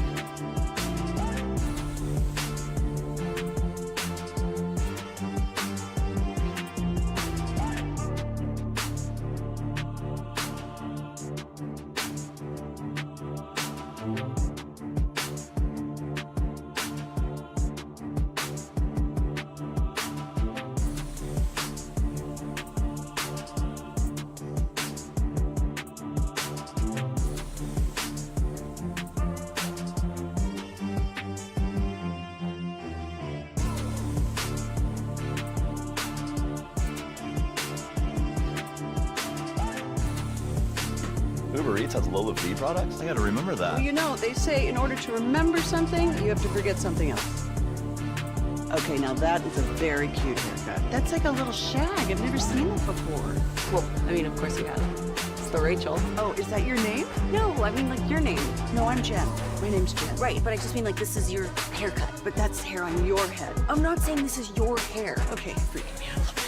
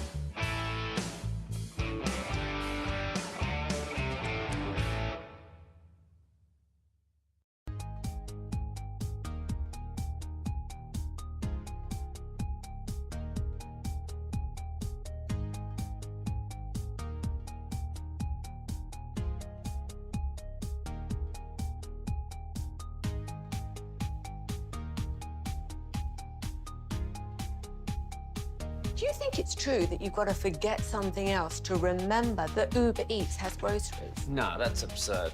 Hey, remember when you used to be a, what was it, a pepper lady? Pepper lady? Wasn't it Cinnamon Sisters?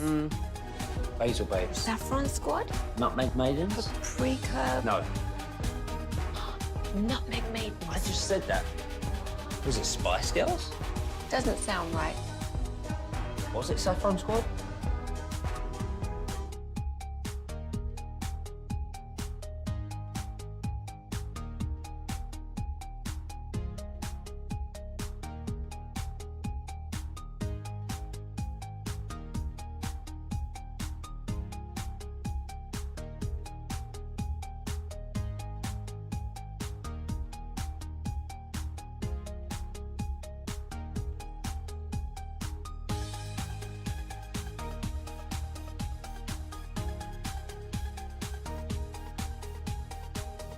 NMLS number 2297, equal housing lender. This segment of The Fan is brought to you by Buffalo Wild Wings. Buffalo Wild Wings is football. Hey, Dallas football fans, join us at your local DFW Buffalo Wild Wings for the Friday Football Feast. Every Friday from 10 a.m. to 2 p.m. with 105.3 The Fan's KNC Masterpiece. That's us. There isn't a better place to be on Fridays this football season than at a B-Dubs near you.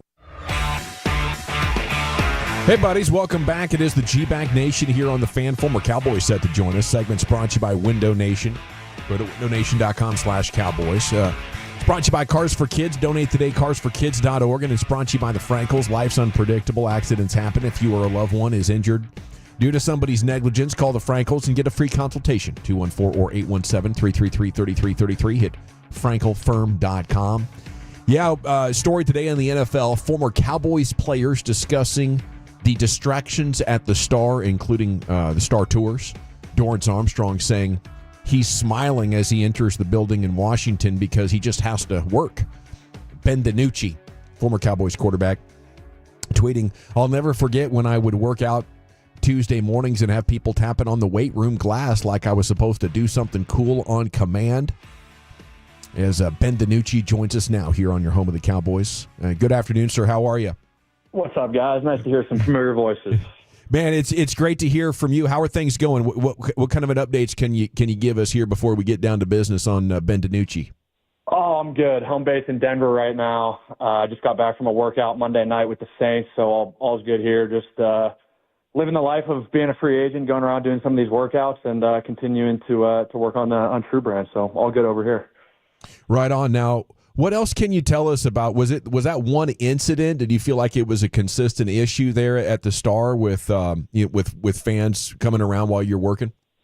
I might have had a little bit of a different view on it. So my rookie year was 2020 when COVID. They didn't do it that year, but 2021 and 2022 they kind of ramped back up again. I didn't have many instances with it. I remember the few times specifically where I was working out and I was doing squats, and our squats were kind of right in front of a two-way window or a two-way door there, and people were always kind of on the outside tapping in. I just thought, this is kind of interesting. I didn't know any better at the time. The Cowboys were the only team that I had been to, and I was in my second year, so I kind of just thought that's how it must be. But looking back on it now, no, it's definitely funny. I didn't really think anything of it then, but it wasn't a distraction for me. I wasn't necessarily playing, so I can't speak for other guys, but I just always thought it was more so funny than a distraction. So you don't think you're actually throwing on more weight? You have some onlookers all of a sudden, now you're squatting a little bit more that day all of a sudden. No, I think if anything, it might have freaked me out a little bit. Like, oh, these guys are probably thinking I'm weak. I'm probably, why the heck is this dude in the weight room on a Tuesday by himself? So,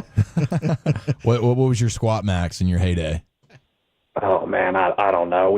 QBs, it's a little different. They never made us do anything max. I don't know. Maybe 315 was the most I ever put on a bar. Ben DiNucci just being modest here in the G-Bag Nation. Okay, I do want to get that perspective though, because it seems like this is all former players. Even though Dante Fowler has said that this is cap, he didn't say that in the article. But now that you've been able to go to Denver, you spent a little time in Buffalo, you're doing workouts now at other facilities. I mean, looking back at your time with the Cowboys, is this something that's just like bizarre compared to other organizations? Yes. Yeah, I mean, I haven't seen anything like it in the few years that I've been out of Dallas.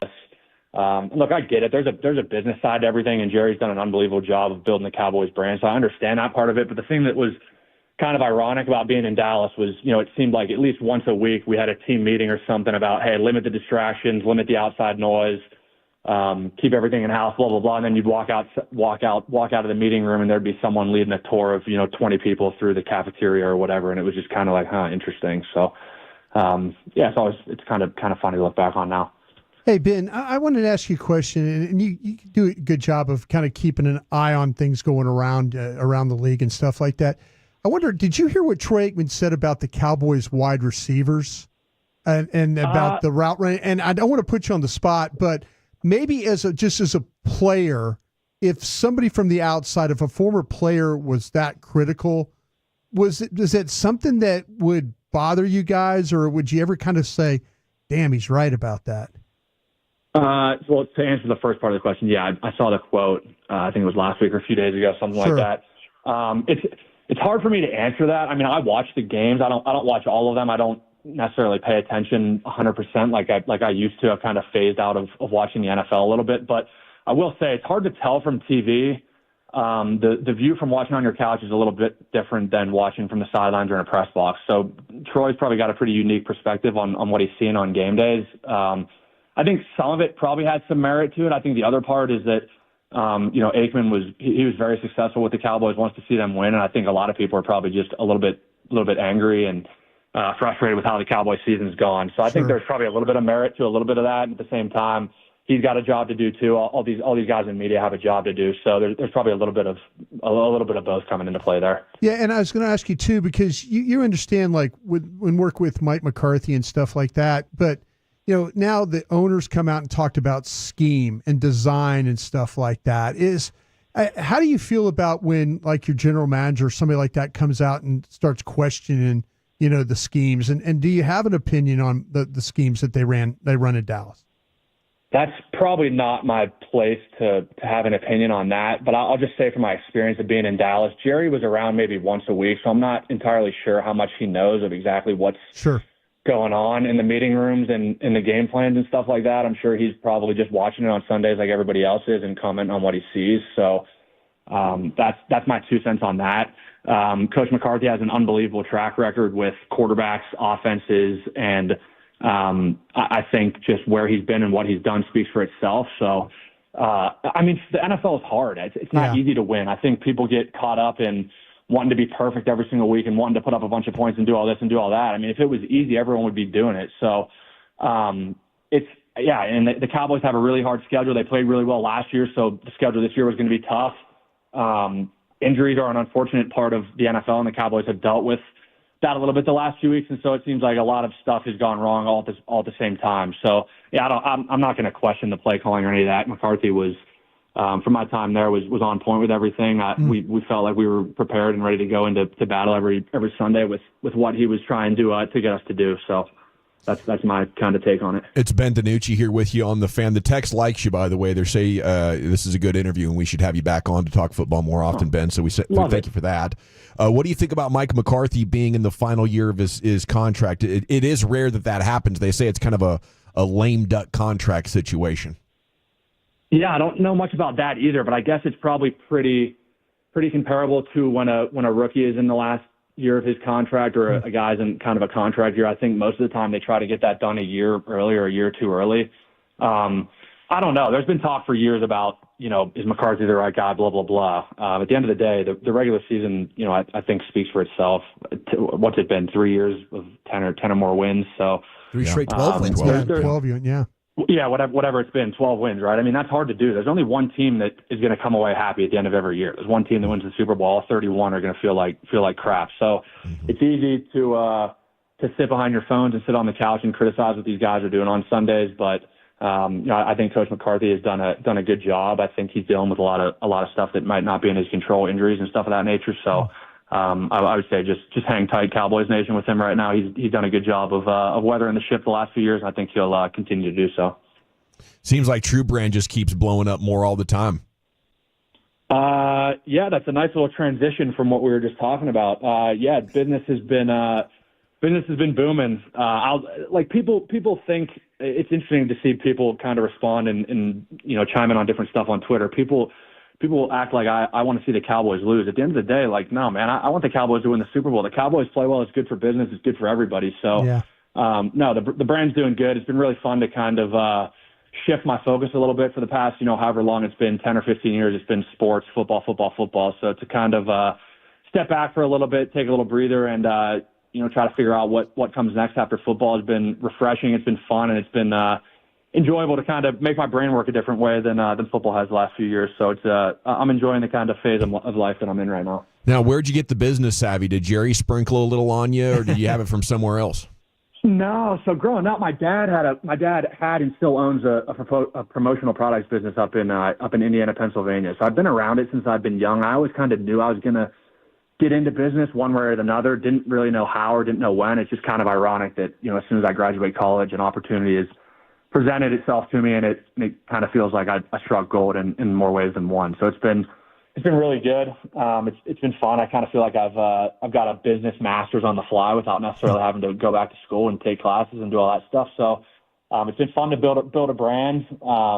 Sang, my business partner, and I have a really good relationship. He spearheads everything from Dallas, and it's been good. Hopefully no slowing down anytime soon. Yeah, I think our True Brand hats got lost in the mail or something. We'll be wrapping them for you right now, bro. Well, let me check the tracking number. Send me the address again, and I'll make sure. I got you. I'll make sure they didn't get rerouted. We'll get that happen for you. Okay, 214 wants to know though, what's the best way to wash the True Brand hats?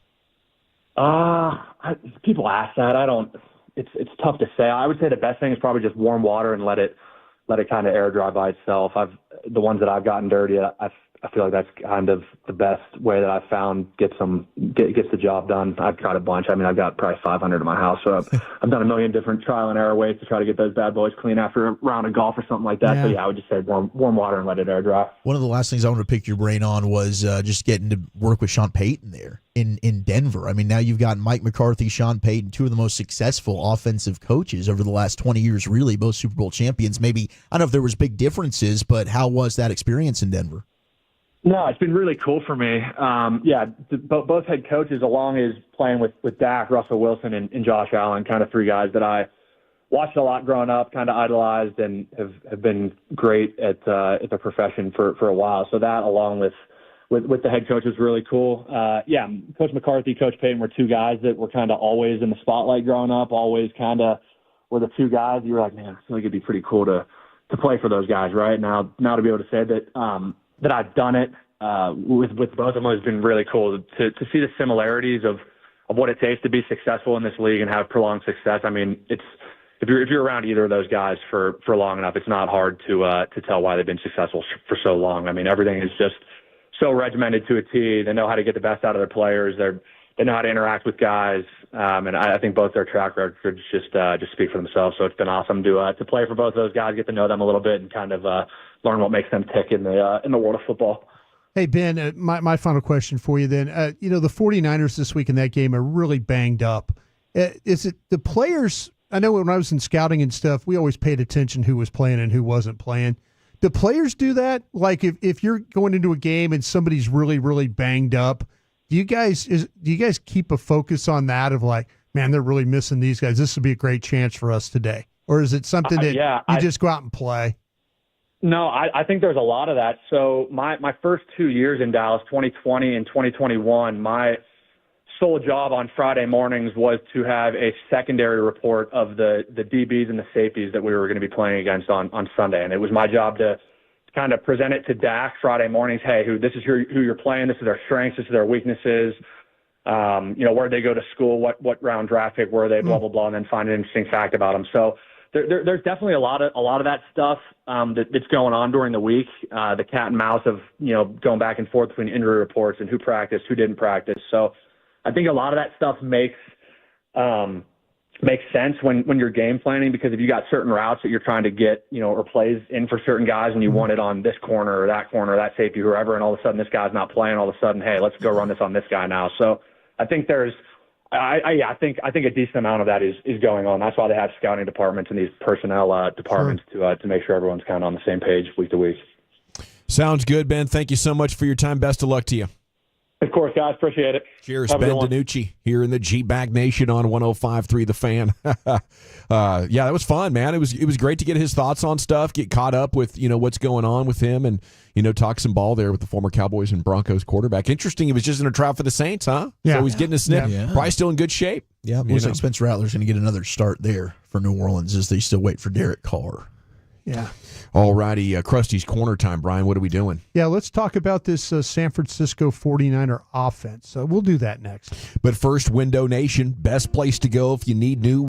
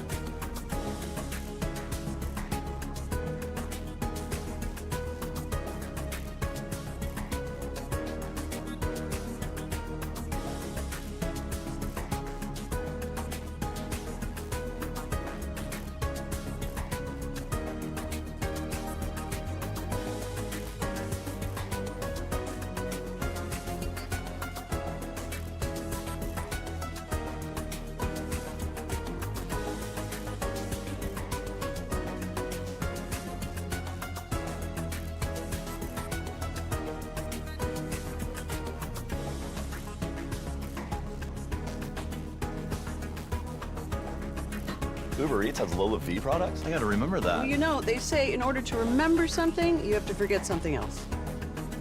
Okay, now that is a very cute haircut. That's like a little shag. I've never seen that before. Well, I mean, of course you have. It's the Rachel. Oh, is that your name? No, I mean, like, your name. No, I'm Jen. My name's Jen. Right, but I just mean, like, this is your haircut. But that's hair on your head. I'm not saying this is your hair. Okay, freaking me out a little bit.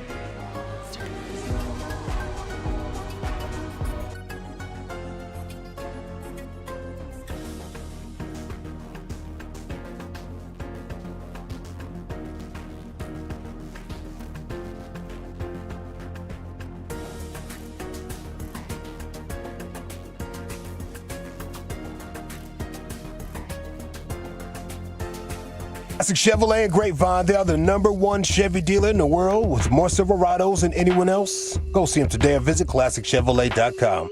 This is Texas. This is Classic Chevrolet. Together, let's drive, relax, and enjoy the difference. Based on new Chevrolet registrations 2023. Thank you very much, Lucius. It is the G-Bag Nation here on 105.3 The Fan. And it's time now for Krusty's Corner. The corner brought to you by Reliant Air Conditioning, gimmick-free AC repair and replacement. I know everybody's gathering around as it's time now for Brian's weekly scouting report on the opponent. Broadus? Thank you very much, John. I appreciate that. And thank you very much to Reliant as well for being a part of this. The film is really interesting about the 49ers, and you've kind of you notice the first thing about them is they are struggling with the injuries, and they're struggling with wide receiver injuries, and losing Brandon Ayuk was a huge loss for them. Deebo Samuel being sick, and I think Deebo Samuel is going to play this week. But I think that when you look at the way that they play with Brandon Ayuk on the field and with him not being on the field, it's different. Have you ever had pneumonia? What makes you think Deebo can play? I always assume that if a guy gets out of the hospital on a Monday, that they're going to IV him up the whole week and not practice him, and then everybody shows up against Dallas. One of those things. Game day, he'll be good to That's go. why I asked Danucci that question, because I'm always thinking about who's not going to play, and maybe he won't. But to me, I think a bigger injury for them might be George Kittle, the foot sprain that he's dealing with, and if he doesn't play, I think that's huge. Yeah. But we all understand about the 49ers, and they have one of the best play callers in the league. There's no question about that. What I really do like about watching San Francisco's tape is just the assortment of formations and motions that they use in a game. And Shanahan, he's always searching for numbers advantaged by his alignment or with his motions. Mm-hmm. And he's a master of putting his players in position to become blockers. He's always going to try and outnumber you. They're a team that primarily run the ball to the outside. That's a big, big part of what they do. Primarily, they're going to run the ball from underneath center.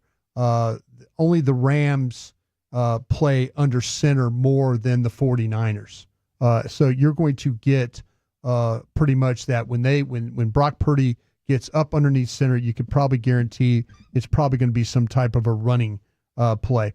The Rams and the 49ers play with a lot of condensed offense. And when I mean condensed, the formation is really, really tight. So what they're doing is, instead of bringing their blockers from depth from the outside or width, they keep them tight, and that way they get them in positions. How many times the Cowboys are a team that plays with more width than any other team in the league? Yeah. But what happens? They can't get their receivers in position to block. Right, they're too slow. They can't get over there. They're asking, okay, well, let's get, Tolbert's got to block Aiden Hutchinson here off the backside.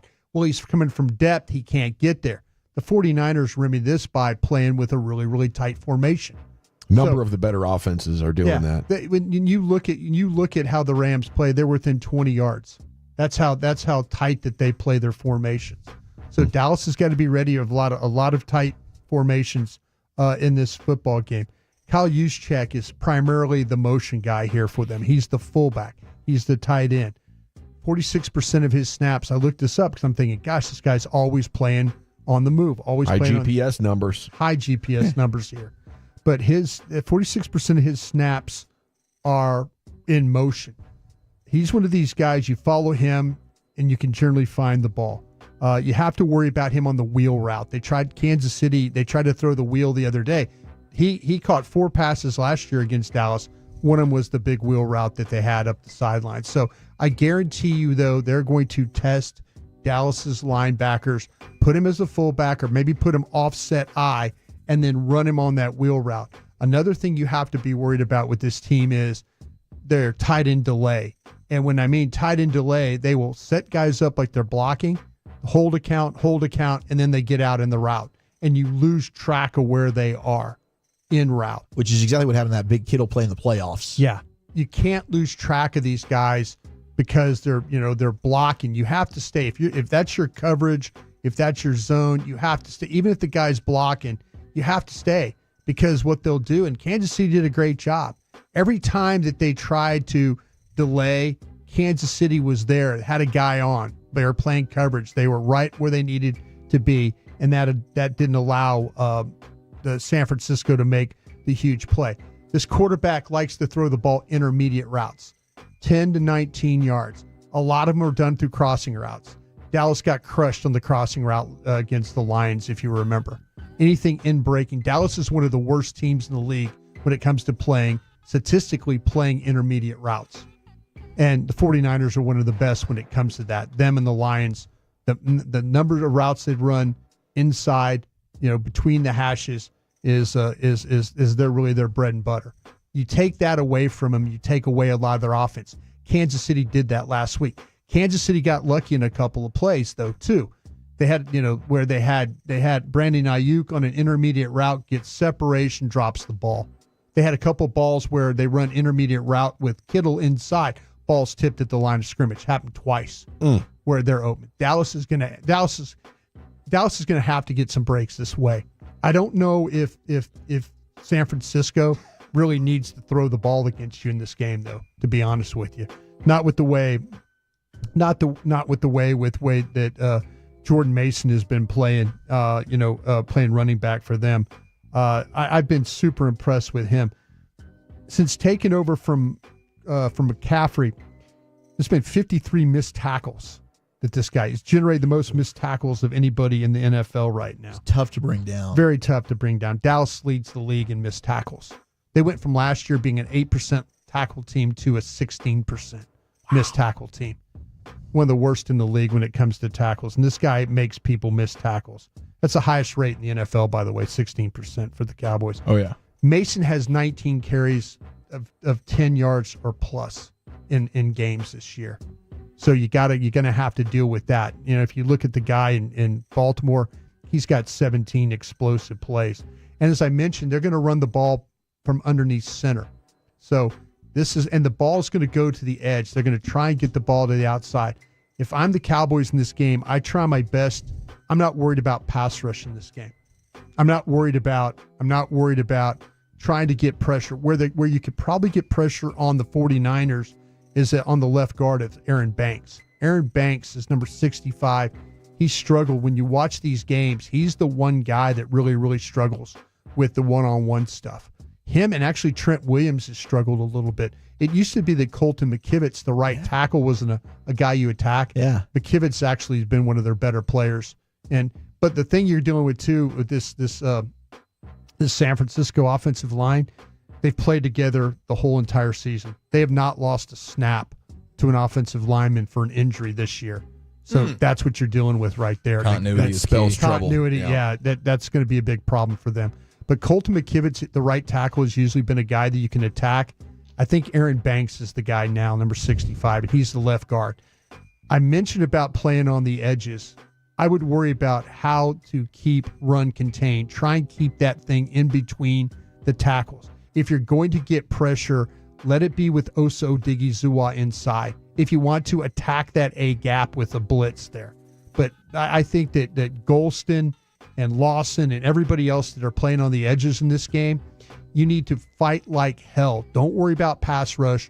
Worry about playing the run and keeping that thing inside. Because if you can keep Mason inside, you got a shot to kind of control him a little bit better. When he gets on the edge, that's when he's going to be a big problem for you to have to deal with right there. Now, the 49ers face a ton of loaded box. Loaded box is 8 guys in the box. And they face a ton of that. Dallas plays the fourth most loaded box in the league, and they're terrible at it. So if you think that, hey, let's just get extra dudes in the box, they've been playing the metrics will tell you they've been playing 46% loaded box this year, and they've been horrible at it. They've been gashed at it. So Dallas is in a little bit of a problem that way. If you'd say just outnumber them, try and outnumber. Well, I said earlier the 49ers do a great job of trying to outnumber you at the blocking positions. So, like I say, Dallas, it's been a big problem for them to have to deal with that. But I would definitely try and play as strong as I could on the edges, force the runs inside, see if your linebackers can make some plays. Pass rush probably going to have to come from Osa Odighizuwa inside on Aaron Banks. I think that's the route I would go, trying to affect this quarterback. This quarterback, by the way, holds the ball longer than any other quarterback in the league. A lot of TTTs. Yeah, a lot of that. And he's pretty good at it, actually. Usually when you hold the ball long, there's a problem. Usually there's a problem that way. And so, but this guy, he seems to kind of get, he kind of. Well, they're pushing the ball down the field. Yeah. The guys aren't getting open. Yeah, that's the problem. Dallas, I said this earlier, Dallas, Purdy and Prescott throw to make more tight window throws than any other quarterbacks in the league. These guys don't separate a whole lot. Now, you think with all the crossing stuff that they would separate, but this year they haven't. He's had to make a ton of tight window throws. That's been a little bit of a problem for him. But holding the ball, maybe you can win on a couple of different rushes. I just don't see San Francisco throwing the ball very much in this game. I think they're going to see if Dallas is good enough at being able to get off blocks and to tackle Jordan And we know Mason. they're not. Yeah. They can't even load a box and stop the run. Yeah. That's like to say it's 42, 43% loaded box, and they're struggling with those. Well, go out there and execute. Hopefully they're fresh coming out of the bye. They're determined, and they let that dog out, because what you described sounds like about 34 points to me, Brian. It could be trouble. It's gonna be like you say. If Kittle doesn't play and Samuel doesn't play, and you turn this into a game where they have to throw, it's going to be on Ricky Pearsall and Jacob Cowling and those guys. I'll take my chances with that. But if you don't stop the run, if it turns into that game, you're right. This could be a huge problem for the Cowboys. Well, thank you, Broadus. Thank you. He'll preview the Niner defense for you tomorrow. Krusty's Corner, brought to you by Reliant Air Conditioning, every day 340 here in the nation. Join us tomorrow, Richardson Bar and Grill on Campbell Road. Pick up a G-Bag Nation flag. Picked up a G-Bag etched Stella Artois glass. If you have not received one of those yet, we'd love to see you. We have buyers and sellers ahead of the trade deadline. In a Cowboys news of the evening, which group do you want to see the Cowboys in? That's next in the nation.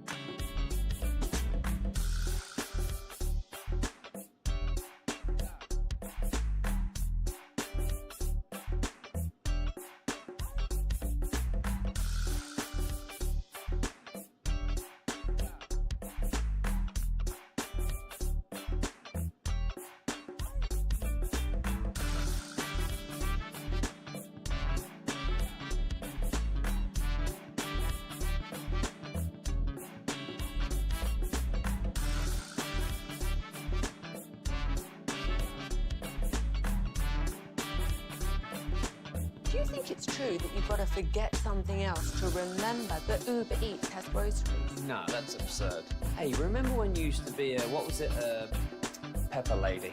Pepper Lady? Wasn't it Cinnamon Sisters? Basil Babes. Saffron Squad? Nutmeg Maidens? Pre-Curb? No. Nutmeg Maid. I just said that. Was it Spice Girls? Doesn't sound right. Was it Saffron Squad?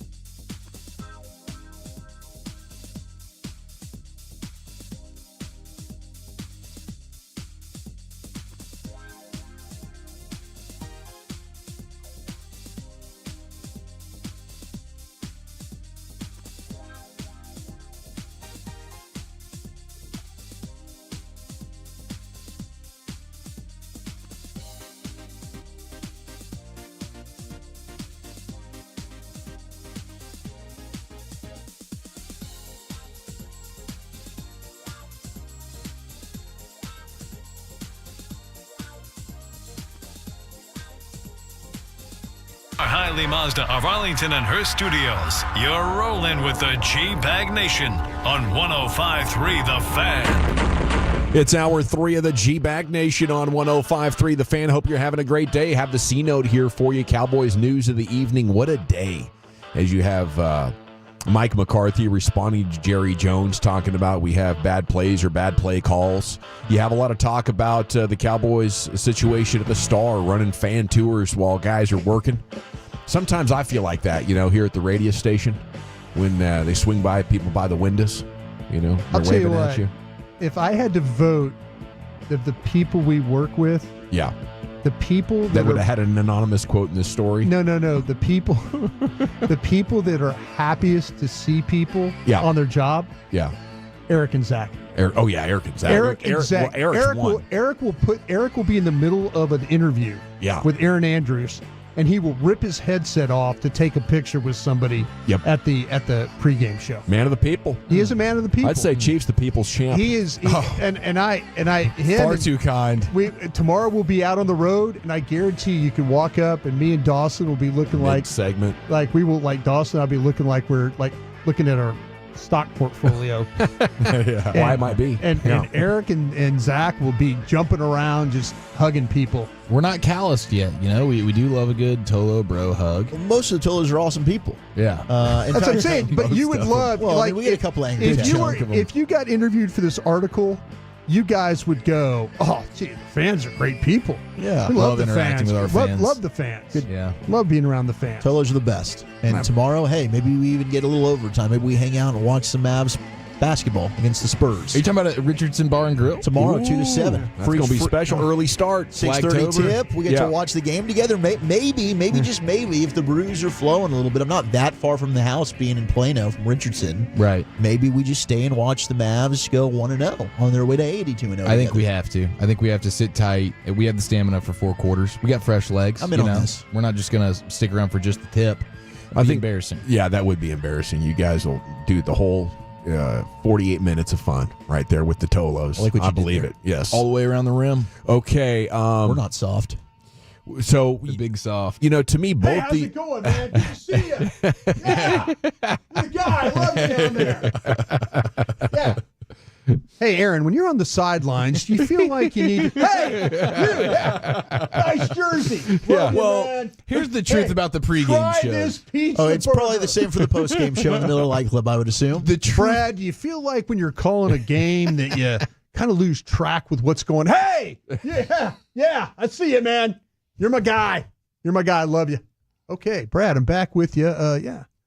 Yeah, if Chief was on the Cowboys, I don't think he'd be able to get a workout in. He'd be jumping out of that gym and hugging the fans. Talk about distraction. I so appreciate him being stopping mid-set to go dap up with the fans. Yeah. It's just because in the pregame, Broadus is the mayor of the Miller Lite West Plaza. Everybody wants to talk to Broadus. And you're running no one against cares. him. And I'm just simply shaking hands. I'm trying to give someone the experience of 5 seconds of acknowledgement. Broadus will keep his headset on, keep his head down, and do his best not to make eye contact. And he will completely ignore the people that want now. To his credit, oftentimes these people are coming up to him. We might be in the middle of a segment. They do want to talk to him for like 15 minutes. They want to, they want to talk his ear off for sure. And this is men, women, I am so children. happy you're there. No, seriously, I'm happy because somebody's got to just be the voice in the wave of I'm like the broadest messenger of hey man, he loves you. He's dialed right now. It's a game day. I'm making excuses for him because he wants nothing to do with them. He's watching tape right now. He's literally. I tell you what, he's not in the barn until kickoff. A lot of it's bet payoff situation, stressing through the and nooners. I'm watching Cleveland down in the red zone, bad snap, and I'm just losing my grip. No, it's very difficult to do a pregame show during the witching hour. Okay, we can all appreciate absolutely. that, and we especially with Survivor picks on the line, and just your desire to watch Scott Hansen do his thing while you're trying to host the show. I am so happy you're there. I'm so happy. Seriously, I'm your meat shield for the fans that want to come up about and us. Make out you get the drunk people in the Miller Lite Club post game now. Yeah. They're also like, Brian, and one guy looks straight at Brian and says, I know you. I don't remember your name right now, but I know you and I love you. Yeah. And it's like, we're ghosts over here. We don't exist. But Brian, the people love you and you don't want to give them the love back. No, it's I'm nervous about giving them the love back. Because, like I said, then it's a conversation. Then all of a sudden it turns into Eric's looking at me next question's yours, bro. Well, I do feel like some of us should be, what are you doing?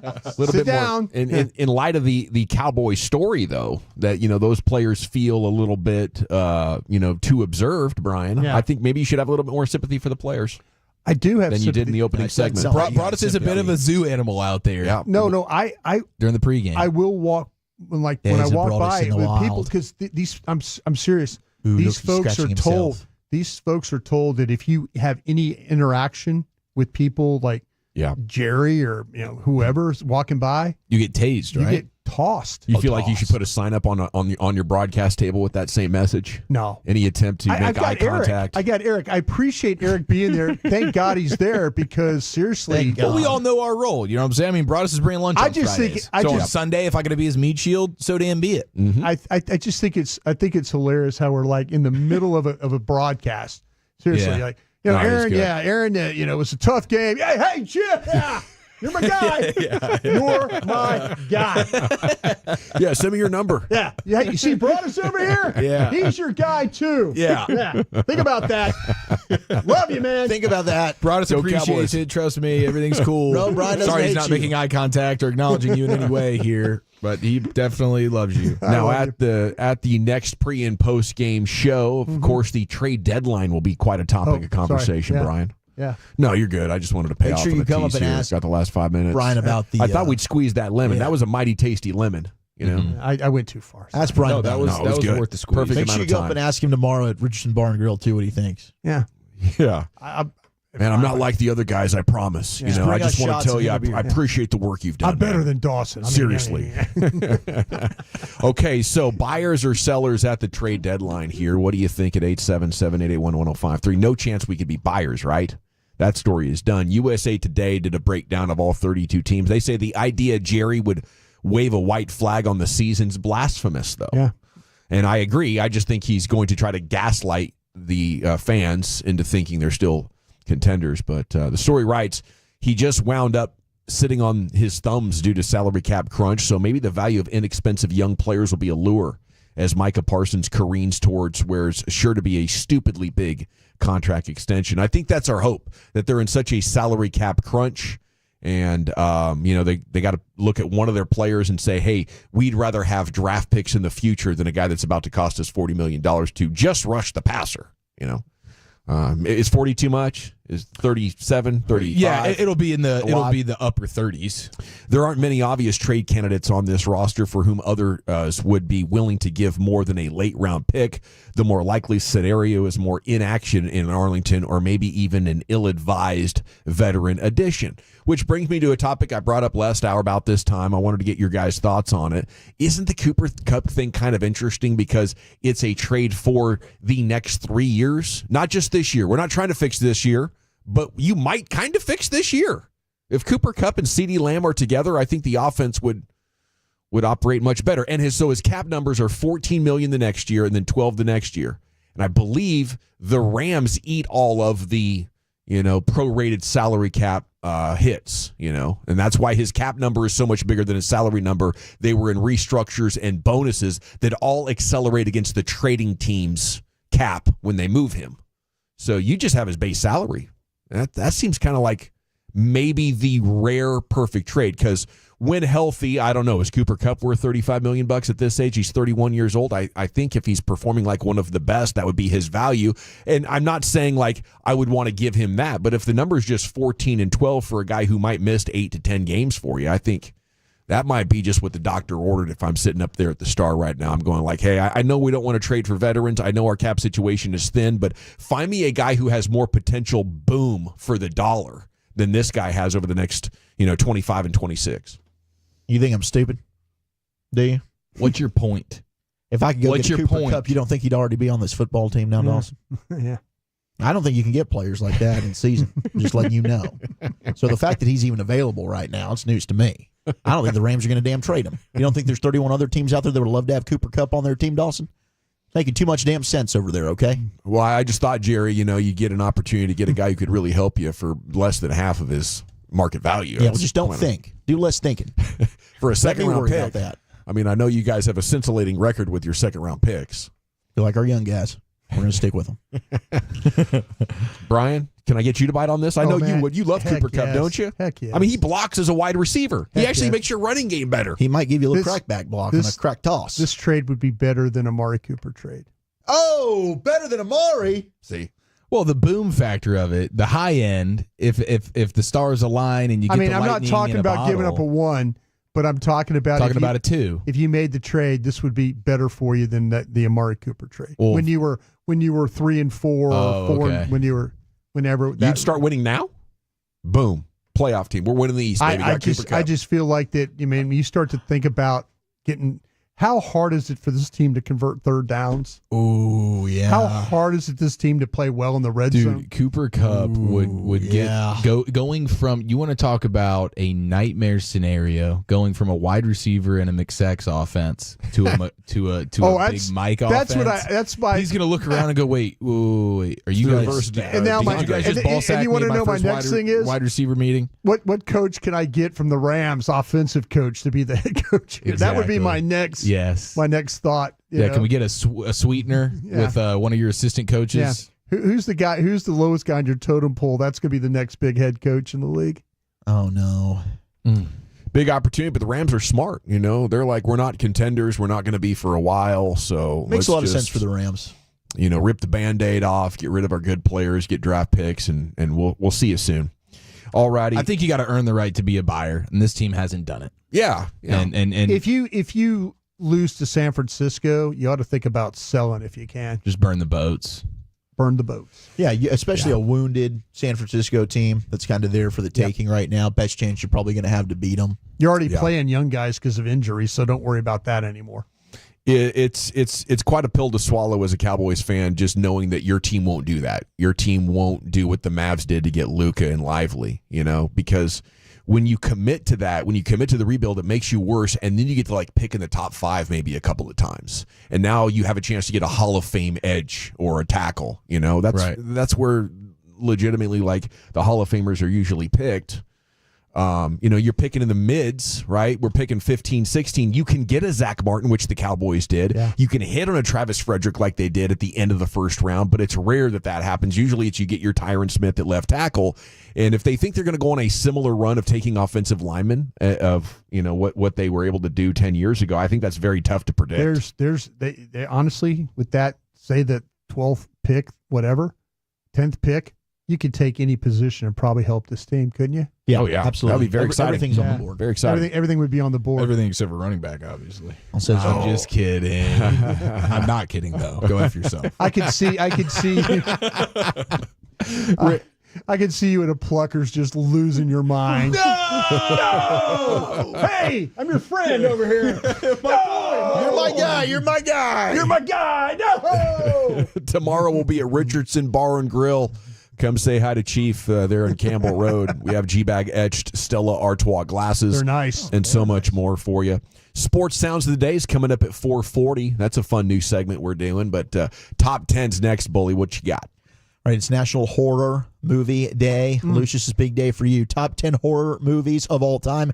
Do you like horror movies? Do they get you going? And what's your favorite? That's next.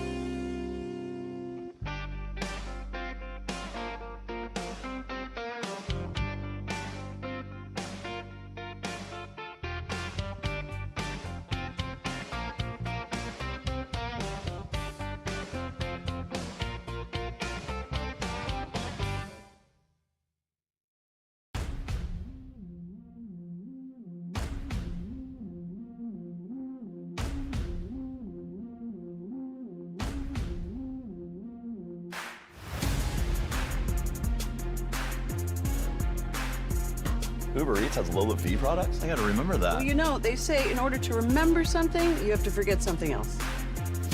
Okay, now that is a very cute haircut. That's like a little shag. I've never seen it before. Well, I mean, of course you have. It's the Rachel. Oh, is that your name? No, I mean, like, your name. No, I'm Jen. My name's Jen. Right, but I just mean, like, this is your haircut. But that's hair on your head. I'm not saying this is your hair. Okay, freak me out a little bit.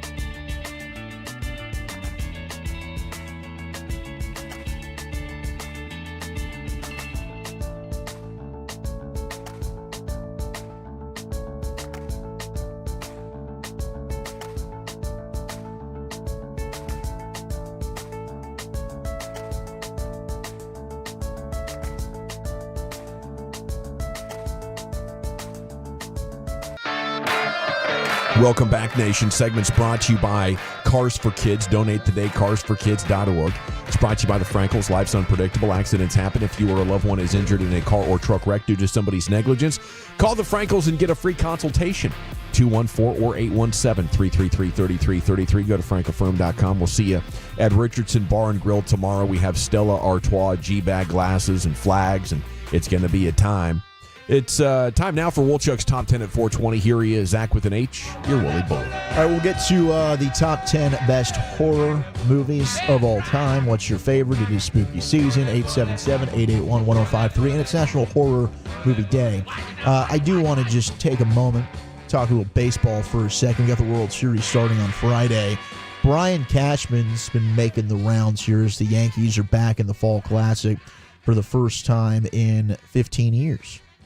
And he was on MLB Network's High Heat talking with Mad Dog, and he's getting a little bit annoyed about this 15-year thing. Oh, it's your first time in the World Series in 15 years. And this is what he had to mention, just to remind people with Mad Dog. Give me your thoughts here of finally getting back and winning a pennant after a 15-year. I don't want to say drought, that's not fair, but you understand what I'm saying with the gap. How about winning the pennant? How does that mean to you? Let me hear. It means a lot, and I hate the 15-year thing because it completely forgets and discounts that some other organization cheated us when we were all the way in the end. You know, if you knew what was going on, I don't think they would be advancing during that time thing. I think we would have been advancing. So I hate that 15-year thing because I don't think it accurately reflects history. Oh, nice. Yeah. Tear him up, dude. Well, 27 Yankees, he says, should have made the World Series instead of those cheating Houston Astros, who ended up getting in over them. Both these franchises, of course, the Dodgers and the Yankees, hating the Astros for that 2017 season. You think Cashman's got a point here? Absolutely do. Definitely does. Now, have the Yankees been in their own? Have they had any type of? Was there any questions about some of the stuff that they have done? Like, are they just squeaky clean here? I don't know that we can necessarily say that, but I certainly respect him acknowledging that we can't forget, because history will want to just forget that. Hey, the Astros won it. Boom, 15-year drought. He needs to have that. You might say he's cranking up some type of excuse machine, but I think he's nailing this. Yeah, I can hear that excuse machine idling, Right. But I think it's in a low gear. It's not extreme excuse machining. And the evidence kind of speaks for itself as far as how much better they were, at home with the drum banging. Now, they weren't officially looped into this cheating era. I know there's a general suspicion that maybe a lot of teams were using it, but it was only Houston and Boston that were officially reprimanded. I'm getting in real time photos of my baby in a hoodie for the first time, as it's now the fall weather that we're breaking Milestone moment for every child. She actually got put in sweatpants for the first time. Like, I saw her wearing pants. That threw me off. I'm like, usually we're in a onesie here. Holy crap, you can wear pants. This is wild. Dude, honestly, the onesies are a pain because trying to get the buttons diaper all change. back after the yes, the buttons dude, are the you're worst. Like, oh my It's the gosh. zip. I have moved. you've got I have the zip moved all ones. to zip. If it's a button deal, Maya usually is going to take the reins on that. She has kind of taught me an easy way to do it, but I'm with you. The buttons are a pain in the butt. Especially, luckily, Eliza's sleeping through the night really well. She's a great baby. But if you have to get up in the middle of the night, and now I'm dealing with a diaper change, the buttons are the worst to have to deal with because it's dark. Now I'm doing things the wrong way. Small. You're like, how is this not clicking in right now? Oh my gosh! And then you've done them wrong, or you've missed one, and it's all weird. It's the worst. It really, really is. And then the last bit of news I wanted to get to before the list, and this is like a big L. I thought about using this last week on Friday for Biggest L. Well, you did the morning show, Eric, but Scotty Scheffler is thinking of just reusing his 2023 Masters Championship dinner menu because he's going to do it. He won it again, so now he's the Masters champion for 2025. Yeah. He's like, I might just reuse. That's when it was amazing. Everybody was like, oh my goodness, right? That's how I felt when I first had Texas barbecue. I was like, no, I thought I knew what barbecue was. I had no idea, and I want that again. Right? You smell it in your fingertips. You got that little morsel, in the back where your molars used to be before you had your wisdom teeth taken out, and one pops onto your tongue like an hour and a half later. You're like, oh my goodness, that is some damn good cuisine, son. That's what you say to Scotty Scheffler. He did have a hell of a menu. It was cheeseburger sliders served Scotty style. Fries in there? Yeah, with firecracker shrimp, tortilla soup, Texas ribeye steak, or black and red fish, topped off with a warm chocolate chip cookie skillet for dessert. The family-style sides were served with the main course, such as mac and cheese, jalapeno cream corn, fried Brussels, and seasoned fries. Yeah, he was getting it done. I thought he did more of a Texas barbecue look. I guess that was Jordan Spieth. Spieth did the barbecue. Yeah. But that's an outstanding point still menu. stands. Yeah. An outstanding menu. But yeah, if you're Scotty, you change. You do some like the brisket. ribeye. I think you keep the ribeye, but you got to represent North Texas hard here. We could change it up a little. I say you think about looping in Matt from Meat Church. Yep. Or you call our friends. Maybe Brandon Hurtado, Zavala's. Yeah. Get some birria tacos going in there. Yeah. Maybe exactly. some margaritas. Yes. Texas spin, frozen margs. Maybe some like fancy nachos. We are the home of the nacho as well. At least some Texas Twinkies. Yes. You got to have the Texas Twinkie. Absolutely. But we look forward every year to the new Masters menu. To think Right, we're not yeah. going to get that. That's true. It really upsets me. Gosh. Scotty, if you're listening, and I know you are because you told your balls off, do a new menu. Just throw a curveball in there. Do it for us, Scotty. We can't even eat it. Get after it. But do it. All right, let's get into the list. Top 10 best horror movies of all time. Brian Broaddus, thank you very much for your feedback. Let's get to it. Do you guys enjoy the scary? Brian, I know, is out. Eric, after yesterday, I don't think you're very in. No, I mean, I'm not. Yeah, horror movie. Like, I'm down to be like some level of Psycho in this thing. Is Psycho in it? Psycho has been on several lists that I was looking at today. Psycho's in it. Okay, 1960. No, but I'm out on. I know you saw it though. Yeah, that's what I'm saying. Yeah. Halloween, number one? Halloween, 1978, I believe. Damn Something right. like that. The original Exorcist. Oh, I saw that. All going to get love on here. I think you've seen probably a lot of the ones on this list. And that's why I don't go to anymore. Because Friday the 13th? Yeah, that was the Omen? ender for me. What year was that? 1980 what? 1980. Yeah. The Omen, 1976. How about Night of the Living Dead in 68? You were there at the premiere, I heard. I was selling popcorn that Night day. of the Living Dead is an amazing movie. Yeah. Incredible. Yeah. That's an honorable mention. Very profound with a fantastic message. All right, Lucius, educate the people. No, this is not my genre. I do not watch horror movies. Not that I'm scared of them. They just don't do it for me. My old lady is running down a whole lot of horror movies for Halloween right now. Yeah. So we compromise. I found this series called Cursed Films. And it's about like strange occurrences or films that they think were cursed. Something happened during production. Maybe people died. Like the Wizard of Oz? Like the Wizard of Oz. They cover that situation. Yeah. So is this, where can I find this? I might start this tonight. Shudder?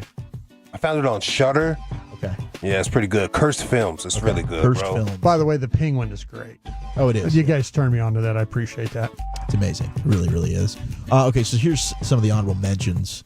You do have some of your modern days, like 28 Days Later. You have not seen that movie. That is a freaky movie. It's like a zombie England, and that happens. Oh, yeah, I love that. Yeah, that's a good Cillian one. Murphy's actually in it from Peaky Blinders and Oppenheimer. He's fantastic. Does the one with Will Smith where he's in New York, he's the only guy there fighting zombies, does that count as a horror movie? 'Cause Doesn't I love that technically movie. No? count. Good movie, though. Scared the hell out of me. I Am Legend.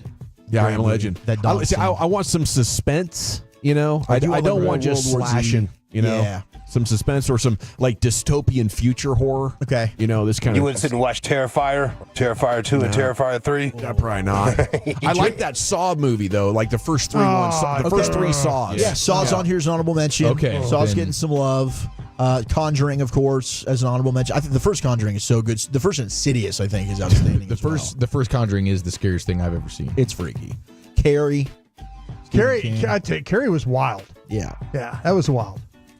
We got some text coming in. The Evil Dead, Sinister. Dude, Sinister from the 214 is not on here. That is the scariest movie I've ever seen. Frankenstein. Really? Sinister is scarier than The Conjuring, dude? It's different because it's not. The one scene that you're talking about here in The Conjuring is definitely That's the sits with you. scene. Okay. But there's parts in Sinister they're gonna leave you like thinking about it. It's like a lingering what the bleep. Okay. Specifically one with the lawnmower. And if you watch it, you will know what I'm talking about. And it is totally effed. Zombieland was great. Yeah. Shaun of the Dead was great. You know, if you want a little bit of like Little there light you go, humor. slapstick horror. I'm down with Zombieland. That was awesome. A medieval horror getting a text in here. The Crow. Bruce Lee died in 940. The Poltergeist. The Thing. Getting text in. Blair Halloween. Witch, of course, is probably going to be Yeah, top Blair three. Witch is a good one. Absolutely. Nightmare on Elm Street. Yes. Here's number 10 is Scream, the original from 96. They're still making the Scream That's a movies. comedy movie, isn't it? Kind of a. It's a horror. It's a horror slasher movie. Okay. It's got a little bit of humor in there, though. Absolutely. Oh, the birds. 9 is The Thing from 1982. The Thing. 8 is Silence of the Lambs. There you Oh, go. there That's you go. that's a good one. Good. Sir Anthony Hopkins on that one. 7 is Texas Chainsaw Massacre from 74. Oof. I think cult classic, but overall cinematography, just an okay movie. And that, did we find out that didn't take place in Texas? It's like the 50th year anniversary or something this week. Or this past week. You know what? Okay, then, yes, 74. That makes a lot of sense. 6 is Psycho. Yeah, there you go. I haven't seen it. Well, watch it. The primary filming location was Alfred Hitchcock. an early 1900s farmhouse located on Quick Hill Road near Round Rock, Texas. Oh, okay. So it was filmed in Texas. Yeah. Top 5, A Nightmare on Elm Street, 84. Yeah. Freddy Krueger, I think, is the most terrifying of these evil villains. Yeah, I think about him all the time. Jason Voorhees. Terrifying. Jason Voorhees on Halloween. Oh, he has so much charisma, though. My man had jokes, you know what I mean? No, he does, but the idea that, like, I don't have a way to escape you. Like, as soon as I'm sleeping, which should be like a peaceful, this is me time now, Freddy Krueger's going to go into my dreams and murder me. Yeah, he'll crack you a joke before he kill you, though. That's true. You'll be like, ah! At least I'll die laughing, you know? 4 is Alien. You know, I think the thing about Krueger, though, is his weapon. It just seems so painful. Yeah. And like it wouldn't kill you immediately. He'd slash you. He'd poke you. You're It'd be a living long, through. painful death from Krueger. Oh, Jason Voorhees is freaky, don't get me wrong. Yeah. I mean, Michael Myers, there's just no way to kill him, it seems like. 3 is Halloween, speaking of Michael Myers, 1978. The Shining at number 2. Oh, wow, yeah. The Shining is good. freaky. Filled up Mount Hood, Oregon, right? About an hour from my house when I grew up. Yeah. Number 1, though, and we got some text about the sequel, Pet Sematary, who's also one of those Stephen Oh, it King was ones. good. Book was better than the movie. Read that. Bird Box, Jeepers Creepers, Cabin in the Woods, Rob Zombie's Halloween is amazing. Strangers, Paranormal Activity, a lot of text coming in here. The Village, Candyman. Ooh. Oh, yeah, absolutely. I'll say it again. Number 1, though, best horror movie of all time, 1973, The Exorcist. The Exorcist. Yeah. The back bend. Is that Hopkins as well? Down the stairs. Anthony Hopkins, is that as like a clergy or something? No, I don't think he's in that one. Somebody else. Yeah, that's somebody else. I'm not the movie guy. I should just sit those kind of things out. I think you nailed it, whatever you But you are our Freddie Got Fingered correspondent. That's right. I got you on a That's couple of different movies from that era. Okay, coming up next here in the G-Bag Nation, it's a sports segment that the Chief debuted yesterday. What do we got, Eric? Sounds of the Sports Day featuring the lie of the week and many a drug test next year in the nation. Okay, can we chat about D&M leasing, though? Because I know you might be...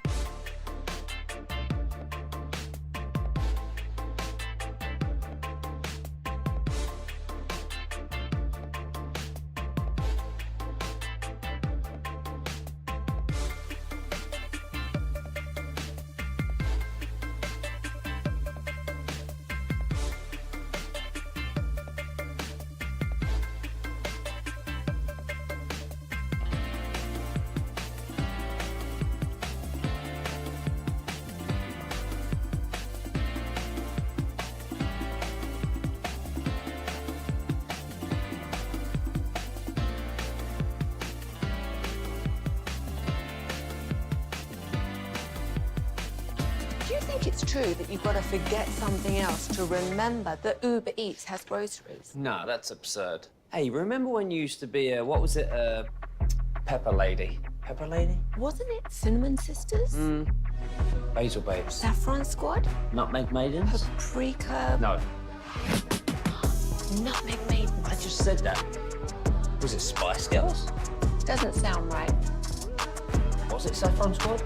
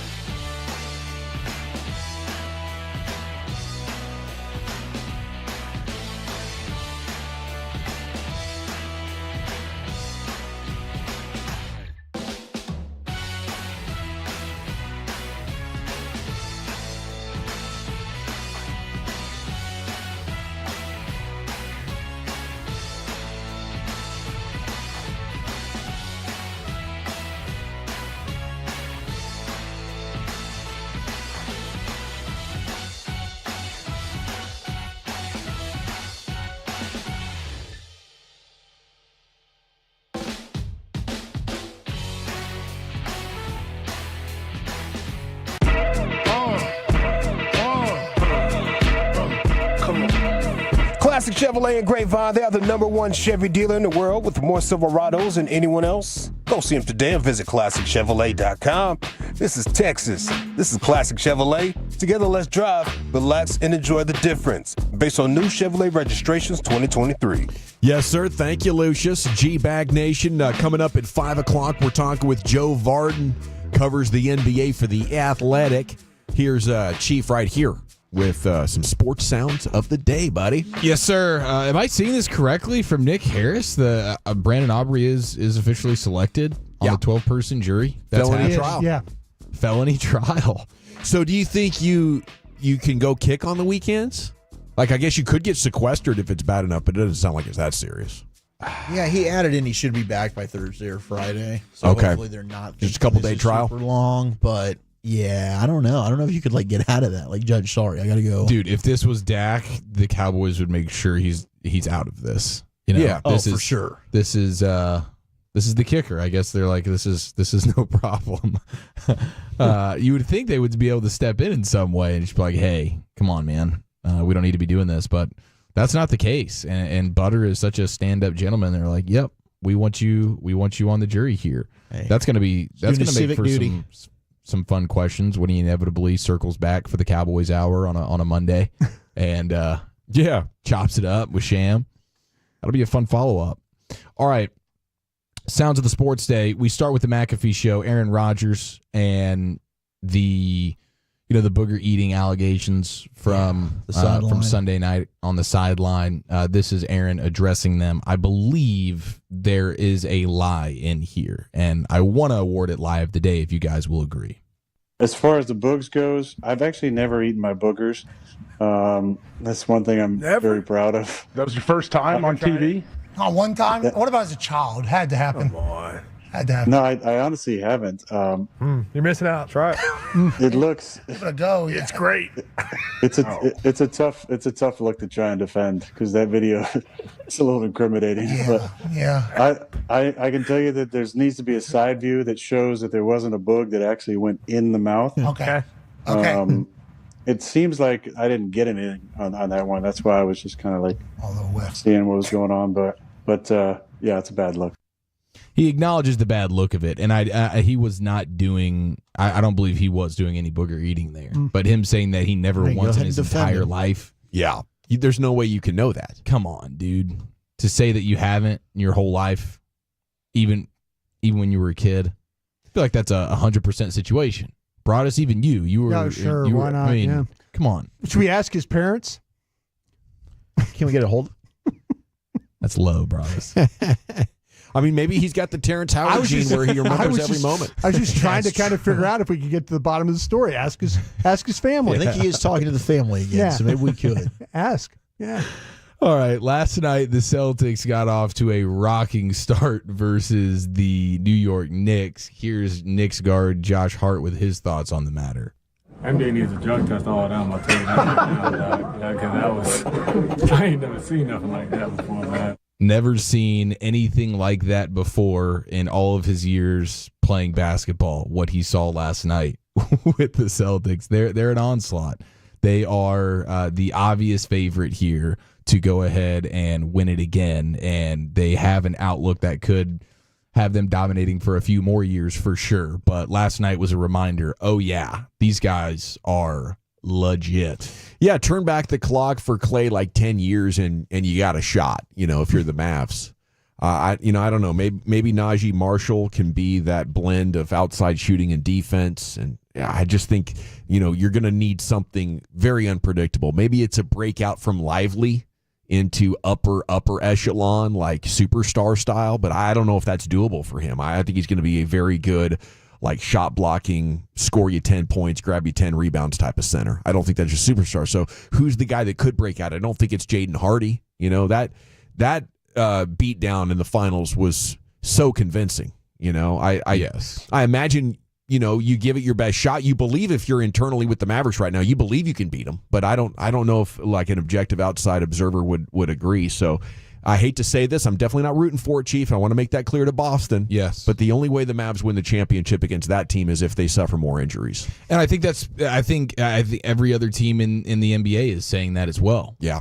Everybody's looking at the Celtics right now going, man, unless they have some type of banged up roster, and they even did to some extent in this run, and it didn't matter. So yeah, they're a true powerhouse right now. They're ridiculous. I don't know if we still appreciate how great Drew Holiday is. Mm-hmm. I'm sure some people do. He's awesome. I mean, that was checkmate. Yeah. You know, when Milwaukee decided to trade for Damian Lillard, a chain of events was set in place that allowed Jason Tatum, to emerge as an NBA champion. Well, Josh Hart wants the NBA to drug test the Celtics. That's a good segue into a Patrick Beverley update live from the Israeli Basketball Premier League that he is in. I've been playing great basketball. We've been playing great basketball. We won 4 in a row. We just beat Jerusalem in Jerusalem. That was a vibe. After the game, I got drug tested. Had to take 11 drug tests. 11 drug tests. Y'all heard me. 11 drug tests. They said the first 10 were I had too much water in my system, but I came off the Yom Kippur fast. But yeah, I was there at 4 o'clock in the morning after the Jerusalem game. I didn't get home till like 5:14. 11 drugs. I don't think y'all hearing me. I had to in the cup 11 times. I had to piss in the cup 11 times. I was there at 4 o'clock in the morning. I got home from Jerusalem at 5:14. We had an 8 o'clock in the morning flight and a game the next day. And got another dub. So Euro vibe has been fun. 11 drug tests because they were all diluted the entire time, staying after until the wee hours of the morning. My goodness, Patrick Beverley. But he seems like he's having a good time out there. He's on a winning team. Winning cures all. I'll pee as many times as it takes to be on a winner. Sounds like he's immersing himself in the culture there. Did the Yom Kippur fast even. Yeah, I mean, if he did the fasting, then I wouldn't dilute it. That was going to be bright yellow. There ain't no water. You can't drink any water during the Yom Kippur? Nothing. Oh, maybe he's trying to dodge a dirty UA. Is that your yellowest pee of the year? Definitely. It's the only day I'm not drinking water all day. Mm-hmm. Or vodka. Well, how do you think I break the fast? Now, this is Walchuk's offensive coordinator. I'd like to take you to Lincoln, Nebraska, where we got to get rid of this guy. This guy's a schmuck. Here is the offensive coordinator for the Nebraska Cornhuskers, Marcus Satterfield, and listen to him. Where was he head coach? Louisville? Yeah, I think he did, and he wasn't very good. Well, he's going to be demoted time and time again. Head coach, he's an OC now. He won't be coaching football in 5 years with responses like this. Marcus, as a play caller, what's that target number for yards per play that you would aim for? That's within reason. That's a good play. Or it's between 4 and 6. I don't know I honestly don't even know what leads the country in yards per play. What would be a top yards per play? You guys are at 5.5 right now. That's why I asked. Yeah, it's a great question. You stopped me. I don't want to lie to you. I don't know what's leading the country, but I want it to be a little bit more than what it is now, for sure. I mean, my goodness, dude, that is a awful response. 4 yards per play, what he is suggesting is would be second to last in the entire country right now. The 6 yards per play that he was capping himself out at would give him the 56th ranked offense on a yards per play basis. So he's like anywhere from second to last to 56th, and I'm pretty much feeling good, even though I don't think he knew that was even a stat until that moment right there. It's massively they're tracking this stuff? Oh, man. Yeah, we got to get this guy out of here. I know. This is your program. I'm embarrassed. You're sending NIL money to these kids. This is unbelievable. Our Huskers, we deserve better than this. And Matt Rule, I'll tell you, I know he's your buddy from Temple or wherever the hell you coached with him, and then afterwards he, I guess, graduated up. He went to Tennessee Tech. It didn't work well for him, did it? So we need to move on. There was a Satterfield that was at Louisville, I thought. It was. We need to move on. South Carolina is where he was at prior to Nebraska. Oh, he's a Gamecock. But just get the bleep out of here. I mean, honestly, I don't want him back with Dylan Raiola at all. Clearly the quarterback is what's making him look any good. And if you're wondering who does lead it, Coach, yards per play, it's the Miami Hurricanes with 7.9 yards per play. Getting it done. That's your with leader. 4 to Doubling 6. them up. Now that he knows what the stat is, he's Come just on. fine with 4 to 6. 817 says, I don't think I've ever eaten a booger, and I'm 35. 30-year-old male, never done it my whole life. Everybody did it 2 or 3 or 4 in preschool. You're a toddler running around, your diapers, you're going to eat a booger, It's just common sense. Is that right? Yeah, I totally agree. I don't know what to make here. of these people's denial. Are they trolling me? Well, I don't know that people necessarily remember themselves like specifically eating. You don't remember every day, but even you got to go back to what? Like when are your memories reliable that you could accurately say I've never done this? Well, in the womb, 8, yeah, 9, some of us have that 12, a total recall. I mean, shoot, I can't even remember what I had for dinner last night. But I don't really remember the age that it clicked in, and I'm like, yeah, I can consciously remember things. Bang, you haven't fully exercised your right to American freedom if you haven't eaten one of your own boogers. I think so. I think that's accurate. I'm not a commie. Well, it's like you can pick your nose and you can pick your friends, but you can't pick your friend's nose. No. Good point. That's a good note to end on. Big promotion coming up tomorrow at Richardson Bar and Grill, Campbell Road. We have G-Bag etched Stella Artois glasses. We have G-Bag flags. And Friday we're going to be at B-Dubs in Grand Prairie. We're back with Joe Varden. He covers the Athletic, covers the NBA for the Athletic. We'll be talking hoop with him next year in the Nation. Has Lola V products? I got to remember that. Well, they say in order to remember something, you have to forget something else. Okay, now that is a very cute haircut. That's like a little shag. I've never seen that before. Well, I mean, of course you have. It's the Rachel. Oh, is that your name? No, I mean, like your name. No, I'm Jen. My name's Jen. Right, but I just mean like this is your haircut. But that's hair on your head. I'm not saying this is your hair. Okay, freaking me out a little bit.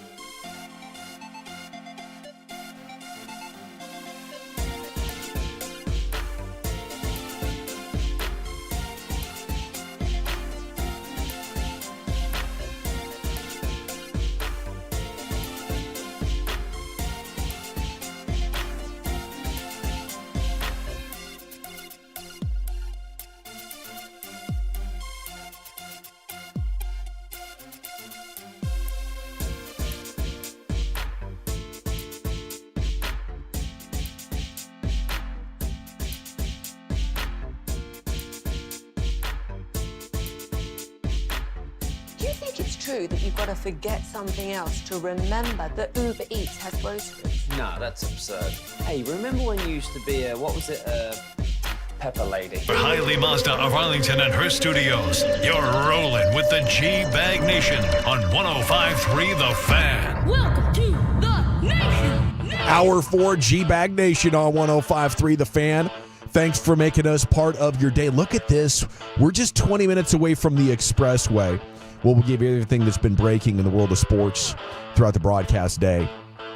Tomorrow we'll be at Richardson Bar and Grill on Campbell Road, and we have goodies for you. Whataburger G-Bag flags, a Stella Artois etched G-Bag Nation glasses. That's a good beer drinking glass right there. I have a couple of them at the house, for my NAs. Like those NA craft beers. They pack a lot of flavor in them, by the way, if you're wondering. Okay, it's time now for a basketball conversation as Joe Varden, who covers the NBA for The Athletic, joins us now here on 105.3 The Fan. And a good afternoon, Joe. How the heck are you? I'm doing fine here. I'm still in LA. Did the LeBron stuff last night. Going to go check out the Clippers' new building tonight. And then I'm on the first flight out to come to you guys tomorrow night. So there you go. Let's go. What was the feeling like in the building there 4 minutes to go second quarter? It was cool, no doubt. I mean, I've been covering LeBron for 11 years now. There's pictures. It's crazy. It's like, even for me, right? Like, there's pictures of he and I talking like his first year back with Cleveland. And then on Monday, I was pretty much like standing the same way, having a conversation with Bronny. And I remember when Bronny was a child. I remember him running around in the Cleveland locker room and like out on the court. And just like, if you take all the other stuff out of it, like all of the, whatever you might say about that situation, and just still see that this is this man who has done so much for the NBA. He wants this almost as a going away gift. And it happens. And so for the first time in a 79-year history of a major American professional sport, we have a father and son in the same game. Like, it was, it was just like opening night's always a little different for any number of reasons. But this one people are going to remember it forever. Have you gotten to the bottom of what Bronny is calling LeBron while on the court? He said Bron. I guess. I don't know. I don't know that they said anything. Like, I watched, so last night, LeBron hit Bronny. He was wide open, hit him for a three. Bronny missed. I didn't see them say anything. And then LeBron goes baseline, catches it wasn't quite a lob. He caught a backdoor pass and crushed it. And Bronny ran right by him to go pick up whoever he was supposed to guard on defense, and they didn't say a word. So, theoretically, Bronny says he'll call him Bron, but I just I think that there's maybe they're communicating with their eyes. Now, what do you think about the critics of this story, that it made the game a sideshow? I disagree. They were up 15 when he came in. They played for 2.5 minutes, and I think they were up 13 when he went out. It was the margin was around there, and I don't think it was a sideshow. I thought it was respectful. I think that when you see Bronny out there, at least against the Timberwolves size, you understand that he's not ready to be an NBA contributor right now. He looked small, and he looked a little lost. But like the spectacle, or like the hey, what's going on here stuff, that was for the draft. That's when you have a kid who is like, he barely got to play one season of college basketball because of this terrible thing that happened to him, and then he gets into college basketball and he mostly struggled. It's hard. I mean, people don't typically come back from heart surgery to play right away, but he does. He struggles. And so we know at the time that he's probably not one of the top 60 players, like, eligible for the draft. And so I think that is the time to say, well, what's really happening here? And it doesn't matter which side of that argument you fall on, like, it's a legitimate argument, something to discuss. But once it happens, why on earth would you avoid making history if you're the Lakers? Like, you have to do it. You have to play him last night. You don't want any distractions for the kids, for the old man, for the team, the JJ, the new coach. Like, when's he playing? Why didn't you play? Like, no.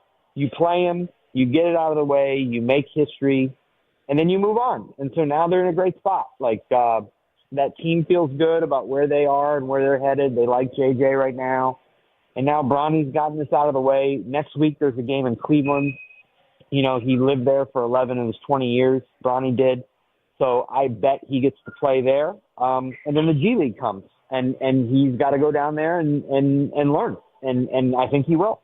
Joe Varden covers the NBA for The Athletic. He's with us now here in the G-Bag Nation. Now, you covered Kyrie a lot as well, didn't you? Oh, yeah.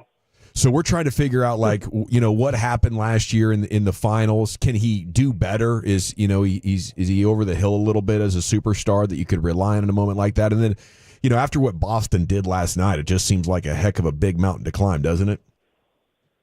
Yeah. Listen, the only thing that made me a little uncomfortable with Kyrie in the finals was I thought we had overkill about him sort of like having to own up to what happened in Boston. And it's like, I know that sounds strange coming from a journalist. Like, we want the introspection. We want people to admit that there was a mess and that they were involved in it and it may have been their fault. We want all that. And Kyrie did it. He did that. But then he did it again and again and again. And then, part of it was in Boston. And then, all that about coming back to playing a finals in Boston after all the trouble there. And I wanted it at some point to be about basketball for Kyrie because I actually really fundamentally believe there's been a little bit of healing and a little bit of growth for him since he went to Dallas. I think we talked during the finals, actually, the three of us, and we talked a lot about this. But I think it's genuine. And I think, and then I fast forward to, I was with you guys on Media Day down there, and Kyrie was talking about what Dallas has been able to do for him, and he thinks it's going to be the same for Clay. Now, Clay does not have the baggage that Kyrie has. But he was saying, he was basically admitting that the organization helped him get over his stuff. And I think that's true. So, I think we should all be cautioned against going overboard that, Kyrie is a new man. And this, I think that he is who he is and he's more comfortable with that than he used to be. And we understand the possibilities there that he might say or do something that you wish that he wouldn't. But I think he's got a better sense of self, and all of that feeds into your question of is he over the hill? I don't think so. I think he's still a really, really good player. He's always been one of my favorite players to watch with the ball in his hands, and playing with Luka has been great for him. And then now having a legitimate 3-point threat, Tim Hardaway is a 35% 3-point shooter. Well, guess what? Klay Thompson, who fell out of favor with the Warriors, he still shot 40% from three last year. So this is pretty good. And so I'm excited to see another year with Kidd and obviously with Luka and all that. But adding Klay to the mix, I think, could really help Kyrie too. So what do you think the reasonable expectations are for Klay year one with the Mavericks? Because I think some Mavs fans, just from watching preseason basketball, which I think is crazy and a knee-jerk overreaction, but they're already nervous, oh my gosh, is Klay over the hill here? Well, he's older, and he's had the major leg injuries. I think that what's more important for Klay is the health there of, obviously Luka, obviously Kyrie, some of their young bigs. You really like those guys. I think that as long as Klay remains like that, like a third or a fourth option, I think he's got a chance to really be effective. If you think about the Warriors and like sort of like how they were built, and then with the problems they were having with Wiggins and not being around, like that kind of, that put Clay in the spot of having to be the Clay that he had been there for a decade. And he's between the injuries and just age in general, like maybe he's not quite there. He probably needs a little bit more of a reduced role, but I think he can do that in Dallas. So I'm not concerned right now, certainly with the preseason. I mean, just as an example, obviously they're different athletes and different human beings, but like I've seen LeBron walk through preseasons and be just fine. So, let's see when the games count, and let's see how the ball moves and what defenses do to try to take away Luka and how open that leaves Clay. I'm guessing he can still shoot. Joe, how would you handicap the West then for the Mavs?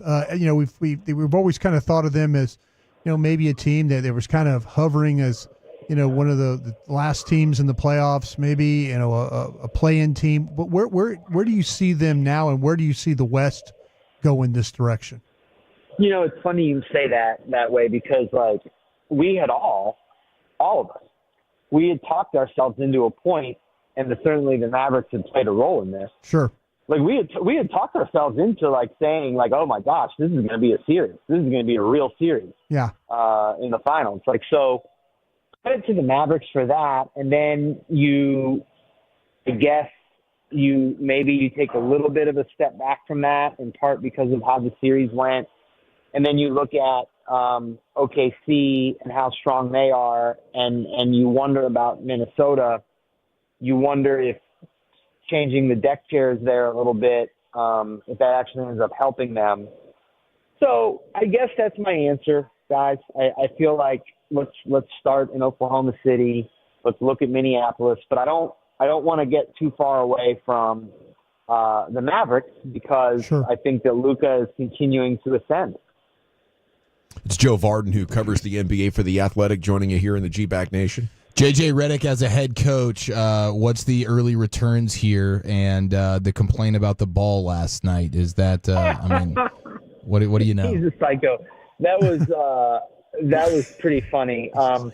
So listen, like I have been, this was my first exposure to JJ as Lakers coach this week. I got here Monday, and I've just for the most part, like I asked him some Bronny stuff last night, but I've been mostly just kind of watching him and listening and just sort of trying to get a sense of how he works. And I think when they hired him, the concerns that I had that he would allow the ego that not only he, but all of 435 players who play in the league, that they all rightfully carry, that he would take that same ego with him into this role as coach in an era where that is not how you succeed. It just isn't. That is the modern NBA coach is going to clash with guys for the most part if you carry yourself the same way you did as a player. I think he's super smart. He knows that he's smart. But what I have seen that makes me feel pretty good so far is that he's implementing the modern basketball, like the stuff that makes JJ an appealing coach, without without, I guess, the ego. We'll just say that. He's talking about like being selfless and about relying on his staff. And, he certainly, you would be insane to try anything otherwise at this stage in their careers, but he doesn't see himself as LeBron and Anthony Davis's boss. He views that as a partnership, but he is, certainly through one game has put Anthony Davis in a position to be successful. And if he can subtly convince LeBron to take that backseat to Davis in a way that they have been talking about on the Lakers for years, but has never quite happened, I think that could be a real positive thing for the franchise. So, of course, you don't want to put too much into one game. But I just, that was a really long way to say that I actually like what I'm hearing from JJ so far, and I like the response of the players. Terrific stuff, Joe. Thank you so much for your time, and I guess we'll see you tomorrow night at the AAC. Yes, sir. Looking forward to it. Thanks for having me, as always. Salute. There he goes, Joe Varden, Athletic. A wealth of information. He's just been around this game for so long, knows all the major players, and has covered the game's biggest stars. Dude, okay. Did you? I just sent you guys something on your DMs. I just saw it. Did you see this video? Yeah. There was a Los Angeles police chase that ended in a vehicle completely tipping over, crashing in a huge way. It was the vehicle that was running away from the police is the only vehicle that was involved in the accident. It is a wild video that I'm seeing here that just took place 10 minutes ago. Crazy video. I'm buffering a little bit. This lady is obviously going at a high rate of speed and maybe trying to avoid the spike strips. And then she gets off road a little bit and then tail spins and flips. She's DEA? I do think 100%. she's DEA. 1,000%. I don't think there's any chance of survival after this. You have those giant columns that are underneath overpasses, and she basically rolled into two of those. Yeah. So that's a tough one. I stayed in Southern California one summer. I think it was the summer of '97, maybe. And I didn't have cable or furniture. Okay, so imagine me sitting in a lawn chair cracking coldies in my apartment that I had for 80 days, just staring at the wall. Yeah, and I'd watch the local news, and it's amazing. KTLA? Yeah. They always show the high-speed chases and whatnot. Yeah, it's amazing how many they have, and especially with how much traffic they have. But that driver is not going to be involved in any more of those high-speed chases. That's sad. I think that truck broke in half. Did it? Hitting that pole. I think it ended up in half. Yeah. So at 30 and George Bush there, right as you get into Rockwall through Garland and everything, about 2 or 3 months ago, we were leaving early for a soccer game one Saturday morning, and it was just 30 minutes later after they'd had one of these situations. And we always wondered, man, what happened there? Well, the last couple of weekends we've been driving home, and there's this guy who's off to the side of the road. He's got this little, memorial set up with flowers and stuff. Mm-hmm. And he's gotten off his motorcycle. He's parked it right there under the overpass, and he's just chilling there praying forever. And I keep wanting to go up to him and ask him, dude, what happened? Mm. But it's obviously a family member, right? And I don't know if he'd want to talk about it, or if he would want to talk about it. But I've always been curious, and I Googled it a couple of times. But it when a vehicle hits one of those giant columns underneath an overpass at a high rate of speed like that, is just complete devastation. Yes, no question. There's flame marks 20 or 30 feet up that column just from all the different. That's crazy. Probably fuel splattering and stuff. Okay, time to hit the expressway. Could this news cause the Cowboys' top scorer to actually miss some games? That's coming up next. It's the G-Bag Nation on the Fan. But let's talk Trajan Wealth, shall we? That's TRAJAN. And do you have an old 401k you aren't sure what to do with? Well, how about you call Trajan Wealth today to discuss how to optimize those funds and get that money working for you. Again, it's your money. Don't let it slip through your fingers. They got a free consultation waiting for you at Trajan Wealth. Give them a call at 469-579-3500. That's 469-579-3500. Or you can visit them in Frisco, Arlington, South Lake, Fort Worth, or McKinney, Eric. That's right. That's the beauty of Trajan Wealth. They are just around the corner, and they are here to help you take control of your financial future. You can check them out at TRAJANwealth.com as well. Schedule that free, no-obligation consultation, because at Trajan Wealth, your needs come first. That's right. They're a fiduciary firm, so they prioritize your financial well-being above all else. And when you succeed, they succeed, so they want to see you win. They're in this with you. And Trajan Wealth is family-owned. They're veteran-led. They've brought decades of experience to the table. And their team of advisors actually specialize in helping individuals in or nearing retirement. I mean, my goodness, trying to navigate the complexities of today's financial landscape. We all know that can be absolutely daunting, but Trajan Wealth is here to help. 469-579-3500. That's 469-579-3500. Advisory services offered through Trajan Wealth, LLC, an SEC-registered investment advisor. Paid advertisement. More G-Bag Nation, less commercials. We go commercial-free all the way to the top of the hour. Coming up next, right here on the Fan and the Odyssey app.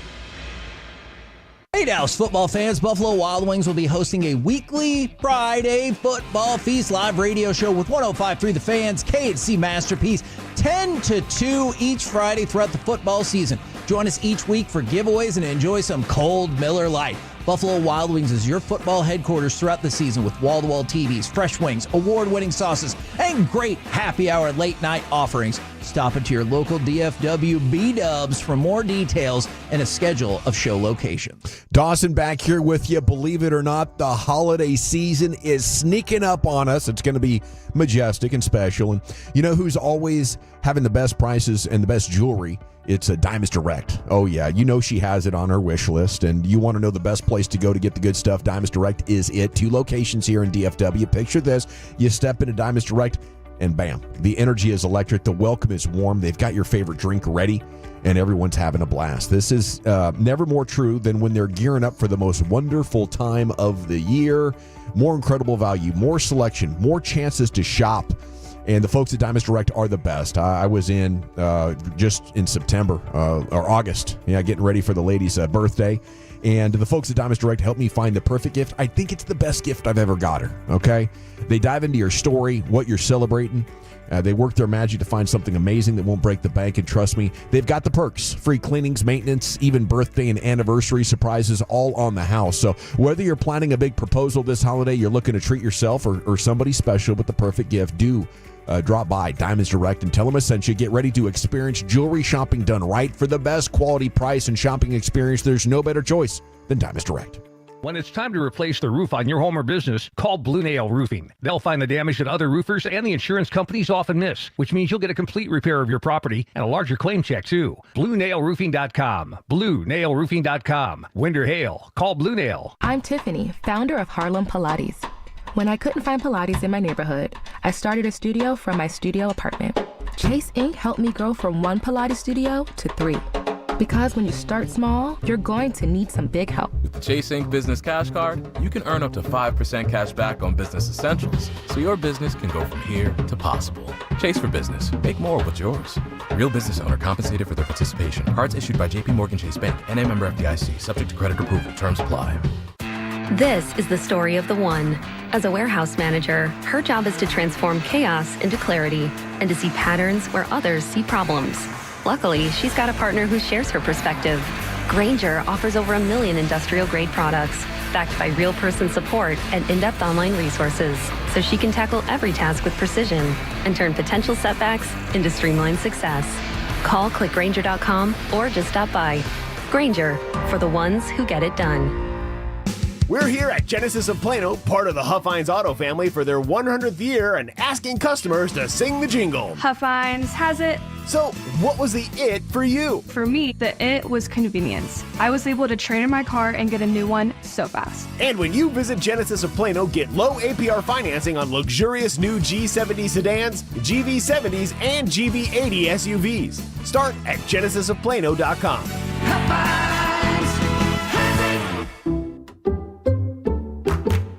I'm at the movies, asking people if they'll switch seats with me for $574. Here, take mine. So what about $574 if you switch your home insurance to Allstate? Too much work.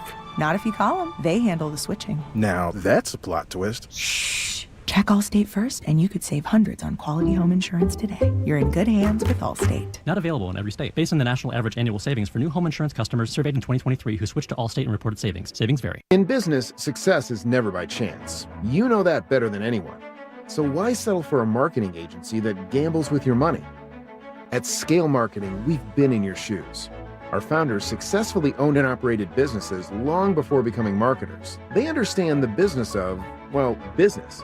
We specialize in performance marketing for mid-sized B2C companies with teams of over 100 people, from traditional and digital marketing to media buying, data science, and creative production. Scale Marketing manages it all. Our tailored strategies drive measurable growth, turning your challenges into opportunities. Imagine your company leading the market, not just participating in it. That's what we do at Scale Marketing.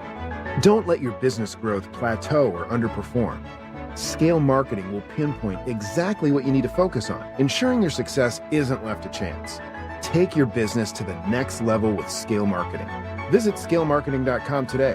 That's scalemarketing.com. This segment of The Fan is brought to you by BuyersBarricades.com. Buyers Barricades is a full-service traffic control provider, taking care of your project from the evaluation and planning to setting up, maintaining, and taking down the equipment when the project is complete. The Texas Authority in Barricade Rental. BuyersBarricades.com. Yeah, buddy, welcome back. It's the G-Bag Nation. Time to hit the expressway. We go commercial-free to the top. It's brought to you by the On-Time Experts. It's also brought to you by Cars for Kids. Donate today, carsforkids.org. I think we're going to be talking a lot of football here in this expressway, Wolchuk. Sure are. We sure are. And I also want you to come out, Buffalo Wild Wings, Friday, Grand Prairie. All right, we got a double. G-Bag Nation will be there. KNC is going to be there. So you got from 10 a.m. to 7 p.m. to come on out, party with us, talk all the footballs, because the 5 o'clock football hour is presented by Buffalo Wild Wings, where beat-ups is football. Yes. And Eric might even try and go for 20 wings. And what was it? 2 minutes? 3 minutes. 3 minutes. I hit 15 last time. So. Oh, yeah. I think you did a heck of a job. Yeah, because your technique got better. Your pace increased as you went along. Yeah, I thought you had what you needed to do. Hopefully, I'll pick up where I left off there, Boston Celtics style, a little bit. But yeah, I'm totally down to do that. I'm looking forward to being in Grand Prairie on Friday. Can I just acknowledge something? Is not this a bathroom thing again? No. Is this the first time that we've just had unanimous disdain for a guest on the text?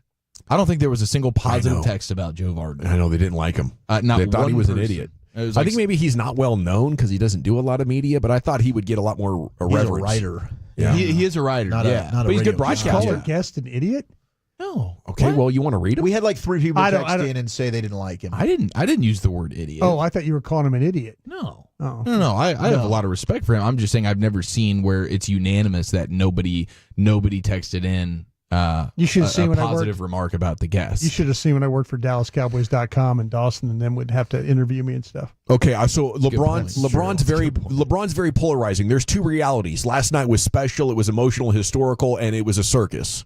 So I think immediately, boom, guy had reverence for what happened last night at Staples Center, and that turned. And that's a good point. then he picks the Thunder and the Wolves over the Mavs in the West. That was off-putting. That was another big turning point. And then Guest 101, you even if you lie, you just kind of you pander Go a little for it. bit, Yeah. And it's like if you're on in that city, oh my gosh, like you just Mavs got a talk 'em shot. up. Mavs Yeah. got a great shot. Yeah. You just leave out the Thunder and Wolves stuff, Yeah, even you if can't you do that. got them, in the 3-hole there I as far as felt your like power rankings. Cole Beasley, the night we had him on, ooh, that might have been one. Cole Beasley might have been a unanimous. And maybe that was just me and how angry I was. that was a troubling interview for sure. It wasn't good. I think there was a Ronda Rousey interview back in the day with Nate Wood. Yeah. Oh, really? She was pretty rude. Ronda can be very condescending and kind of just a bee. Oh, yes. I need to pull up that Yeah. from the archives. Yeah, it's pretty funny, kind of legendary. She did not want to talk about, I think, beating up a dude at a movie theater or something like that. Oh, that's a bunch of old. She was just like, maybe she was, maybe she had a little Mike Tyson in her. She went full Aaron Andrews on us, huh? Well, I'll say this then. Listen to Greg Papa in the pregame show, 49er game. That's a vomit My situation. man is a homer, such a homer, and he's going to piss Eric off. Yeah. I guarantee really? you. will. I'm a Bob Papa guy. Oh, I mean, he ticked me off. I was Bob texting Eric Papa's last great. year. Greg Papa on the other end, he's very much like, yeah, we're the 49ers, and we're way, way, way better He thinks the than you. Niners are God's gift to football. Yeah. and if he still it's does, ridiculous. if he still does this time around, he might Tear have to his fight. He'll be right. Might Eric will tear his agree ass with up. him. That's a tune-in right there. I can't wait. I'll pander to Papa. We're looking at a 4:30 pregame Sunday night. Something like that. Officially, we'll actually probably get going. Me and Broadus around 3:00. Yeah. Oh, that tailgate late? a little bit, Yeah. and then we'll go. I thought you were starting at noon. Well, that's the beauty of the Right? Sunday night football games is we get the extra hour of the pregame show. Oh, I love that part. Okay, pitcher Fernando Valenzuela You can go pound sand. has passed at the age of 63. Yeah. Incredible legacy there for Fernando. I think he might be the first pitcher that I remember people talking about because he was so hot, like in 82, 83, maybe 81. I'm 5 or 6 years old. I'm a little T-ball player.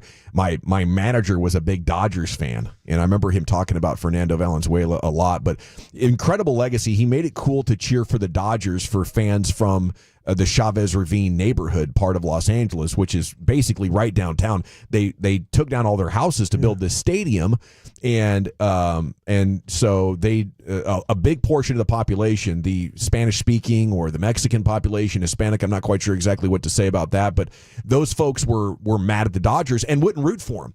So Valenzuela comes in, dominates, and he unites those fans together and made it cool to be a fan of the Dodgers. But anyway, he's passed on to 63. I was shocked when I saw that news earlier today. Okay, kicker Brandon Aubrey has been selected to be on a 12-person jury for a felony case in Tarrant County. A source telling the Star-Telegram there's not a clear timetable for how long the case will last. Aubrey missed practice again today. But our program director, Gavin Spittle, apparently a veteran of the situation. I think he kind of looks forward to jury duty. Yeah, and he's been on some bigger ones. He sounded homicide. Yeah, he sounded into it. Like says you can totally get off on the weekends, though. Yeah, if Aubrey needs help, like a sub, yeah. I think our boss will tag in. Yeah, tag in here. He'll be ready. Yeah. Well, Brandon Aubrey, apparently the Cowboys tried to get him out of this. He said, no, I want to do my civic duty, and that's why he's doing it. Nick Harris added that he's expected to return on Thursday and Friday. This is a third-degree felony strangulation case. Oof. Ouch. That he's sounds terrifying. Sounds awful. Yeah. All right. So Cowboys tried to get him out of it, but no biggie. You're the kicker. You're good, right? You can bang a couple into the net in the garage when you get home at night, and you'll be ready to thump that. Yeah. thing. Yeah. And Spittle even mentioned generally you're off by 3:00 every day, so plenty you of can time. swing by. Yeah, put in plenty a of little time. work with John. Got an guys. indoor facility. He's good to go. He's the MVP. Mike McCarthy reacting to Jerry Jones saying yesterday on Sean and RJ show, we're designing bad plays or we're designing bad concepts. That's he's Dunsky, right? It's over. I mean, if you look back on that quote from Jerry Jones yesterday, it's actually kind of ballsy. It's kind of shocking. But Mike was asked for thoughts on that today. He said, I don't really have one. I talk to Jerry all the time. We've had to go through the self-scout. I didn't see the comments specifically. I don't think we have bad concepts and bad plays, but I'll go back and check. We're not where we want to be.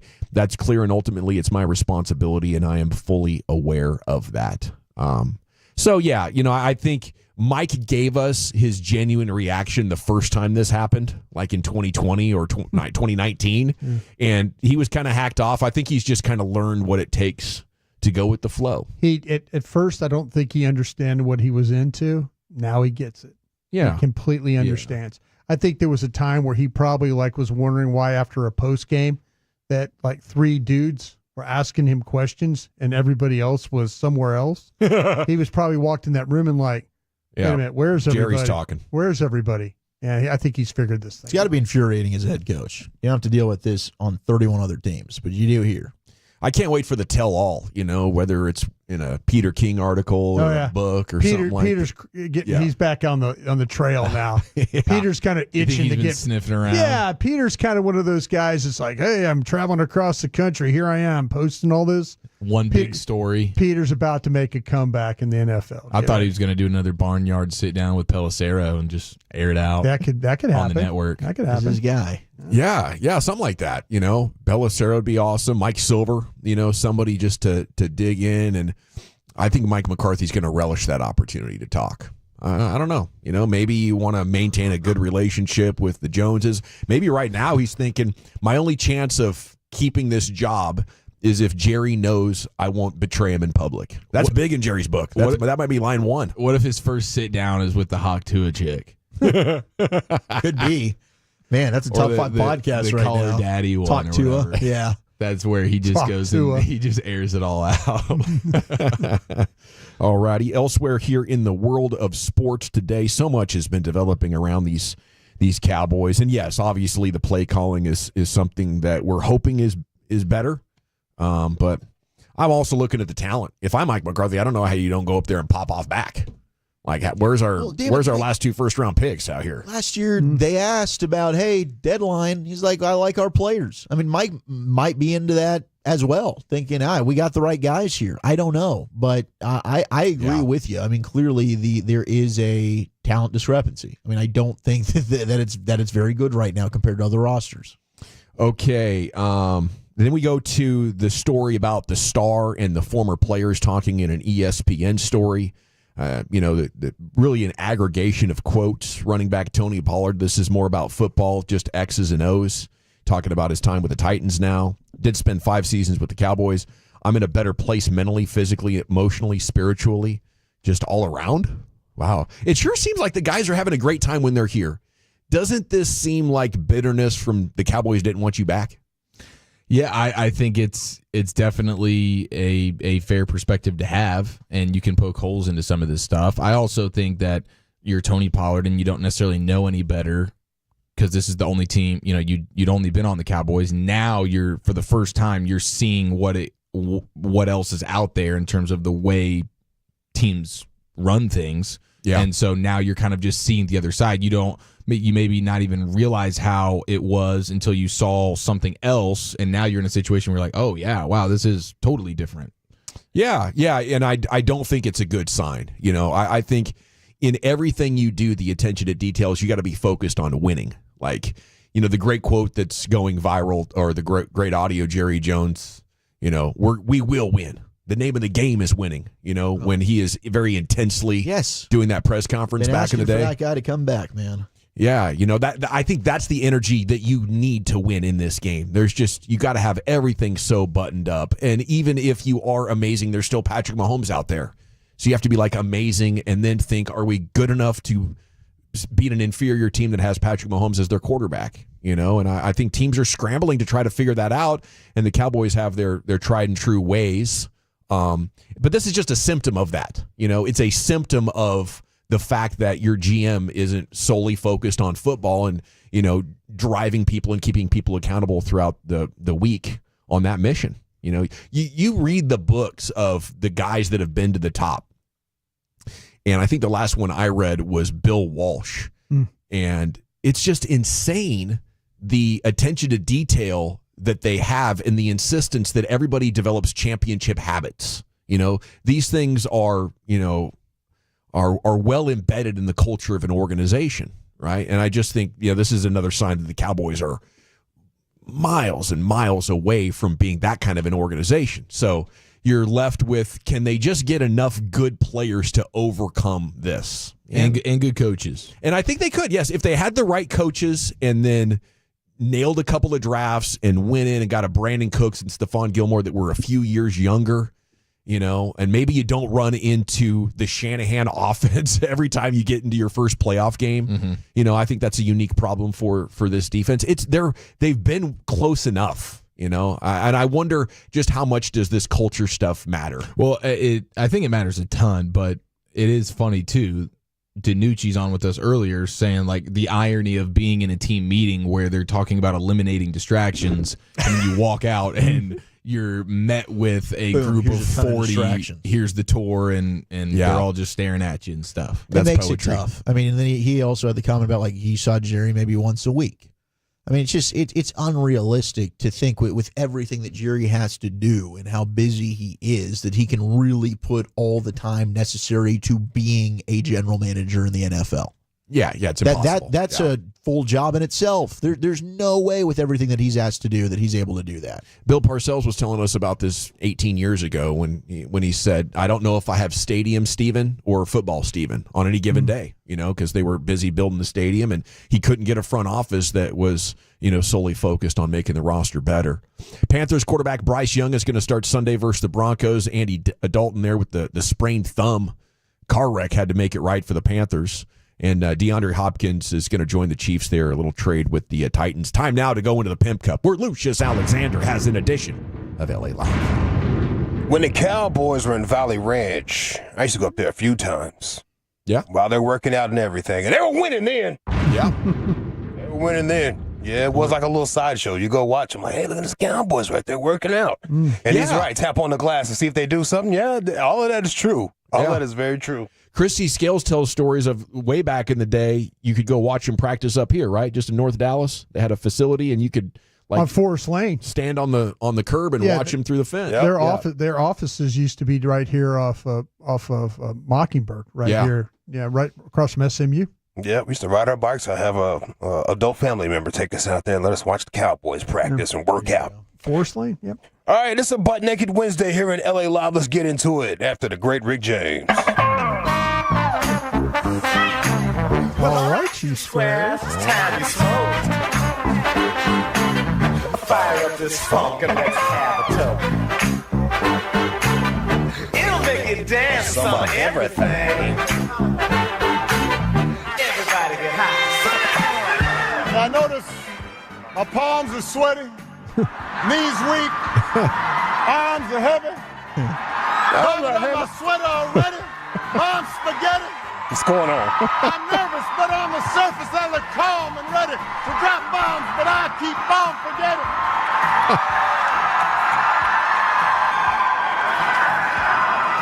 Dun, dun, dun, dun, dun, dun, dun, dun, dun, dun, dun. I thought Eminem was going to be performing. I was going to jump out. Love me some Eminem. It's Butt Naked Wednesdays. Man, what was he doing right there? Hold on. Hold on. It's going 8 Mile. My palms are sweaty. Knees weak. Arms are heavy. What is it on my sweater already? Mom's spaghetti. Ready? Spaghetti. It's like a drunk player at a championship parade, just like inexplicably doing crazy things with the mic. He said. Barack Obama. Hey, this is LA Live for Wednesday, October 23rd, 2024. It is a Butt Naked Wednesday here in LA Live. Shout out to Miss Badu, Miss Erica Badu for that name. I too was born underwater with $3 and 6 dimes. Yeah, you might laugh because you did not do your math. Now, normally I just let you have that. You don't even know what's going on, why I'm saying that or whatever. So normally I just keep it moving. But today, I might try to civilize an 85er by giving you today's math. Today's math is knowledge, wisdom. Knowledge is the foundation. Wisdom is the wise application of that fair knowledge. Peace to the gods and earths. G-Bag of the Day, we do it every weekday on the Fan at 2:30. If you see anything floating out there, don't be afraid to hit me up at Lucky Lucius P on social media. Lucius Alexander on Facebook, or you can follow us all if you find G-Bag Nation on Twitter. Our winner right here comes from the It Is What It Is podcast with Cameron and Mace. Mace asked Mike Tyson, how'd you come up with all of those press conference rants, Mike? Like, how did you come up with those rants before the fights, though? What's that? When you told you was gonna eat his kids and all that. I'm tripolar. I'm not well. I need medicine. I need to be on. I'm not well. I'm not well. I believe you, Mike. I 100% believe that, man. You're not well at all. Eat his kids and all that. So Alexander, I'm Alexander. What do you say here? Hey, man, whole lot of hater energy going on out here. A whole lot of hater energy. I don't know what it is. You got Bronny and LeBron, they hating on that. I like to see Bron flex like this. I do like to see Bron flex. You can get mad, I don't care. There was a Texas woman that returned her undocumented boyfriend to Mexico after she caught him cheating. Wow, that's some big time hating right there. She tie him up and throw him in the trunk? She told him she was taking him to Six Flags. Next thing you know. Baby, where is the Six Flags at? Yeah, Tijuana pulled a fast one on him. Yeah. There's another sad, sorry story of a no-good scum of a man who shot and killed a woman at work here in the DFW because she reported him to HR for harassing her. Come on, fam. Come on. Get it together, guys. Whole lot of hater energy out here. That is not the way to do it. God bless that family. Sir, you have changed so many lives by getting emotional. Come on, man. That's psycho energy. That right 100%. There. That graduates from hater to psycho. All the way. Platinum edition. Yep. Platinum edition. So I got a question for the Tolos with all this energy out here. What is the biggest hater move you've ever seen? The biggest hater move you have ever seen. I asked this to the Tolos that follow me on Facebook. And fellas, if you think of one while we're talking, or if you see one on the fan text, don't be afraid to jump on in there and say something. Probably Eagles fans booing an injured Michael Irvin. Yeah! that was really yes, suffering that a is big time hater energy. spinal injury. The spinal. Didn't they beat up Santa Claus or something like that too? Through batteries. The batteries, Through yeah. batteries and at snowballs. Santa Claus. Snowballs, yeah. Boy, that's some big time hater energy right there. Yeah. I think I probably hated on Brad Pitt quite a bit when Fight Club came out. Really? You know? Yeah. Just lashing out. He's just on steroids, you know. He probably, probably starved himself for that. That's yeah. hating. That's hating. Troy might get worse. That's big time hating. Brad Pitt is an inspiration. Yeah. I really love old Brad Pitt. He's pretty cool. Yeah. Other than like his family and daughters and stuff don't like him, but the idea of Brad Pitt is amazing to me. Yeah. He's living the best life. There you go. Just relaxing. See, what's the biggest hater move you've ever seen? Jerry Jones threatening a radio hostess job. Nice. Jeff Bezos' ex-wife, Mackenzie Scott, getting $640 million in their divorce and just giving it all away to charity. She keeps giving it away. Yeah.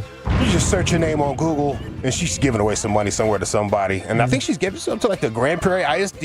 And let's go. Yeah, she's been out here, man. Kobe saying Shaq was cheating too when he got caught up. Ooh. Oh, yeah. Yeah, that's That big was time savage. hate. That was some big time hating energy right there. Kobe said, "Come out, Shaq, we caught." That's hater energy right there, bro. Are we a team or not? They got us, dog. You got my back, don't you? Ooh, 214 texting and Tanya Harding. Oh, that was big time hater energy. Damn, that's a good one. That was big time hater energy. She took it to the point right there. Yeah. Andrew Bynum clotheslining J.J. Barea in the 2011 playoffs. Yeah, he got frustrated. You know, I don't like to bring this one up very often, Lucius, but I thought when Jared called me about the Jack Leiter start, that came from a hateful place. I know he wants to move on from it. He's not very proud of it. But. I can hear his eyes rolling. From here. When the NBA commissioner blocked Chris Paul's trade to the Lakers, that was big time hate. That's hating right there. That was big time hating energy right there. Refusing to fund schools that teach real history, that's hating. Just go ahead and take that medicine. Don't teach the real history. Don't take that medicine, bro. Jerry Jones trading Amari Cooper over the jab. That's over the jab. That's hating. Yeah. That's hating. I think Aubrey might have to be careful with this jury duty stuff he's doing. You know. Why you think? He's not putting the team first. Oh. Jerry has a precedent, dude. Go ask Amari Cooper how that goes when you're like, nope, doing my own thing. Not a bad idea, though. Aubrey's probably the one guy you can get some value for at the deadline. He's their best player, there's no doubt. Yeah. Let's see. Question for the Tolos. What's the biggest hater move you've ever seen? Oh, my God, there's clearly hate. It's not even being objective. It's just straight hate. Oh, there was the New Mexico State quarterback who peed on the logo of It's now Vandy's starting rival. quarterback. Yeah, Pavia. Yeah. Diego. Yeah, you took it too far, Diego bro. Pavia. Yeah. You took it too far, dog. I was like, come on, dude. Yeah.